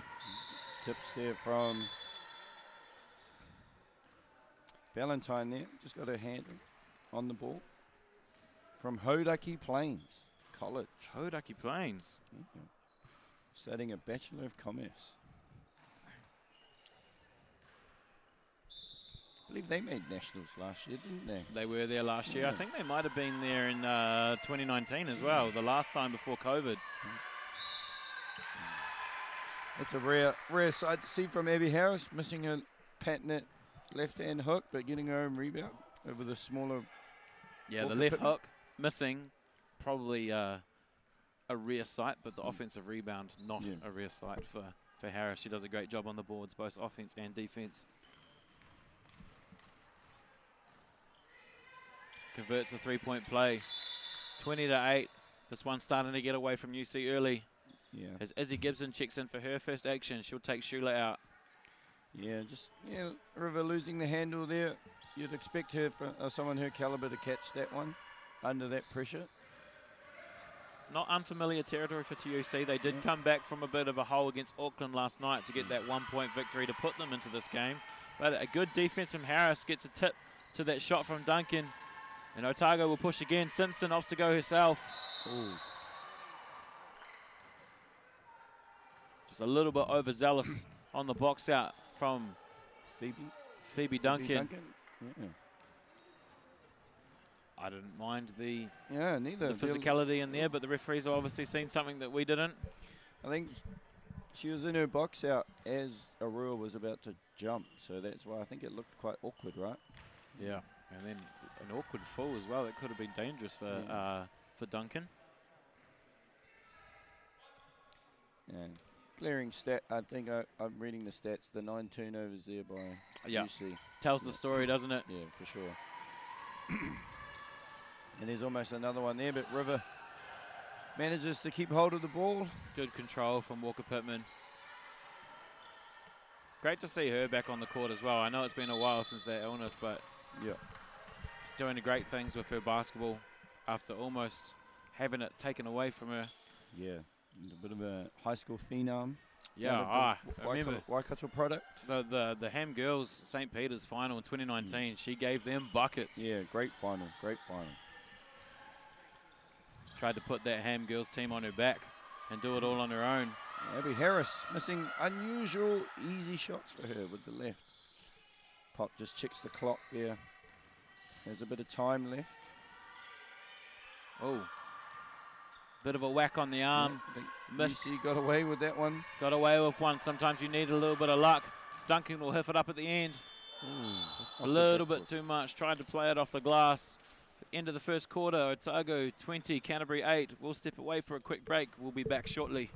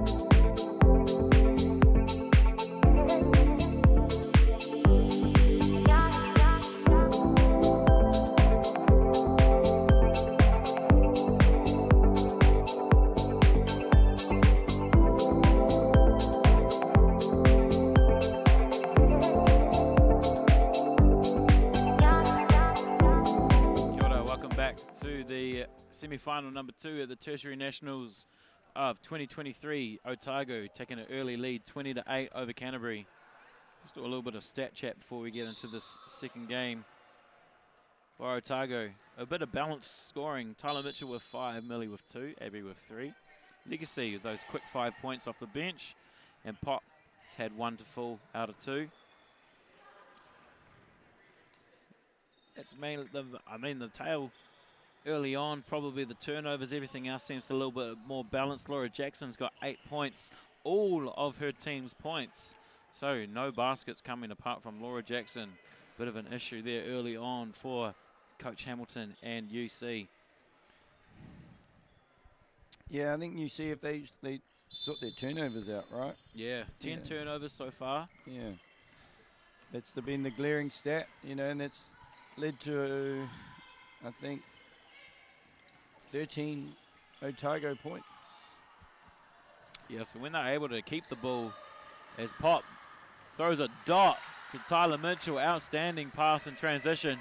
Great find there from Olivia O'Neill. One of her strengths, you know, seeing the floor, getting her teammates involved. Always got her head up looking to push. As there's a 3-ball from Jackson. She puts her tally to 11 and Canterbury's to 11. Still the only scorer for UC. Great. See on the replay. Yeah. Bang, and a steal. Here comes Laura Jackson back on offense. She looks to attack. Left hand finish. Good finish. 13 points for Jackson, 13 points for Canterbury. You see coming out strong here in the second half. Great find. Yeah, great pace from Pop. And then able to find the roller, the wheeler, sorry, from Harris. Again, just a bit of an uncharacteristic miss from Harris. UC look to slow it down. Screen from Roffey. Weheze from Walker Pittman. But great defense from Adams. Good cut. Good cut. It's a little bit hot on that finish from Ania, but great cut. And good defense from Knight. She stops that fast break. But they find Adams. Touches every little bit of the rim and then off the glass and down. Yeah, Sophie Adams, very unorthodox jump shot, but very effective. Oh, she can hit it even from the 3 as well. She will hit those if you leave her open. They like this little cross-screen action into an on-ball for either Jackson or River coming off an on-ball. Found Ania wide open in the corner for a lefty 3. Like the action that UC are running. They're finding what they want. Tyler Mitchell fires away a 3. Yeah, great rebound. Not going to see many of those miss if you give her the space. You've got to take that away early. It's a great rebound there from Millie Knight. Great box out. Looking to push the pace as Knight throws into a ball screen. A good drop off from Walker Pittman, but Roffey unable to finish that one. Yeah, great action there coming off the on-ball. Great cut. Just can't manage to finish those. Really need to finish those ones. Again, Varsity pushing the pace, but Sophie Adams just loses the handle. And Ania's missed Jackson streaming down the floor. They find her on the wing. Get the wing on ball. Find Roffey inside. She's going to look to work Mitchell. And does well to draw the foul. Mitchell coming down on the right arm of Roffey, and she will go to the line for 2. Yeah, and it's Tier's game there. Yeah. Bit of bully ball inside. Bully ball inside, you know. It was smart trying to get the old little scoop shot. You see that a lot these days, the little scoop underneath the arm. Trying to draw that contact, sell something to the referee.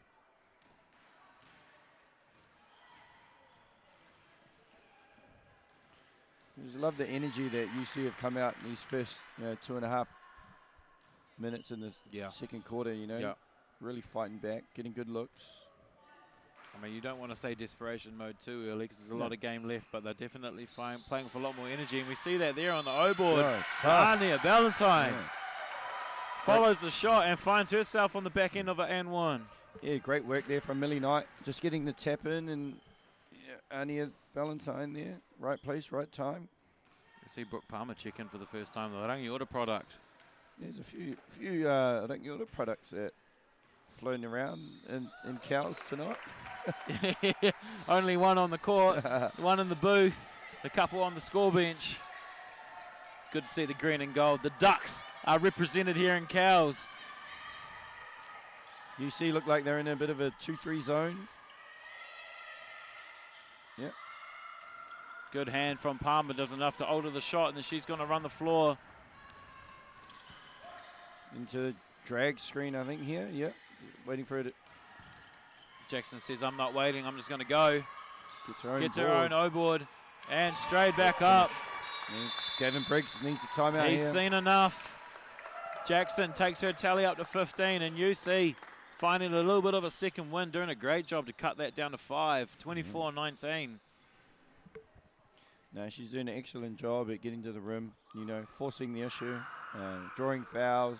I think her ability to knock it from deep also as well as being able to, you know, longer closeouts, can pump fake, get to the rim. That's the concern, right? Like when you've got that much pace, you want to be able to keep them off the rim, but they can shoot it as well, so you get stuck in a little bit of two minds sometimes. Yeah. Great job from UC to come out of the end of quarter, and it's been all the maroon and gold so far. 11-4 quarter, I believe, which is great start from UC. But, you know, we saw that last night. UC down late, down 12 yesterday against Auckland and fought back. And, yeah, they were down early. Down early, yep. Seen a lot of that in this tournament. Teams get a little run and, you know, you think it's over and up 12, 15, and the other team comes back and fights back. Otago were on both Otago teams. The men and the women have been able to come back from heavy deficits. Otago doing it against Lincoln Uni Girls yesterday, coming back from a 16-pointer at one point to win by 2. Yeah. I just put that down to we're lacking players. I'm being biased. Will that be the replay tomorrow in the final? UC hoping to do everything they can to make it not the case. Otago through O'Connell. She finds Mitchell on the wing. Back to O'Connell at the top. Back to Mitchell on the wing. She won't hesitate, and that one drops. Too much space. Going to be a problem for UC if they don't take that space away. Can't leave her there. And Pop enjoying that one on the bench. I'm sure she's enjoying it more being her teammate than playing against her like she has in the Rapid League. As Palmer looks to put it on the floor. There's a 3-ball from Jackson again. That one's short on the rim, but Roffey rips it down, finds Palmer. She can shoot it. She'll let it rip. Bit of an early check for her. But there's Ania again on the O-boards, and then Roffey. All the energy coming from the maroon and gold so far in the second quarter. Out hustling them, getting third, fourth shot opportunities there. Tia Roffey, Ballantyne, sticking with it. Palmer. O'Connell lets a 3-ball fly. Good dump off. Oh, I believe that's Millie's third. Just doesn't need a swipe at that, right? Yeah, a bit off balance. I mean, if you box out and get the rebound before that, then you don't need to worry about it. But yeah, also a little bit off balance on that shot. Just let her try make that play. Make it as difficult as you can without swiping down. Yeah, I was just about to say that. You get the rebound, you don't put yourselves in that position. But, you know, can't argue the foul if you don't get the defensive rebound.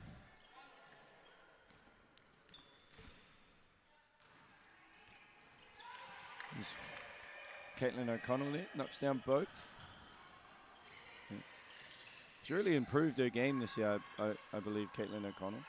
Yeah, big jump she's taken this year, I believe, with the help of playing in that Hoi Hall program. Oh, yeah, for Hoi sure. Hall in general improving a lot from last year. Yeah, both her and Tyler Mitchell, you know, they're leaps and bounds in terms of playing, and kudos to the Rapid League also with that types of things, right? Yeah, I mean, that's what it's came about for, right? To be able to show a little bit of what the others can do. Yeah, as we see on the replay there, Brooke Palmer, 2 hands on the arm. That's always going to be a foul. And there's Abby Harris hitting the mid-range jumper. Free throw line one. Yep, she can knock down those jumpers as well. She's not just a finisher around the rim. She can do it all for you. So Otago extends this one back out to 10. Great screen there from Tia Roffey. Had Anika wide open and just turnovers. Killing UC. Oh, good defense from Jackson. And then she dives on the ball. Smartly tries to throw it off O'Connell, but it'll stay with Otago. Mitchell opts to put it on the floor. Could have gone up, but she kicks it instead. And a nice wee floater. And now Hamilton's seen enough. Back up to 12. He'll take a timeout. Yeah, great hustle there from both teams. It just went Otago's way and ended up in Ripley's hand from the nice little 5-foot runner. Yeah, good wee runner from Ripley there. You'd imagine that Hamilton, it's a good timeout from him, just hasn't liked what he's saying the last couple of possessions as Otago extends it back out to 12. You imagine he'll be focusing on those turnovers. Yeah. Now up to 12, I believe. Yeah, they've done a better job in this quarter and looking after the ball, and you know they're doing a great job there. But I think Jackson needs a little bit of help. Yeah, she can't do it all. Yeah. I mean, she'll try. She'll go for you. She'll go for the full 30. She's got the capability in her, but she will need some help to be able to take off this Otago team. Sure, as we see Briggsy get into the girls a little bit. What do you think he'll be talking about? Well, I think he's probably happy with what he's seen the last couple of positions on defense after the early, just allowing those O-boards. They've tidied it up a little bit, forcing a few more turnovers, and you can see that they're trying to push the place. But I think he'll be happy with how they're getting inside, and they'll just keep finding those little drop-offs. Yeah, and for Hamilton, he just looking after the ball. You know, that's the bottom line. They just need to look after the ball, because when they look after the ball, they're getting good shots. The ball is gold. You can't score without it. Here we go, UC. Varsity showing a 2-3 zone. Oh, tough. Through the contact. Jackson feeling herself up to 17. Felt the bump on the drive and throws it up looking for the call. Gets the kiss off the window. We might be looking at our first 40-point game. Well, she tracks this way.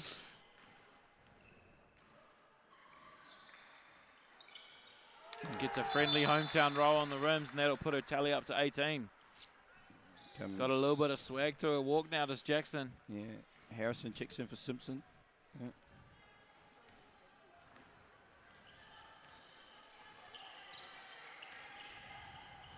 Harrison, good pass to the diving Harris.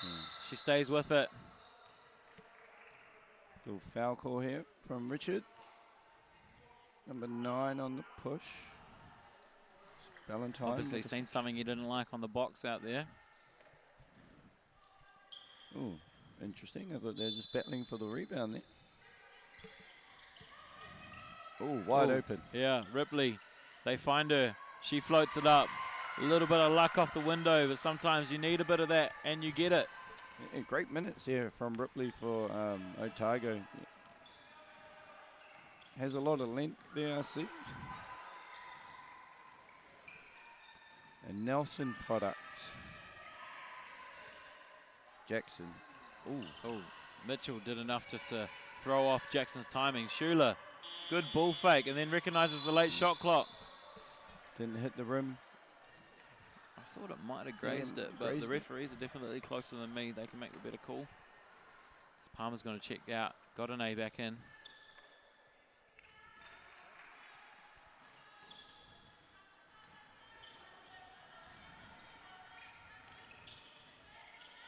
O'Connell. Ripley slips in, gets a post up, misses that, but stays with it. Another one up, can't get that. And Ania rips it down. Roffey smartly finds the guard and Godinay.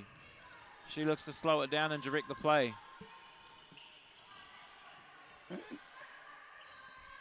Schuler looks for Roffey. A bit of a wayward pass, but it stays with UC. Ania puts it on the floor, goes to the left-hand scoop. Godinay hustling for it, but Harris gets a hand to it. Wow. Great hustle there from Abby Harris to get her hand on his Legacy, dribbling it off her knee as we see here. Oh, good pressure from Tia. Tia doing enough just to make Harrison lose that handle. As we see River about to check back in, I believe. Yeah, it looks like Walker Pittman's going to come back in. That might be a quick break for Jackson. Yeah. It is. Yeah. So 18 of Canterbury's 24 points walks to the bench. Godinay skips to Schuler. Another turnover. Mitchell reads the play well. She finds Harrison. Harrison with a great move to the rim, able to skip by Walker Pittman. I really like the look of Legacy Harrison. Yeah. And she's playing well. She's adding good minutes off the bench. Yeah, other than that little turnover there, she's shot the ball, got to the rim a couple times. Ania puts it on her left hand, goes to that left hand scoop again. Mitchell swats it. Schuler leaves that one short. Tyler Mitchell's third block of the game, I believe. And affecting both ends of the floor for Otago. As Harrison spins back to her left, tries to flip it with her right hand. Great defense here from Walker Pittman, just to stay vertical. You know, sometimes when you get vertically like that, you have a tendency to swipe down with the arm. She did good job at not fouling. Yeah, showing good discipline with that verticality on the defensive play there. Here she is with the offense. Finds Schuler on the wing. Kicks back to Pittman, then throws into a ball screen. Pittman, change of pace. Good change of pace. Gets in the paint and flips that one up. Great move there. That's her strength, right? Ability to get to the rim and finish through contact. Yeah, great change of pace just to keep the defense guessing as O'Connell does the same thing. She shows a burst of speed. Yeah. Draws the foul on, I believe that was on Godini. No, it wasn't. It was on Ania Ballantyne.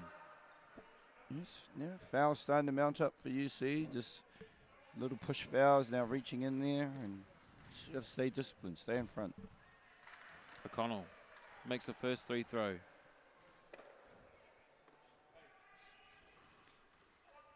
So talking about this game, who's our preference? Who do we want to play?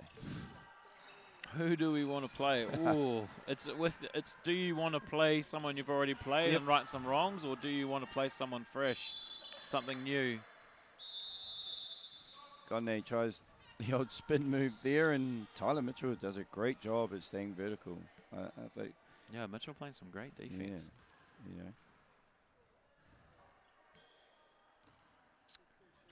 Me personally, I think revenge on Otago.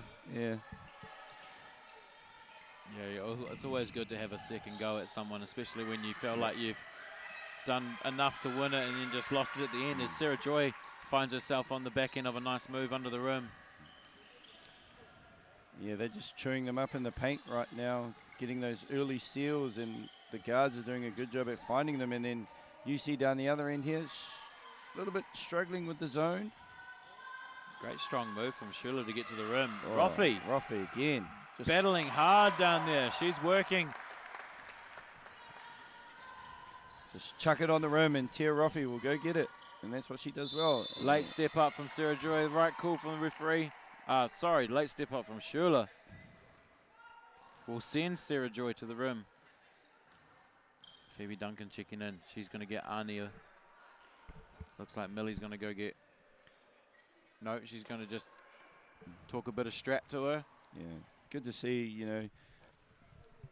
being in the park, she can lead her UC team with instruction, and that's what we want to see in those types of situations. Yeah, good to see those players, they come from those other programs where they're probably getting it from someone else, and then they're able to go to their programs and do it, for their teammates. Mitchell leaves that one short. There's another rebound for Roffey. Really Schuler looking to push. She crosses Sarah Joy over. Great defense from Sarah Joy.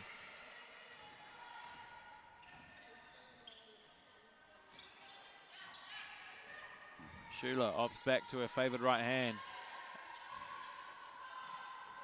Duncan got away with one there, I believe. So we hear some oohs from the crowd. Just spacing a little bit there, right? Great find. Yeah. Harrison to a trailing Tyler Mitchell, who is a dead-eye shooter. Yeah, this one's going to start to get away from UC if they can't find a fix. As Schuler leaves that one short. Just a lot of early shots and a lot of offense where the ball's just sticking to one side of the floor. They need to get it snapping both sides. All right, a little bit worry on the, can't see the shot clock. And that shot there from Ripley won't count. And we go into halftime. Otago 44, Canterbury 28. Yeah, great find from Pop there, but just didn't have that extra second to get that shot off. But we will step away from the booth with Otago with a close to 20-point lead. We'll be back shortly.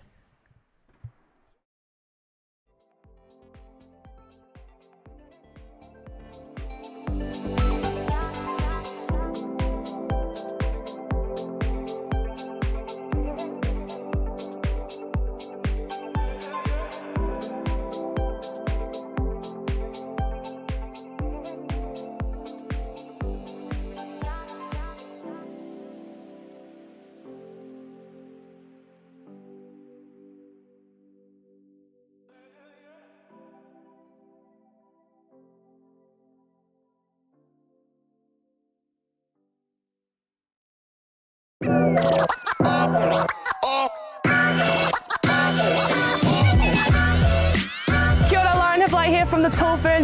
Flaxmere Park in Hawke's Bay. We'll just open up this new basketball court for hoops and parks. It's really cool to provide the tamariki with somewhere to go, somewhere to be physically active, play a bit of basketball with their friends. Good asset to the community, especially for those young ones who want to get amongst basketball. So yeah, it's really cool to see us open this new facility in this park that is just beautiful in Hawke's Bay.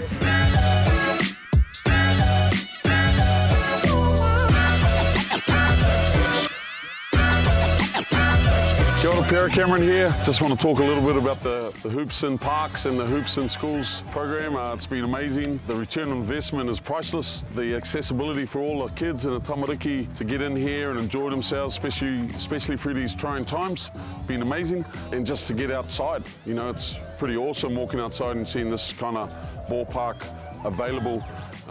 It's great, especially in these times. Kia ora whānau, Peliri Oli here, Councillor for Flaxmere Ward, Hastings District Council. I'm here to support the initiative today, Hoops and Parks. Very, very amazing result, and it's encouraging our people to come and spend time here, and especially together with the youth. I encourage other councils to jump on board. Yeah. Kia ora wāre Tiatu. Really enjoyed it here at the Flaxmere Courts. And looking forward to play again. We've been waiting for the courts to open for a while now. Now that they're up, I'm glad that they're here for an activity after school. And yeah. I like that the courts are purple. What I like about the court is that it's different to many other courts in Flaxmere. I like these courts because they're in a good position from if you want to go to the park or come here. And I like it because it's easy to bounce the ball and take easy shots. My name's Ricky Lee. Shout out to everyone that made these courts happen, and yeah, me Naz.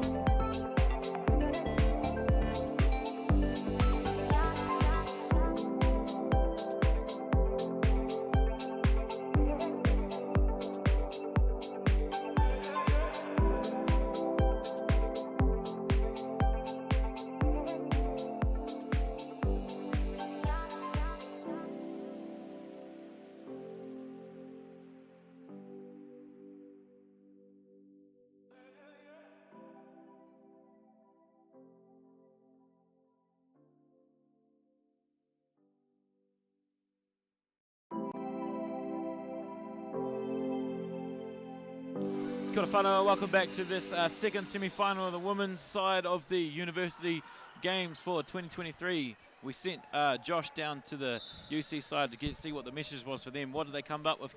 Oh yeah, they just need to look after the ball really. Yeah, they talked about turnovers, just being stronger with the ball and not throwing silly passes, and then also, you know, dumb fouls. So, you know, they say the right things. I think we've been saying that in the booth. So as you run through the stats, people at home will understand what UC need to do to get themselves back in this game. Yeah, well, that and keeping Tyler Mitchell off the three-point line. She's 3 of 5 so far for 9 of her 13 points in this game. But yeah, all the things that we've been talking about, those seems they have been as well.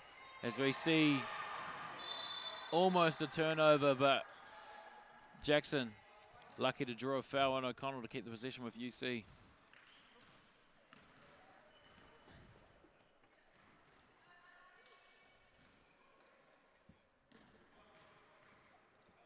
So ball back to Jackson. She's done well so far for UC. Fakes a shot, throws to Knight. Finds a cutting Duncan. Great cut from Phoebe Duncan, the Auckland product. Yeah, great cut there, great find there by Millie Knight. You know, tough finish over Sophie Adams, who was coming across from the weak side. Yeah, not an easy person to finish over, but did enough to put that one in, and there's a rebound. So UC baskets and stops early, what they need. They find Jackson. She finds another cut from Duncan. 2 up, 2 down from 2 great backdoor cuts from Phoebe Duncan. Yeah, great job there. Known for being a shooter, but, you know, moving without the basketball is always a key, right? Move without the basketball and someone will find you. Yeah, definitely. She's doing a great job on the offensive end to keep UC as we see a left-handed finish from Abby Harris. You'll see a lot of that. Yeah, she's starting to warm up, Abby Harris there. Finding her way into the paint using her left-hand hook. And there's Phoebe Duncan again. Phoebe putting the effort in for UC. She's trying to bring them back all on her own early in the second half. She'll go to the line for a couple free ones.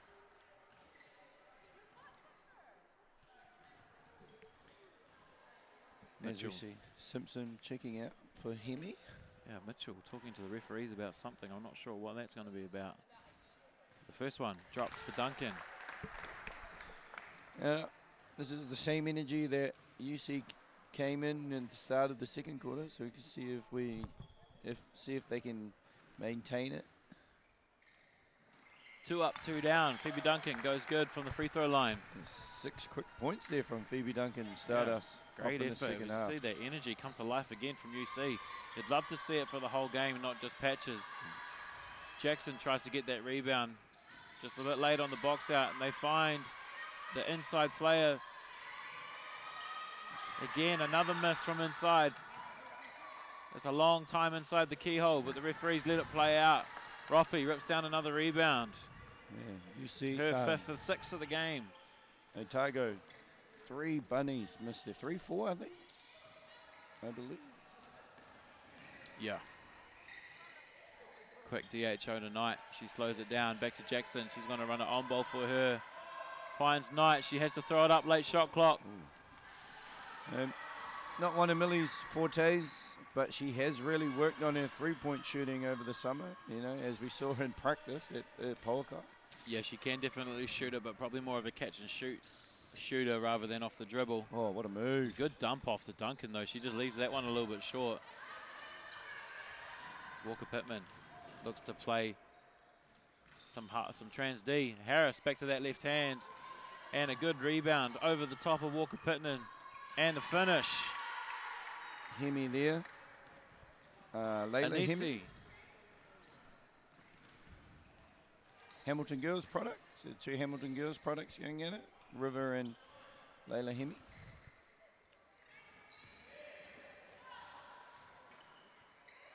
Tough. Had Millie Knight there in the corner. There did Laura Jackson.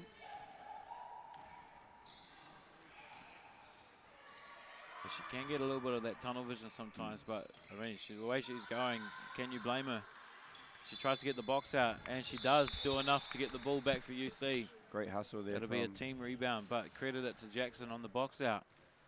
As Roffey checks out for a well-earned break. You see Ballantyne come back in. She's added some good minutes for UC as well.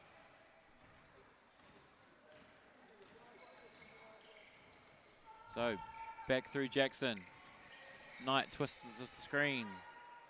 Duncan flicks it back to Knight. Knight looking to take Harris off the move. The pattern, great spin move. Oh, just unlucky at the finish. I like that matchup for UC. Yeah. Enough of an ability to take Harris off the dribble, and she's going to be able to work her inside as well as Millie Knight. Great defense.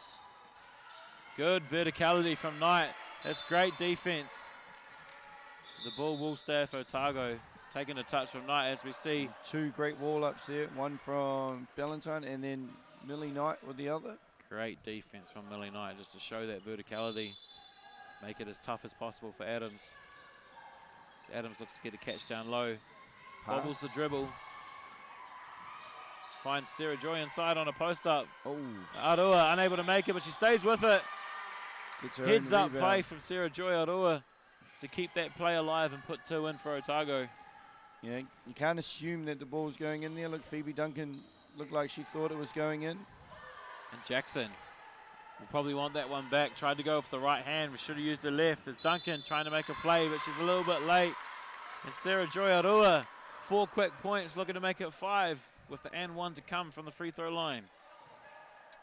Yeah, I feel like there was more contact on that last Laura Jackson drive there and a lot less there for Phoebe Duncan, but hey, we're just going with what the refs are calling.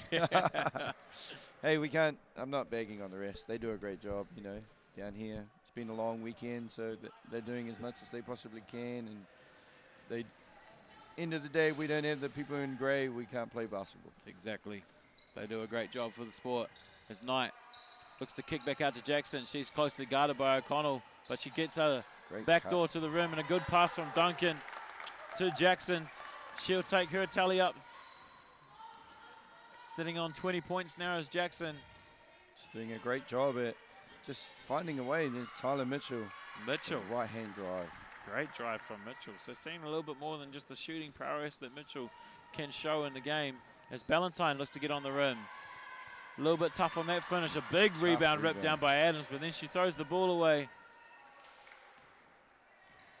Game kind of slowed, the pace has slowed down a little bit this game. Not as much running. I guess both teams are getting to the rim, right? Yeah, the pace definitely starting to show dividends, as well as being on the back end of a tournament.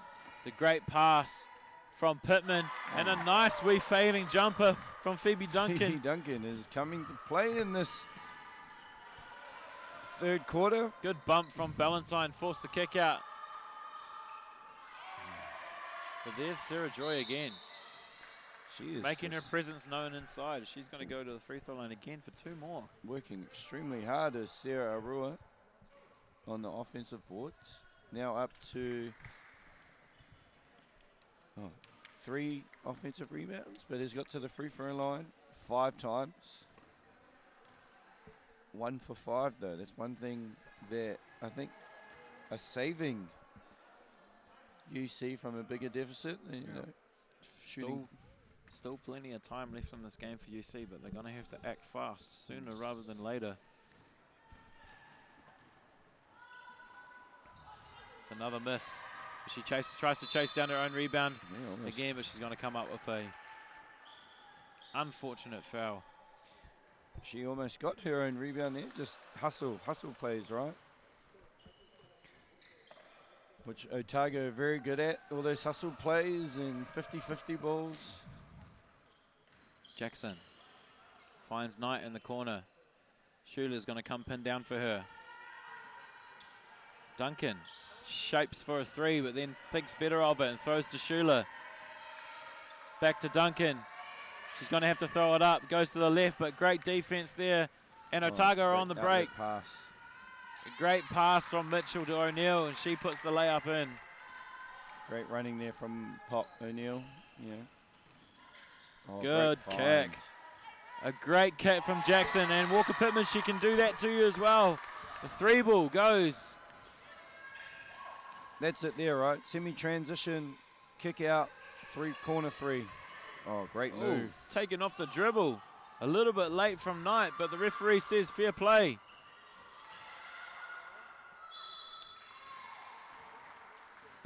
That one's a little bit of a coach killer, especially when you feel that there was a bump there on either of those drives, and then she gets the foul for trying to go for the offensive rebound. As Duncan, she's going to come out. Yeah, great. Well-deserved break for her. Great third quarter, I believe she 8 points all in the third quarter there. So working hard from Phoebe Duncan. All her points coming from the third quarter. Great effort from her.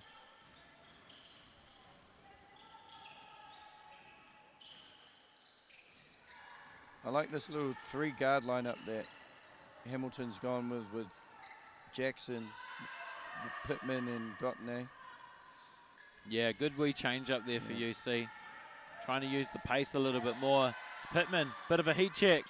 That one a little bit strong. Looked good from where we were standing. Standing. It's been a long day. It's been a long day.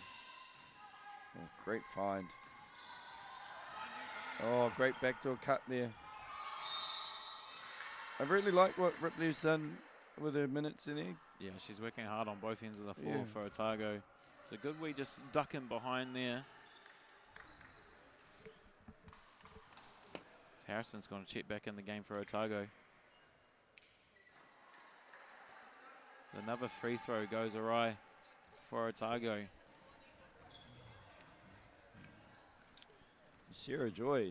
Oh, no, sorry. Ripley up to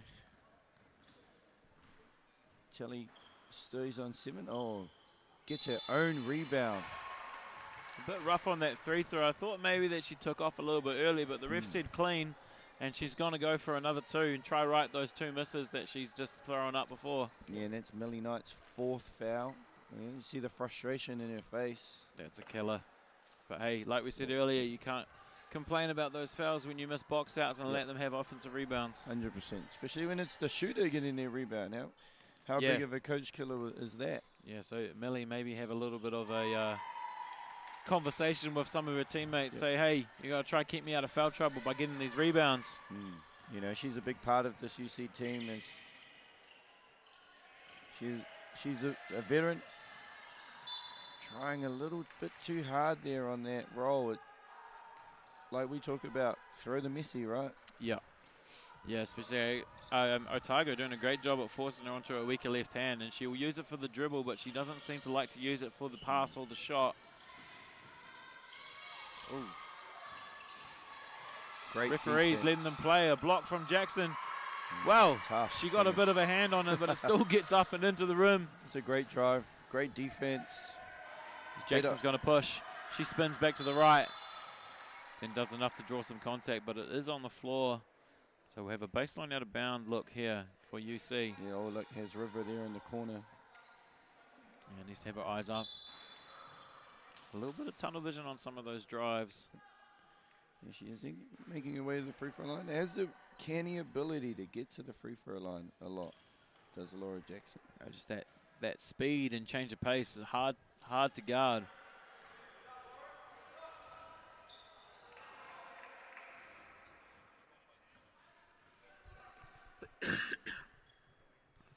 Misses the first, coming in to shoot the second. Second one goes down. Pop does a great job at kicking it ahead to Harrison. Nice wee spin move. She gets a nice finish on Walker Pittman. Great move there. Kick ahead from Godinay.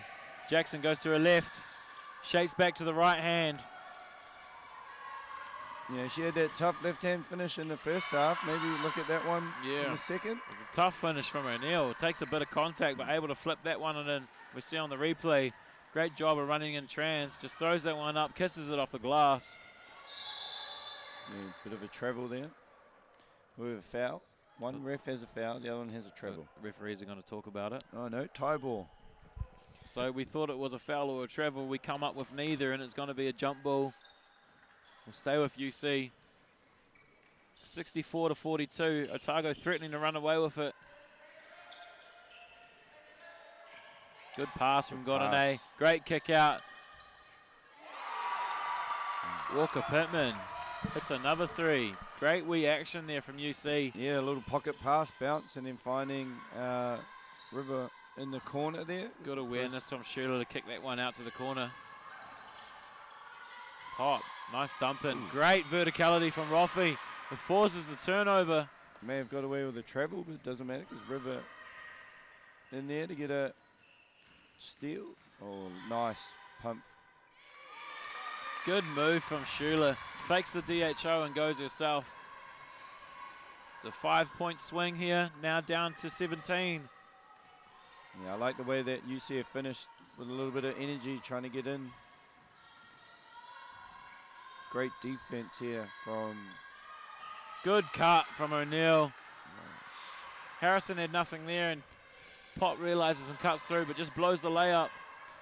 UC will look to shoot, take the last shot here, I think.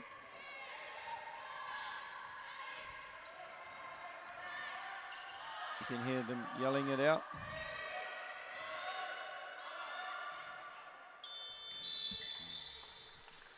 So, end of 3 quarters. Otago 64, Canterbury 47. 17-point deficit going into the last one. We'll take a quick step away before we come back for the final quarter of action.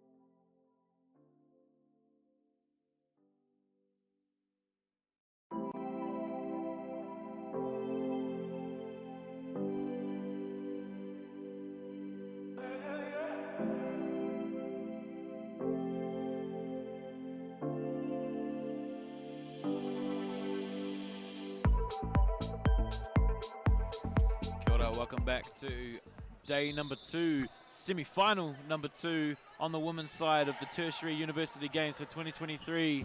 Otago with a 17-point lead over Canterbury. Desperation time yet, Josh? A little bit, but I think they can chip away at it. They ended that quarter very well. Energy, they got early looks, couple kick-out threes, but they really need to step up defensively. I think defensively, when they've got stops, they've looked good in transition in the semi-trans with Laura Jackson downhill on a kick-out, river a couple times. So I think a little bit of desperation, but, we can still work with it. 10 minutes to go. There's a good steal from Jackson. Unable to get the finish, but she stays with it and puts it back in. That's a great start for UC to trim it to 15.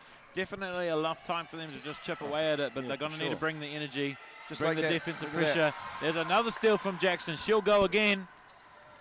A little bit erratic, but it looks like we're going to stay with UC. Legacy Harrison getting back there. As we see Caitlin O'Connell come back in for Olivia O'Neill. She exits to the bathroom. Yeah, Liv just walks straight to the bathroom. Hopefully she's all right. Little cross-screen action. Yeah, Sheila just needs to come and try look to post up on the low block there rather than run all the way out.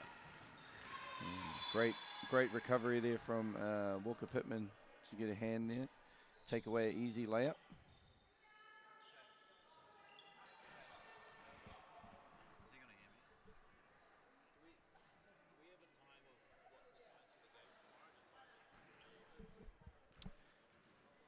And we've lost the basketball. Tyler's looking for the ball. Oh, he's found it. Rolled behind the door.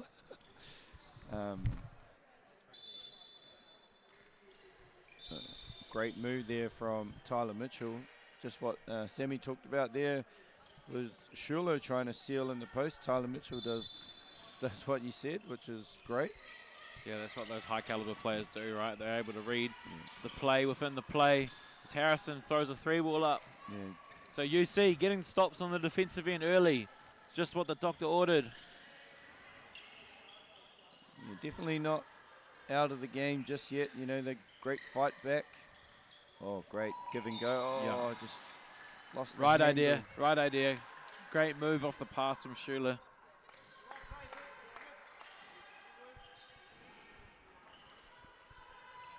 Jackson getting up the floor. Pressuring Mitchell. Good pass to Harris. She goes to the weaker right hand.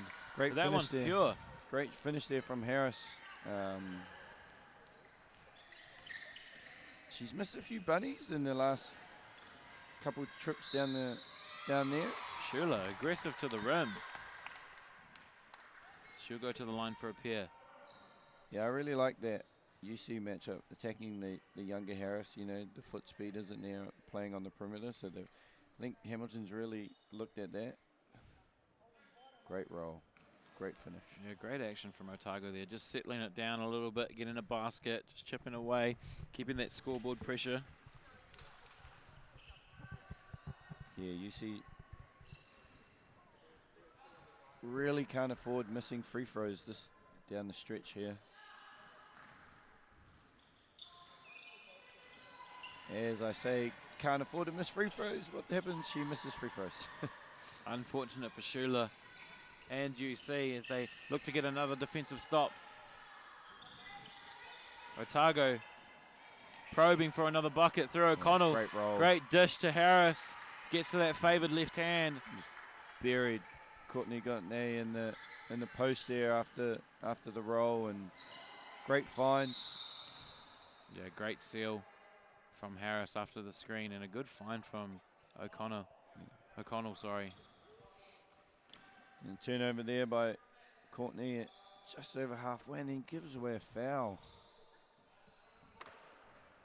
As I see Hamilton discussing things with Millie Harris and saying, hey, we need you out there for a little bit of leadership. Can we trust you to stay out of foul trouble for the next 8 minutes? Yeah, how much longer is he going to be able to hold her out of the game, though? That's always the question. Yeah. When do you throw caution to the wind? I guess and throw her in and hope that she can stay for the rest of the game. Yeah, those are always tough decisions, right, as a coach. You roll the dice. Not like in Toa Heat, there's no 6 fouls, there's only 4. And There's no tomorrow as well. Semi-final number 2. Winner to book a spot in the final against Lincoln University. There's that on-ball pick and roll. I just don't think switching is the way to go with Abby Harris, right? Because she's such a good roller and big body. She's just burying the guard. Yeah, they need to find some sort of way of diffusing this ball screen action that's getting so much success for Otago.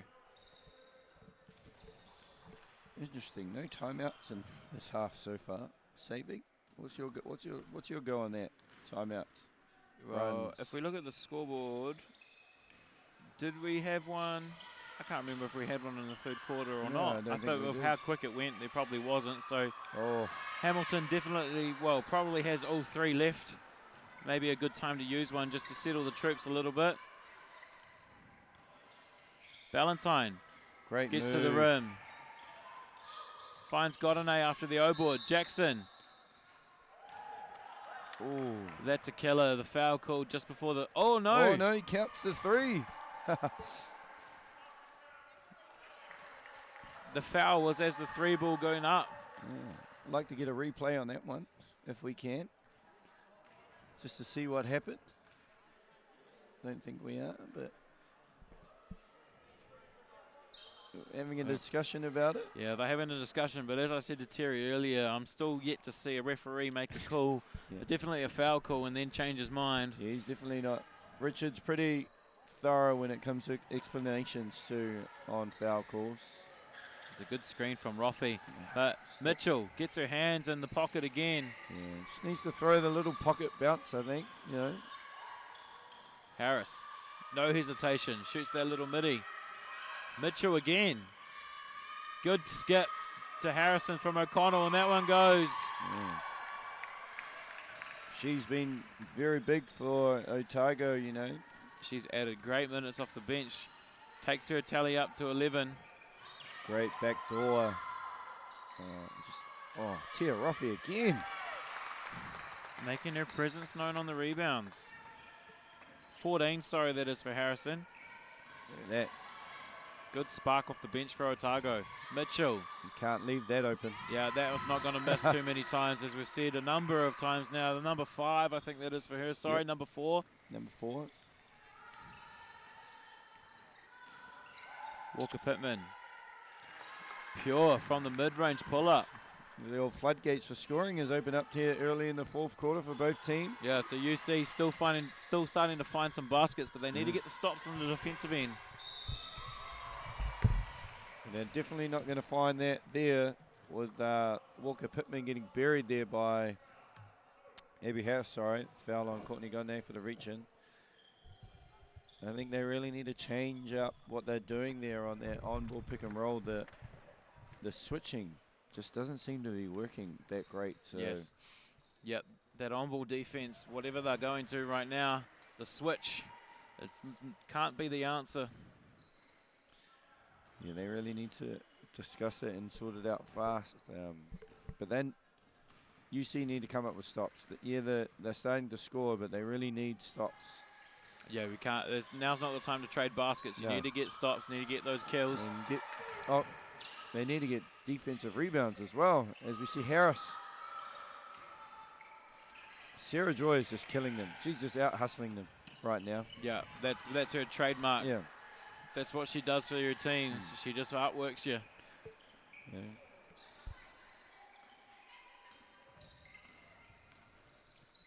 Knight, she's back in the game. She sets for a 3. Oh. And unfortunately, that'll be her night. Excuse the pun.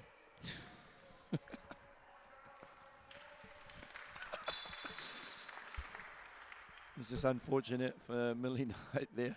Yeah, just a little bit reactive to go to that rebound, but a bit hesitant, but half-hearted, and unfortunately, a foul that you potentially would like to see not called. Yeah. I mean, you don't want to try keep players in the game, but that is one that you could probably let go so far away from the rim. Oh, yeah, for Not sure. a lot of contact, didn't force a turnover or anything, but The referees have called it. It is a foul, and they are in their right to call those fouls. So Knight will spend the rest of her night tough move on the bench.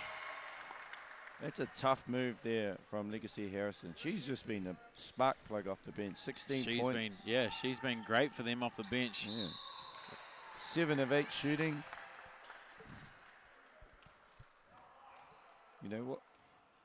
As we see, Laura Jackson again, just her ability to get to the rim.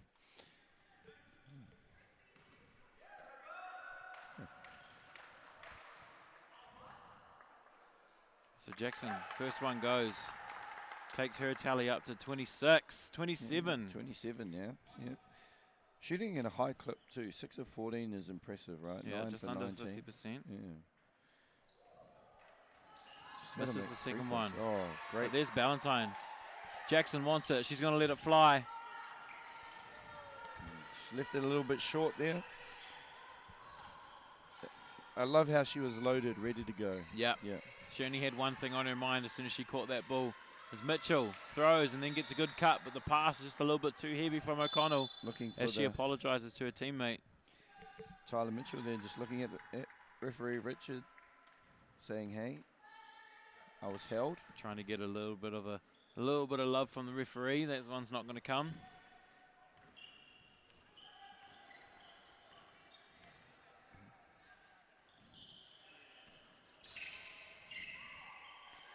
Jackson. Oh, great defense. Arua pushing. It's on the side there. Interesting. Ballantyne, I believe. Yeah, you just can't run side by side with your hands up, as you see here. You got to get in front, right?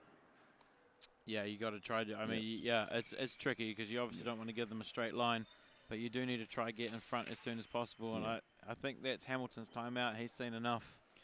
Yeah, it's a good timeout. So yeah, his first for the half. Lot of Still time. got 2 more. I just think early on their turnovers has really hurt. Yep. You see, dug themselves a hole early there, and Otago have been pretty clinical, I guess, punishing them on their turnovers with 27 points off turnovers. They've gone to what works for them as well. If it ain't broke, don't fix it type stuff. Finding success with that pick and roll on the switch coverage. 40 bench points. Yeah. Josephine Ripley with 10, Legacy with 14, Pop with 6, Sarah Joy with 8 to go along with 9 rebounds, 6 offensive. Tyler Mitchell up to 18 points, 10 rebounds. So Double-double. Double-double. Yeah. Don't see double-doubles much for guards with rebounds. Yeah. So she's done a great job on the defensive side of the ball, and Yeah, 19 turnovers kind of tells the story for UC, doesn't it? Yeah, punishing. 19 turnovers turns into 27 points, and free throws, really, because they're turning the ball over on the break and sending them to the line. Yeah. Sarah Joy, not one of her strengths. Obviously, if you think 2022 under 19 final, she wasn't very good on the foul line. Semi-final, huh? Yeah, semi-final, yeah. Believe we were down 20 in that one. Yeah, Canterbury down early in that one last year. Canterbury, the University of Canterbury, trying to get back. Great. Sarah Joy says no, not tonight.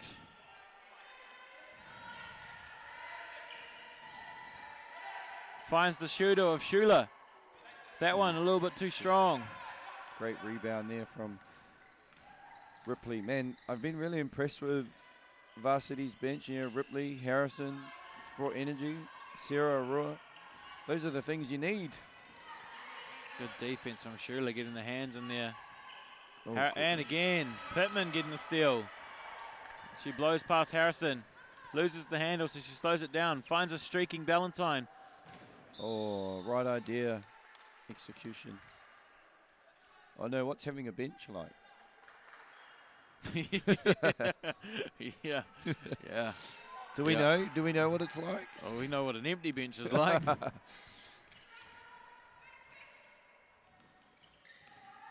Moving screen. Yeah. I think she was just trying to get through there. Wasn't actually trying to set a screen, but it kind of trying to run roll. Yeah.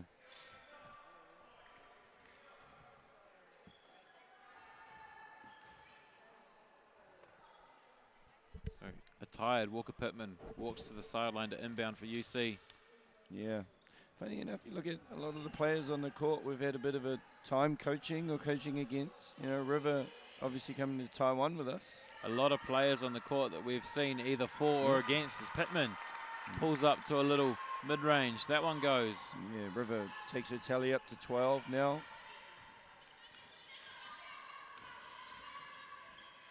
Simpson probing. Great finish drive on the Amy left Sibley. from Simpson. Good pass to Shula from Jackson. That one goes. Yeah, So like Jackson. Floodgates open for UC, but they can't get a stop when they need one, right? Yeah, they're hanging around, but hanging around's not going to get it done. 3.5, just over 3.5 to go. 19-point game. It's going to take something special for UC to be able to pull this one out of the bag. Yeah. So are we calling it? Whoa. 3:30. I'll still give UC a chance. Yeah, I'm not brave enough to call it just yet. Wow. Jackson. Jackson will just walk down to the free throw line now for 2. As we see here. Wasn't able to quite rip down that rebound. It would have been her 9th for the game. I'm going to say that's a good call there from referee Tyler. Yeah, good call, but you love the hustle from Sarah Joy Oh, as well. You know, it doesn't matter what the score or what the time is left in the game. She's going to keep playing hard. Yeah, her energy off the bench, you know, the ability to get rebounds, leak outs, get to the free throw line has been real big for Otago. And I think just they're showing their deeper side, right, with the bench play. Yeah, I mean, they go really deep, don't they? You know, those starting 5 all part of the hoi-hoi, and then you bring in a Poakai guard off the bench. Yeah, for sure. As well as, you know, a star-studded lineup. You know, a lot of those girls coming off the bench could start for just about any other group. Yeah. We're just checking the score to say that it's the same on the scoreboard as it is on the live stats, which we have 80-62 on our live stats, and it shows 80-62 on our screen. So we're going to go with that. Jackson up to 28 now to go with her 8 rebounds and 4 assists. Yeah. She had a nice big game, Laura Jackson. Yeah, great game for Jackson. Second one rolls in as well. 29 for her now. Yeah, thinking about what UC need to do in the next 3.5. And Tyler Mitchell is just saying, nope, I'm going to try and shut the gate on UC comeback in this last 3:20. A little bit strong on that finish, but did enough to get it off the glass and then hit the front of the rim. And there she is again. She's been everywhere on both sides of the floor. Great active hands. She's been impressive, right? Shooting the ball defensively. I think she's up to 4 blocks as well. Simpson. Tough left hand again. Great move from Millie Simpson. Tyler Mitchell just giving herself a nice wee game. 20 points, 10 rebounds, 2 steals, 3 blocks. Jackson. There's that one you see quite often, trying to scoop under the arm of the defense, and she's going to go to the free throw line, try to boost that tally up to 30. Yeah, she's just, yep. I'm going to get my ex-Otago 19s teammate to bite on my scoop shot for her, I believe, 12 and 13th free throw. Yeah, 4th place finish in 2022 at under 19s with Otago. First place finish, Canterbury in 2023. Yeah. Unable to get those free throws to go. It's Duncan. He's going to let a 3-ball fly. That one's no good, but Jackson rips down her 9th rebound. Nice. 5th block of the game for Tyler Mitchell. Great verticality from Mitchell. Yeah, she's been very good for she's been Otago. showing some great defensive prowess. More than just a shooter. Yep, more than just a shooter. You know, she obviously showed the ability to put the ball on the floor too, get to the rim.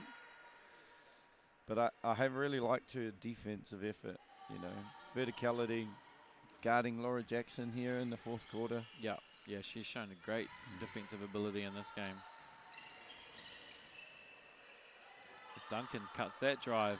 Yeah. But Ripley showing her range. Yes. Hamilton, another one. Another timeout. Otago pushing their lead out to 23. Are you brave? Yeah, I think we can call it now, can't we? I love the fight back. I think, you know, UC early dug themselves a hole, and Otago just really punished them, right? Turnovers. Yeah, the turnovers have been consistent, I guess, throughout the game. Whenever they've been able to pull it back to a two-possession game, those turnovers have crept again. But, you know, credit to Otago defense. I don't think, you know, too many of them have been unforced errors. It's definitely been pressure from the defense from Otago that's forced a lot of those turnovers. So, you know, credit to their defense. And Tyler Mitchell, man, she's had a game, hasn't she? Yeah, 14 steals for Otago. So that's led to 23 of UC's turnovers. Tyler Mitchell's stat line, 20 points, 10 rebounds, 5 assists, 3 steals, 4 blocks. I think she has 5 blocks. She's almost potentially 5 blocks. So she's almost got a 5x5. Yep. 2 more steals. Needs 2 more steals. Hey, I wouldn't write it off so far, you know, with UC pushing. Although she has checked out of the game, that might be her night. That might be her night. As we see Maddie Tinnick and Kira Hill check in for the first time.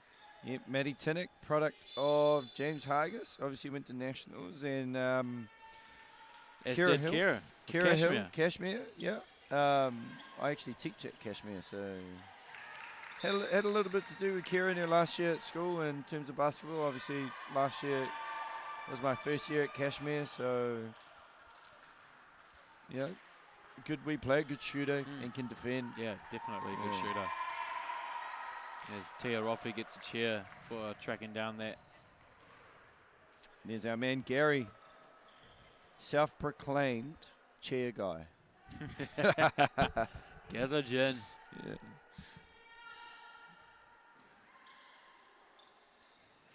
As UC also has unloaded their bench. Yeah. Izzy Gibson in the game and Brooke Palmer.